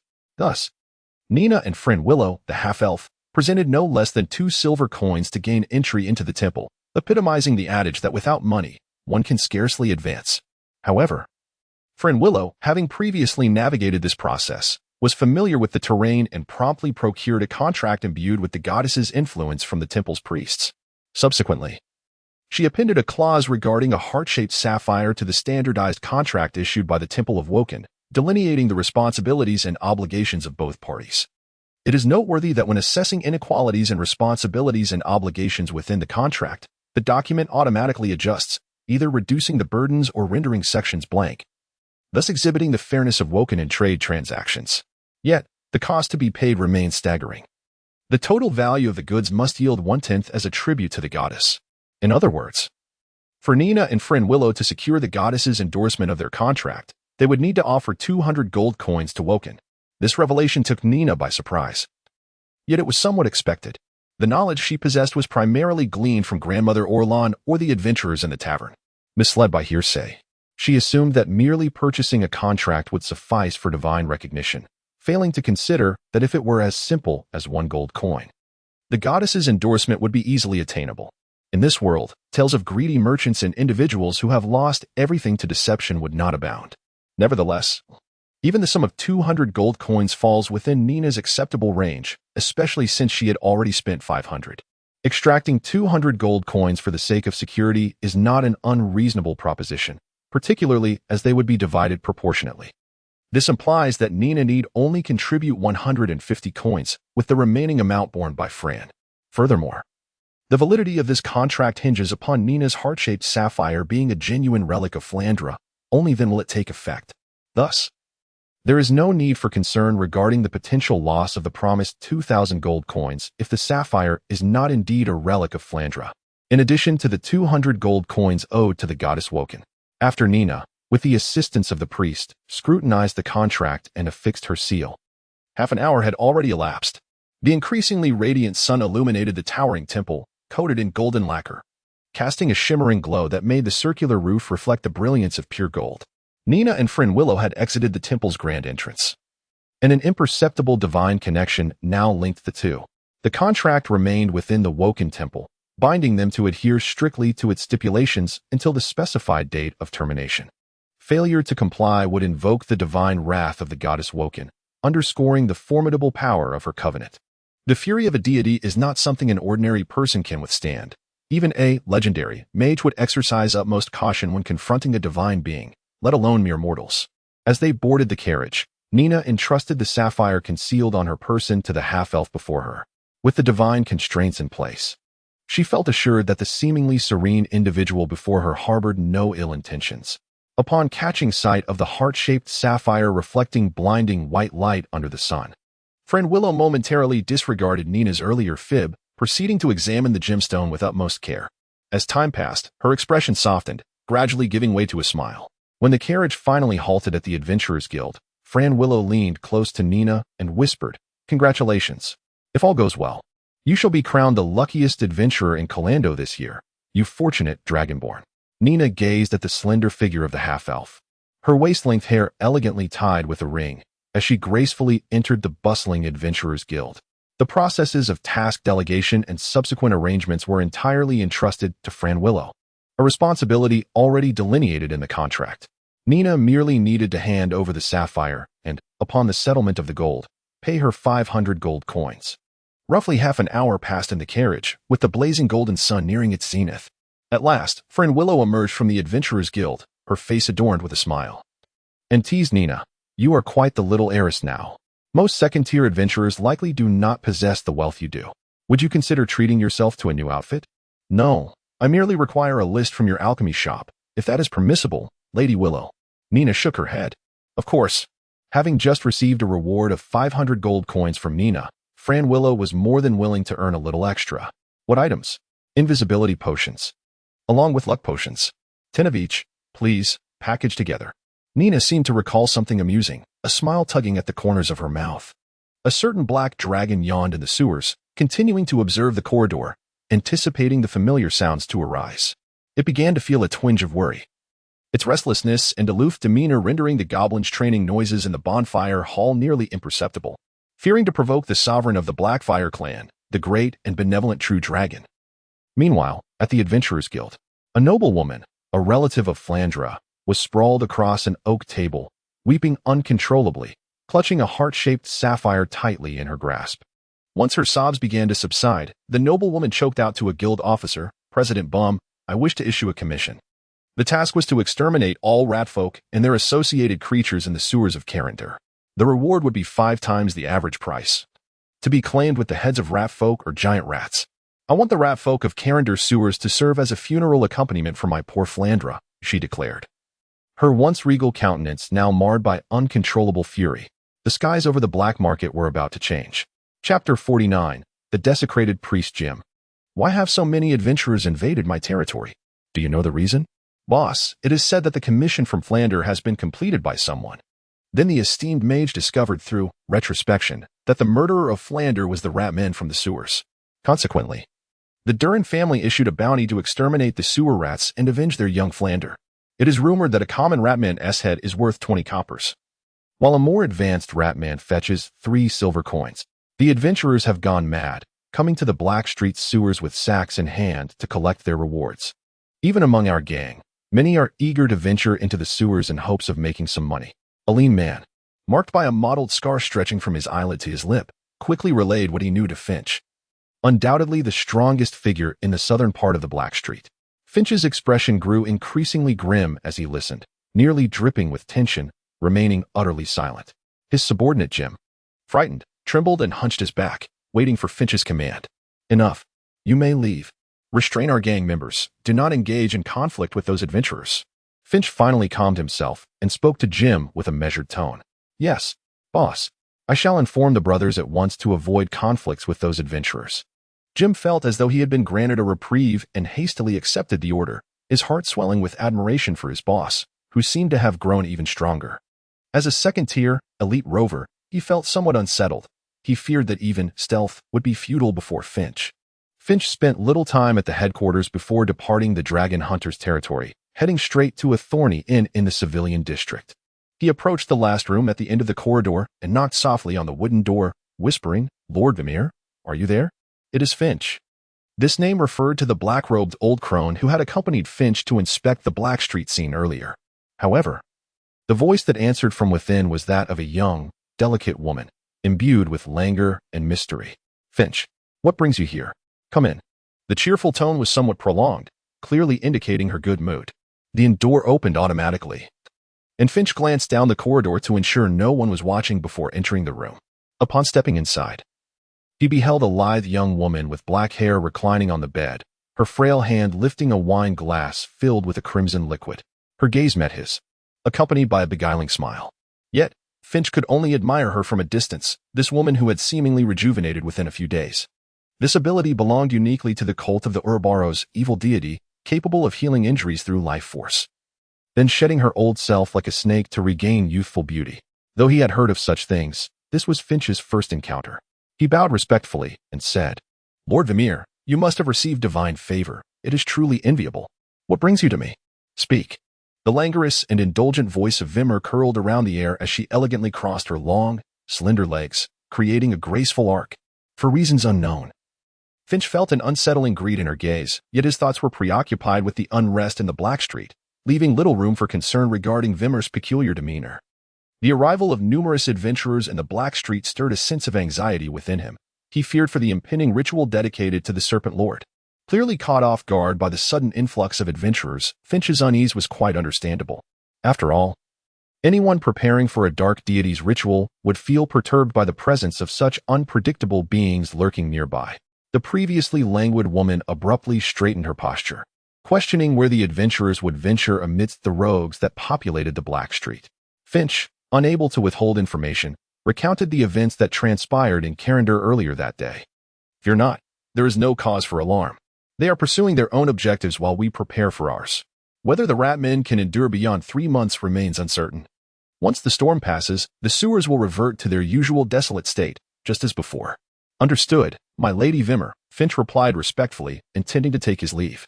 However, just as he turned, a pair of pale, delicate arms draped over his shoulders, icy fingers brushing against his neck, causing a shiver to run through him. The fragrant breath enveloped him, accompanied by her alluring voice. Since you are here, I have not indulged in such pleasures for quite some time. Come, lie down. Fear flickered in Finch's eyes. He yearned to protest and escape her grasp. Yet, he found his body unresponsive, as if entranced, and he mechanically approached the soft velvet bed. Lying down against his will. My Lady Vimmer, please do not. His voice trembled with panic, fully aware that this unexpected encounter boded ill for him. Vimmer, the priestess of the cult known as the Ouroboros, had a fearsome reputation in the southern duchy for having drained the life essence of 2 or 3 dozen individuals. He had no desire to forfeit his blood vitality for a fleeting moment of pleasure, jeopardizing his prospects for advancement. Do not worry, I shall exercise restraint. After all, I still require your assistance, do I not? Her beguiling voice resonated with an undeniable authority. With her fully restored 4th-tier status as a desecrated priest, she possessed the power to compel this 3rd-tier warrior to obey her whims. Come, let us relish this moment. As her melodious voice filled the air, Finch's face contorted with a mixture of regret and humiliation, marking the quiet inception of a lavish revelry within the confines of an inn. Meanwhile, in the sewers, the commission had already begun to gain traction, with adventurers from Carindor flocking to the Black Street. However, the majority of their pursuits remained directed toward the southwest, avoiding the region where Gurdon resided. Their quarry was not the inconsequential goblins, but rather the rat men. However, this matter was within Gurdon's expectations. After all, the perpetrator of murder must be brought to justice. He had originally thought that a band of adventurers would merely descend to resolve the issue. Little did he anticipate that the Durin family would take such grand measures, implementing a bounty to annihilate the rat folk of the sewers beneath Calandu. As he contemplated the situation in the sewers and its ramifications for the Blackfire clan, he idly toyed with the small vial of blue liquid that Nina had handed him. This was the invisibility potion she had procured for him, which, it was said, would render a creature of no more than 2 meters in height completely undetectable in the air, though it would still make noise during movement. Gurdon did not ponder for long. Ultimately, he summoned Grush. At this moment, he had no leverage to confront the adventurers. Avoiding the limelight was, after all, the most prudent course of action. Reclining upon the hundreds of gold coins spilled from his dimensional pouch, the black-scaled dragon squinted his eyes in pleasure as he enjoyed the cleansing of his scales by the warm, damp cloth provided by the dragonborn girl. He occasionally flipped over, languid and motionless like a salt-dried fish, savoring the moment. Chapter 50. The Harvest. It has been 21 hours since Celia and Marglesia emerged from the half-plane of the Azure City. They are now approximately halfway to the free city of Calandu. The midday sun casts a rather oppressive heat, yet neither of them opts for a respite. For time is of the essence. Having donned a new set of attire that renders her indistinguishable from the typical adventurer, Marglesia turns to Celia, who follows closely behind, and inquires, Celia, how much longer? In 3 hours, the invisibility effect will dissipate, Celia replies, still cloaked in her black robe, her silvery gray hair cascading down her shoulders, with a slumbering silver pseudo-dragon perched upon her shoulder. The only notable difference is the diminutive golden crown resting atop her soft gray tresses, albeit tarnished and lacking its former luster. This is indeed the optimal manner of travel, balancing stamina with swiftness, an essential stride for adventurers navigating the wilderness. Surprisingly, as they traverse fields of grass and tread upon brittle twigs, not a sound escapes them. This is the pinnacle of stealth, a technique that completely conceals their movements and sounds without disturbing the environment. Much like wanderers who slip into the shadow plane, they too have entered an ephemeral realm. Thus, in the material plane, their presence is rendered utterly invisible, an act akin to a miracle. However, Celia knows this is no mere miracle. It is a manifestation of divine magic. For the spell resembling advanced invisibility is inscribed upon a semi-artifact. The semi-artifact, known as the Crown of Dimensions, adorns her head. When activated, it allows all allies within 30 feet to enter the dimensional realm for a duration of 12 hours, usable once per day. It is said to have been crafted by a demigod mage during the era of elven dominion over the continent of Ao, though somewhat lackluster, being a flawed creation. It can only be utilized 10 times before it collapses due to energy disarray. Subsequently, the semi-artifact was lost to another world following the demise of its master during the Elven Wars, eventually acquired by a traveling mage. Later, it found its way into the Exhibition of Curiosities in Azure City, where it became part of the traveling mage's collection. Celia then obtained it from the hands of a tower spirit, transforming it into a crucial tool for their escape from danger. Let us travel for 2 more hours. Then find a place to rest before setting out again tomorrow, Marglesia suggests. Her voice tinged with melancholy as she gazes at the rusted golden crown atop the gray-haired girl's head. Upon hearing the sigh in her leader's tone, Celia understands the sentiment behind it. Yet, it is already a blessing from the gods that they are alive and unharmed. To covet more would be to risk incurring the disdain of even the most avaricious of chromatic dragons, who would regard their greed as insatiable. Furthermore, it appears they have ceased their pursuit of us, have they not? Celia, during the prolonged duration of the advanced invisibility technique, which spanned 9 hours, initially perceived the humans in the jungle who were attempting to search for them. However, as dawn approached, there were no longer any individuals nearby seeking to catch a glimpse of their concealed figures. Do not let your guard down, Celia. Among that group, there must be highly skilled wanderers. I can sense it. Otherwise, they could not have located us so swiftly. Although Marglesia felt a pang of concern for the depletion of the artifact, upon noticing Celia's apparent indifference, she promptly issued the necessary admonitions. I am aware. Celia nodded in acknowledgement, her expression solemn. In stark contrast to her earlier demeanor, which lacked any fighting spirit, she had undergone a significant transformation in less than a day. Her emotions had settled, and with the realization that unseen forces were at play, she was resolute in her quest for vengeance. She no longer lived for herself alone. She sought justice for those who had perished. Despite their current lack of strength, as long as they remained alive, hope persisted. Observing Celia's unwavering vigilance despite the presence of the semi-artifact, Marglesia breathed a sigh of relief. She harbored fears that Celia might lose her sanity due to the artifact's influence. After all, history is replete with tales of those who were harmed by their own artifacts. Over there lies a glimmer of hope for revenge. In the southeastern region of the Caranduo sewers, 3 hours had elapsed since the issuance of the bounty for clearing the sewers. The Ratman tribe, occupying the capital of Ratmen where over 50 pipelines converged, was engulfed in a state of panic. Although adventurers had yet to discover this place, it was merely a matter of time. The sudden appearance of these adventurers had completely disrupted the Ratmen's aspirations and plans. They had not even fully claimed the southeastern region when they encountered the legendary, most terrifying adventurers. The arrival of this unforeseen calamity plunged them into despair. The once exalted high priest of the Ratman tribe had now vanished, leaving them momentarily leaderless. Some Ratmen suggested evading these adventurers, avoiding confrontation, and seeking a secluded place where they could regroup. Others contended that evasion was futile, advocating for a fierce struggle against the adventurers in the sewers, leveraging their inherent advantages. Even in death, they would take a piece of flesh from their foes, ensuring that the adventurers understood that Ratmen were not to be trifled with. As these two factions within the Ratman tribe remained at an impasse, 5 well-equipped adventuring teams converged from various directions around the perimeter of the Ratman capital. The Ratmen stationed at the pipe entrances, serving as scouts, were no match for these elite human wanderers. Without any doubt, they fell victim to severed throats and broken necks. The Ratman tribe's clear division of labor and vast territory exceeded the adventurers' expectations, yet they were more elated. This also indicated that those shiny little treasures were beckoning to them. A grand harvest festival was about to commence. Chapter 51. Targeting 1-3. In the southern region of the underworld sewers, a warrior-garbed man charged forward, stirring a whirlwind. And with a sweeping motion of his broadsword, he struck down a hapless Ratman ranger. The unfortunate creature was sent crashing against the uneven walls of the sewer, resembling a framed portrait as it fell. Its gray-furred body crumpled into a lifeless heap, a stark contrast to its earlier agile demeanor. This was the fate that befell those who dared to engage in close combat with the warrior. 3 silver coins earned. These Raymen are far easier to slay than goblins or kobolds, aren't they, Cheelin? The warrior whistled joyfully, hastening to sever the ranger's head with a short dagger. Nonchalant about the bloodstains, which he proudly attached to his belt, 3 hours had elapsed since the tumult in the Ratman city, and though dusk was approaching, numerous adventurers remained in the sewers, determined to toil through the night. Upon exiting, a booth at the entrance of the underworld awaited, offering rewards for the heads of Ratman. With piles of copper and silver coins laid bare on the table, ready for immediate exchange.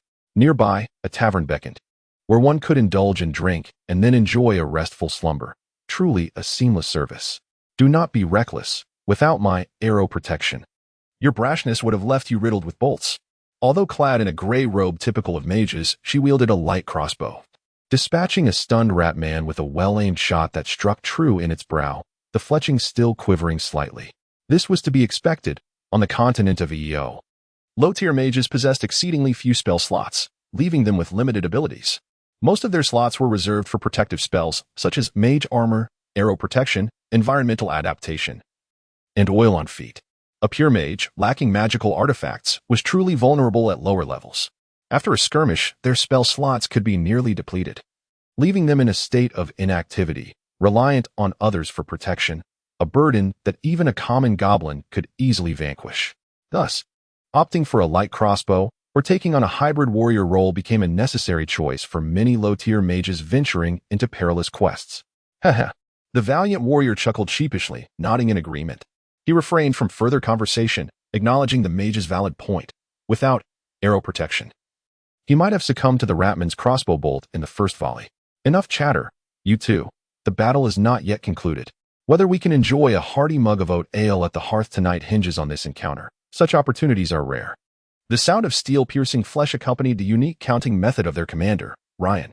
20, 40, 6, no, 80, 380. In mere moments, Ryan, the second-tier, elite swordsman, commander, had already slain 4 ordinary Ratmen and 1 first-tier Ratman. As Ryan spoke, the 2 individuals lost their inclination to bicker and hurried over to clear the small gathering of Ratmen. They were unfazed by the possibility of these creatures fleeing, as the sewer pipes had long been obstructed.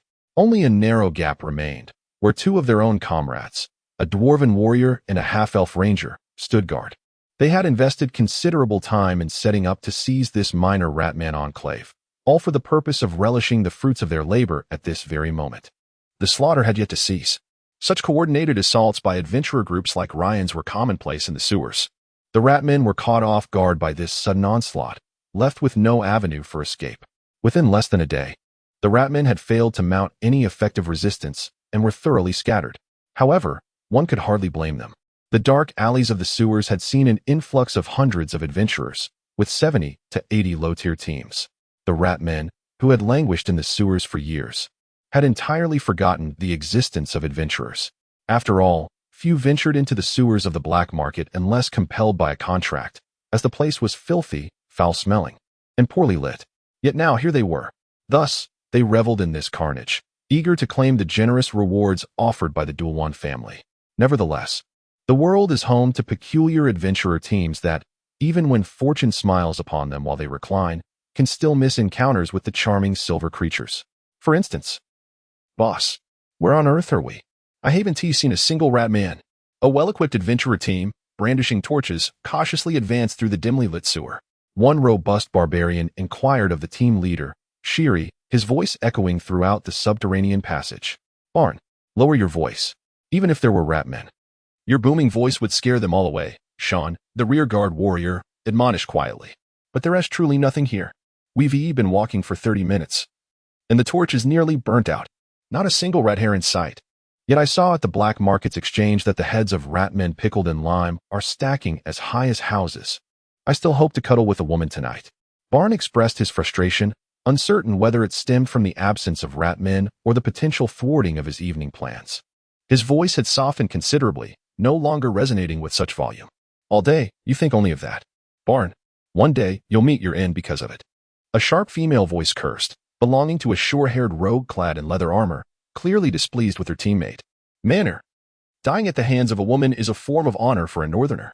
If you don't understand, keep your opinions to yourself," Barn retorted, unconsciously puffing out his chest, though he knew such bravado had its limits.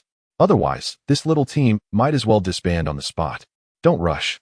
Barn, if I am not mistaken, we should not be far from the Ratmen tribe. I remember entering through the sewer from the southeast." Which side of the Black Street is east, boss? Someone began to inquire uncertainly. This? Shire hesitantly pointed in a direction. My heavens, boss. I thought after your previous adventures you would no longer be directionally challenged. Yet here you are, still confusing east and west. Manor lamented, her hands on her head in despair. If it weren't for his second-tier strength, it would be inconceivable for him to hold the position of captain. Boss. Let us hurry up. I've had quite enough of this foul stench. The odor of the filthy sewer, coupled with an unsettling scent, wafted through the air. Someone suggested. Very well. Acknowledging that he was once again leading the team astray, Shire helplessly raised his hands. Still perplexed as to why the right side of the Black Street entrance was not east. Yet, he had clearly observed numerous adventurers congregating there. The small team still failed to find the sewer exit when Manor, positioned on the right flank, suddenly hesitated. Could we pause for a moment? I need to relieve myself. It seems I drank too much water this morning, with the exit still appearing distant. Manor found herself unable to hold it any longer. After all, there were no monsters lurking nearby. All right, go ahead. We will wait for you here. Shire came to a halt, and the other team members intuitively paused as well, ready to wait for the female wanderer to attend to her needs before proceeding to the next exit. Thus, Manor quickly found a narrow crevice to conceal herself. The gap was relatively long, leading to a corner whose contents remained a mystery, yet Manor had no time to dwell on that. Resolving her situation swiftly was paramount, and as she squatted down, preparing for a quick resolution, she suddenly sensed a chilling presence looming behind her, as if she were being watched. With her keen intuition, Manor swiftly turned her head, but the corner remained desolate, devoid of any entity. Was it merely an illusion? Chapter 52, The Dragon in the Crevice Manual? Are you not ready yet? I am here. However, I sense someone is watching me. As a wanderer, she was keenly attuned to the gazes around her, particularly those laced with malice, which drew her utmost attention. The previous glance had evoked the sensation of being preyed upon by a beast. Yet, upon turning her head, she discovered nothing. Was it merely an illusion?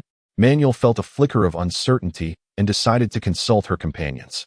Someone is watching you. I am perfectly fine here. Manuel, you cannot doubt me.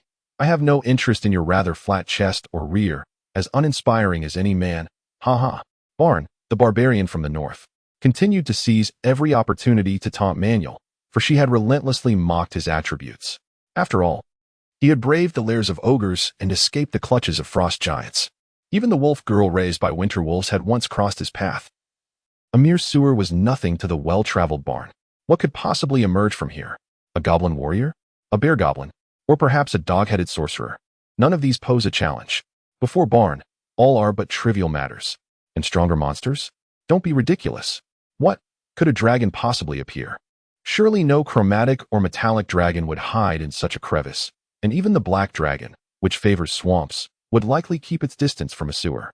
Silence, Barn. One day, I shall stuff your head where it belongs. Already irked, Manuel was thoroughly exasperated by the northern barbarian. Had she been capable, she might have struck him. Let's all refrain from further words. Manuel, do you truly feel something? With her urge to relieve herself now completely vanished, Manuel rose and stepped out from the crevice, nodding at Shiri. Indeed, I feel a strong sensation of being watched. As she spoke, Manuel retrieved a spare torch from the warrior Sean and ignited it. She then ventured back into the crevice, determined to discover what lay within. Should we send Barn in after you? The solitary advance of the wanderer made Shiri uneasy. He preferred the robust northern barbarian to lead the way. It is far too narrow. Barn would be better off remaining outside. Without a second thought, Manuel countered, envisioning the half-armored barbarian struggling to navigate the tight space, likely needing to sidle through and find it challenging to retreat. Then let Sean accompany you. Shiri remained unconvinced about Manuel exploring the crevice alone. He resolved to have a steadier warrior accompany her. Take up your shield. Shiri handed Sean a small round shield, his secondary weapon, a force field shield. It could deflect arrows and melee attacks, and it possessed the ability to transform once a day into a 6-foot-high force wall, shielding against magical assaults. Without the need for magic, this artifact proves to be quite a remarkable piece of magical equipment, the sole one within their party. Should they encounter any monsters within the rift, it would conveniently allow for defense. Although Shiri is somewhat absent-minded, he excels in this regard. And even the typically fastidious Minier remained speechless in admiration. Observing this, Minier stepped back. waiting for Sean to enter the rift with a shield and sword before she followed closely behind. Outside, Shirey, the northern barbarian Barn, and the taciturn dual-wielding ranger Fane stood vigilant. Shirey, stationed at the rift's entrance, could only watch as the two figures ventured further into the flickering flames. It was not until Minier's commanding call to halt that the group's attention was drawn. What is it? Their essay trap.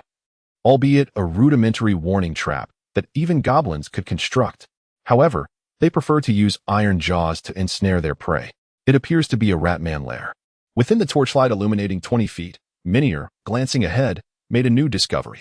On the ground lay a simple yet sufficiently concealed warning trap. Despite her youth, she had already spent 2 years in her adventuring career. From a naive newcomer to a seasoned wanderer, she was well versed in the traps that adorned the entrances of such monstrous lairs. Is there truly a situation? Shirey found himself momentarily flustered by this unexpected turn of events. What began as a mere curiosity now seemed to have escalated into something more significant. Consequently, he called upon the ranger Fane behind him to provide assistance, lest the two become isolated and vulnerable. In an adventuring party, unity is paramount. Those lacking cohesion either perish in the wilderness, becoming fodder for monsters, or transform into solitary wanderers, preferring to shed burdensome companions. What of me? Shall I merely stand by? Barn, remain here and ensure no other creatures ambush our retreat. Though Shirey harbored concerns about leaving Barn alone at the back, he had no alternative but to issue this order. Traditionally, he would assign Sean to guard the rear while Barn led the charge, aligning with the party's roles. However, the rift was too narrow. The towering northern barbarian, clad in half-armor, would need to maneuver sideways to enter, making him ill-suited for the task. Very well, but should anything arise, I shall not remain idle. Barn patted his half-armor, producing a resounding clang, as if to affirm his promise. In truth, he yearned for the thrill of battle. The blood of northern barbarians thrummed with the essence of war and fury, finding tranquility only in the flow of blood. Indeed, Shirey did not dismiss the notion. Should an unexpected event occur, allowing the northern barbarian to advance would indeed be a prudent choice. At last, I have finished. Minier, hunched over from dismantling dozens of warning traps, exhaled a long breath. Damn it, who is the fool so bored as to lay one trap after another, causing me unnecessary worry? With a mixture of exasperation and fatigue from her vigilance against potential dangers, Minier muttered curses under her breath. Ahead lay approximately 40 feet before reaching the corner. Manor turned sideways, allowing the warrior Sean, who bore a round shield, to advance ahead. For her delicate frame could easily succumb to a volley of arrows, especially in this constricted space where movement was severely limited. After taking a few more steps, a fragrant aroma wafted through the air, startling her, and she quickly covered her nose. Be cautious, it may be toxic, she exclaimed while shielding her nostrils. Startled, Sean hurriedly covered his own nose with a cloth, but Shirey, who followed closely behind, sniffed the air and remarked dismissively. The rare fragrance of the blue shadow flower, typically found in sewers, suggested that if it were present, their haul could yield at least 30 silver coins, as it was one of the primary ingredients for crafting the mage's meditation potion. But I recall that the Wanderers Guild tests for this, Shirey said, casting a skeptical glance at Manor. Manor scratched her head and lowered the cloth, inhaling deeply. Indeed, it was the scent of the blue shadow flower, and she felt somewhat embarrassed. I was mistaken. I mustn't react so impulsively. It can cause confusion. Shirey, there's movement around the corner. What is that? Manor's voice rang out again, filled with astonishment. Just as Shirey was about to reprimand Manor for her startled demeanor, she looked up to see at the corner where the light of the fire illuminated a pair of dark golden vertical pupils fixated upon them. From the outline, it appeared to be a human. Sean stepped forward, attempting to extend the reach of the torch's light. But the vertical pupils lured the four of them unknowingly into an expanse of thick black liquid that coated the ground. After all, the sewer was inherently a gathering place for muck and filth, so a slightly viscous, dark surface was quite ordinary. Finally, as they approached within 20 feet of the torchlight, they beheld the owner of those dark golden vertical pupils, a dragonborn girl clad in tattered garments.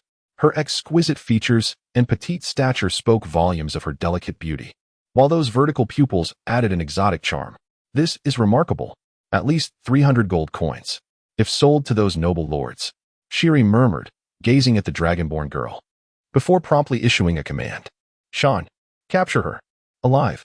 Even the geographically challenged could stumble upon good fortune, Could they not? Meanwhile, the Northland barbarian, who had been anxiously waiting at the fisher's entrance, clumsily squeezed his way inside. Chapter 53. The Finish Line Boss. What's going on? Barn, the northern barbarian, inquired with a deep, resonant voice as he squeezed his way into the narrow crevice. A splendid slave, completely intact. A dragonborn. If presented at an underground auction, the nobles would likely go wild over her. Shire gazed admiringly at the petite girl with dark, golden vertical pupils, her frail appearance captivating him. Is there truly such a treasure lurking in the sewers? It seems I have struck gold amidst filth. Initially, I only sought a quick profit, but serendipitously, I have encountered a living vault. He fervently prayed in his heart, thanking the gods, for such unexpected fortune surely bore divine favor. Otherwise, how could he, Shire, be so fortunate? Thus, he resolved to visit the Temple of Shar after selling the dragonborn girl to offer his gratitude. Meanwhile, the warrior Sean, following his orders, rushed to the corner, preparing to bring the girl over. To adventurers like them, the sale of exotic beings into slavery held little moral weight. They regarded these half-breeds as not truly human, even likening them to monsters. The act of selling posed no psychological burden, and even pure humans, enticed by the prospect of 300 gold coins, would likely not hesitate to swap identities and dabble in the slave trade, provided there were no severe repercussions. Adventurers, aside from a select few with principles, mostly leaned towards neutral evil, behaving like locusts, indulging freely across the continent of Ao. Consequently, many villages in the wilderness shunned outsiders, often driving them away. They were not strangers to actions that incited the wrath of both gods and men.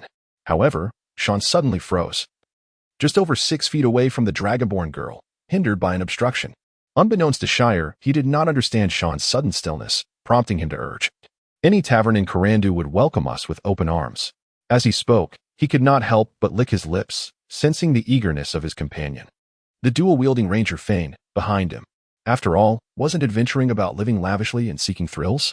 For the sake of gold, they would do nearly anything from rescuing deities from the abyss to locating a neighbor's orange cat. Their range of commissions was exceedingly vast. "Boss, I'm stuck. Help me." Barnes' voice complained from behind, but Shire was already captivated by Sean's demeanor, wholly oblivious to Barnes' plight. Yet, Sean's feelings at that moment were unknown to them. He was somewhat flustered, but he was no novice adventurer. Almost as soon as Shire's urging echoed, he swiftly reacted, fully activating the force field of his small curved shield, generating a 6-foot-tall wall of force before him. Simultaneously, a sharp warning erupted from Sean. "Everyone back. There's a dragon, a living black whelpling, at the corner." Only Sean could see the grotesque head of a creature, its form draped in black scales, emerging into view. The same dark golden vertical pupils, illuminated by the torchlight, appeared particularly terrifying. The true dragon, the most ancient creature of the Ao continent, stands as the apex predator of the food chain. Merely being at the pinnacle of this chain instills a sense of caution in adventurers. Even a juvenile dragon is sufficient for Sean to adopt such a formidable stance. Behind him, Manir and Shiri were struck as if by lightning. Even the usually aloof Finn gripped his twin blades tightly. A juvenile true dragon, born as a creature of the second tier, and judging by Sean's demeanor, it was evidently a formidable adversary, far surpassing the challenge level their party could confront. Their group consisted of only 2 second-tier members, the directionally challenged Shiri and the northern barbarian, a second-tier savage. The rest, including Sean, were merely first-tier, having yet to touch the threshold of the second tier. The notion of challenging it was absurd, unless this dragon happened to be a white one. However, it was evidently not. As Sean gradually retreated, they caught sight of the juvenile dragon around the corner. The black dragon head was held high, with 4 budding horns emerging from the back of its skull, hinting at its burgeoning might. The seemingly fully matured body of the juvenile dragon was even slightly larger than the most massive of the big so dogs. Its thick and mature scales appeared daunting, deterring any thoughts of confrontation. Not a black dragon, but rather an even greater red one. "Oh, magnificent true dragon, we mean no offense. We shall take our leave now. I beseech you for your mercy." Shiri, whose formation was nearly in disarray, quickly attempted to converse with the hostile true dragon. Regardless of their age, true dragons possess the ability to communicate. Although the chromatic dragons encountered in the wild are typically unable to engage in dialogue, being innately evil, Shiri was reluctant to abandon hope. As he spoke, he removed a coin pouch from his person and tossed it toward the black-scaled dragon. However, The scattered silver coins failed to capture the dragon's attention, which it disregarded entirely. Just as Shiri contemplated further words to buy them time, the dragon unhesitatingly took a deep breath, signaling the onset of its breath attack. Quick, retreat. Yet, before they could move a few feet, they found themselves immobilized, hindered by the northern barbarian, Barn, who remained stuck in the narrow crevice, preventing others from passing. Damn it, Barn. If we survive this, I will ensure that Manor shoves your head up your backside. Shiri cursed vehemently at the barbarian responsible for their predicament. At that moment, his only hope was that the force field wall conjured by the small round shield could withstand the impending assault long enough for them to make a safe escape to the open space outside. In such a location, they would not be in such a dire and cramped situation, and there would still be a chance to fight back. Gurdon observed the adventurer squad huddled together in the crevice, along with the translucent, rippling force field wall. His gaze was exceptionally cold. Although it was the first time he had encountered humans aside from Nina, this did nothing to alleviate the poor first impression they had made, thoroughly enraging the sovereign of the Blackfire clan. Originally, it had no intention of attacking the adventurer squad. After all, engaging them would inevitably entail risks. Should any of them manage to escape, its existence would be exposed, compelling a hasty retreat from Calando. The map of Calando reveals that all exits of the sewers lead to the moat, where not only the elite city guards stand sentinel, but also a gate impervious to molten lava. This makes its escape exceedingly difficult, hence, it preferred to remain concealed from the adventurers for the time being. However, their uninvited approach forced Gurdon to observe patiently until they presented a dismal performance on their trial, which ultimately sealed their fate, both in life and in their journey. This place marked their end. As Gurdon inhaled deeply, the air transformed into a tempestuous elemental breath coursing through its veins. Before releasing it, its elongated form radiated a fierce crimson glow from the fissures between its robust scales, resembling molten streams flowing within, dazzling to behold. In an instant, a brilliance surpassing that of a torch erupted from its magma-filled throat, illuminating the darkened sewers, turning narrow crevices into a realm of daylight. The searing pillar of lava, imbued with formidable might, collided with the distorted force field in the air. Observing this, Sean could only hunch his body, shielding himself with his circular force field shield while fervently praying for divine protection, hoping to survive the upcoming onslaught. Fortuitously, the force field held firm against the torrent of molten breath. Aside from a slight warmth on his arm, Sean experienced no adverse effects. He then noticed that both Menial and Shiri, along with the northern barbarian Barn, stood transfixed, gazing at the ground. From the scattered magma on the surface, a path of flames surged forth, moving with a swiftness that outstripped even the fire pillars. In the blink of an eye, the quintet found themselves engulfed in a sea of flames, with the northern barbarians' bulk providing them no avenue for retreat. The intense fire oil, a product of alchemy, emitted a peculiar odor. A single drop could ignite for 3 hours without extinguishing. Gurdon, inhaling the suffocating aroma in the air, reflected the inferno and decay within its cold, dark golden vertical pupils. Chapter 54. Conclusion. Regrettably, the flames of the blazing oil could not entirely consume these adventurers, with the exception of the immobile barbarian, Barn. The agility of the others was akin to that of pure-blooded elves, as they swiftly contemplated methods of escape. Charging towards the black-scaled dragon was tantamount to courting death. A true dragon, no matter how weakened, was beyond the hunting capabilities of their beleaguered party.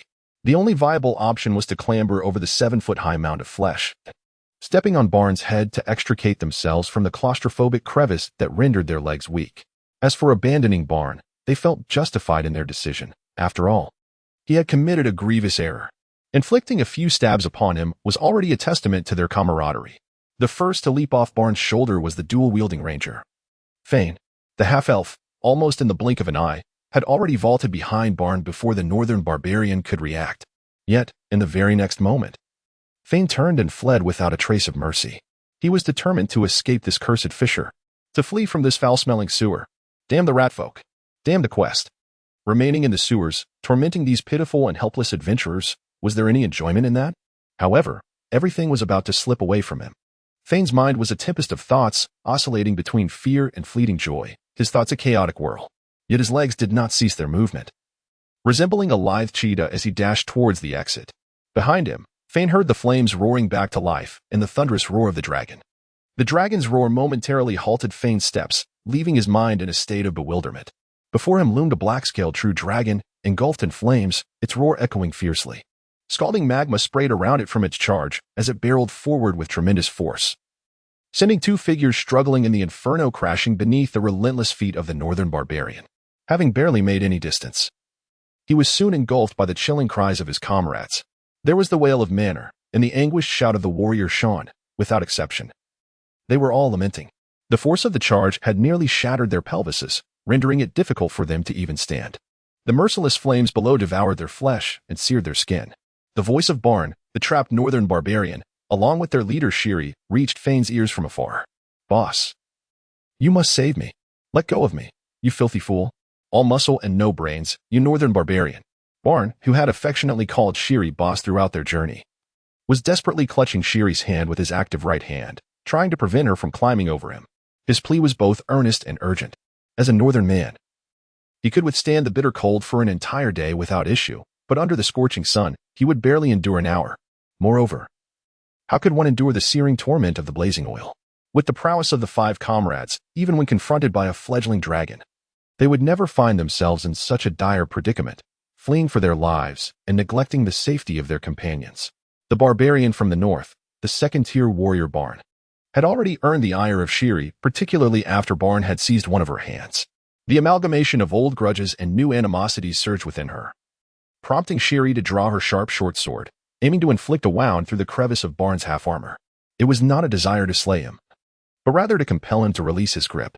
After all, a living Barn was far preferable to a deceased one. Who knew if that fledgling dragon might relent?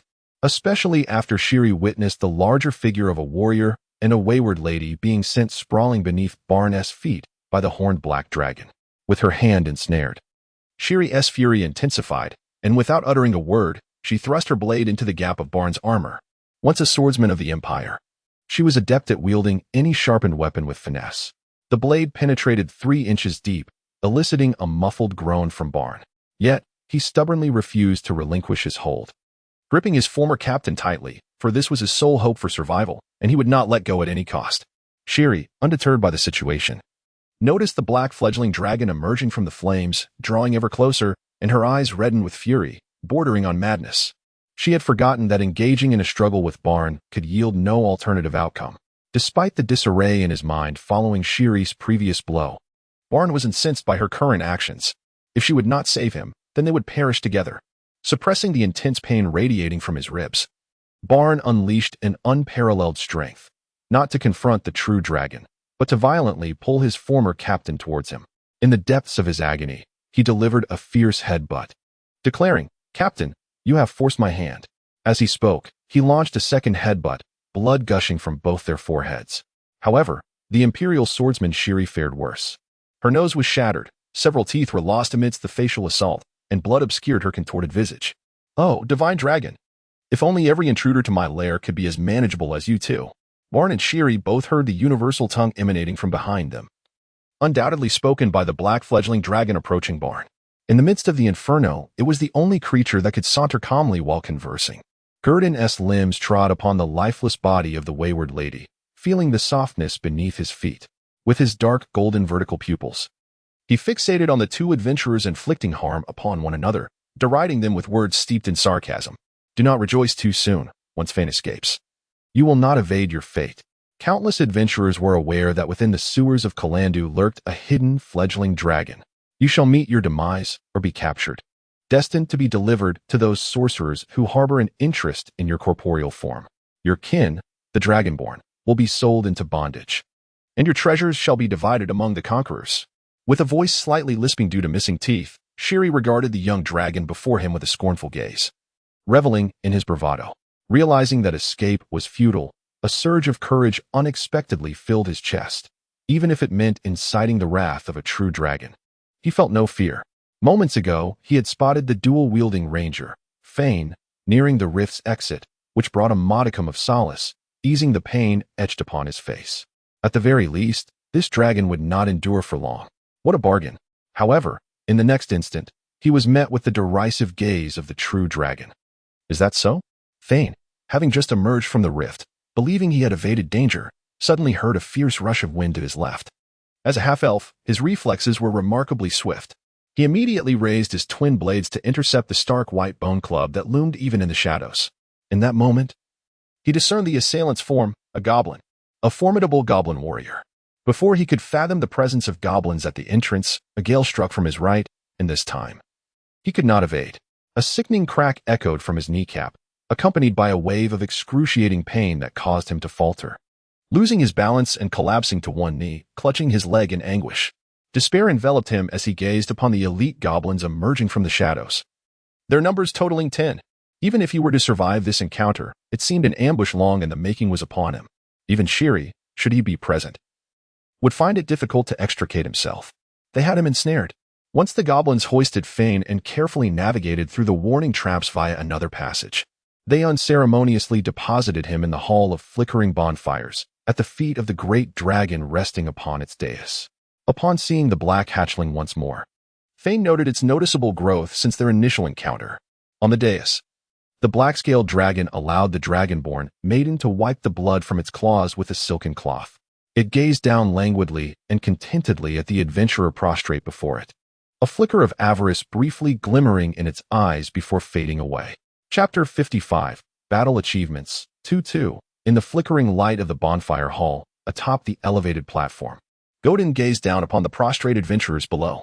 He refrained from hastily delivering the fatal blow, as he was currently processing the gains acquired from the previous 4 individuals. The quartet of adventurers, including the northern barbarian and a captain-like swordsman, had contributed 2 white orbs of light and 2 black iron orbs. The black iron talent fragments were fearless in the cold and mastery of swordsmanship. The talent, fearless in the cold, grants one the fortitude to withstand frigid temperatures.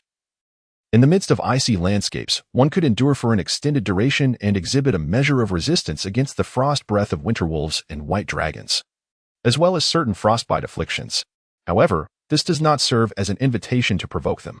The talent, mastery of swordsmanship, bestows upon the wielder a keen edge and sharp perception. Among 100 swordsmen, your proficiency is deemed exceptional.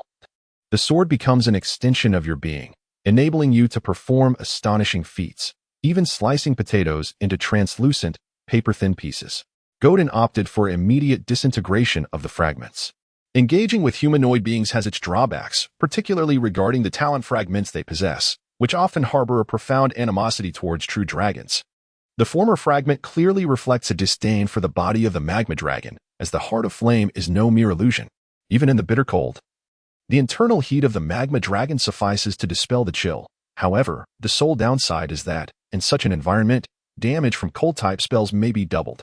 Similarly, winter wolves exhibit a fear of fire, hence fire-based spells inflict double damage upon them, rendering alchemical products like blazing oil highly valuable in the north.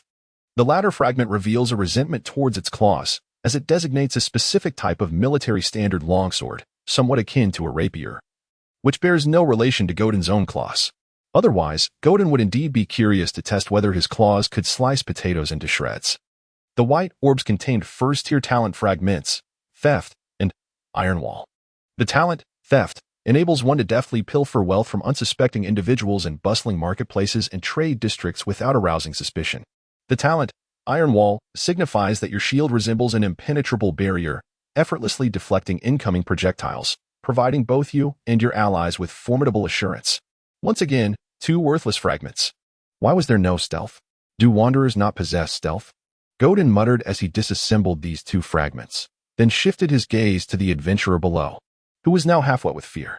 The sight elicited a slight frown from Nina, who, nonetheless, continued to polish Godin's claws with a silk cloth.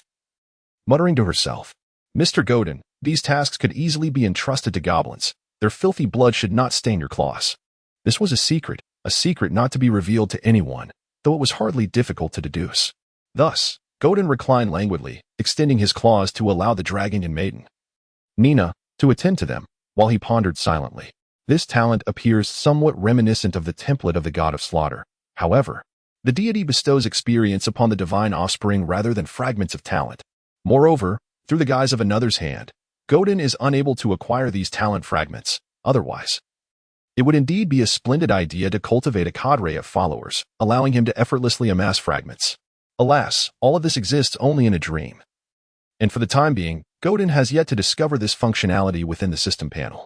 Perhaps it may be unlocked in the future? Yet, for now, it remains unavailable. His attention began to converge upon the newly refreshed data within the retinal panel. presenting freshly completed talent assessments. Ding. Detection successful. The assessment reveals a first-tier talent, dual-wield combat. Activate talent. Yes, no. Godin glanced at his claws, polished to a brilliant shine by Nina, and pondered whether this qualified as dual-wielding. Nevertheless, it was merely a single talent fragment, and Godin was willing to experiment with the proclivity for extravagance. The black wormling silently opted for activation within the depths of his consciousness. In an instant, the talent fragment dissolved, its data transforming into luminous points that merged into Godin's elongated claws. Within the pale blue talent list, dual-wield combat, 1-5, seamlessly entered Godin's field of vision. Dual-wield combat. Through meticulous training under the tutelage of a dual-wielding master from a tender age, you have honed your skills over time, achieving nearly equal dexterity in both hands during combat and daily life. This results in your enemies experiencing a significant increase in pressure when facing you armed with two weapons, while conversely, your own pressure diminishes substantially when confronted by multiple assailants. However, your technique remains somewhat unrefined, and it is advisable to learn extensively from the unnamed dark elf who wields dual blades. A wave of enigmatic memories surged into Godin's mind, akin to the rush felt during a charge. He briefly traversed the scenes of training as a dual-blade ranger, from daily exercises in his youth, mastering the dexterous use of both hands, to the decisive slashes against wooden stumps, and later adventures where he and his companions vanquished burrowing worms and trolls, not to mention encounters with fellow adventurers. The memories of dual-wield combat imprinted themselves upon Godin's hands like an indelible brand.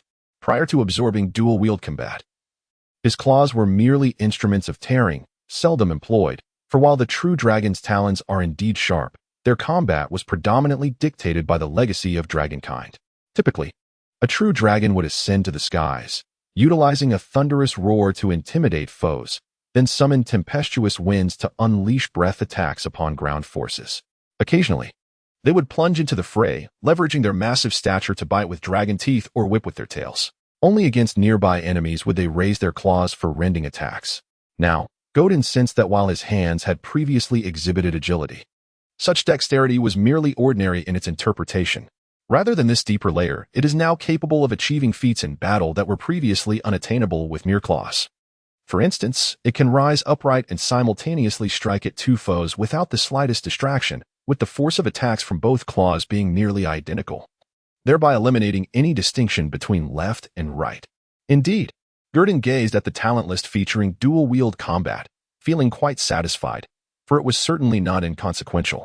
He was content, merely wishing to experiment whether his claws could be deemed weapons. The outcome was self-evident. He began contemplating the possibility of finding a talent possessor proficient in claws to test if it could elevate his combat prowess to new heights. However, Godin felt a sense of distortion in his aspirations. After all, he was a magical dragon, endowed with innate sorcery since his youth. Why then did he exert such effort in seeking close-quarters combat capabilities? Would it not be more delightful to embrace the role of a spellcaster? He was not a magic-impaired magma dragon. Observing the goblins below, already dividing the spoils brought by the adventurers, along with the small round shield capable of withstanding his magma breath, he pondered thoughtfully. After all, the rewards reaped from slaying an adventurer party far surpassed the treasures pillaged from 3 or even 4 monster tribes. Thus, at times, the demise of a high-level adventurer party, should they fail to slay a dragon, could significantly enrich the dragon's hoard. Yet, the cost of failure was the very life of the true dragon and the lifetime's worth of treasures it had amassed. The risk was indeed considerable. Nevertheless, Godin had genuinely relished the rewards following the failure of the Dragon Slayer team this time. Though modest, they were indeed more affluent than the previous 3 tribes. Not to mention the scattered coins amounting to nearly a gold piece. The small round shield he held, capable of generating a force field, already exceeded the total value of the previous tribal spoils by several times. He had seen a similar item on the alchemical shop inventory list brought by Nina, a ring that could summon a force field wall no less than a human's height and a foot thick. Usable thrice a day. The ring was priced at 2,000 gold coins, a sum far beyond Godin's means. However, with his appraisal skill, he could clearly discern that the price of this round shield fluctuated between 200 to 400 gold coins. It seemed that good eloquence or the right moment would be necessary to sell it at a high price, perhaps to a team about to venture into a dungeon, or by employing exceptional persuasion to convince a wealthy novice to purchase this weapon.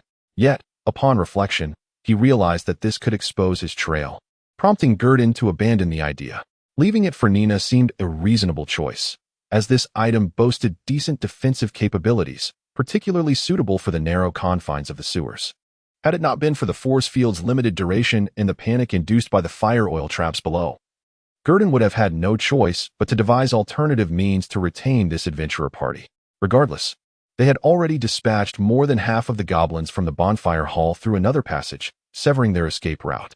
Their demise today was inevitable, unless they possessed some hidden trump card.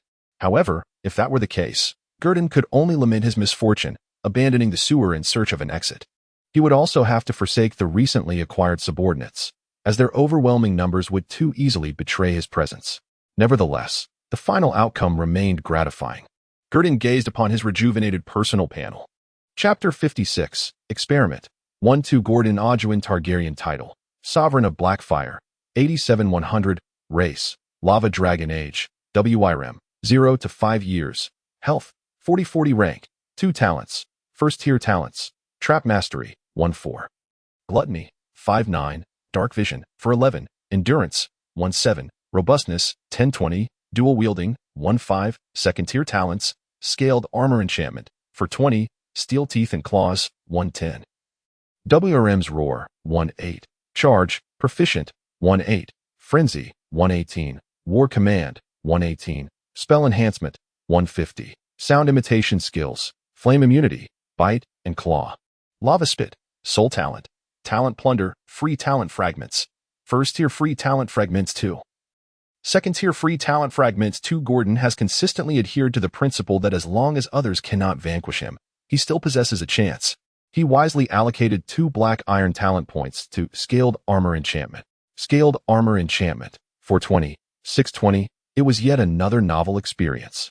His body weight increased once more, while the thickness and hue of his scales began to evolve towards a darker, smoother appearance.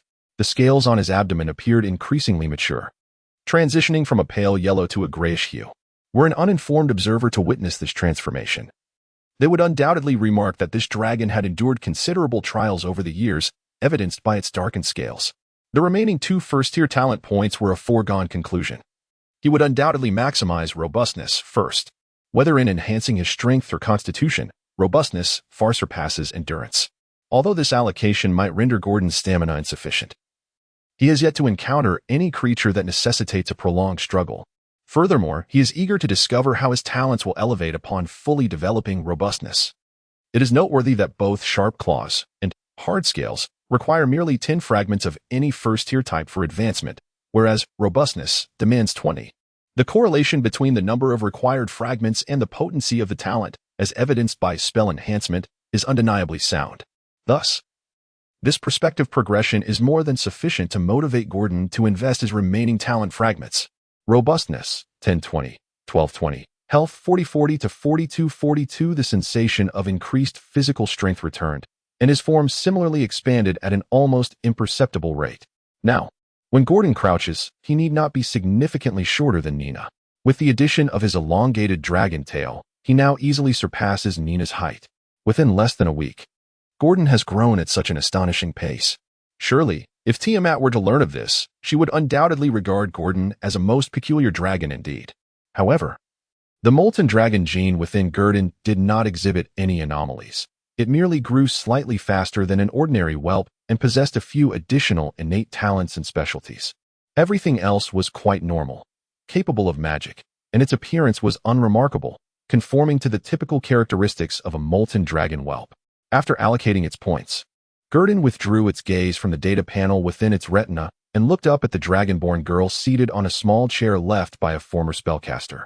Engrossed in her spellbook after finishing her tasks, Gurdon initially intended to say something but, upon seeing Nina's rapt expression, decided against interrupting her.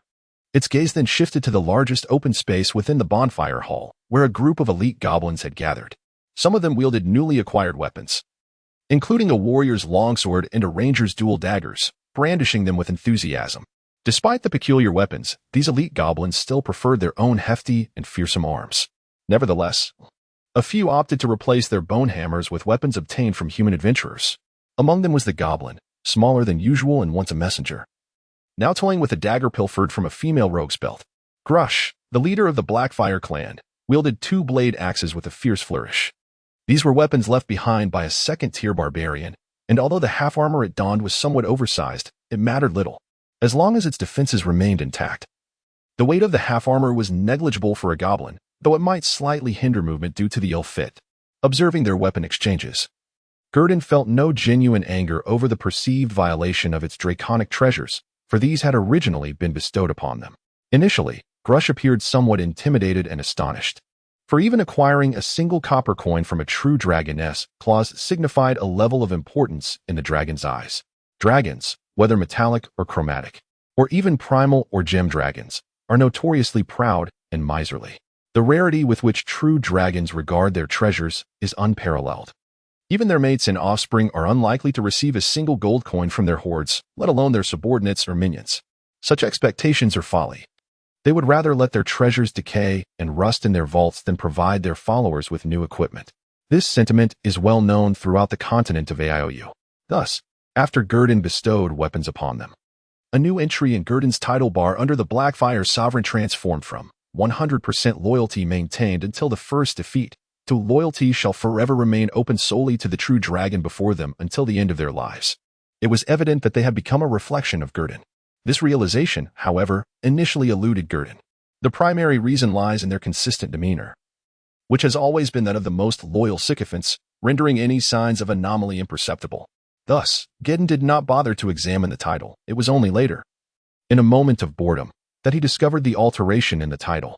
One might say it was an unintentional stroke of fortune. Reclining upon the elevated platform, Gurdon observed the goblins brandishing their weapons in practice and suddenly recalled the long-forgotten experiment with scale armor, which perhaps could be undertaken today. With a plethora of weapons at his disposal, he could thoroughly assess the hardness of the armor, thereby gaining a clearer understanding. Consequently, upon arriving at this conclusion, Gurdon hesitated not and rose from the platform strewn with gold coins, shaking off non-existent dust before leaping down. With his dragon wings unfurled and the pads on his feet, his descent was light, causing no disturbance to the nearby Nina. He then made his way toward the open expanse occupied by the goblins in the distance. Chapter 57 Discovery 2-2 crouched low to the ground, in a posture of utter submission, just as it had begun. Initially, Grush intended to loudly extol the honor of Gurdon, but upon noticing Gurdon's subtle gesture for silence, he immediately sealed his lips, kneeling in anticipation of the true dragon's inspection. Grush soon heard Gurdon's unmistakably resonant voice boom forth. Grush, now, you shall execute my command. Master, what command? Grush replied, vowing to uphold your will as the highest decree. Upon uttering these words, he listened intently, only to receive the most absurd command he had ever encountered in his lifetime. Raise your weapons and strike against my scales. Gurdon's voice, filled with undeniable authority, resonated clearly among the goblins present. Had it not been for Gurdon's commanding presence, chaos would surely have ensued. Master. Grush contemplated questioning the order, but upon meeting Gurdon's solemn, dark golden slit-pupiled gaze, he lowered his head and was the first to rise, wielding his twin axes. Positioning himself before Gurdon. I shall adhere to your will, my master. Thereafter, Grush cautiously lifted his twin axes and gently struck at the supreme ruler of the Blackfire clan, their exalted master. In response, a roar erupted from Gurdon. Grush, have you not eaten? Put some strength into it. His mood was indeed buoyant. Under Gurdon's urging for the goblins to exert themselves, he finally grasped the extent to which his scales could withstand various weapons and forces. Although scale enchantment augmented magical resistance, its physical defense was significantly thicker than the hardened scales of a whelp. This was evident from his armor-like scales. Thus, through this experiment, Gurdon could better assess situations when encountering adventurers in the future. His battle decisions would be refined, enabling him to disregard incoming weapons based on the thickness of his scales. This would provide him with a clear understanding of which weapons he could endure and which he must evade. Having unraveled a perplexing issue that had long troubled him, Gurdon shifted from a standing position to a reclining one, resting upon the coins that brought him a modicum of delight, and succumbed to slumber. The fatigue from vigorous activity and the aftermath of his frenzy induced a wave of drowsiness. Now that all matters were settled, it was time to rest. The fissure at the exit of the bonfire hall had returned to its original state, with warning traps reset and reinstalled. Yet, within the depths of the sewer, no one would discern the peculiarities of the rock wall. Their concern lay solely in what monstrous creature awaited around the next corner. Surely, No one could fathom that a true dragon lay hidden within these depths, could they? The last adventuring party to tread here had all met their demise, their bodies now serving as sustenance for the creatures of the sewer. The chilly winds of the sewer whisked away the last remnants of the acrid stench and the faint traces of blood that lingered in the air. The entrance fissure has once again returned to its former tranquility. The adventurers bore the severed heads of rat folk hanging from their waists, except for a petite figure at the center who wielded a silver spear and wore a hood that obscured her visage. Judging by her demeanor, this adventurer appeared less inclined towards true exploration and more inclined to seek out fear, trembling incessantly, despite her seemingly indifferent actions. The rest of the adventuring party observed her closely, harboring no complaints. After all, she was their benefactor, having paid 3 gold coins for the privilege of guiding her through the city's sewers to experience the thrill of adventure. This side job was one they all heartily agreed upon. In the wilderness, they might have harbored concerns, but here in the sewers, they were only likely to encounter goblins, rat folk, and similar creatures. What other peculiar monsters could possibly emerge? Thus, they readily accepted this commission, embarking on a day tour of the sewers with this enigmatic benefactor. Leading the party was the first-tier ranger, Hien, responsible for scouting the way. The surrounding environment of the sewer bore no significant differences from those previously traversed. However, Hien distinctly sensed an increase in the scent of rat folk in the air, though the predominant odors were still those of goblins and dog-headed creatures. His keen awareness was undoubtedly enhanced by his animal companion, a bisoak dog, known for its exceptional sense of smell. Yet, he could clearly discern that the scent was drawing nearer, not far from their current location. Turning his head, he quietly voiced his concerns to Captain Willen. "Damn it, Captain. These rat folk can really run. They've made it all the way over here. If I'm not mistaken, we must be in the southeastern region now." Captain Willen chuckled, addressing his team. The distribution of rat folk in the sewers has become rather uniform. Their tribes were nearly decimated this morning. You witnessed the spectacle of the Droon family incinerating those rat folk heads in the Black Street earlier. Truly a sight to behold. Hien nodded in agreement, recalling the gruesome scene he had witnessed before entering the sewers. Countless rat-like heads had formed a small mountain, their humanoid faces expressing fear, dread, or even ferocity. Although they were not human but rather monsters, the memory still sent a chill down Hien's spine, since there are scarcely any rat folk left. Regardless of whether we find anything today, this will be our last venture into the sewers. What do you think, Miss Rovith? After coming to this conclusion, Willen felt it necessary to inquire about the thoughts of their benefactor. After all, the day had yielded little combat, with not even 20 rat folk dispatched, making the 3 gold coins feel somewhat too easily earned, leaving him a bit embarrassed. I'm fine with whatever," responded Kien's animal companion, a bisoak dog named Fong, who seemed to have sensed something. The scout Kien promptly followed suit. "Captain, there's a dog-headed creature lair up ahead. The sewers have been excavated into a disarray." Upon hearing this, Warren felt a surge of joy and cheerfully addressed Miss Roviev behind him. "Dear Miss Roviev, soon you shall have the opportunity to observe a grand spectacle of adventure. Behold, a goblin lair awaits our presence. This promises to be a magnificent performance." Warren's voice was imbued with delight, as if he believed he had truly earned those 3 gold coins.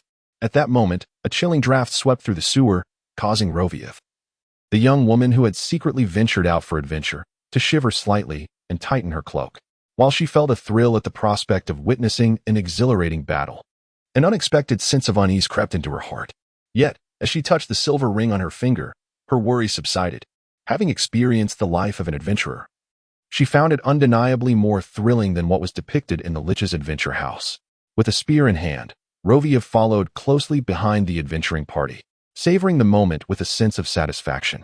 Chapter 58. The underground cavern in the hall of the campfire. All the goblins of the Blackfire clan capable of training were advancing in orderly groups, brandishing hefty bone clubs as they engaged in combat drills against humanoid scarecrows. Meanwhile, Godin lounged atop a diminishing pile of gold coins, idly toying with a vial of potion. Nina, feeling a pang of sorrow, counted the gold coins beneath Godin's feet, lamenting that they had only just begun to warm up before being appropriated by Mr. Godin for potion purchases. Her dream of filling the entire hall with gold seemed to drift further from her grasp, causing her little face to scrunch adorably in distress. Upon witnessing the little one's expression, Godin found himself at a loss for words. After all, such behavior was indeed peculiar for a true dragon. However, to him, wealth was merely a transient possession. It was best utilized for acquiring equipment. Otherwise, if it fell into the hands of adventurers, he would be at a disadvantage. Although coins were quite comfortable whether one was sleeping or sitting, Godin decisively opted to purchase several vials of potion to avoid being toppled by adventurers in the future.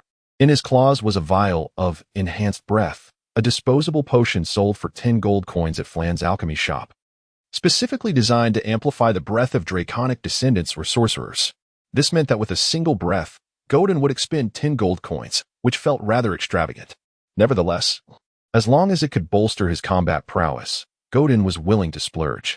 Thus, he purchased 4 vials in one go, along with replenishing some fire oil and a few other potions he had long coveted, including the memory erasure potion and the sleep potion, both of which proved to be quite useful.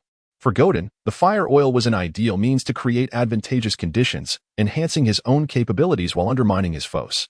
The latter purchase was made after considerable contemplation, just as Godin was mulling over whether to invest his coins in a magical artifact for self-defense on the other side. Roviv had already accompanied the adventuring party to the vicinity of the goblin den. The dragon totem marks were characteristic of the goblin nests any moderately sized goblin tribe, regardless of the presence of spellcasters, would display totemic symbols to warn off intruders. For them, totems represented faith and devotion, with the aspiration of following a true dragon being their fervent desire.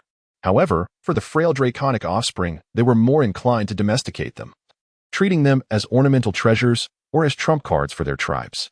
Adventurers often treaded carefully when entering the final chamber of the goblins, as the unwary could easily fall prey to ambushes from lurking true dragons, turning an assured victory into a precarious situation in an instant. While such occurrences were rare, any single instance could be recounted for many years. With the assistance of Ranger Scout Keen and his animal companion, the adventuring party effortlessly located the true entrance to the goblin den, a seemingly unremarkable pipe in the second row of the lower left corner, indistinguishable from the others. However, Keen, through his keen sense of smell, could distinctly detect the mingled scents of goblins and other creatures in the air, while the other tunnels were permeated solely with the unmistakable odor of gnolls, which often signified traps. Gnolls are creatures adept at excavation, spending 70% of their lives burrowing into the earth. Whether it be soft soil, hard granite, or searing volcanic rock, they invariably find a clever fulcrum to ensure their tunnels do not collapse. It can be said that they are innate masters of mining. Consequently, their lairs are typically accompanied by 2 or 3 false entrances designed to deceive intruders. Inside, there are usually falling rocks and pit traps intended to ensnare those who dare to invade the gnoll's domain, be they adventurers or other humanoid beings. Captain, allow me to proceed first. Await my signal. The scout Keen boldly ventured into the dark, damp entrance. The mouth of the lair was approximately human height, just sufficient to accommodate the stature of a gnoll, compelling Keen to stoop as he entered. In theory, the openings frequently traversed by gnolls would lack traps, for they possess a certain draconic arrogance, harboring an unfounded confidence in their own craftsmanship, believing no other creatures could see through their entrance disguises. Yet, Keen remained cautious. Advancing step by step to inspect for traps, he was determined not to meet his demise in the gnoll's lair. Holding a softly glowing luminescent stone, which illuminated a 5-foot radius before him, Keen began his meticulous examination. He was unperturbed by the darkness, assured that his animal companion, an adult Bissig dog, would alert him to any lurking threats. Thus, Keen proceeded confidently through the passageway. Eventually, he reached the end of the tunnel, where a vast and quiet underground hall came into view, its contours faintly illuminated by the glow of his stone. Upon returning to the presence of Wailuan, Keen recounted the situation within, awaiting Wailuan's assessment. Wailuan furrowed his brow slightly upon hearing that no sign of gnolls had been detected in the hall. Yet he was reluctant to concede defeat. Let us venture further. If we find no trace of the gnolls, we shall retreat, he commanded, gesturing. Miss Ravif, please walk in the center, following closely behind me, and stow your spear. You should take this instead. The armored warrior Wailuan drew a short sword, measuring 1.5 feet in length, from his waist, and handed it to the girl cloaked in black. In such a low cavern entrance, your spear is a hindrance. This is more suited to you. Very well. Ravif carefully disassembled her spear and accepted Wailuan's short sword, her youthful face, partially obscured by her hood, betraying a hint of excitement. Is this what it means to be an adventurer? Ravif, you are now an adventurer. She clenched her fist, unable to suppress her delight, as if her dreams were coming to fruition. Previously, while witnessing their slaughter of the rat men, she had felt a sense of adventure, but in this moment, she truly felt she was part of it. One by one, the members of the party bent low to enter the threshold. And soon it was Raviv's turn. She grasped the short sword, her body hunched, swiftly darting forward and closely following the figure ahead. Soon, they arrived at the dilapidated hall described by Qian, the flickering light of the campfire illuminating the surrounding decrepit environment. However, the traces on the ground and the litter indicated that there had indeed been biological activity here. The scattered bones and heaps of refuse suggested the presence of numerous creatures. Yet, for reasons unknown, the place felt eerily deserted. To ensure safety, Wei Luan instructed them to revert to their previous formation upon stepping out of the passage, scouts leading the way, warriors and swordsmen adapting as necessary. The tower shield warriors held their ground at the rear, guarding the only spellcaster among them. Behind Raviv stood two members from the adventuring teams, a stout dwarf warrior brandishing a tower shield, and a tall man clad in a robe of radiant white. His delicate fingers and joyful visage complemented by a harp sheathed at his waist. At that moment, he wielded a short sword, identical to Raviv's. He was the sole spellcaster of the group, a bard named Sis. "Miss Raviv, is there something amiss?" "And no, nothing at all," Raviv stammered, her heart racing inexplicably at Sis's warm smile. However, her attention was soon drawn to the commotion ahead. "Captain, there are signs of a campfire, and it's still warm. Moreover, there are damp footprints. They lead from that direction." In the decaying hall, Qian stood upon the crumbling floor, one hand feeling the warmth of the ashes beneath him, while the other pointed toward an eastern alcove, addressing Wei Luan behind him. "Let us proceed, stay alert, and keep a keen eye on our surroundings," Wei Luan whispered, aware that in the sewers, the absence of dark vision rendered their low voices moot. The flickering firelight would inevitably betray their presence. It was merely a psychological comfort. Curiosity piqued, Raviv scanned the chaotic surroundings, where refuse was strewn about. Under the firelight, she noticed the hall's height, revealing numerous openings capable of concealing humanoid creatures. It was evident that this was the lair of the goblins. However, her contemplation was brief as she followed their footsteps into the underground cavern, which descended rather than ran parallel to the previous passage. The area bore signs of mining activity, but the age of the excavation suggested it had been established long ago. Good heavens, what have these goblins done? Have they excavated a passage to the outside, to the Swordshell Bay? As the group descended further, an unsettling sensation gripped them, the salty tang of seawater becoming increasingly pronounced. Qian, his expression one of astonishment, murmured to his companions behind him. Meanwhile, Wei Luan remained unfazed. Rather, he was more concerned about the goblins' whereabouts, pondering why, after such a prolonged search, not a single goblin had been spotted. Approximately 5 minutes later, they emerged from the winding passageway onto the soft, damp ground. After taking only a few steps, they found themselves in an expansive underground space, illuminated by the flickering torchlight. They clearly beheld this natural cavern, whose vastness far exceeded their expectations. The glow barely revealed the arched rock walls high above, where a multitude of stalactite-like stone columns hung down like poised swords, ready to strike. The gods above, everyone gazed in awe at the cavern, murmuring in astonishment. To one side of the narrow path beneath their feet, a rocky wall led to an elevated platform, faintly illuminated by flickering light and the sounds of creatures. On the other side, merely a few steps away from the group, lay a deep blue lake, occupying all visible space within the cave. The briny scent reminiscent of the sea suggested a connection to the waters beyond. Keenly, he crawled forward to observe the platform, peering out cautiously. His eyes widened in disbelief as he beheld a towering bonfire, more than 2 meters high, blazing in the open area of the platform. The firelight illuminated the scene, revealing an assembly of over 100 dog-headed creatures, all facing the deep blue lake, specifically toward the direction of Keen's right hand, prostrating themselves with tails drooping in reverence. In front of them stood another elevated platform, upon which lay a heap of creatures, goblins, rat-men, and even a few yapping gremlins. Is this a sacrificial rite? Keen had just begun to turn back to relay his findings to the captain when he noticed the tranquil, mirror-like surface of the blue lake suddenly ripple. Triangular waves spread outward, and a colossal shadow beneath the water expanded at a visible rate, accompanied by a resounding splash.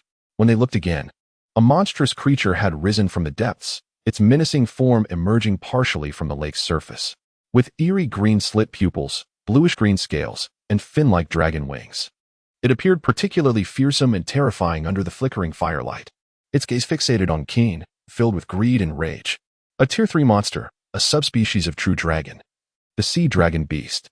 Chapter 59. The cunning, evil dragon in the presence of the gods. It is astonishing to discover a sea dragon lurking in the sewers. What mischief have these goblins been up to? Before Scout Kian could articulate his thoughts, he witnessed the grotesque creature, its upper body extending an impressive 10 feet. Slithering forth from the water, leaning forward as it approached him.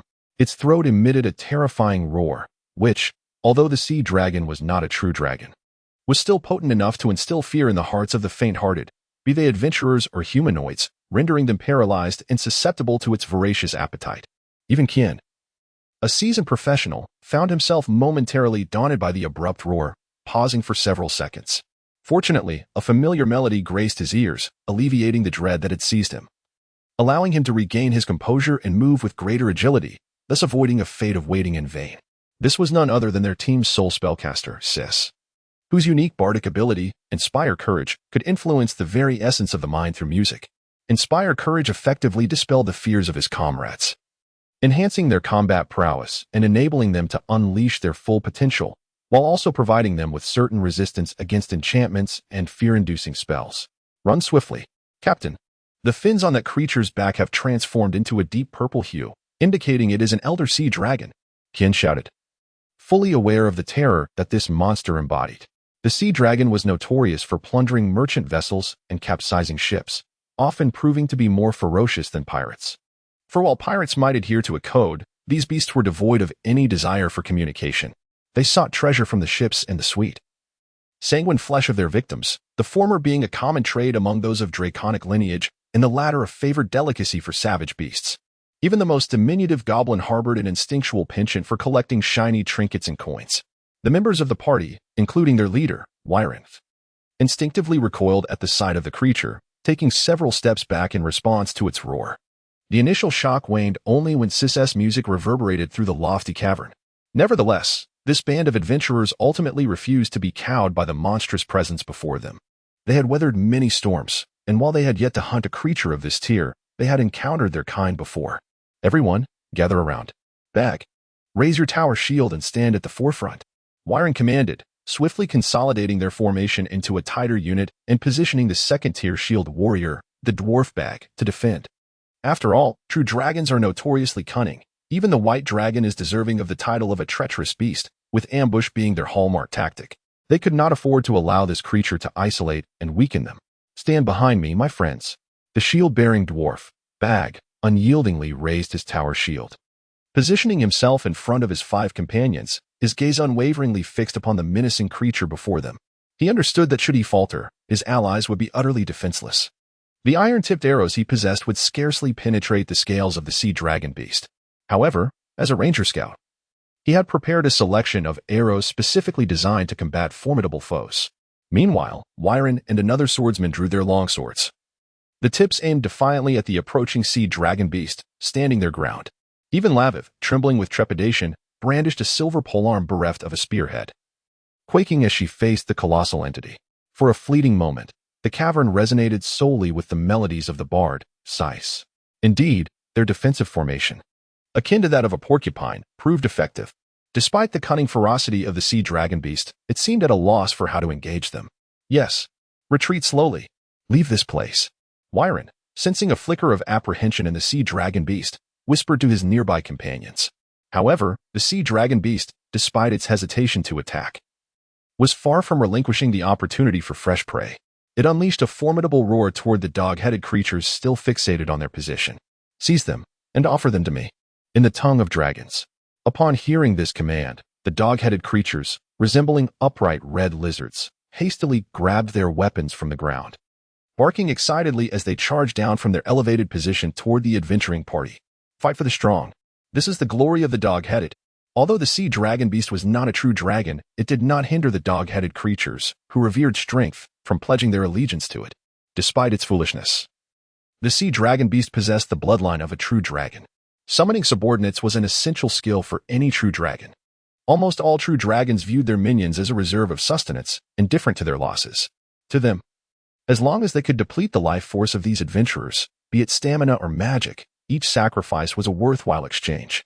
Undoubtedly, the sea dragon beast had inherited this trait.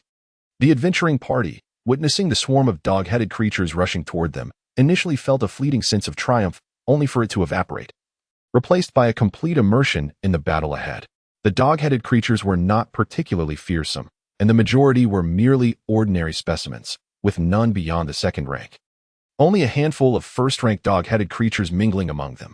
Under normal circumstances, Wyron would have been the first to engage, dispatching these low-tier monsters with his cleave as effortlessly as cutting through wheat, often before they could withstand a second strike. Yet now, with the sea dragon beast lurking watchfully, the cohesion of the team would be put to the test. Whether they could withstand this wave of assault without allowing the dragon beast an opportunity was a matter of life and death. Fall back, retreat to a narrower space. It is unwise to remain by the lake, Wyron advised his teammates, his expression wary as he observed the sea dragon beast disappearing beneath the water. Retreating further was not an option. In an open area surrounded by hundreds of dog-headed creatures, they would be in grave peril. Such relentless assaults from all directions could only be countered by the formidable 8-armed serpent demon.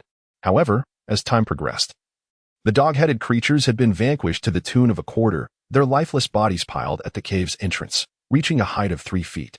Both Waylon and another swordsman felt their arms grow weary from the relentless hacking, yet the elusive sea dragon beast lurking beneath the lake had yet to reveal itself.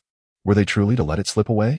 A sense of bewilderment stirred within the hearts of the onlookers, absurd, yet the reality lay stark before them. Concurrently, within the dilapidated hall above, a grotesque creature with eerie green slit-like eyes, reminiscent of ghostly flames, began to emerge from an inconspicuous, narrow water body in the chamber.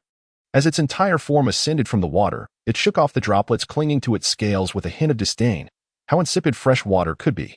After discerning its bearings, it made its way towards a nearby cavern exuding a briny scent of the sea, despite its colossal weight. The creature moved with the stealth of a serpent upon the land. Danger drew near. Chapter 60, Advanced Escapology 2-3, in the flickering light of the bonfire hall, Grush, with charred elbows and dual axes embedded in his back, knelt on one knee as he reported the current state of the Blackfire clan to the Lord, Godin, who reclined upon the elevated platform. My lord, 2 more females have become pregnant as of yesterday. I have made the necessary arrangements. The gestation period will likely span 2 tidal cycles, he informed. The term 2 tidal cycles referred to the times the water levels in the sewer channels would rise dramatically. Approximately 60 days. The black-scaled dragon atop the platform nodded slightly. The goblins scattered throughout the sewer had seemingly vanished, and although the atmosphere was tense, the presence of adventurers had significantly increased compared to previous days. Therefore, he refrained from sending out search parties, as it would be unfortunate if adventurers stumbled upon their lair. It would be manageable if they could fend for themselves, but the consequences would be dire if they could not. The ability to reproduce within the clan was indeed a blessing, despite the lengthy 2-month wait. However, it was certainly preferable to having no offspring at all. Godin's elongated tail casually brushed against Nina's foot, who was counting gold coins atop the platform for the 3rd time. Clearly, he was in a rather jovial mood. Nina, taken aback by the sudden assault of Godin's tail, felt a surge of annoyance, yet she found herself unable to retaliate against the dragon. Instead, she clutched Godin's tail to keep it still while continuing her painstaking count of the unfinished gold. Her small face scrunched in frustration as the once 1,350 coins dwindled to a mere 680 in just 2 days. She pondered over her expenditures, attempting to recall what she had purchased. Enhanced dragon breath potions, invisibility potions, luck elixirs, stone skin ointment, fire oil, incendiary bottles, and memory erasing potions. Not to mention the 2 spell books containing 0-level spells that Godin had procured for her, the cost of which nearly equaled half the price of a dimensional bag, causing Nina considerable distress. The decision to acquire 0-level spell books stemmed from Nina's recent ability to sense a modicum of magical energy, although she still could not cast spells. Furthermore, the only remnants of the goblin spellcaster's teachings were rudimentary meditative practices, devoid of spells. Thus, Godin resolved to provide her with a selection of basic spells. Initially, he intended to purchase 5, but Nina, reluctant to part with her coins, settled for 2. One was the Mage Hand spell, and the other was the Dazzle spell. The former was an essential spell from the Introduction to Spells manual for aspiring mages, while the latter was a recommendation from Godin, deemed necessary for her studies. After all, the Dazzle spell could prove useful, potentially yielding remarkable results in certain situations. Captain, prepare yourselves. At the underground lake's exit, The bard, Sis, raised his voice in warning to his companions. He raised his wand high, and with a flourish, a blinding white light erupted from its tip. The zero-level cantrip, Dazzle. In an instant, the blinding radiance burst forth in the narrow corridor, momentarily incapacitating all the kobolds crowded at the entrance, plunging them into a state of disorientation and chaotic flailing. Some even fell upon their own comrades, while others plunged into the lake's azure waters, thrashing incessantly. The scene descended into chaos. Taking advantage of the blindness inflicted upon the goblins by the dazzling spell, Warren and another swordsman unleashed a relentless onslaught, each strike claiming the life of one, or sometimes two, goblins. However, he dared not venture beyond the lake's edge, limiting his actions to within 5 feet of the cave entrance, still shielded by Bag's tower shield. Mindful of the lurking threat, the third-tier sea dragon beast, whose prolonged absence cast a shadow of unease over them all. The goblins had already suffered nearly half of their forces, yet they showed no signs of retreat. Warren drove his sword into the ground and spat, wiping the sweat from his brow before drawing his blade once more. Observing the goblin's unwavering fighting spirit, he felt a twinge of confusion. Logically, goblins, being creatures devoid of hope for victory, would not fight so fiercely, especially without a true dragon overseeing them. Even if there were one, the overwhelming tide of battle would surely dampen their morale. It was as if victory lay tantalizingly close. If they could dispatch one more wave of goblins, they could depart. He reminded himself to collect the ears of the goblins, which could be traded for a few coins. Though a touch apprehensive, Warren recognized that 50 goblins, in the emptiness surrounding them, were still far too many. They could only clear away a portion before making an exit. A cautious yet stable approach that would minimize risks. Amidst his thoughts, he continued to instruct his teammates to harvest the ears from the goblin corpses. Knowing they held some value at the Adventurers Guild, Ravif, gripping her spear with its razor-sharp tip, anxiously gazed at the tranquil blue lake beyond the passage. She was not alone. Nearly every member of the adventuring party cast furtive glances toward that calm expanse, aware of the monstrous creature lurking beneath its surface. The tension was palpable, especially knowing that a single arrow could spell doom. Yet, the longer Ravif stared at the placid waters, the more unsettled she became. A gnawing anxiety tightening within her chest, making it difficult to breathe. As she considered taking a deep breath, a flicker of eerie green flame caught her peripheral vision. Turning her head to focus, she beheld the ghastly visage of a lizard-like head emerging from around the corner behind them. Its blue-green scales shimmered ominously, and its gaping maw revealed 3 razor-sharp teeth reminiscent of a shark's. Fear, confusion, and terror enveloped Ravif in an instant, sending chills racing down her spine. She opened her mouth to utter a warning, but found herself rendered speechless in the face of the monstrous entity. All she could do was watch helplessly as the creature stealthily advanced toward the most pivotal member of their group, the bard, Sis. As the sea dragon drew within 15 feet, the Sith finally sensed something amiss and ceased his uplifting magical melody. No, it was rather the gaze of Rovai that caught his attention. In an instant, he discerned something from her expression and hurriedly attempted to cast a first-tier spell, Mage Armor, followed by a hasty application of the spell, Expeditious Retreat. Yet, it was already too late. A maw, reeking of blood, swiftly severed the spellcaster, who had been singing battle hymns moments before, in two. His countenance remained one of bewilderment. However, this cunning dragon would not linger here for long. Having dispatched the most troublesome spellcaster, it turned its attention to the next target, the weakest link, the easiest to break.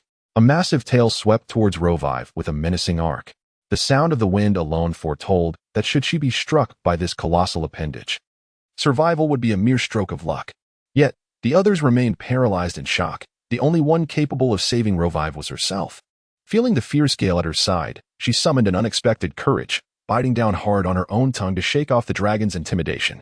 Then, with remarkable speed and peculiar gestures, she brushed her left hand against her silver ring. A surge of magical brilliance erupted from the ring. In the next heartbeat, no.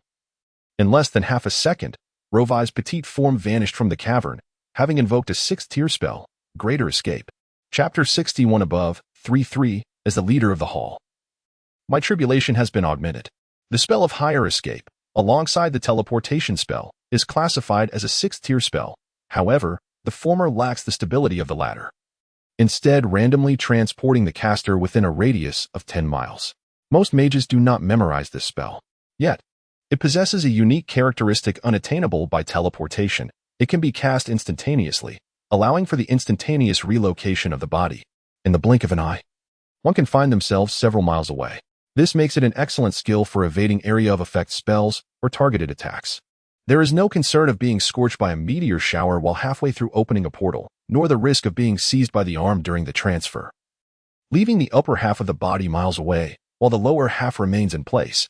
However, its practicality is somewhat dubious, given the array of superior 6th-tier spells available, such as Trigger, Disjunction, and Anti-Magic Field. For the purpose of escape, it is indeed unwise for a high-level mage to commit this spell to memory.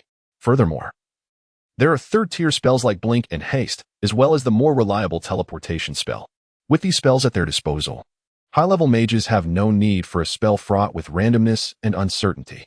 Nevertheless, as a magical artifact, the ring imbued with the 6th-tier spell, Higher Escape, is quite commendable.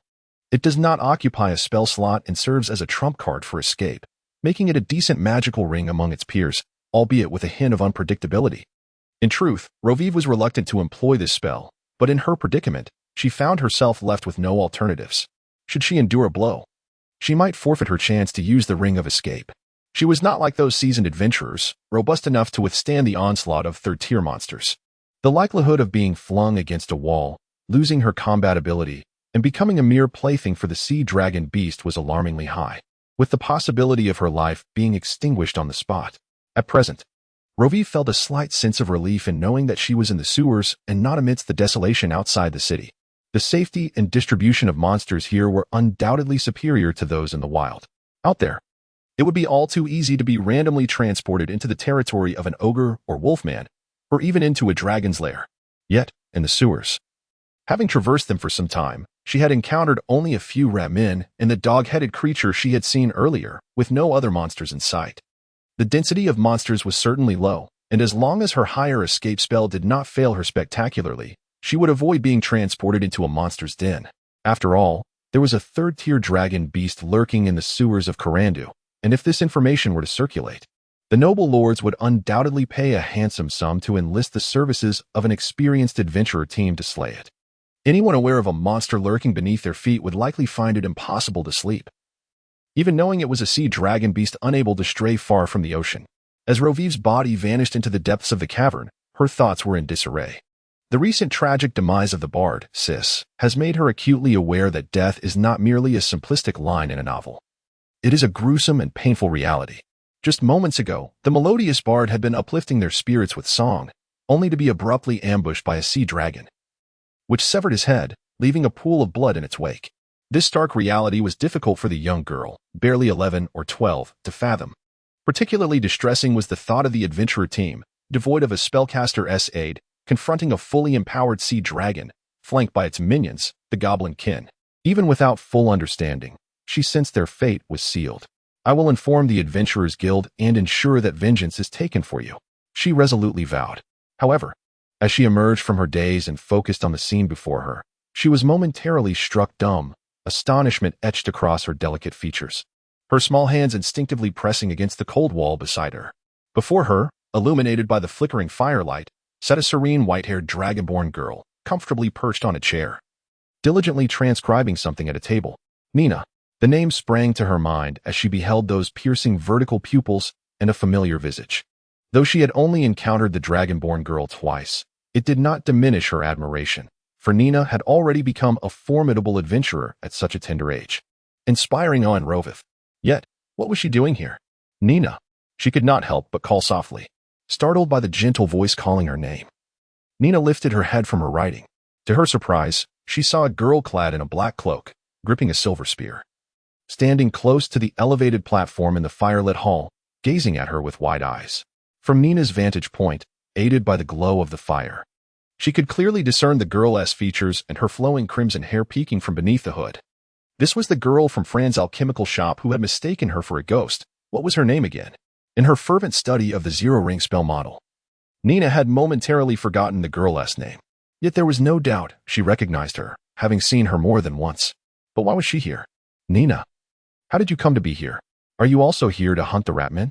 Fran said you purchased numerous potions. I thought you were heading outside the city. Roviv, still reeling from her recent brush with death, rapidly voiced her thoughts to quell the turmoil within her. This is, Nina stammered, for this was the campfire hall. The goblin's dwelling, Mr. Girton's domain, and her own home. Yet, before Nina could deliberate on whether to disclose her situation to Roviv, the latter, having survived her ordeal, patted her chest cautiously and spoke softly to Nina. Nina, do you know what lurks in the sewers? A bewildered Nina cast a puzzled glance at the somewhat eccentric red-haired girl. What? There's a dragon. A dragon hidden in the sewer. Laviv spoke to Nina, her face pale with fear. Upon hearing this, Nina's expression changed instantly, a sense of unease rising within her as her gaze involuntarily shifted upward towards the high platform. Could it be that Mr. Godin had been exposed? That shouldn't be the case. She had never disclosed Mr. Godin's existence to Lady Willow. When it came to her teammates, she often spoke in vague terms. Moreover, if the information had leaked from her side, Laviv wouldn't have spoken so. Laviv noticed the change in Nina's demeanor, but found it quite normal. Anyone would react that way upon hearing the word dragon. Especially with the revelation of a dragon residing in the sewers, this was enough to stir the Adventurers Guild of Karandu. Don't be afraid, Nina, the dragon I sent here. I escaped using a relic left to me by my mother, Laviv said, showcasing the silver ring on her finger in an attempt to reassure Nina. She desired to calm Nina's nerves and continue sharing her unfinished tale. However, for some inexplicable reason, she felt an unsettling sensation of being watched, and suddenly recalled why Nina was studying in the sewers. And why, of all places, in the sewers of the Black Street. Where exactly was this place? Realization dawning upon her, Laviv abruptly turned around, only to be met with a sight that sent a chill down her spine. Goblins, nearly equal in number to the previous horde of gnolls, were all crouched silently on the ground, save for one goblin with charred elbows who raised its gaze towards her. No, to be precise, it was looking upwards. Above her, Laviv instinctively turned her head to gaze at the rocky wall behind her. There, before her eyes, a scaly tail swayed in the air. Following the tail with her vision, she saw a back covered in black scales, majestic wings, and then a fierce head adorned with horns. The dragon's head was raised slightly, its dark golden slit pupils fixed intently upon her, brimming with scrutiny and curiosity. By the gods! Is this a true dragon? The spear that Laviv had been gripping fell from her hand with a clatter, the metallic sound resonating sharply against the ground.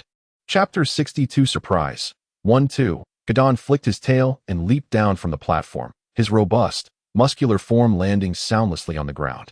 He approached the girl clad in a black hood, her red twin tails cascading down, coming to a halt. He swept aside the silver spear that lay on the ground with his tail. The sound of the spear rolling was jarring to Roviv's ears.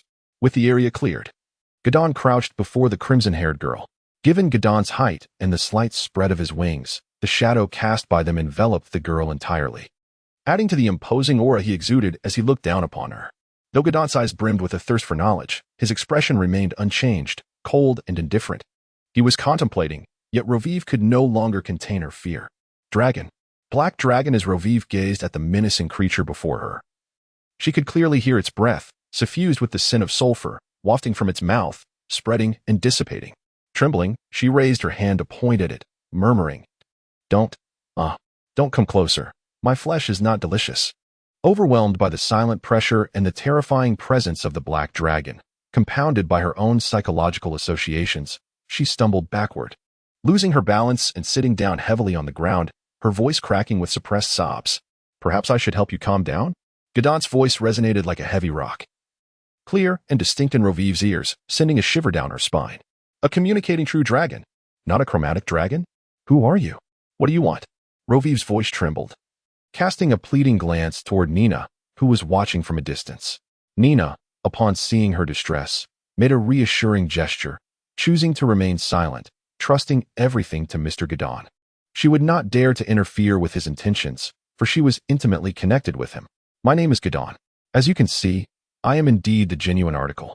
A true dragon as you have described." His enunciation was clear, possessing an elegance that belied his fearsome appearance, resembling that of a refined gentleman. "So, could you kindly recount the tale of the dragon you mentioned in the sewer? I am quite intrigued by it," Gadon continued, his gaze inadvertently drifting towards the silver ring in Roviv's hand, filled with restraint. The greed of a true dragon was concealed at this moment. His rationality had completely subdued the innate covetousness upon witnessing the estimated worth of the ring. 600 to 800 gold coins, a substantial price for a high-grade magical artifact. Although Gadon was uncertain whether the ring possessed the teleportation capabilities as claimed by the girl, the price alone indicated that it was worth far more than the entire weight of his draconic form. The young girl who possesses such a ring, regardless of whether she is an ordinary person, must surely be aware of its significance if she is able to wield it without harm. Thus, it is evident that Full-on Willow, the half-elf, possesses knowledge of its power. Her whereabouts, amidst the labyrinthine sewers frequented by adventurers, are not particularly elusive. Moreover, it is conceivable that she has a father of heroic stature or a grandfather of legendary caliber. The cautionary tale of the rat folk tribe serves as a stark reminder.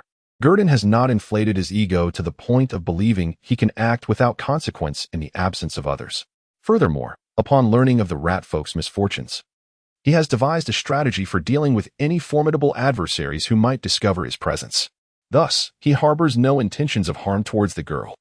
His sole desire is to uncover the tale of the dragon she referenced, after which he would permit her to leave. That dragon, it turns out, is a sea dragon, a creature of remarkable proportions and a striking azure-green hue, discovered within the subterranean passages excavated by the kobolds. At that time, the kobolds were engaged in a ritualistic offering. According to Mr. Keene, this ancient sea dragon has existed for over a century. Observing that the black dragon before him bore no evident hostility nor inclination to devour her, Roviv refrained from tears and recounted her harrowing experiences within the kobold lair. Her voice trembled with residual fear, punctuated by the remnants of her earlier sobbing. Roviv spoke in fragmented phrases, recounting the initial discovery and the subsequent battle against the kobolds in the narrow passageways. At some point, she found herself seated on the ground, hugging her knees, her gaze vacant as she continued her narrative to Gurdon. It was cunning, launching a surprise attack from behind.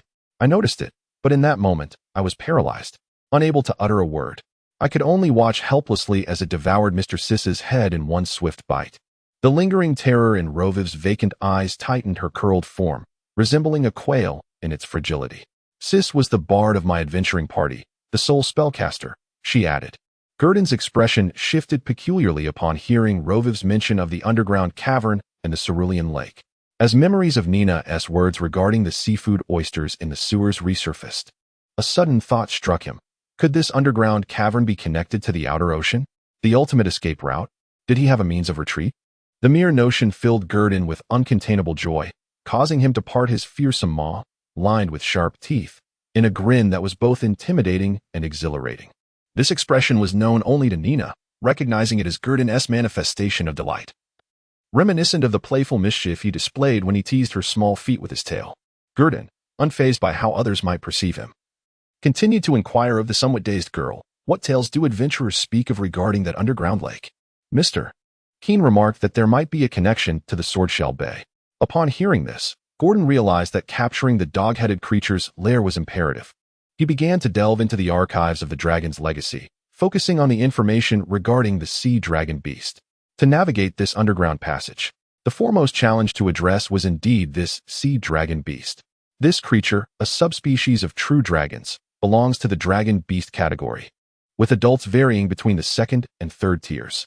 However, if its dorsal fin is a deep shade of purple, it is certainly a third-tier beast. Not only does it possess abundant physical energy, but it also wields quasi-spell abilities. It exhibits resistance to electric and water-based spells and is immune to certain toxins. Both sleep and paralysis are ineffective against it. It appears to be a rather formidable dragon beast, yet as long as it is not a true dragon. Gordon felt an immense weight lifted from his shoulders. Beasts devoid of intelligence are often easier to manipulate. Regrettably, his own tier was insufficient. Otherwise, he might have subdued it without a confrontation, bending it to his will beneath his dragon wings. Gordon sighed softly and furrowed his brow, but overall, he deemed the situation manageable. There must be a viable strategy, but it required meticulous refinement to ensure a flawless execution. After all, there may only be one opportunity. Regardless of its apparent foolishness, the sea dragon beast possessed the cunning nature imbued by its true dragon lineage, and it would not fall for the same trick twice. Lacking a confidence level of at least 90%, he was reluctant to engage. Gordon had already begun to concentrate fully on devising a plan to conquer the dog-headed creature's lair. Yet, he had not forgotten the young girl before him, who was still gazing at him in a daze. He resolved, let her drink, leaving not a single drop behind. Chapter 63, The Amnesia Potion, 2-2. In the Grand Hall, Gordon spoke without reservation. Standing on the high platform, he deftly coiled his tail around the potion bottle and handed it to Nina below, reiterating his instructions. She was to consume the potion, blindfold herself, and after 2 hours, allow the goblin to place her at the nearest sewer entrance. Nina accepted the vial with a nod, well aware of its contents. This was the amnesia potion, valued at 50 gold coins per bottle, capable of erasing the memories of ordinary individuals. While it also proved effective against low-tier practitioners, there existed a chance for higher-tier professionals to resist its effects. Originally concocted by a prodigious student of a certain mage academy, the potion aimed to explore the possibility of resetting spells by erasing memories, thus circumventing the need for the fifth circle spell, substitution. Unfortunately, the endeavor faltered. The intellect of high-tier mages, or indeed, any trained professional, imbued them with an inherent immunity. Consequently, the potion failed to erase the memories of practitioners, relegating it to a mere failure targeting only the uninitiated. However, this potion found a new lease on life among the hedonistic nobility, who devised various novel applications for it. For instance, to ensure that a lover would never lose their allure, each encounter could feel as exhilarating as the first. The duration of memory loss varied according to the potion's dosage, ranging from 1 hour to an entire day, making such feats entirely plausible. The 2-hour wait served to ensure that the potion consumed by Raviv would be thoroughly digested and absorbed, rendering any evidence of her ingestion undetectable. Following the amnesia potion, Raviv would also need to consume a complimentary sleeping draught, which was comparatively inexpensive, available for just a few silver coins and entirely devoid of side effects. At first glance, this method may appear rather superfluous, yet it was the most suitable course of action for Gordon at this juncture. Though it could only be effective against first- and second-tier adventurers or common folk, the fact that Gordon was not a match for third-tier practitioners rendered this limitation inconsequential. It was a plan seemingly tailor-made for him. Gordon's intent was straightforward: to make the young woman before him forget his existence. With the aid of the amnesia potion, this task seemed far from daunting. In truth, the fourth circle spell Modify Memory could achieve a more thorough effect. However, such magic was currently unavailable to him, necessitating a compromise.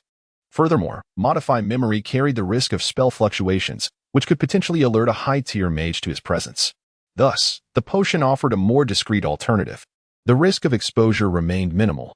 The likelihood of an ordinary person spontaneously recovering their memories was practically non-existent. Thus, on one hand lay a course of action with negligible risk, while on the other loomed the prospect of seizing a silver ring, murdering the young human. In gambling on the absence of any witnesses, her death would be inconsequential. Yet, the odds of success for this latter option were likely comparable to a young copper dragon successfully vexing an ancient red dragon in its lair. As long as Godin is not foolish, he understands that choosing the first option is paramount, even if it means parting with several thousand gold coins. However, this decision signifies that he shall not endure torment, nor worry about the imminent emergence of a portal within the air, through which a formidable adventurer could obliterate him. "Drink up, Raviv, or Mr. Godin will not let you go," Nina gently urged, presenting the forgetfulness potion to the red-haired maiden. Though her words were tender, her gaze remained fixed upon the girl, scrutinizing for any signs of hesitation. Sitting on the ground, Raviv lifted her head at Nina's words, her expression wavering. "But if I consume this, I cannot report the adventurers' party to the guild. What about the sea dragon beast? What of those fallen adventurers?" As she spoke, Raviv's emotions surged.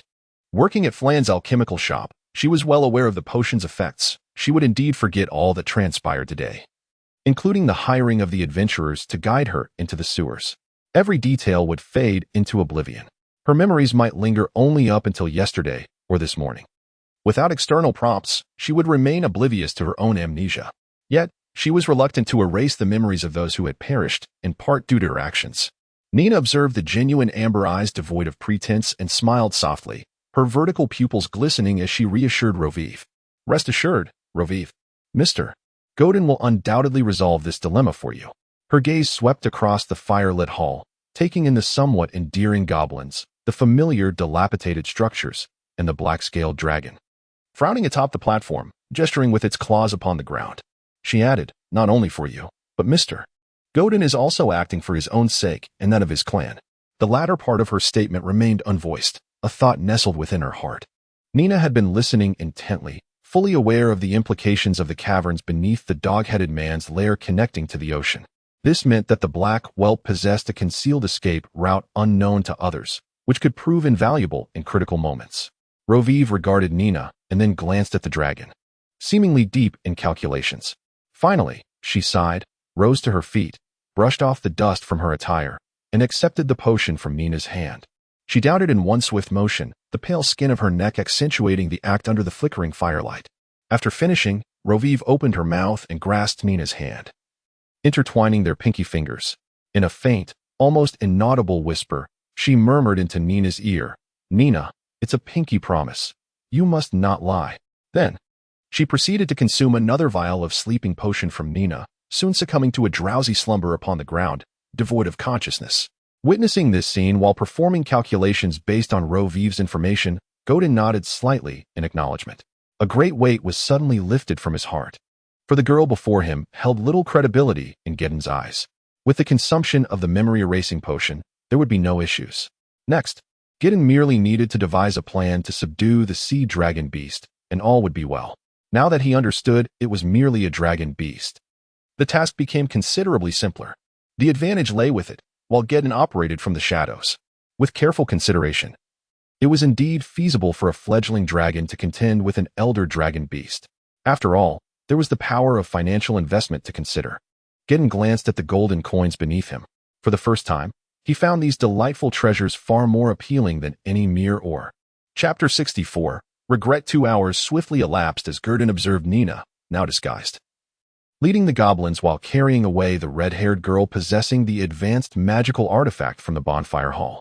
Outside, numerous adventurer squads were scurrying through the sewers. Should they encounter each other, it could spell trouble. The goblins were relatively easier to manage. Gedon had instructed them well, ensuring that even if they were captured or slain, their loyalty would compel them to remain silent about him. Nina's prolonged survival in the underbelly of the city was undoubtedly due to her keen observation skills, coupled with her disguise, rendering her safe and secure, thus alleviating Gedon's worries. Consequently, his venture outside would only introduce unnecessary risks. With Nina and the elite goblins overseeing the situation, Gedon felt reassured. The adventurers had descended into the southeastern region of the sewers in pursuit of the Ratmen. While this was partially related to the Ratmen's panicked retreat, it nonetheless underscored their madness. Had Gedon not kept the goblins of the Blackfire clan confined to training within the bonfire hall, the unfortunate luck of an encounter could have easily led to the adventurers clearing out the bonfire hall as well. However, upon reflection, it was evident that stronger adventurers had already departed after the first day's successful extermination of the Ratman tribe. The initial day had yielded bountiful rewards, but subsequent returns had diminished, making continued efforts less worthwhile. Adventurers prioritized efficiency and profit, with the scarcity of first and second-tier Ramen. The copper coin bounties offered had become disproportionate to their time and effort.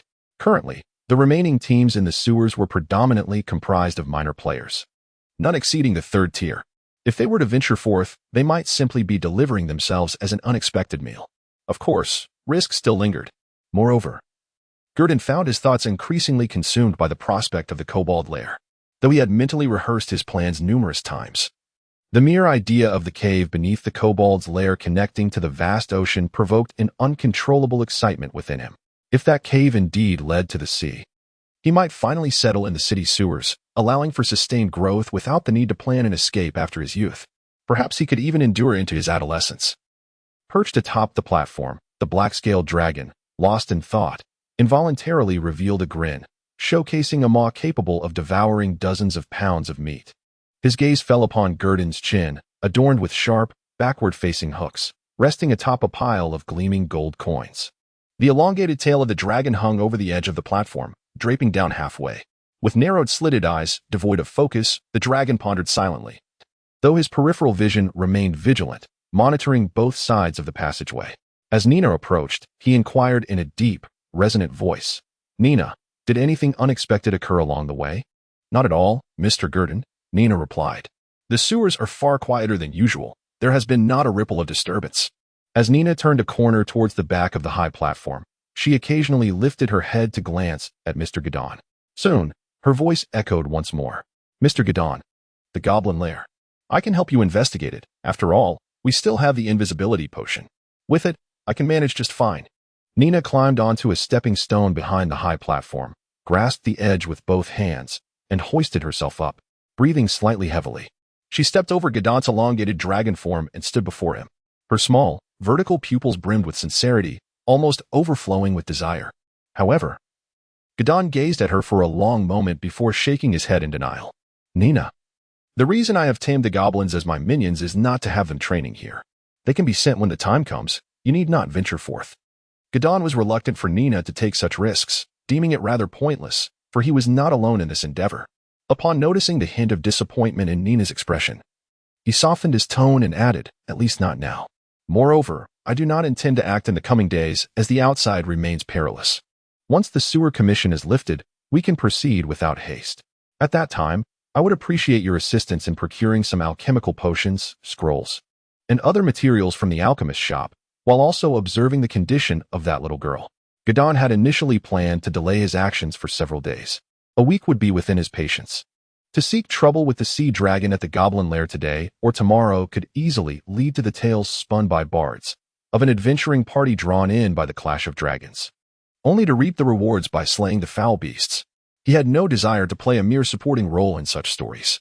Furthermore, he intended to take a significant portion of the Blackfire clan with him, bolstered by his war command and the rudimentary training of recent days, which he believed would prove useful.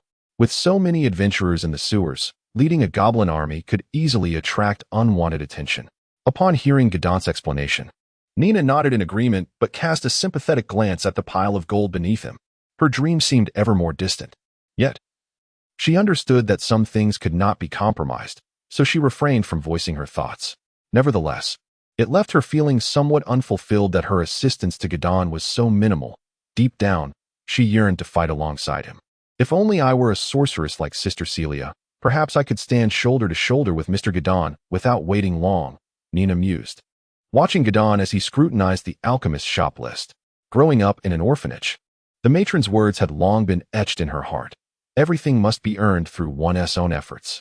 Above all, she wished to prove her worth before Gadon to ensure she would not be easily cast aside in the future. In other words, Nina currently felt an overwhelming lack of security. Thus, Nina inquired tentatively, "Mr. Godin, do you know how sorcerers come into being?" Godin, who was absorbed in examining a page of a spell scroll and was momentarily taken aback by its price, tilted his head upon hearing Nina's question. "Why do you ask such a thing?" However, upon observing the hopeful gleam in Nina's eyes, he surmised her intentions and shook his head, replying, "As for other sorcerers, I cannot speak, but dragon-blooded sorcerers require a fortuitous convergence of circumstances, and your lineage is rather diluted. Moreover, sorcerers typically awaken their magical abilities only after reaching a certain age. As for you," pausing to glance at the shopping list, the black dragon took a moment to appraise Nina from head to toe, as well as her unmasked visage.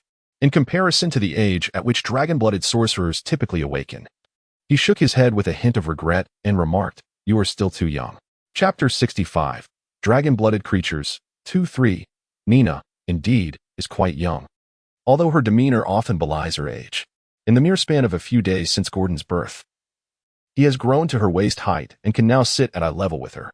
While the enhancements from his attributes play a part, it is an undeniable fact that his physical length has already surpassed hers. Nina wishes to contest this, yet finds herself at a loss for words. She is, after all, not yet 10 years old.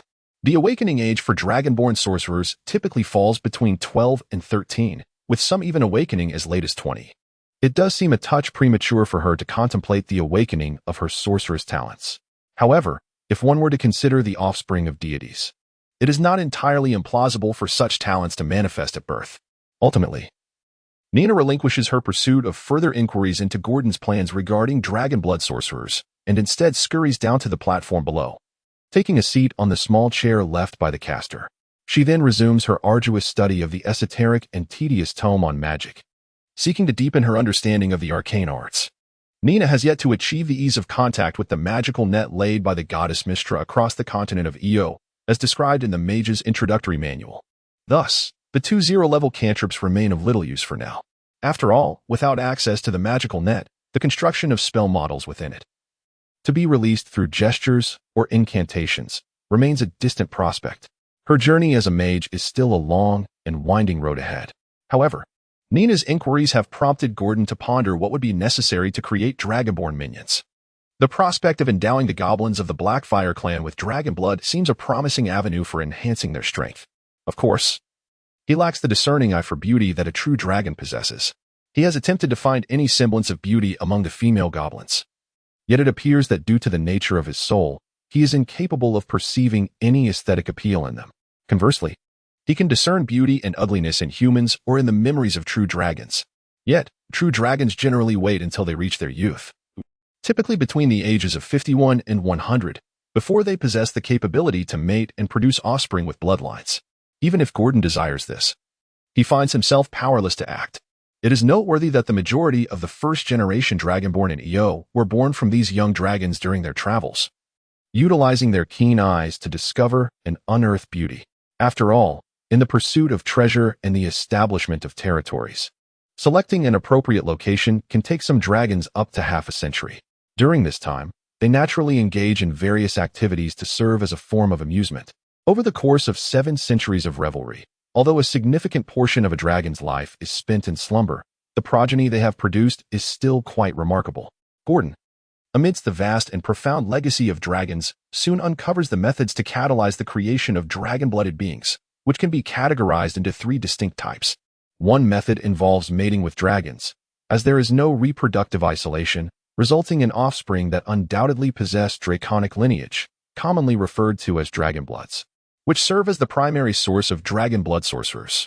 It is said that any prominent family of dragon blood sorcerers has either forged a pact with a true dragon, such as the drow elves of the Underdark, or has imprisoned a true dragon to ensure that the dragon blood lineage remains at a certain level, preventing dilution, as exemplified by a particular shadow dragon. The second method entails ritual transformation, wherein essences extracted from a dragoness body or potions brewed from its blood are applied to the body.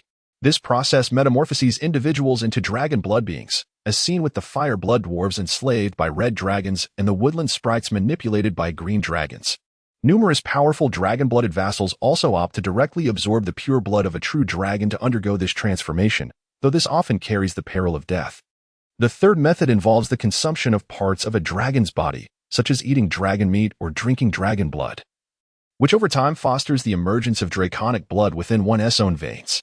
For instance, the frost blood orcs of the northern lands have developed this lineage due to their long-standing practice of hunting white dragons and consuming all consumable parts of the creature, including dragon blood and even dragon bones, for in such harsh terrains, nothing edible goes to waste.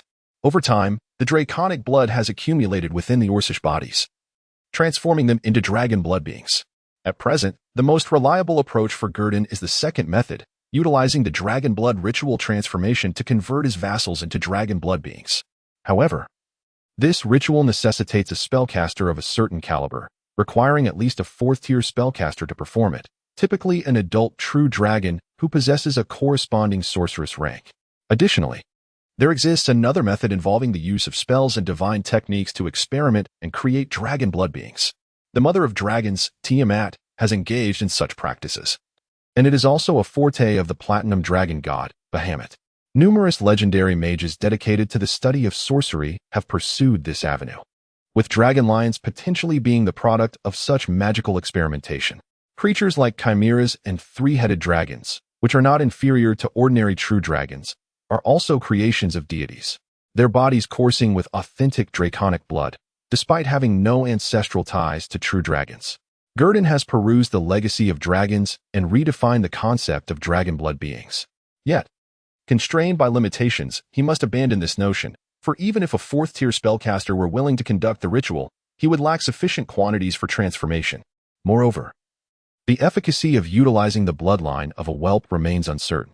The bonfire in the hall continues to crackle, while goblins diligently engage in their training routines. Apart from the sounds of the fire, the shuffling footsteps of the goblins, and the rhythmic swishing of their staffs, the atmosphere is otherwise tranquil. Unbeknownst to him, Gurdon begins to feel a pang of hunger in his abdomen. Thus, he subtly gestures to Grush with a glance and clears his throat. Grush, having long understood the meaning behind Gurdon's sound, promptly instructs the goblins to serve his dinner. A large pot brimmed with chunks of beef and an array of catfish, each weighing several dozen pounds, presented a sumptuous yet unremarkable dinner. The culinary skills of the goblins were not held to high expectations. The protagonist meticulously selected a few morsels from the pot, setting them aside for Nina. Subsequently, a sprinkle of a substance akin to chili powder was added to enhance the flavor. This seasoning was procured from Fran, the half-elf, at Nina's behest. As such condiments were absent from the alchemical shop, the price was rather steep. A small vial cost 10 silver coins. Once the meal was prepared, the protagonist summoned Nina to join in the feast. During the meal, an odd sensation arose. Nina seemed to eat with greater fervor and in larger quantities than before. The sewers blazed with the warmth of the campfires, while above ground, the free city of Calando was alive with the scent of smoke rising from chimneys, coalescing into an enduring mist. The taverns within the city flickered to life, buzzing with activity. The nightlife of Calando would not truly commence until the last rays of light vanished behind the undulating mountains. Amidst the throngs of people, a red-haired maiden, weary and bewildered, leaned on her silver spear as she entered an unassuming establishment in the Commoner-S district. Chapter 66. The Goddess of the Night, Shar in the Tranquil Night. A tempest descended without warning. It ravaged the free city of Carandur for 2 days and nights before relenting. The storm nourished a land imbued with the scent of copper, cloaking the grand city in a post-rain sheen. Many merchants, well-prepared and having hired laborers to relocate goods from the docks, breathed a sigh of relief. At the very first light of dawn, as the rain ceased, they hurriedly embarked in carriages to inspect their warehouses, fervently hoping that the Storm Lord Talos would spare his followers from loss. After all, they had paid for his favor. However, the respite was short-lived. Before the first rays of sunlight could breach the horizon, a light drizzle resumed, and the leaden clouds above the city showed no signs of dispersing.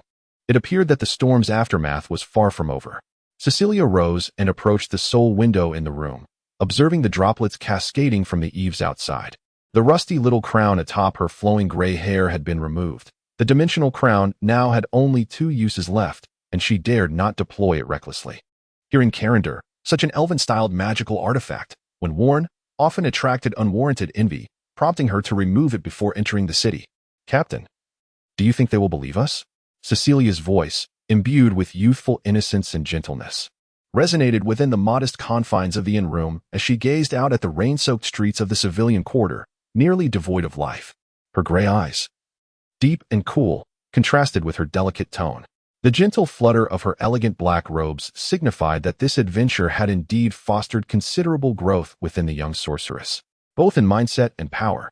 2 days prior, after Cecilia cast the 3rd use of the Dimensional Crown S accompanying Greater Invisibility spell, she found herself naturally comprehending the 3rd-tier spell, Invisibility Sphere, alongside a gift from her Wind Elemental heritage, also a 3rd-tier spell known as Wind Ward. Invisibility Sphere, upon casting, this spell renders all creatures within a 10-foot radius invisible to the air, causing their body temperature, scent, and sounds to vanish for a duration of 8 hours. Note: actions such as attacking, being attacked, eating, or drinking will break the invisibility effect. Windward. This spell generates a barrier of strong winds swirling around the caster. Any weapon attack or projectile must undergo a wind pressure check. Failure renders the attack ineffective, while success mitigates damage. The barrier does not have a fixed duration but will dissipate after absorbing a certain amount of damage. Note: the size of the barrier can be controlled by the caster, but the damage absorbed will be influenced by its size. This is why the Dimensional Crown still retains 2 uses. They later traveled concealed by the newly acquired spell, Invisibility Sphere. Of course, the primary reason was Cecilia's earlier thrice cast of Greater Invisibility. The persistent, chilling presence that had lingered around them seemed to have been cast off, leaving behind no trace of that insidious feeling of scrutiny. After all, such an entity diminished with each encounter. Mastering the 3rd-tier spell signified that Celia had officially entered the ranks of 3rd-tier sorceresses. This was indeed an astonishing achievement. A 15-year-old 3rd-tier sorceress is a remarkable prodigy, often suspected of being a direct descendant of some wind giant. The rapidity of her advancement was extraordinary. Within less than 2 years, she had ascended to a level unattainable by many seasoned warriors who had battled for years on the battlefield. However, the cost of her growth was rather grave. A bold venture had resulted in 5 embarking on the journey, yet only 2 returned, and a pseudo-dragon. Thus, since her ascension to 3rd-tier sorceress, Celia had not displayed a single trace of joy, instead embodying a deep-seated anxiety. The oppressive gray clouds looming over the clock tower of Calandu cast a somber atmosphere, further compounded by the grim task that lay ahead. This compelled the newly minted 3rd-tier sorceress, Celia, to voice her thoughts. "It's all right, Celia. Just speak the truth to them when the time comes. The head of the Adventurers Guild will undoubtedly take down that commission and investigate promptly. After all, we are the ones who accepted this task, and they trust our information. In the inn's chamber, the warrior maiden, Margalesia, offered her reassurance while seated on an oak chair. Her gaze lingered on Celia's frail silhouette, tinged with a hint of compassion. This girl, younger by 3 or 4 years, bore responsibilities far beyond her age. Yet, it was precisely this indomitable spirit that had enabled her to escape the depths of that subterranean cavern. I hope so, for the sake of the fallen Waken and Mayfarn. I will never allow him to achieve his desires. Celia, having already marked the shadowy figure as her target for vengeance, displayed a heightened tone upon hearing Margalesia's comfort, revealing an unwavering resolve. This shift in her demeanor did not go unnoticed by Margalesia. Indeed, Celia, seeking vengeance is not inherently wrong, but if you allow it to become the sole motivation for your existence, Margalesia spoke as she rose and approached Celia. The sorceress felt the soft warmth of her presence closely behind her. Through the thin fabric, she could even sense the rhythm of her heartbeat. Celia stiffened slightly. The golden-haired maiden leaned down, resting her chin on Celia's shoulder, gently advising her near her delicate earlobe. You know they wouldn't wish to see you like this in the River of the Dead. As the leader of the Dawn Adventurers, she keenly sensed that Celia was subtly transitioning into someone living only for revenge, and she did not wish to witness a vengeful Celia. Hence, she chose to envelop her in warmth, guiding her away from the shadows of vengeance. Captain, you need not worry about me. I would never exploit the power of the night goddess. Cecilia sensed the captain's apprehension behind her and hastened to reassure her, fully aware of the source of her concern. The previous day, amidst the tempest, they had encountered a priestess who claimed to be the night goddess Charl, named Otana. The encounter had startled them, and Otana possessed an uncanny ability to perceive the fury and thirst for vengeance that lay in their hearts. She had suggested that they could harness the power of the Night Lady Charl for their revenge. However, the acquisition of such power came at a price that Margalesia was unwilling to pay. In this world, there is no such thing as a free lunch. Thus, the captain was justifiably anxious that Cecilia might tread that perilous path. Chapter 67. Silenced the atmosphere within the enlightened considerably following Celia's denial. Even the stifling air seemed to ease. I merely feared you might be blinded by the desire for revenge. Margalesia, relieved to see Celia returning to her usual self, chuckled softly and chose not to dwell further on the matter. After all, it was advisable to speak little of that goddess, best to avoid invoking their ire. However, Celia had more to say. She turned her head, nestling into the comfort of her rounded surroundings, and gazed up at the blonde captain. Do not worry, Captain. I intend to visit my fond sister at the White Tower and to check on the needs of Wyken and Galiot's families. I shall not act recklessly. Moreover, I wish to accompany you on your adventures. I have already considered new candidates for our team. You will surely find them delightful when you meet them. That child has been endearing since childhood. We will also travel the western continent with Liz, and perhaps after we settle matters concerning Wyken and the others, we might choose to sail on an airship to the Aken Forest in the eastern continent. It is said that all the elves from the western continent have gathered there, and I have yet to encounter a purebred elf.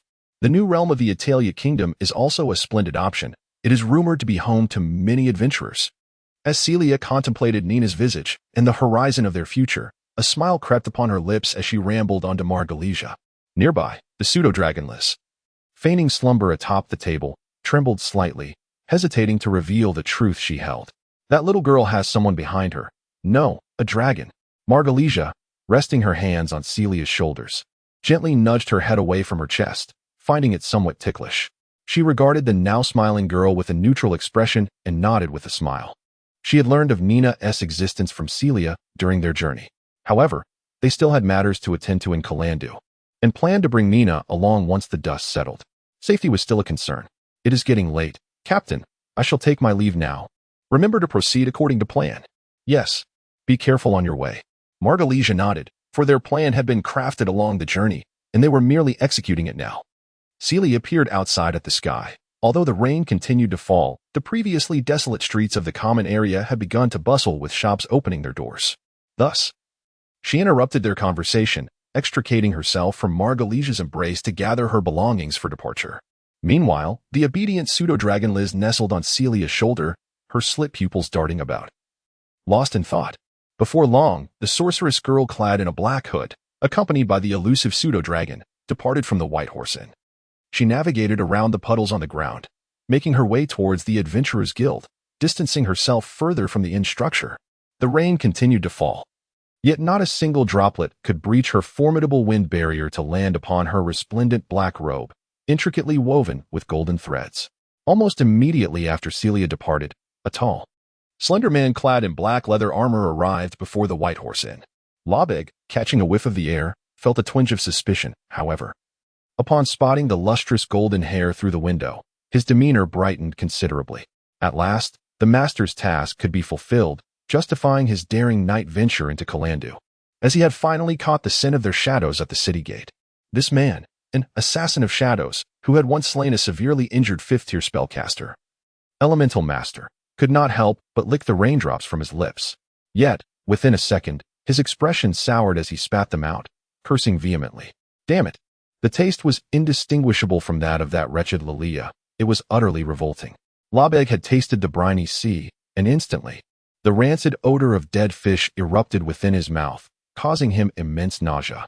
His thoughts drifted to the dark realms of the drow and his past experiences, plunging his mood into disarray. Enraged, he unsheathed his short sword and strode purposefully toward the ordinary tavern in the Commoneress district. At the moment he drew his blade, the sounds of raindrops falling within a 30-foot radius, as well as the noise of his footsteps, fell into a profound silence, as if the night had enveloped him.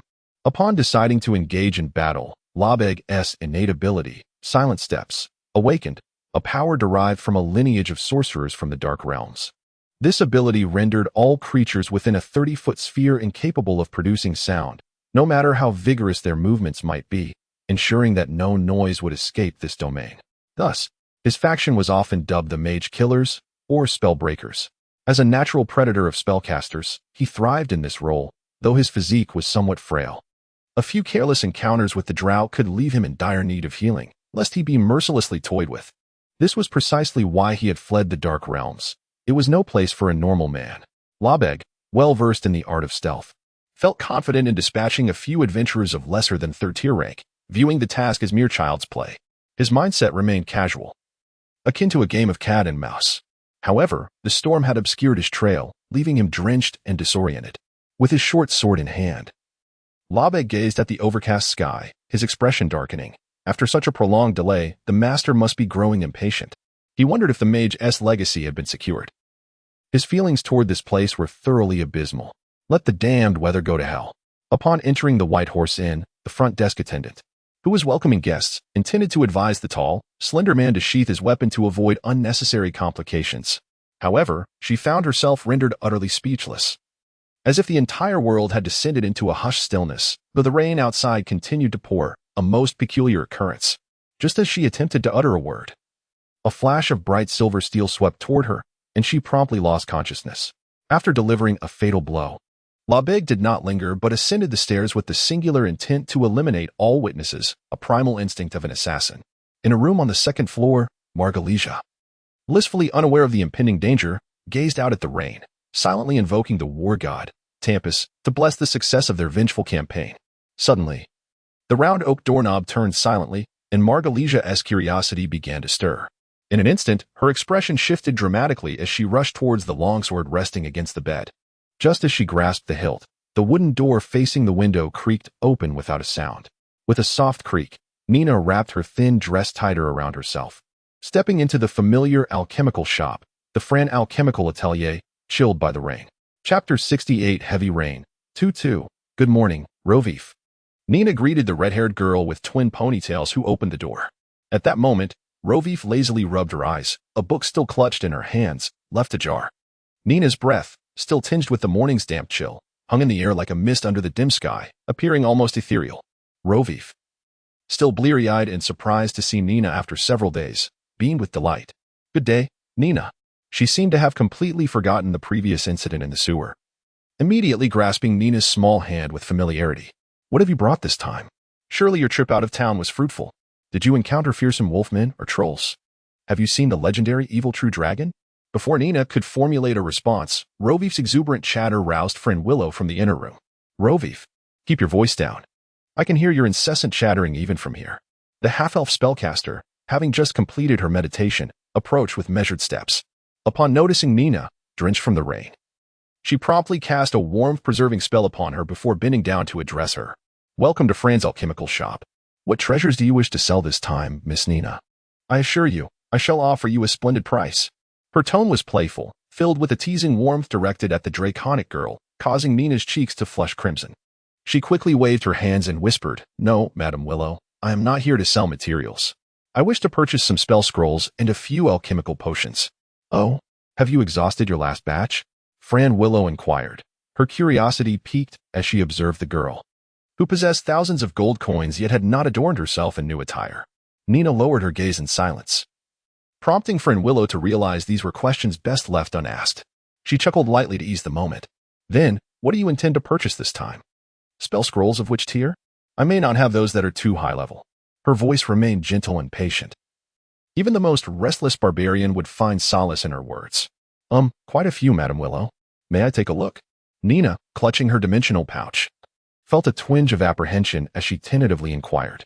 Although Mr. Gurdon had instructed her on what to procure, the prices of spell scrolls were not any less than those of spell books. Whether she had enough remained uncertain, so she opted to observe first, mindful that spell scrolls varied in priority. "Nina, I have told you numerous times, just call me Sister Fran, like Rovif does.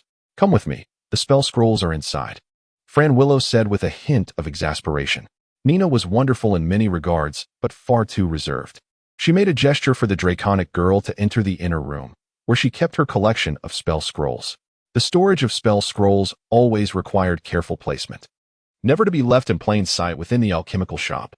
The astute half-elf shopkeeper, perceiving Nina's demeanor, realized that the young dragonborn may indeed be in dire need of a substantial quantity of spell scrolls and potions. Nevertheless, out of consideration for the girl's docility, she decided to offer a discount, allowing herself a smaller profit. As for any other inquiries, she would refrain from pressing further unless the girl spoke up. Upon observing the two enter the back room, Rovi felt an urge to follow, but the thought of leaving the front unattended held her back. Having already incurred the ire of Sister Fulon the previous day, Rovi pondered deeply before resolutely choosing to remain at her post, awaiting the arrival of the next adventurer. When Nina eventually emerged from the storeroom, the voice of Fulon Vilo echoed from within, instructing, "Rovi, could you please fetch the alchemical potion from the third box on the left side behind the counter? Be careful, as it contains fiery resin. Do not break it."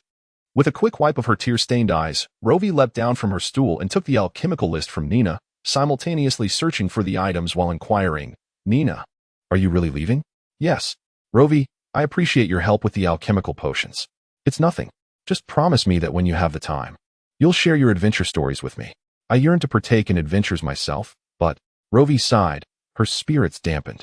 The harrowing experience of awakening in the depths of the sewers had rendered her hesitant to pursue adventures of her own. Her father's words rang true. The weak were ill-suited to inherit the mantle of guardianship. "Rest assured, I will recount them to you when the opportunity arises. Though they will be akin to ordinary tales, nothing extraordinary," Nina replied, studying Rovi's expression closely, finding sincerity rather than pretense. Given Fulon Vilo's favorable demeanor today, Nina felt her worries ease, and she half-heartedly replied. She then stood by, observing as Rovi selected the alchemical items according to the list. Outside, the rain had intensified considerably. Once Nina secured the potions within a small box and placed it into her dimensional bag, she opened the door to find herself enveloped in a torrential downpour. "Perhaps we should wait until the rain subsides a bit, Nina," Rovi suggested softly, watching the drenched pedestrians struggling against the deluge. "Not a chance. I must be off now. Please convey my regards to Lady Vilo." With a gentle nuzzle of her silver-haired head, she dashed into the rain, heading towards the darkened alley, splashing through the puddles. Rovi wished to say more, yet she could only watch as Nina's silhouette grew more distant, leaving her momentarily speechless. As Celia approached the Adventurers Guild, the entrance was as bustling as ever, filled with adventurers awaiting assignments, their numbers far surpassing those of her last visit. She chose a secluded corner to stand, casting a perplexed glance at the influx of newly emerged adventurers. The number of individuals had surged by over 50% compared to when she had last accepted commissions here. How could there be so many more? This defied logic. However, she soon discovered the reason. The young boy, Fland, whom the Durin family had been offering a bounty to find, had been located in the sewers, the work of the rat men.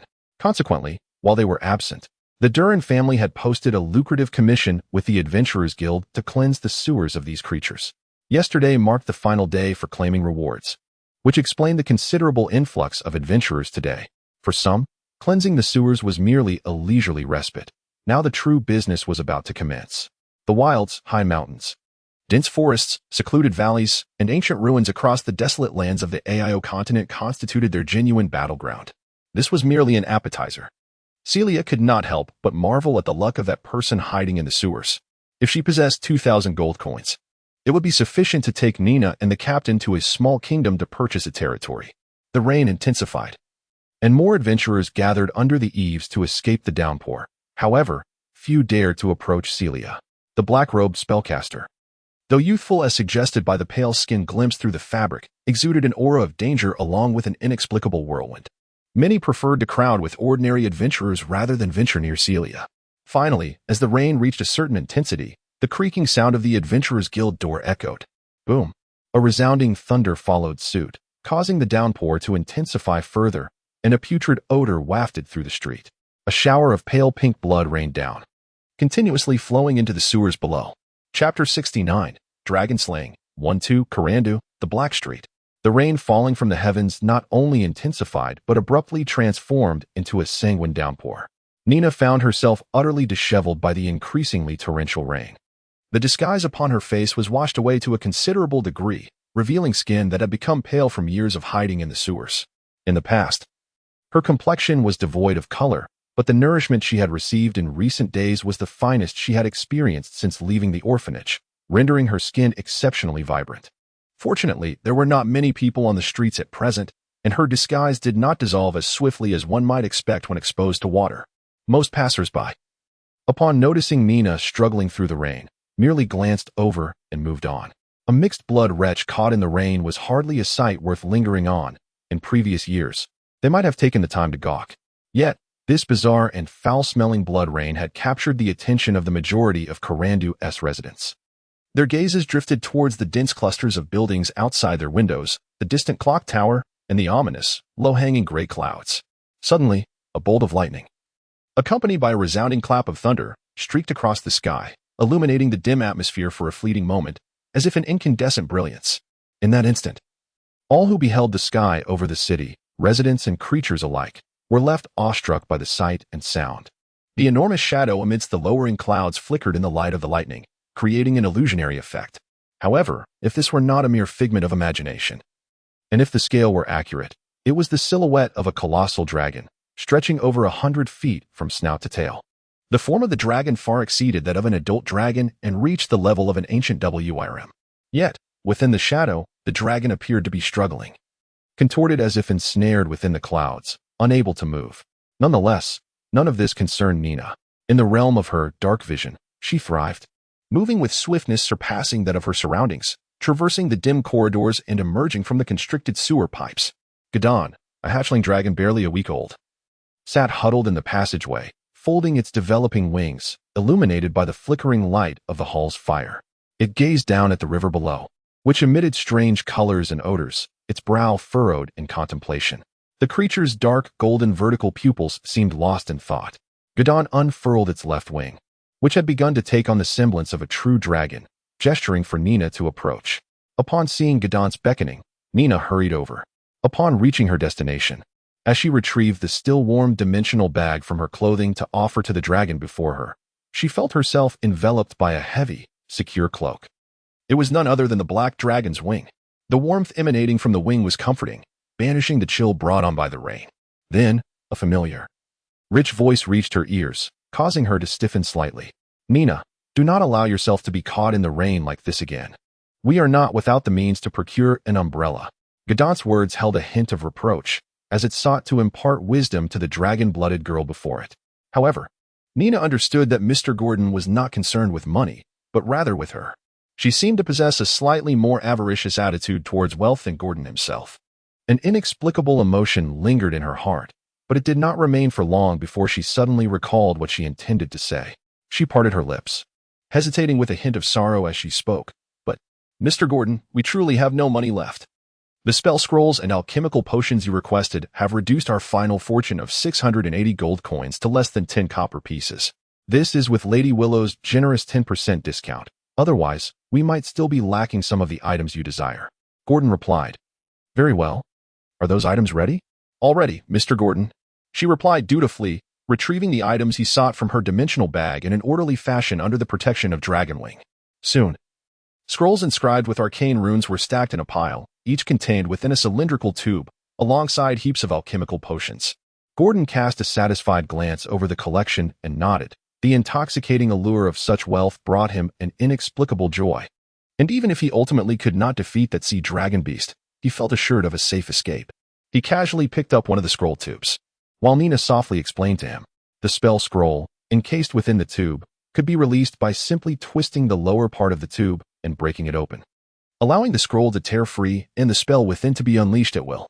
Of course, there was a more forceful and wild method, crushing the tube directly, which was not difficult for someone of Gordon's strength.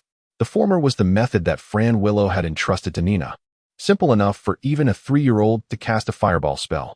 However, the lowest tier fireball scrolls started at 400 gold coins, which was not significantly cheaper than hiring a 3rd tier mage. Naturally, Gordon would not squander his resources on such frivolous scrolls. He opted for more common spell scrolls. His choices leaned towards control spells, the crafting of inscribed runes, and the writing of scrolls that bore less danger than a fireball spell. The average price for a 3rd tier spell scroll hovered around 200 gold coins. He purchased 2 3rd tier spell scrolls, Slow and Suggestion. The 3rd tier spell Slow. The caster can induce a slow state on a target within 30 feet, having the target's attack speed, movement speed, and reaction speed for a duration of 10 seconds, during which time the damage they receive from external sources is amplified. The 3rd tier spell Suggestion. The caster can place a target within 30 feet into a state of illusion, allowing them to issue commands that the target must follow, excluding any that would endanger its life. Additionally, there was 1 2nd-tier spell scroll and 3 1st-tier spell scrolls, bringing the total value of these scrolls to over 600 gold coins. The alchemical potions are mere trifles. This is the true prize, constituting a staggering 95%. After perusing the spell scroll, Gaydon glanced at the potions and, upon confirming their accuracy, could not suppress a smile. Even the peculiar scent that had cast a shadow over his heart seemed to dissipate somewhat. His mind was far too preoccupied to concern itself with anything else. The Blackstreet region was undeniably perilous. One night after the adventurers had withdrawn, the once active gang members reemerged, idly congregating under the eaves to conspire in their nefarious dealings. Nina, ever vigilant of her surroundings, had no leisure to gaze at the heavens. What troubles you, Mr. Gaydon? Although the rain appears oddly colored and carries a strange odor, I recall that Calando has witnessed even more bizarre phenomena. There have been times when fish fell from the sky. Some were quite enormous. After that day, I rummaged through the trash for a week, only to find fish bones and inedible, decaying fish flesh. Under Gaydon's dragonwing cloak, Nina wrinkled her nose with a smile, gesturing animatedly as she recounted her past peculiar experiences. The flickering campfire cast elongated shadows of the dragon and the girl. Noticing Nina's genuine ignorance of the matter, Gaydon refrained from further inquiries and instead found himself lost in thought, staring at the river. He recognized the scent that lingered in the air, an unmistakable aroma of water-based true dragons, whether it be that of a bronze dragon, a sea dragon, or another aquatic variant. However, it was not dragon's blood but rather the essence of true dragon scales, imbued with the briny breath of ocean waves. As Gaydon pondered the emergence of a water-based true dragon and the ensuing torrential blood rain, a human roar erupted from above the sewers, resonating through the skies of Calando, overpowering even the thunderous claps of nature. This was followed by a hauntingly hoarse dragon's roar that echoed across the heavens. In the next moment, an object plummeted from the clouds, hurtling towards the free city amidst the tempest. As the object drew nearer to the ground, the nearby residents discerned its true nature. It was the colossal head of a true dragon, draped in azure scales, descending like a comet, trailing a long stream of crimson rain fire as it crashed into the plaza of the dock district. The fin-like crown adorning the dragon's head signified its identity, a sea dragon. Chapter 70. The war has just begun. As Celia emerged from the Adventurers Guild, she noticed that the torrential rain of blood had ceased, leaving behind only a ground stained with crimson and the lingering scent of the sea in the air, vestiges of the earlier disturbances. Just a few steps outside, she encountered a gathering of Carlandians, pointing and murmuring at the subtly glowing sky. Following their gaze, she looked up to behold two airships hovering above the clock tower. Suspended beneath them was an immense object, unmistakably visible, bathed in shafts of brilliant light piercing through the dark clouds. The corpse of a cerulean dragon shimmered resplendently in the sunlight, resembling the most exquisite aquamarine gem. This was a headless behemoth, its wounds encased in frost. With not a single drop of blood cascading down, it dangled conspicuously in the air as the airships glided leisurely over the city of Carland, heading southward. As the dragon's carcass drew near, Celia discerned the gaping wound and comprehended the creature's demise. The neck bore a cleanly severed gash, indicative of a fatal strike from a heavy weapon. The technique appeared reminiscent of a warrior's heavy slash, a skill that Maglacia also possessed. Yet, the execution was undoubtedly of a far superior caliber. The dragon's neck, over 3 meters thick, likely fell victim to a master's heavy slash, or even a legendary heavy slash. It was conceivable that the assault was augmented by several enhancement spells, such as Dragon Strength, Bovine Might, or Berserk, to bolster the wielder's power. However, to cleave a dragon of such ancient lineage in twain would necessitate an exceptionally potent weapon, likely a high-tier 5 magic weapon. Such rare artifacts typically command a starting price in the hundreds of thousands of gold coins at auctions, often being in high demand, yet scarce in supply. Of course, one cannot dismiss the possibility of an adept spellcaster capable of conjuring 6th circle spells like Master's Sharpness or 9th circle spells such as Legendary Sharpness, temporarily transforming an ordinary weapon into a high-tier magic weapon. Without such magical enhancement, the task would be nearly insurmountable. To contemplate slaying a dragon without a magic weapon is to indulge in folly. After all, even if a true dragon stood still, allowing one to strike with ordinary weapons for an entire day and night, no amount of wear on the weapons would penetrate its formidable defenses or inflict even the slightest harm. Adult true dragons are immune to all spells below the 3rd circle, and their scales reflect all damage from weapons that are not classified as magic weapons. The damage inflicted by ordinary weapons is utterly ineffectual against a true dragon. This is precisely why certain kingdoms, when provoking a true dragon, often resort to commissioning adventurers for its eradication rather than deploying their armies. In the face of a true dragon, sheer numbers are insufficient, and the cost-effectiveness of such an approach is also a significant consideration. Unless they possess military-grade weaponry capable of inflicting damage upon a true dragon, adventurers remain the more expedient and economical option for such perilous endeavors. The magnificent dragon before them, judging by its imposing size, could very well be over a millennium old, having reached the status of an ancient dragon. Its scales had long since transformed into the most formidable armor known to the world. Celia contemplated that its demise beneath a high-tier enchanted weapon was indeed plausible. However, the murmurs of passers-by caught her attention. The airship bore the emblem of the Lamravane family. Was it commissioned by the esteemed Sword of Carland? Some keen-eyed onlookers had overlooked the colossal dragon, instead fixating on the family crest emblazoned upon the airship, which, while not diminutive, was also not overly large. From Celia's vantage point, it was difficult to discern. She was well aware of the illustrious reputation of the Sword of Carland, having learned of it upon entering the city. After all, it represented one of the most potent official forces outside the Carland Temple Dominion. Wade Lamravane, as an adventurer, had ascended to his current stature, now holding the esteemed position of commander of the Carland City Guard, directly answerable only to the city lord. Furthermore, he was a formidable 6th-tier warrior, having transitioned to the 4th-tier class of A&M Guardian. Time and again, he led the Carland City Guard in purging pirates and sweeping away the surrounding monsters. Consistently at the forefront, a figure revered as a god of war among the residents of Carland. Moreover, he was not alone in his prowess. He had a remarkably talented son, Shoes Lamravane, who had already reached the status of a 3rd-tier warrior. In addition to his martial capabilities, he possessed striking good looks that starkly contrasted with his father's rugged demeanor. His eloquence and charm made him the object of admiration for numerous noble maidens in Carland. Though he was already betrothed to the sole heir of the NM Empire, the illustrious Princess Havlo. If all went according to plan, this time next year, he would wed Princess Havlo, becoming a prince within the empire. Such a fate could not be deemed anything less than a resounding success in life.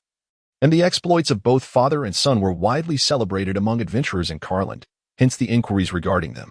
However, a swift rebuttal ensued. Impossible. The Lamravane family comprises only Commander Wade and his son, both of whom are at most of 6th tier, merely extraordinary at best. This dragon was evidently not an adult. Moreover, It was not a white dragon. Its size suggested that it was at least an ancient dragon of heroic caliber. Even if Commander Wade enjoyed high esteem in Carland, he could not possibly vanquish such a terrifying creature. It was likely that this airship was merely borrowed. Yet, the individual who voiced this dissent was not content to remain silent. The debate continued, but Celia had lost her patience for their incessant chatter. After the initial shock of the dragon's corpse wore off, her spirits began to settle. The good news was that the Adventurers Guild had consented to withdraw the commission and conduct an investigation. Unfortunately, another adventuring party had accepted the task and had departed for the location of the Dragon Lion a day prior. If the storm had not impeded their journey, they must have already arrived at the Dragon Lion's lair. In this regard, even the Union finds itself powerless. It is hardly justifiable to summon a spellcaster capable of casting the formidable teleportation for such a trivial matter. Furthermore, the truth remains shrouded in uncertainty, necessitating an on-site investigation to ascertain whether someone is exploiting the guise of a commission to deceive adventurers. As the bustling scenery of the street swiftly whirled past Celia's silvery locks, her lithe form darted along the spacious thoroughfare. Before long, she arrived at the appointed rendezvous. Precisely 1 mile from the White Horse Inn, cloaked in a black hood, Celia paused at the street corner, her gaze fixed on the striking orange roof of the inn in the distance. Concealed within a narrow alleyway, she silently recited an incantation, her gestures subtly shifting. Wes. The enigmatic and arcane words flowed from Celia's lips. The magical essence coursing through her veins transformed a gentle breeze, encircling her into a lively fish, darting forth towards the White Horse Inn. This was the second-tier spell, Wind Speech, capable of communicating with a target through the wind over a distance of 600 meters, allowing messages to be relayed up to 3 times before dissipating into an ordinary breeze. Celia's expression subtly shifted, sensing a potential change in circumstances, just as she contemplated employing the invisibility sphere to infiltrate the inn. At that moment, a tall, slender man clad in leather armor appeared against the alley's wall, his fingertips dancing around a strand of air.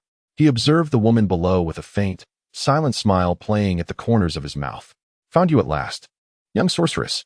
Meanwhile, in the depths of the underground, preparations for battle were underway in the bonfire hall. Gurdon crouched atop a high platform, beneath which stood an imposing formation of goblins, arranged in an orderly 8x9 grid, with the formidable leader of the Blackfire clan, Grush, at the forefront. Nina busied herself beneath his clawed hand, applying a so-called luck potion to his left paw.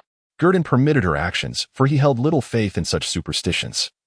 His trust lay solely in the dimensional pouch at his chest and the might of his clan below. A total of 73 goblins were mobilized for this endeavor, all capable of combat. Among them were female goblins, as well as 16 elite warriors, each wielding a bone club. A few of the elite were adorned in extravagant armor and bracers. Grush, a sight to behold, bore twin axes at his waist, donned half armor, and sported a helmet, his robust stature exuding strength. Were it not for his slightly smaller frame, one might easily mistake him for a goblin warrior. The Blackfire clan was fully committed to this mission, and Gurdon was prepared to deplete his resources entirely to seize the lair of the sea dragon beast. The peculiar sensations brought on by today's rainfall had stripped him of his meager sense of security. Even during lunch, his favorite dish of charcoal-grilled frog legs lost their appeal. Conversely, Nina, the dragon-blooded maiden, had devoured several, and now, as she knelt to apply the luck potion to his claw, traces of grease lingered at the corners of her mouth. Yet, it remained somewhat anxious, despite this not being its first encounter. However, this occasion bears far greater significance than the previous 3. It intends to unleash all its capabilities, employing every skill at its disposal. The prospect of spending lavishly is not daunting. What is truly disheartening is investing only to find oneself worse off than if one had acquired it for free. Just before the battle, Gurdon refrained from unnecessary chatter, issuing only a succinct command. The others proceeded according to the prearranged formation. "Very well, my master." As 4 goblin scouts dispersed, a formidable contingent of over 70 goblins emerged from the narrow crevice, their crimson eyes glimmering ominously in the shadows, instilling fear. The rain has ceased, yet the war has only just commenced. Chapter 71. The Dragonborn Savior. 1-2 Skyo the Red Scale had not consumed sustenance for 2 days. Upon awakening in the spacious, arid cavern, he found himself staring vacantly at the emptiness surrounding him, an inexplicable wave of emotion washing over him alongside a gnawing hunger. The rumblings of his stomach resonating in a disconcerting manner. This cavern, once cherished by his wife, Fyra, and son, Longiao, before their encounter with the sea dragon, Best, was a place he too held dear. Its vastness made it one of the most prominent caves in the Kobold tribe, second only to the chief's lair. Within its depths lay a small chamber for storing treasures, albeit filled with trinkets of little value, fragments of glass and shimmering stones. Yet, the Skyo family adored it. The size of the cavern was a testament to Skyo's remarkable expertise as a master miner. His mining prowess was closely tied to his standing within the Kobold tribe, as the presence of such skilled individuals increased the likelihood of their subservience to a true dragon and receiving its validation. With each swing of his pickaxe, Skyo struck the rock at its weakest points, creating stable, well-sealed tunnels. He possessed an innate ability to discern the abundance of ores in the soil. Though he had never applied this knowledge practically, it was merely etched in his memory. The chief had once remarked that he might be the most distinguished miner in the history of the Redscale clan, destined to serve the Kobold deity, Kurtamak, in the afterlife. Regrettably, the sewers of Kalando provided no mines for him to showcase his skills. Thus, the Kobolds often found themselves languishing in their lairs, honing their tunneling expertise out of boredom. The traps at the cavern's entrance were primarily the handiwork of Skyo and his wife, Fyra, crafted during their idle moments.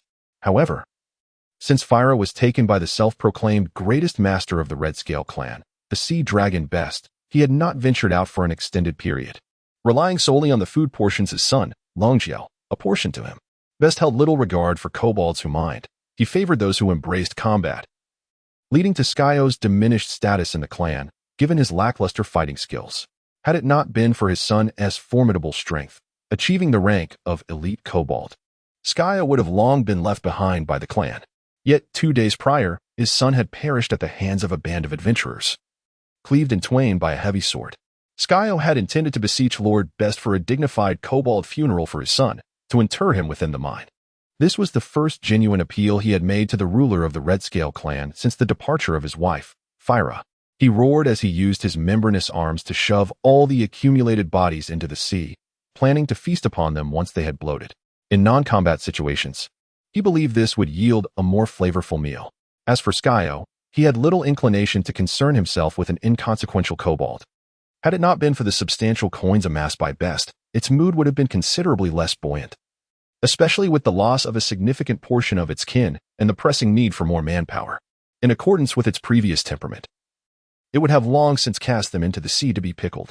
A fleeting desire to engage in a quarrel with its longtime adversary, the one-eyed Pompey, who once vehemently debated the supremacy of their mining prowess within the Redscale clan, crept into its mind. It had been ages since it last indulged in such disputes. However, a sudden recollection of the recent battle struck it. Pompey had perished, even before its own offspring met their demise.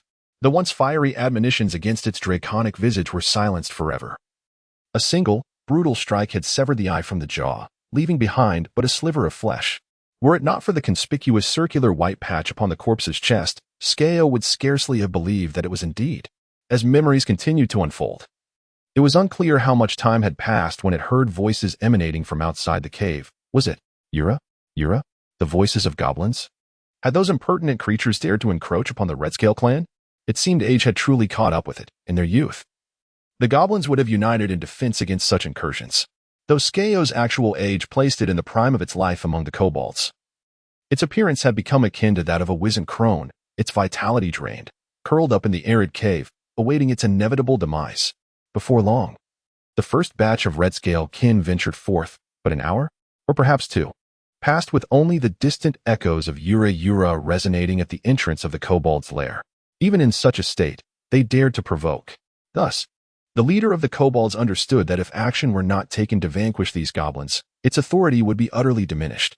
Resolute, it decided to take matters into its own hands, intent on teaching these green-skinned wretches a lesson. Consequently, it began to rally its kin, yet sensing impending peril, most of the kobolds declined, leaving only a small faction willing to follow. Just as it was about to unleash its fury and forcibly assemble a larger force, a dispassionate voice from the depths of the cave reached its ears. I shall go and drive away these goblins. Skyo, you? Is that feasible? The kobold leader instantly recognized the voice as that of the father of its companion Longhorn, reputed to be the finest miner of the Redscale clan. However, it scoffed at the notion, dismissing the utility of miners. Strength was eternal. Only through power could the kobolds truly earn the favor of Lord Best. While I wielded the pickaxe, delving into the depths, you were still nursing in your uncle's cave. You little wretch.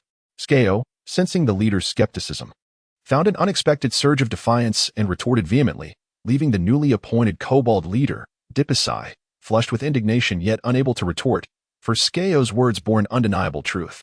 Very well. You shall take the front of the line.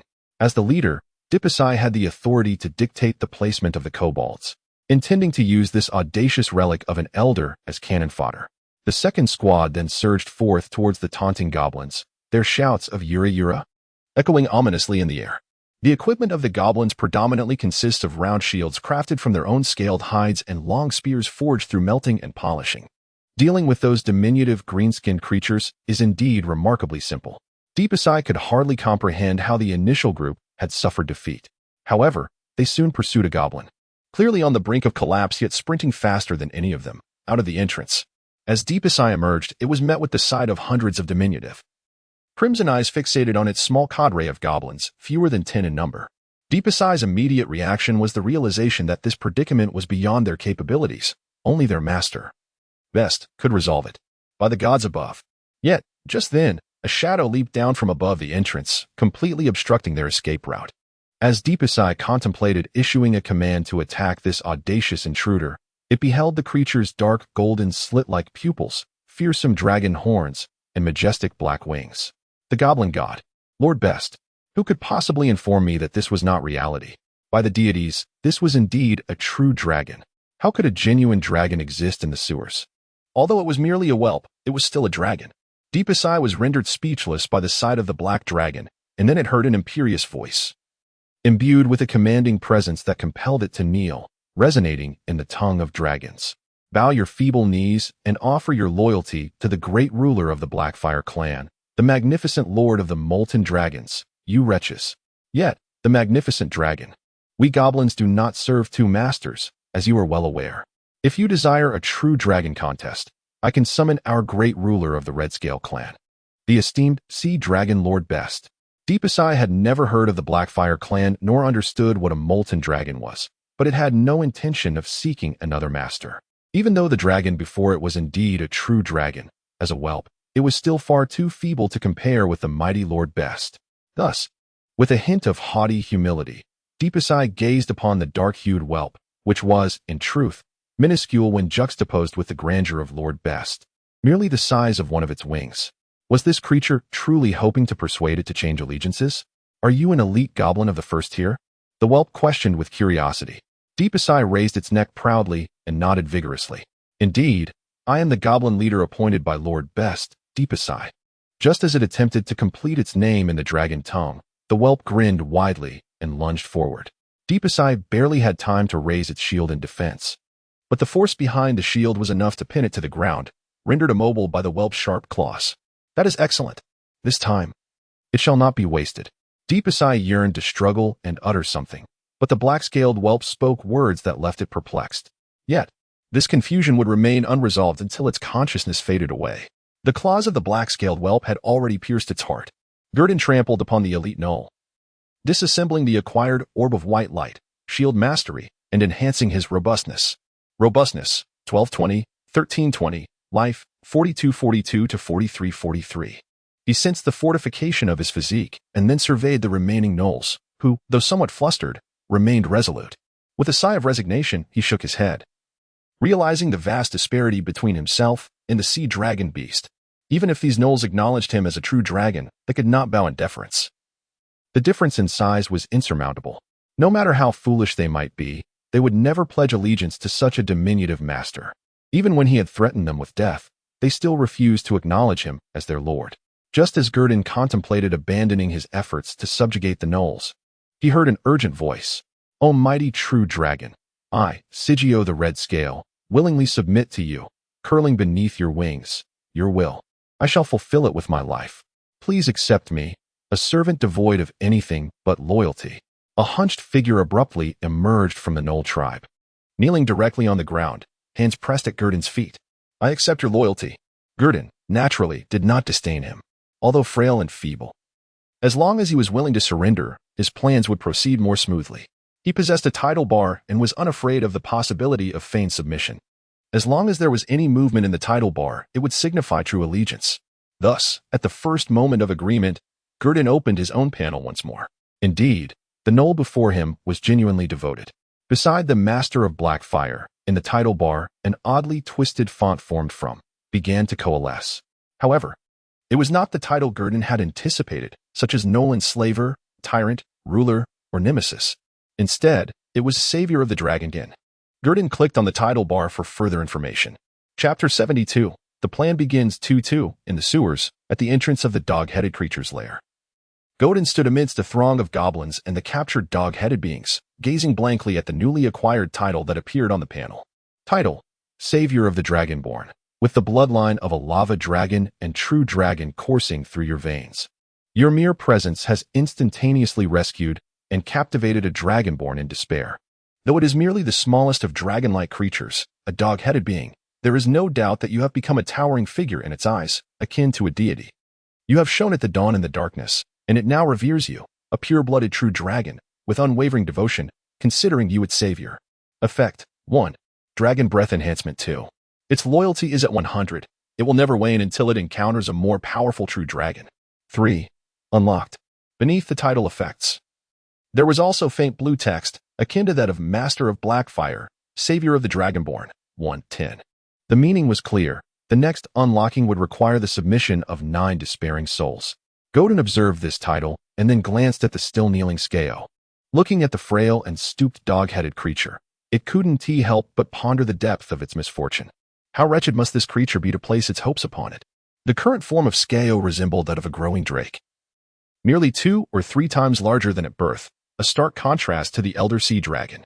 However, Gurdon refrained from further inquiry and directly equipped the completed title from the title bar. Upon donning the title, Gurdon's external appearance showed no discernible change. Yet, within its veins, elemental energies and the most vital organs of a dragon, the base blood vessels, began to undergo substantial transformation. In less than 10 seconds, they had grown significantly. The rampant elemental energies proportion in the blood increased, while the enhancement of the base blood vessels allowed Gurdon to feel a further amplification in its capacity to transform elemental energy, both in speed and quality. Yet, it could not unleash a roar to test its newfound abilities, so it suppressed the urge for experimentation, knowing an opportunity would soon arise. There was no need for haste. As a true dragon and a hunter, it possessed the patience for such endeavors. Thus, it began to outline its plan to the stooped dog-headed Skeo, how to extend its strategy upon successfully subjugating the dog-headed beings, ultimately leading to the eradication of the sea dragon lurking beneath the cavernous ocean. Gurdon devised 4 plans, labeled A through D, arranged from the simplest to the most complex. Plan A was the most straightforward. Upon seeing it, the dog-headed beings would immediately switch allegiances and prostrate themselves before its claws, leaving the sea dragon isolated and defenseless in the water. Plan B stipulated that should even a single dog-headed creature be willing to submit, this plan could be set into motion, facilitating the luring out of those still within the lair, allowing for a comprehensive capture without alarming the sea dragon. As for Plans C and D, they involve the perilous risk of alarming the sea dragon, systematically eliminating these goblins one by one. This is precisely why Gurdon has gathered such a multitude of goblin followers. He alone cannot contend with this many goblins. A single misstep could lead to utter ruin. Gurdon has even devised the most extreme retreat strategy, including selecting which goblins he is willing to sacrifice in order to ensure a safe withdrawal. However, having already invested significantly, he harbors no belief that such a scenario will come to pass. Ordinarily, when the time comes, success will hinge solely upon luck. Should the ancient sea dragon see the true dragon retreating into its shell, hiding beneath the water's surface, Gurdon would truly have no recourse against it. This escape route can only be revisited once he is capable of besting the sea dragon in combat. As for communication and dialogue, he has not contemplated such notions. This cunning and fierce dragon, when faced with equally malevolent beings, may attempt to engage in discourse, yet it is equally likely to betray trust. In their worldview, the law of the jungle prevails. There is no concept of fairness or adherence to the spirit of contracts. After all, even Tiamat, the mother of evil dragons, is not renowned for her fidelity. The conversation between the true dragon and the goblins lasted a full 10 minutes, during which Gurdon came to understand the despair of his first new follower, the goblin Skeo, who had once regarded him as a savior. He is indeed a wretched soul. First, his wife was devoured by the sea dragon, followed by the death of his son in a skirmish with adventurers, leaving him with no remains, merely a meal for others. It is no wonder he yearns for a true dragon to rescue him. He has often imagined that had a true dragon ruled over them, the outcome might have been drastically different. For a true dragon, while it refuses to acknowledge any kinship with these crawling creatures known as goblins, consuming them is utterly out of the question. Only those mindless dragon beasts would feast upon goblin flesh. Much like humans would not consider consuming the flesh of their own kind unless driven to desperation. The majority of a true dragon's hunting behavior is not driven by physical necessity, but rather by the desire to satisfy its palate. Upon concluding their discourse, the goblin bowed his head in submission, appearing eager to heed the true dragon's commands. Soon, the indifferent voice of the black true dragon resonated from above. "Have you understood everything I said, Skeo?" The flames of vengeance already ignited within him. Skeo nodded vigorously, the blood oozing from his forehead staining the grayish stone beneath him. "I understood, Master."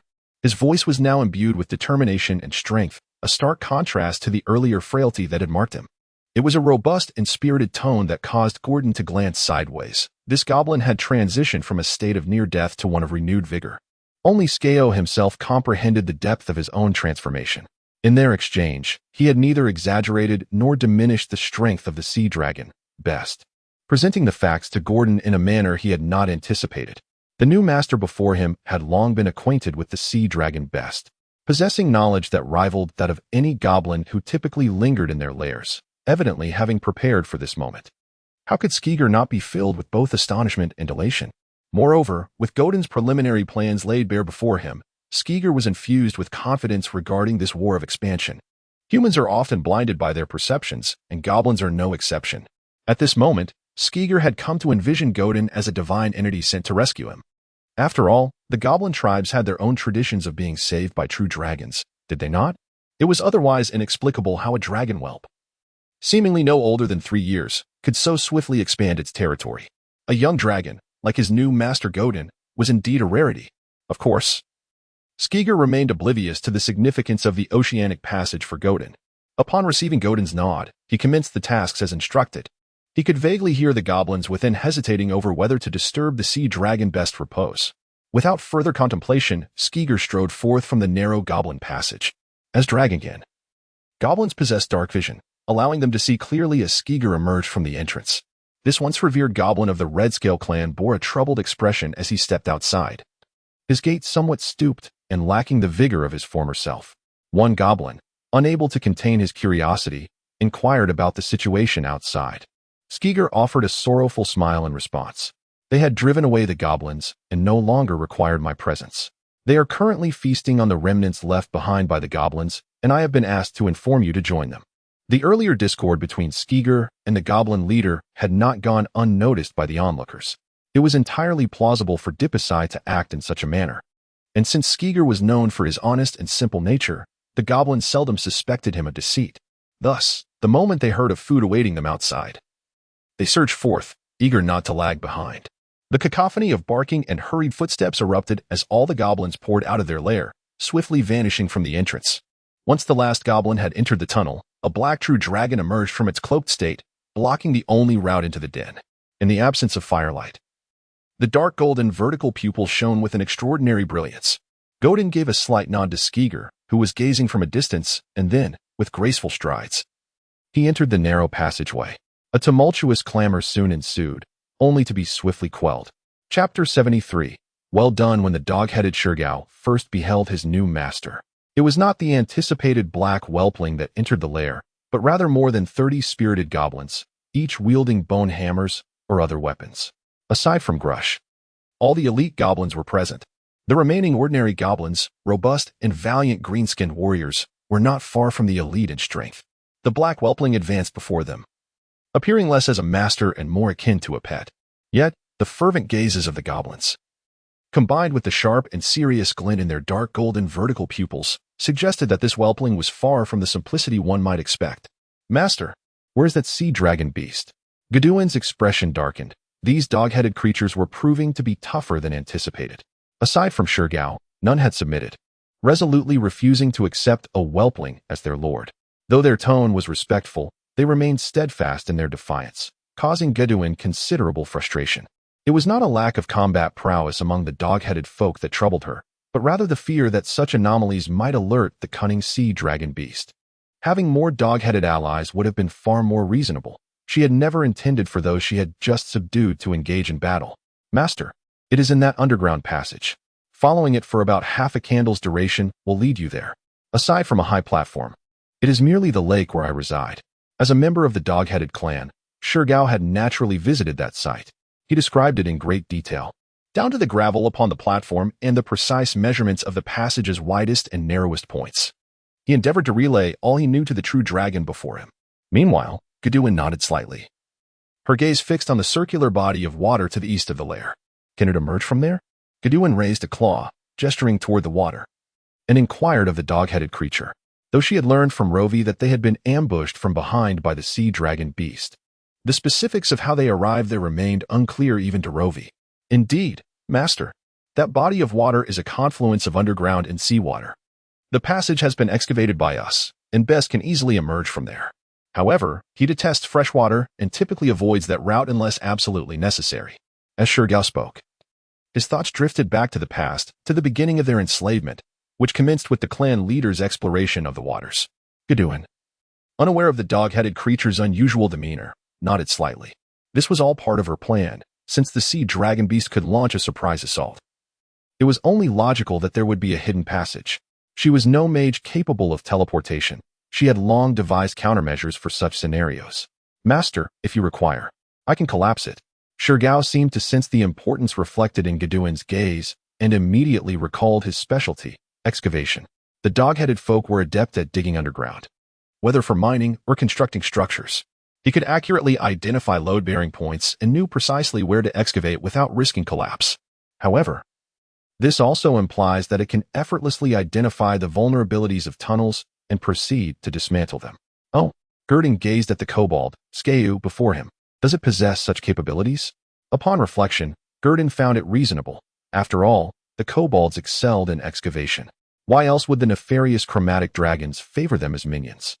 It is worth noting that, apart from the kobold sorcerers, other kobolds are significantly weaker compared to other races, only slightly superior to ordinary goblins during typical circumstances. And once they advance, they are easily outclassed. Their value lies in their ability to mine without demanding wages or meals. And they willingly contribute their collected treasures to the dragons. A succinct phrase aptly describes them: sycophants.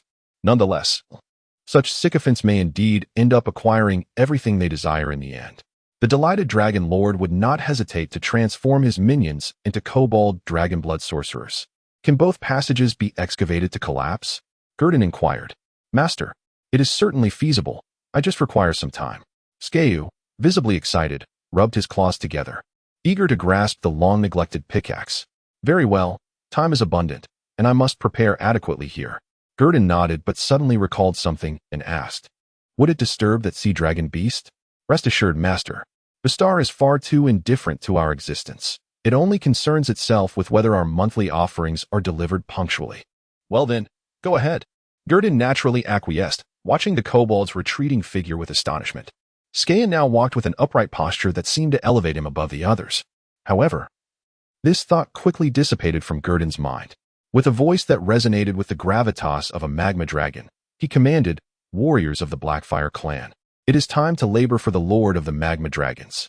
Clear this area, apply the blazing oil I provided, and coat it with the alchemical fish oil refined from the sea fish. The sound was not loud within the lair, yet it was clear enough for all the goblins present to hear.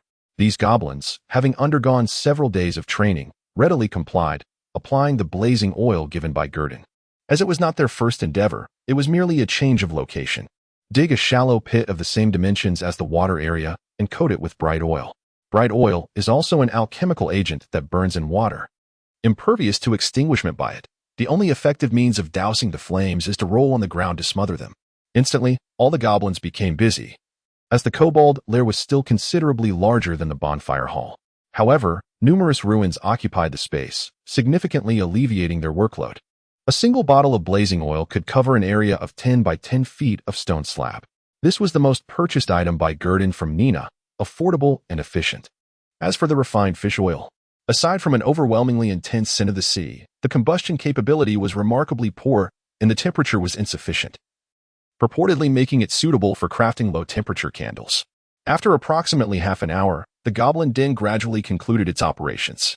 While the creature, named Shigeo, was engaged in the final stages of collapsing the last underwater cavern, although Godin suspected that the sea dragon beast would not endure much longer, he decided to wait an additional 20 minutes just to be safe.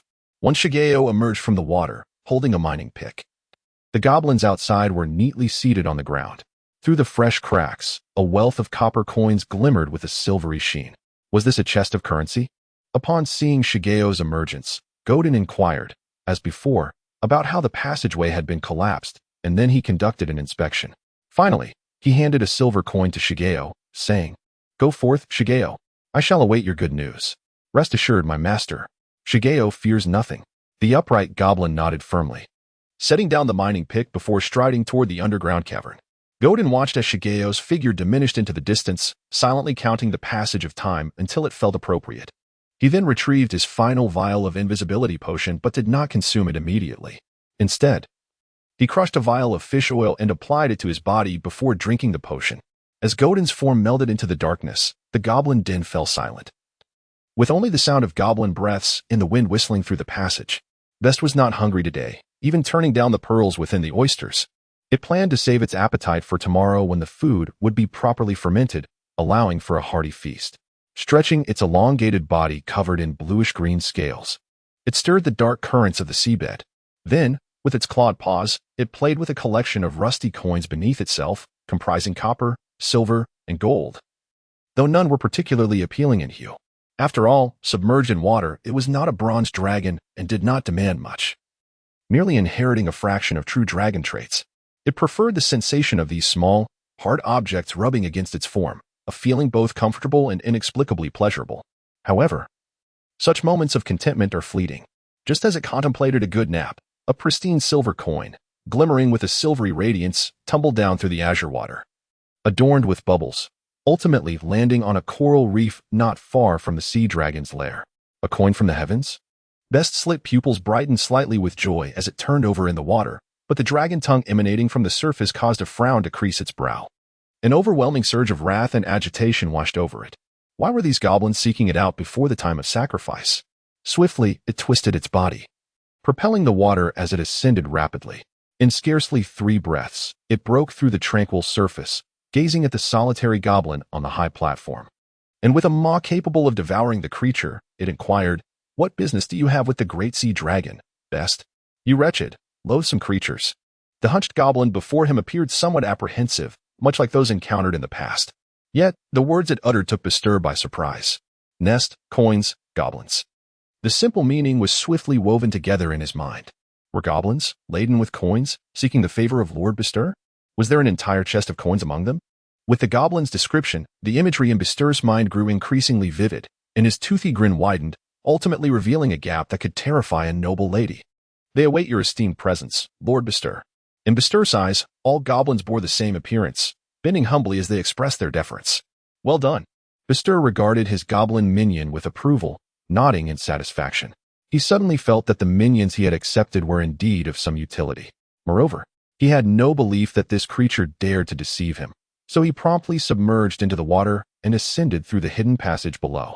The goblin, rising from its stance, waited for 5 or 6 seconds, glanced at the rippling water's surface as it gradually calmed, then took off running towards the tunnel. From its agile movement, one could hardly discern its previous hunched demeanor. Now, Shigeo felt an overwhelming sense of vitality coursing through its veins as boundless power surged within. Chapter 74. Suggestion. As the aged sea dragon Best emerged from the nauseating freshwater, the once buoyant spirits of acquiring a substantial pile of coins had been entirely drained. It swiftly ascended to the water's surface, its massive body, adorned with shimmering blue-green scales, gradually revealing itself from the vast cavernous waters. The purple dorsal fin on its back unfurled in a grand display. As it began to survey its surroundings, the lurking Godin, concealed in the shadows, scrutinized it intently. This sea dragon, significantly larger than those in the legacy of dragons, measured nearly 20 feet in length, standing in stark contrast to Godin's modest 6 feet. No wonder the goblins were reluctant to submit. Even Godin, were it not for possessing a spell scroll, might have felt a twinge of fear upon encountering such a colossal creature. Perhaps due to its advanced age, the sea dragon's blue-green scales glimmered with a hint of darkness. Were it not for its peculiar dragon wings and the clawed appendages, along with its unconventional purple fin, Godin might have mistaken it for a variant of a black dragon under the dark vision enchantment. However, the scene had unfolded, and all Godin could do was hold its breath and patiently await the opportune moment.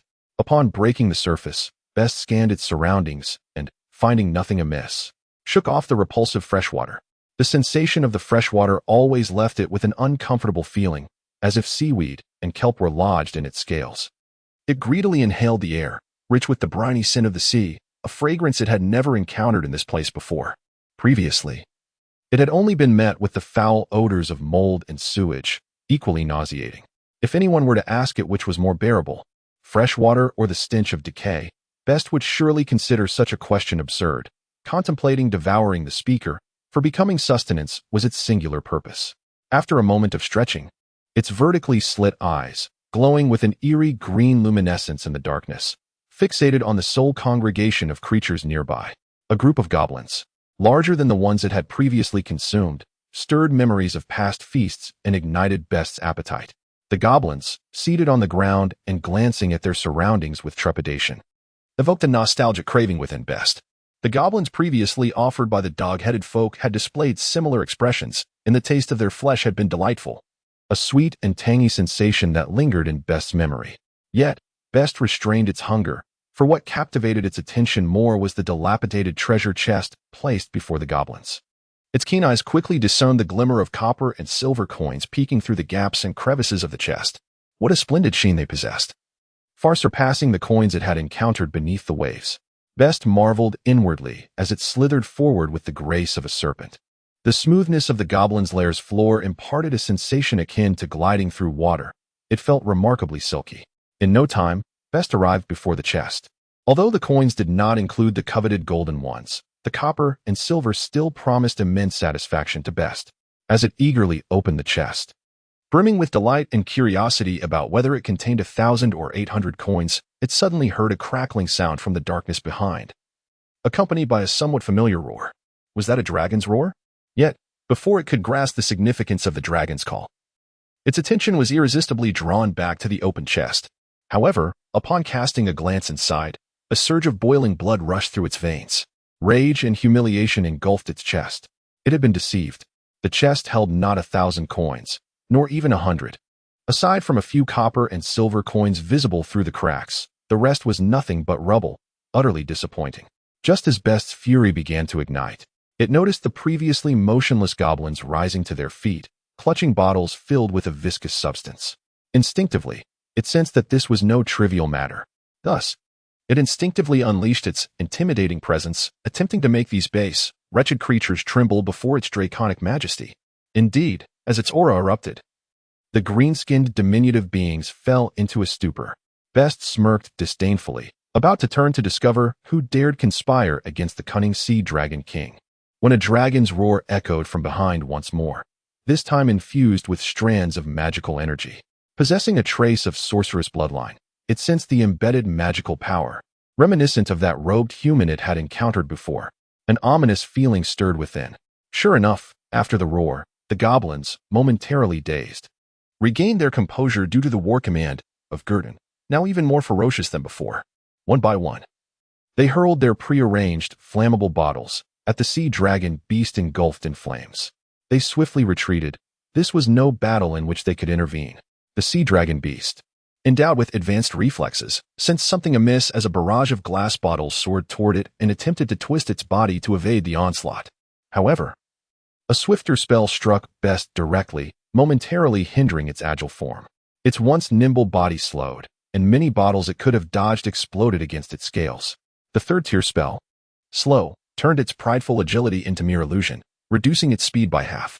A thick, dark sludge from the dozens of goblins' flammable bottles splattered across the massive blue-green creature, coating its scales, back, and dragon wings. Best felt as if it had donned an additional layer of scaly armor, the sticky substance leaving it perplexed about the goblin's intentions. Though bewildered, Best had no thoughts of fleeing. It was determined to discern the nature of the creature behind it. Thus, it remained calm, convinced that the goblins before it posed no threat. Moreover, should it wish to flee, no one could hinder its escape. The sanctuary of water lay a mere 100 feet away, reachable in less than 2 seconds at full speed. Thus, as it found itself coated in a viscous substance, a flicker of curiosity prompted it to turn its head, eager to discern who possessed the audacity to challenge it, the cunning sea dragon king, whose intellect rivaled that of a true dragon, best. It was then that it beheld a fearsome creature, radiating a searing red light from its chest. Although the creature's stature was less than a quarter of its own, the familiar visage revealed to best the identity of this being, a true dragon hatchling. Had a true dragon ventured into the goblin lair? As this thought lingered in the sea dragon's mind, Godin consumed a strengthened dragon breath potion, and, adorned with the dragonborn savior, enhancement of dragon breath, prepared to unleash lava spit. Before the effects of slow spell dissipated, he expelled a torrent of furious, searing elemental energy. A brilliant column of white magma erupted from Godin's mouth, illuminating the entire lair in an instant, transforming night into day, casting clear reflections of the sea dragon's bewildered expression. Now smeared with black oil, the conical spray of white magma swiftly cascaded over the upper half of the sea dragon's body. The molten rock, searing with intense heat, came into contact with the sea dragon's thick, pale blue wings and the scales on its chest, igniting a violent reaction with the viscous substance clinging to it. The next moment, the anguished roar of the sea dragon reverberated throughout the goblin lair, causing dust to cascade from the rocky walls. In its current predicament, the sea dragon was in disarray. Its upper body, wings, and scales dripped with white magma. It writhed desperately, striving to escape the torment of the flames. And Best soon realized that the small embers on the ground had ignited into a raging inferno, encircling it, ignoring its own burns. It cast a glance at the true dragon with dark, golden slit-like eyes, its own emerald gaze filled with resentment. This vendetta was etched into Best's memory. Casting a fleeting glance at Godin, it swiftly darted toward the eastern waters of the goblin lair, convinced that the young hatchling could not impede its retreat. The flames crackled ominously behind it, followed by a sound of shattering. The scroll in Godin's mouth fractured, releasing a cascade of blue-white magical luminescence that dissipated like stars at his lips. An invisible wave of magical energy swiftly struck the retreating sea dragon. The third-tier spell, Suggestion, rendered the fire-engulfed sea dragon momentarily dazed. Its once vengeful eyes now reflected sheer confusion. The voice of the spellcaster behind it, laden with temptation, echoed forth. I believe what you require most at this moment is to extinguish the flames upon you. Surely, no water could be cooler than this place, could it? Gordon pointed at the small puddle filled with shimmering oil, addressing the sea dragon beast engulfed in flames. Chapter 75. The Bundled Lightning, Supplemental Update. On one side lay the discomforting freshwater area, akin to a sensation of sand mingling with scales, and on the other, a seemingly pleasant shallow puddle. The choices available to the sea dragon beast were rather limited. At that moment, its mind was a blank slate. Cunning and cruelty had vanished, and it began to unconsciously heed the voice before it. The black hatchling's words resonated with a strange sense of reason. Indeed, the freshwater appeared less inviting than the nearby puddle. Anything would be preferable to the freshwater, for at least the aroma from that direction was more appealing. The efficacy of the suggestion spell proved remarkably effective on the beast-like sea dragon. Its massive head did not ponder deeply. It merely found Gurdon's proposal quite agreeable and was willing to give it a try. Although the duration of the suggestion spell was fleeting, it sufficed to lead the sea dragon to roll in the small pit covered in oily residue. Entrapped in a state of suggestion, the sea dragon began to turn its head, disregarding the flames engulfing its scales and the tattered blue-green membranes scorched by lava. It commenced its swift movement through the sea of fire, heading towards the direction indicated by Gurdon. Observing that the suggestion spell had not faltered, Gurdon felt a wave of relief wash over him. The previous lava eruption had not performed as well as anticipated. While it had struck the sea dragon and ignited the oil on its surface, the injuries inflicted were likely only moderate. It still possessed the strength to fight. Gurdon had always relied on lava breath to achieve unassailable victories. Whether against adventurers or sewer monsters, all had been reduced to charred remains beneath its scorching breath. However, Gurdon had mentally prepared for the possibility of diminished effects this time. Thus, this outcome was within the bounds of his expectations. After all, the creature before him was not one of the frail humans, defenseless goblins, or the feeble rat men, but a genuine third-tier dragon beast, and an aged one at that. Its scales were comparably robust, rivaling those of true dragon hatchlings. Consequently, it possessed a degree of elemental resistance, mitigating damage from fire, ice, acid, and the like. Moreover, the vitality of an elder dragon beast, with its robust physique, exceeded that of a hatchling, rendering it a veritable survivor. Thus, for the lava breath to inflict such widespread damage while preventing the sea dragon from unleashing its full might, resulting in only moderate injuries, was a satisfactory outcome for Gurdon. Everything unfolded within the anticipated parameters, with no significant deviations. As the curtain rose, the scene played out as scripted. In the blink of an eye, the sea dragon, moving with serpentine grace, glided over the fiery terrain, closing in on the puddle within a mere 100 feet. In its perception of the world, Gurdon's figure, the goblin's watchful eyes, and even the flames beneath it were met with indifference. Rolling in the cool puddle would extinguish the flames consuming its body, and the agonizing sensation that clung to it would dissipate. It could hardly contain its eagerness. Gazing at the nearby puddle, a mere 30 feet away, the sea dragon's mouth curled into a slight arc. With a sudden force from its lower body, the entire dragon sprang into the air like a coiled spring, its massive frame soaring 6 feet above the ground. It sped toward the rugged shallow pool, measuring approximately 40 feet by 40 feet. A space ample enough for the dragon to recline comfortably. As the sea dragon made contact with the cool, oily surface of the puddle, Gurdon sensed that his moment had arrived. He hesitated no longer and crushed the pre-prepared spell scroll in his hand. The spell, enlarge, had the power to double the size of any creature not exceeding the dimensions of an ordinary human. Note, even gnomes have the right to pursue happiness. Declared a gnome wizard resolute on experiencing the diverse cultures of the continent of Io. In an instant, Gurdon's stature surged from just under 6 feet to over 10 feet, as if illuminated by a magnifying glass. The effects of the enlarged spell allowed Gurdon to relive the sensations of his youth as a dragon, yet time was of the essence, and he could not indulge in reflection. Like the wind, he darted forth, his frame continuing to expand until he reached a length of 14 feet and a height of 5 feet, at which point his growth slightly abated. His dark, golden slit pupils transformed to a deep crimson, revealing his burgeoning ferocity. Undoubtedly, the frenzy state was now activated. Meanwhile, the sea dragon began to awaken. Upon contact with the puddle, the flames enveloping its body surged as if it had consumed a potent elixir, doubling in intensity almost instantaneously. The shallow pool became a veritable sea of fire, as the sea dragon plummeted into the heart of the inferno. It remained oblivious to the fact that it had just fallen victim to a spellcaster's magic. Just as the sea dragon regretted its decision and sought to rise from the center of the blaze, a shadow over 5 feet tall emerged from the flames. The silhouette strolled through the fire, and the intense heat beneath it behaved like a docile kitten, seemingly subdued by its fierce visage and deep crimson eyes. Was this the earlier hatchling? The sea dragon gazed in disbelief at the creature that had now grown more than twice its original size, adorned in robust scales. This was no mere hatchling. It rivaled even the adult sea dragons.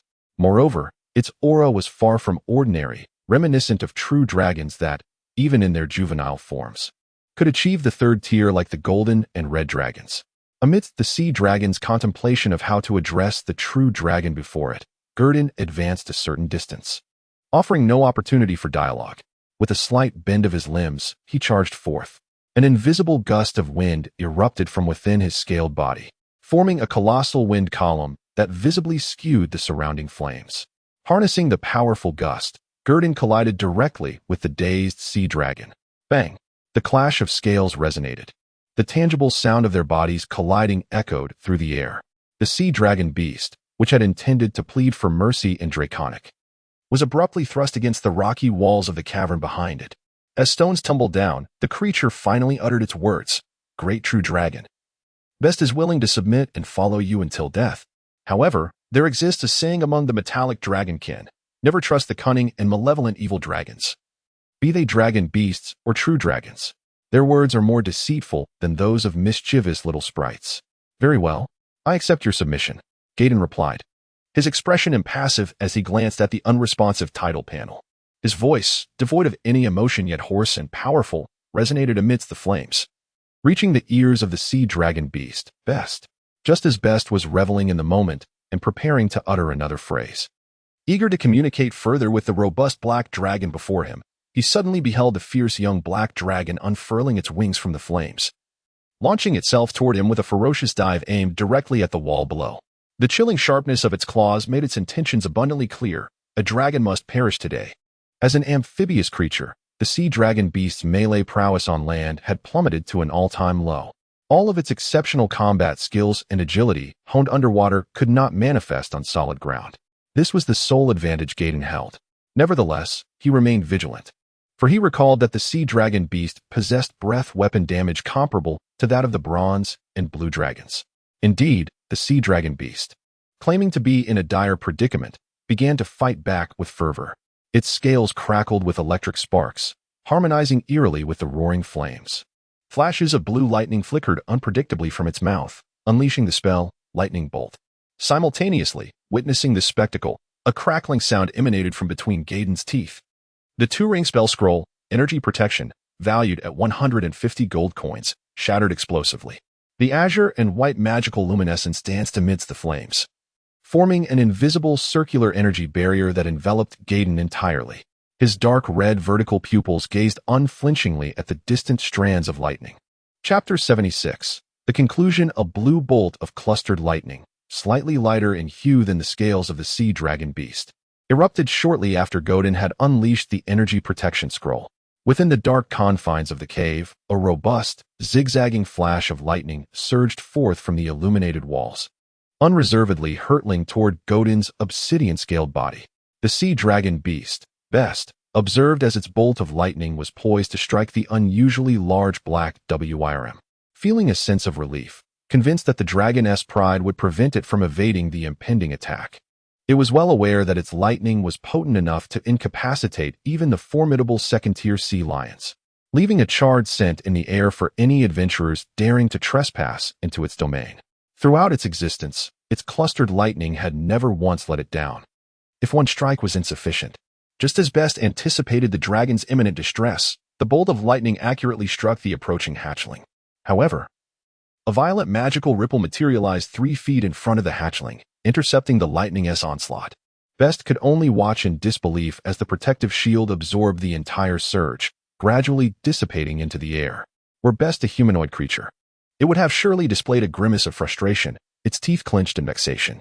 The earlier emotion stemmed from the repeated setbacks inflicted by the spellcaster scroll. Although a third-tier being, facing a hatchling dragon, albeit a true dragon, should have allowed for an easy victory. Yet, it felt as if it were being overwhelmed by the hatchling, with little room for maneuvering. Moreover, the flames still clung to its form, fiercely burning and intensifying. Despite Best's scales being comparable to those of the hatchling, the oppressive heat rendered it increasingly parched. Its previously numbed nerves were now ablaze with sensation, and even with its robust constitution, it found itself struggling against the searing temperature. What infuriated it most was the realization of how many gold coins the hatchling had likely spent to prepare for this encounter. Though Best had little concept of treasure, it possessed an acumen for discerning the value of magical artifacts and spellcaster items, understanding that the cost of such items could equate to a fraction of its hoard's worth, a price that would instill fear in any adult sea dragon. Meanwhile, Gaiden apathetically observed as the clustered lightning dissipated under the energy protection, with a fierce countenance devoid of emotion. It consumed a vial containing a potion akin to the effects of the stone skin spell, readying itself for the imminent melee with the dragon. It was unwilling to skimp on the cost of the potion, having procured it. It was determined to employ it rather than hoard it as a dragon's treasure. Such was not its inclination. A mottled gray-white hue swiftly emerged upon Gaiden's black-scaled exterior, even its tawny underbelly paling in response. Its form seemed to swell slightly, bolstered by the potion's effects. At first glance, this creature is a true dragon with a wingspan of 10 feet and a length from snout to tail approaching 15 feet. Its body adorned with mottled gray and white scales. It resembles a red dragon that has coated its scales with a layer of pallid paint. Gaiden's form remained unfaltering despite as it surged forward with the fiery winds towards the sea dragon beast, whose flaming state was gradually waning. Just before Gaiden's hind claws descended upon the sea dragon beast, the seasoned veteran known as Best was remarkably agile. Attempting to roll away, the searing pain in its chest slowed it just enough for Gaiden to seize the opportunity. For sharp claws plunged unreservedly into the sea dragon beast's thick, hard scales. Initially, Gaiden's claws encountered some resistance while penetrating the scales, but once through, they met with no obstructions. The claws drove straight into the flesh of the still reeling sea dragon beast, intensifying the agony coursing through its upper body. Involuntarily, its elongated form twisted, yearning to ensnare the creature before it. Without a moment's hesitation, Gurdon released its grip and slipped from the impending encirclement, transforming into a darting fish as it sought opportunities around the sea dragon beast. However, Best maintained a keen defense, denying Gurdon access to its most vulnerable point, the throat. Earlier, Gurdon had indeed aimed for that precise location, but the sea dragon beast's vigilance thwarted the assault.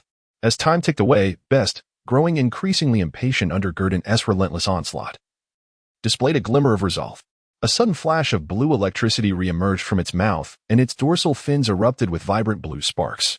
Best understood that prolonging the battle would only exacerbate its chest wound, leading to inevitable doom as its stamina waned. Thus, it resolved to unleash its final trump card, Too Successive. This was made possible by an innate ability gleaned from its bloodline during its elder years, the dragon's hyper-breathing talent. This innate ability allowed one of draconic lineage to unleash 2 consecutive breath attacks in a short span, albeit at the cost of depleting elemental energy from the blood. Until this energy was replenished, further use of breath weapons would be impossible. The sudden burst of electricity startled Gurdon. Bereft of, it could only endeavor to evade the electric strike. Yet, escaping this close range proved exceedingly difficult. Without, evasion was nearly impossible. The electric discharge struck Gurdon without hindrance, the powerful current effortlessly penetrating the stony hide conferred by the stone skin spell.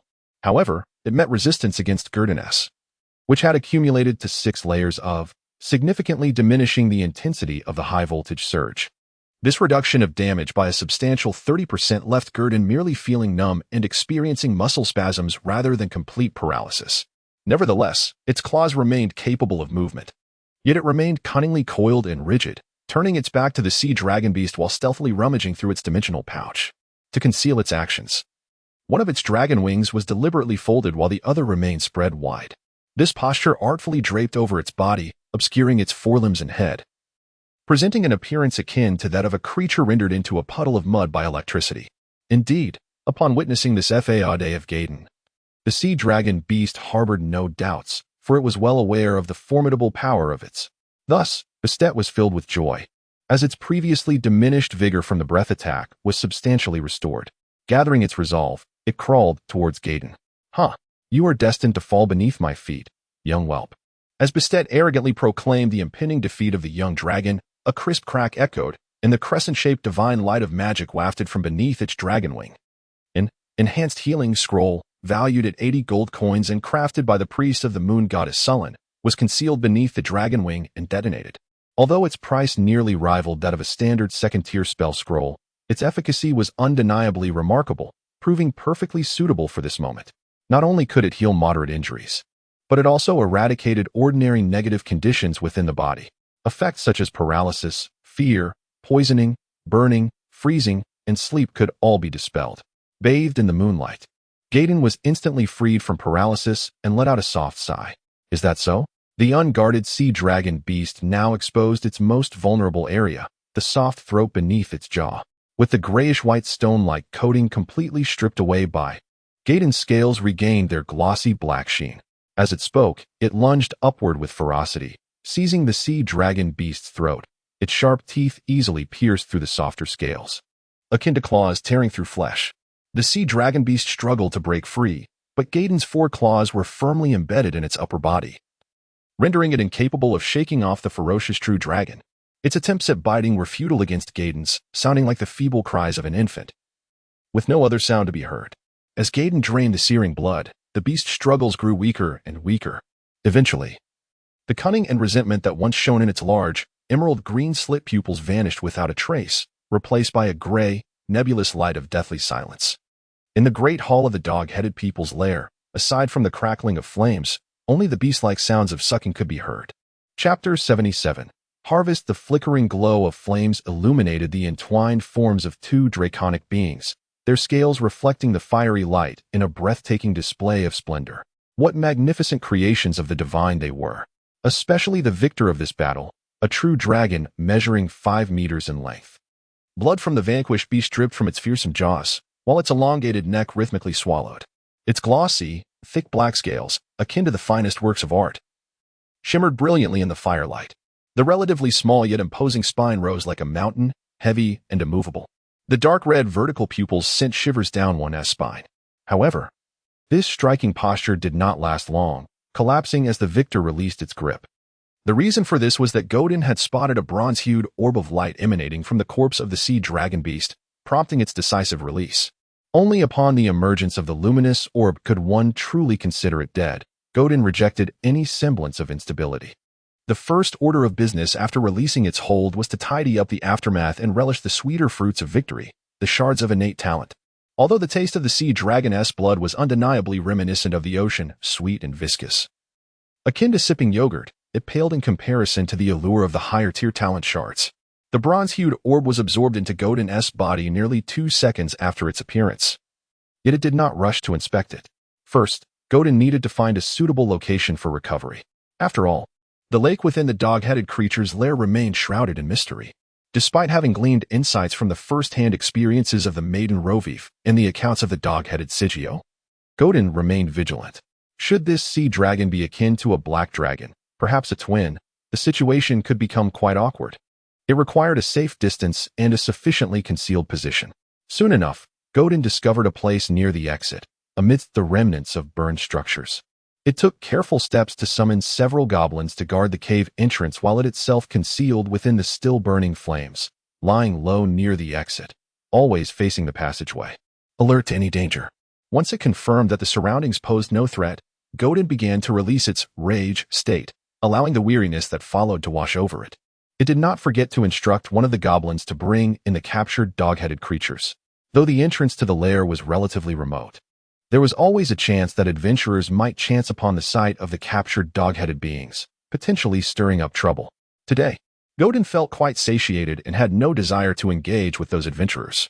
After issuing a series of commands, the initial, giant transformation spell wore off as time elapsed. However, Godin was not inclined to dwell on the sensation of its shrinking form.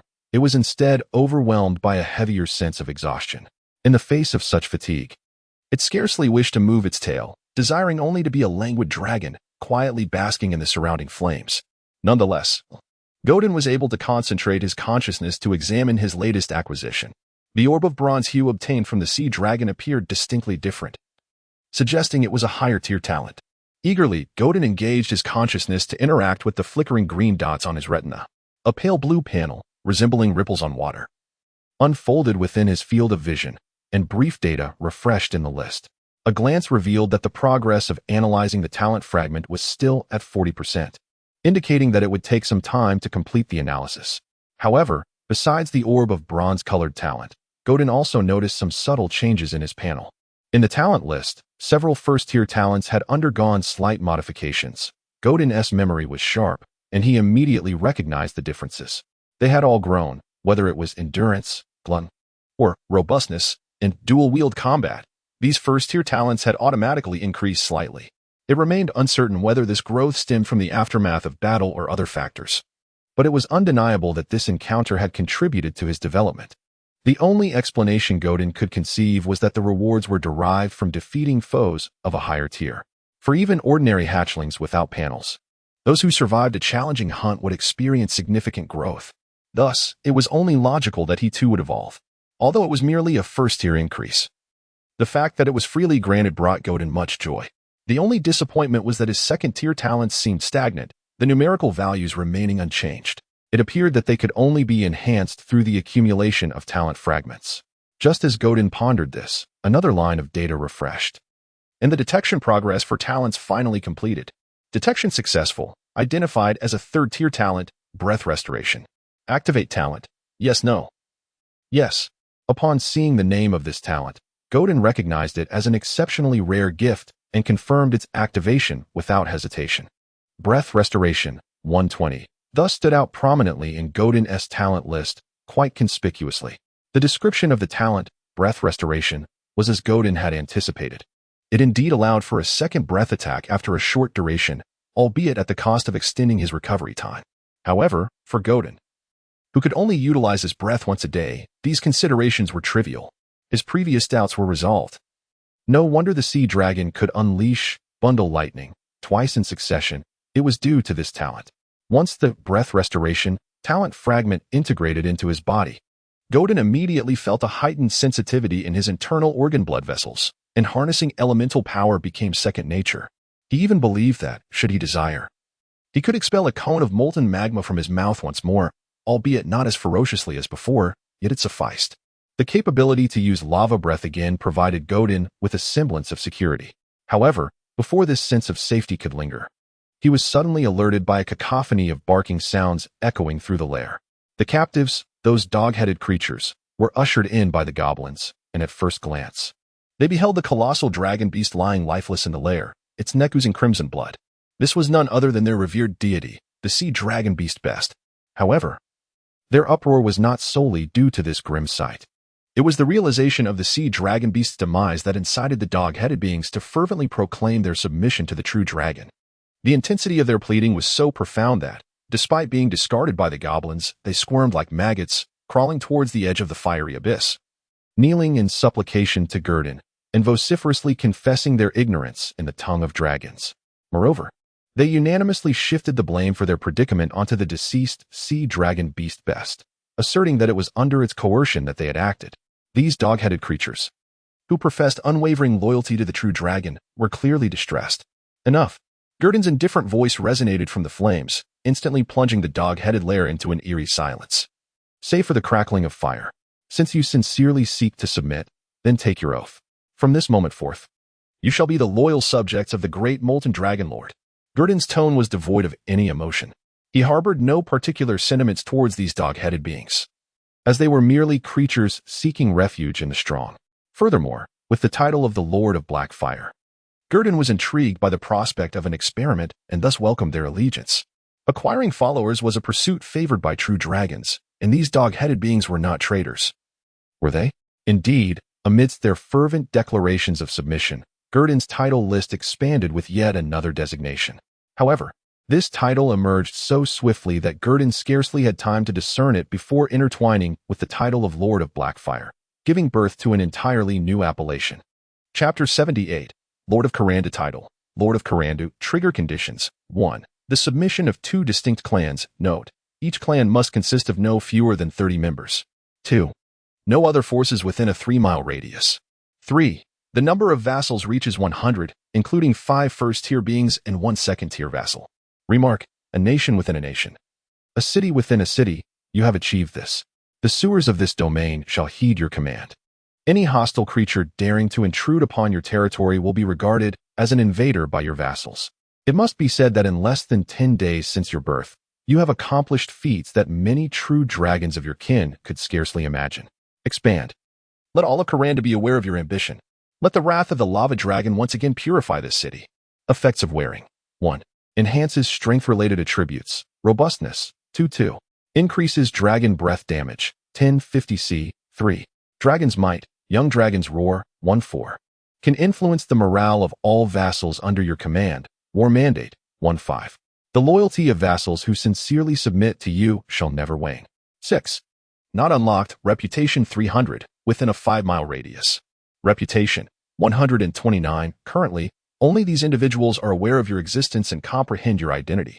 Number of vassals. Goblins 87. Dog-headed men 41. Godin stared in bewilderment at the information before him, yet the title had already been automatically donned, a familiar sensation merging with his being. This was the taste of a talent fragment, a feeling with which he was well acquainted. His talent list began to shift once more, a transformation that left him momentarily taken aback, compelling him to hastily begin assimilating the changes. His size increased, strength surged, the utilization of his fundamental blood vessels expanded, and the ferocious aura within him intensified once again. The essence of this experience was ineffable. The digestion of these enhancements did not consume much time. The black hatchling, nestled within the sea of flames, opened its vertical pupils. At this moment, it had grown to a height of 7 feet. If it were to stand upright, it could likely look down upon Nina. Furthermore, combined with rage, it was estimated to be nearly equal to its size after the earlier transformation. It began to meticulously decipher this entirely new title system. Previously, the concepts of strength, dragon breath, and dragon might had not resonated with him. However, the effects produced by the amalgamation of the two titles were distinctly different. The changes were manifest, directly altering his talent list, not merely a sensation of enhancement, but rather tangible indications. The two clans, goblins and dog-headed men, were indeed a pleasant surprise. As Gordon scrutinized the trigger conditions listed on the title, he nodded slightly. Though his expression turned quizzical upon observing the final stipulation, a second-tier being, where would he acquire such a creature? Brush? No. While its aura seemed comparable to that of a goblin warrior, the disparity in size was evident. At present, he was the strongest entity within the Blackfire clan, a fact of which Gordon was entirely certain. After all, they had lived in the same hall for many days. Otherwise, it would not have chosen to take on the role of leader. The weak cannot command respect within the goblin clan. Yet, in the Doghead tribe, it had not encountered any formidable opponents, save for two first-tier dogheads of indeterminate profession who were merely larger than their kin. When faced with its wrath, they were even less capable than elite goblins. Although bolstered by a bloodline intimidation, Gurdon remained skeptical of their first-tier status. They were significantly weaker than the giant rat knights. Could there be an unseen sorcerer? Just as Gurdon pondered this, a figure emerged from the passage leading to the underground caverns, brandishing a mining pick. As the flickering light from the burning fire within the doghead den illuminated its visage, the true form of this being was revealed. It bore a grotesque and menacing lizard-like head, from which two short, thick spiral horns protruded. Its body was twice the height of an ordinary doghead, entirely covered in fine red scales from head to tail. Additionally, it possessed a pair of red wings, slightly smaller than its body, with fresh blood still clinging to the wing membranes. This was a dragon blood doghead, evidently endowed with a high concentration of red dragon lineage, allowing it to surpass the typical 20-year lifespan of dogheads and potentially live for over a century. Many legends among bards asserted that within every powerful doghead tribe, or among the minions of wicked dragons, such a being would undoubtedly hold a place of significance. However, this seemingly unique dragon blood doghead exhibited none of the usual grandeur associated with its kind. Upon first laying eyes on the cold corpse of the sea dragon beast, the mining pick slipped from its grasp and clattered to the ground. "Kurtamak, you wretched bastard, are you finally dead?" it exclaimed, rushing to the sea dragon's corpse to pray to the doghead deity before venting its anger upon the lifeless body, hurling insults and obscenities in the doghead vernacular. It lamented how the dragon was 1,000 times more revolting than a gnome, and how adventurers were far superior. However, its catharsis was short-lived, for it soon caught sight of Gurdon's penetrating gaze. This dragon blood doghead, named Sjeer, felt compelled to add that it was also a sorcerer. "Great master, I acted without permission, digging through the tunnel due to the prolonged silence. Please punish me." "No matter, you may take these dogheads down to continue the excavation," Gurdon replied, showing little interest in the collapsed tunnel, but rather a keen fascination with the sudden appearance of the dragon blood doghead. "Have you awakened your dragon lineage?" Sjeer, not daring to conceal the truth, recounted the events in detail, expressing its bewilderment at the awakening of its bloodline. After a thorough explanation, Gurdon learned that Sjeer's awakening was a remarkably rare occurrence, triggered by bloodline stimulation. As the term suggests, such an awakening can only be ignited by intense emotional upheaval combined with a profound desire for bloodline power, and the chances of such an event are exceedingly slim. Yet, amidst the vast population of dogheads, such instances do occasionally arise. "Oh, are you now a second-tier sorcerer?" Gurdon inquired, his expression tinged with astonishment as he gazed upon the kobold before him. "Indeed, master. My bloodline reveals that I can indeed wield magic." The dragon-blooded kobold sorcerer confessed without reservation. It then proceeded to disclose the spells it had mastered. The second-tier spells, Fireball and Flame Arrow. The first-tier spells, Lesser Fire Orb and Burning Hands, along with the cantrips, Read Magic, Mage Hand, and Prestidigitation. Lastly, it mentioned its special ability, Dragon's Breath. Such a lavish array of spell slots, if utilized effectively, could easily lead to the annihilation of an entire adventuring party. "Excellent. From now on, you shall be the leader of the kobolds, just like Karush." Gurdon nodded approvingly before bestowing upon it the same position held by the leader of the Blackfire clan. "Now, I require a brief respite. You shall take charge of the watch here and oversee the relocation of the goblins. You will all live together from this point onward." After conveying his thoughts to Sjeol, Gurdon closed his eyes. Having endured a fierce battle, he needed a moment of rest, just a fleeting moment. At the White Horse Inn, the city guards of Kalandu had cordoned off the premises where a murder had taken place. The captain of the guard was leading a squad to investigate the scene. It was a single fatal strike with a dagger, my lord. A middle-aged man, modestly dressed and of unremarkable appearance, reported to the captain after wiping the blood from his hands. "Just a simple dagger?" the captain queried. "Indeed. But why is there so much blood? Regardless, as long as it isn't those wretched cultists." Captain Cyrus, upon hearing of the report, hastily arrived on the scene, initially believing it to be yet another case involving cultists. Upon learning from the man that it was merely an ordinary incident, he exhaled in relief. Cyrus gestured to the guards behind him to load the 10 or so corpses from the White Horse and onto the prepared high cart, intending to transport them to a designated church for identification. If no one came forward, they would be discarded in the city's potter's field.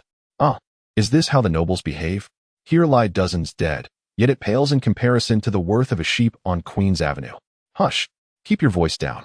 That sheep is the prized favorite of Dukewims. Its dismemberment in the streets is a sight. And these sycophants are fortunate to even be here amidst their citywide hunt for the murderer. The docks have been thoroughly searched, given its proximity. The onlookers murmured amongst themselves. However, as the guards departed, the crowd gradually dispersed. Nobility remained nobility, and the common folk would only grumble a few complaints. After all, none of their ancestors had ever risen to nobility, right?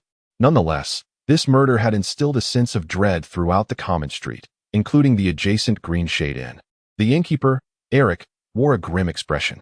The murder had driven away many of his patrons, forcing them to seek lodging elsewhere, resulting in significant financial losses for him.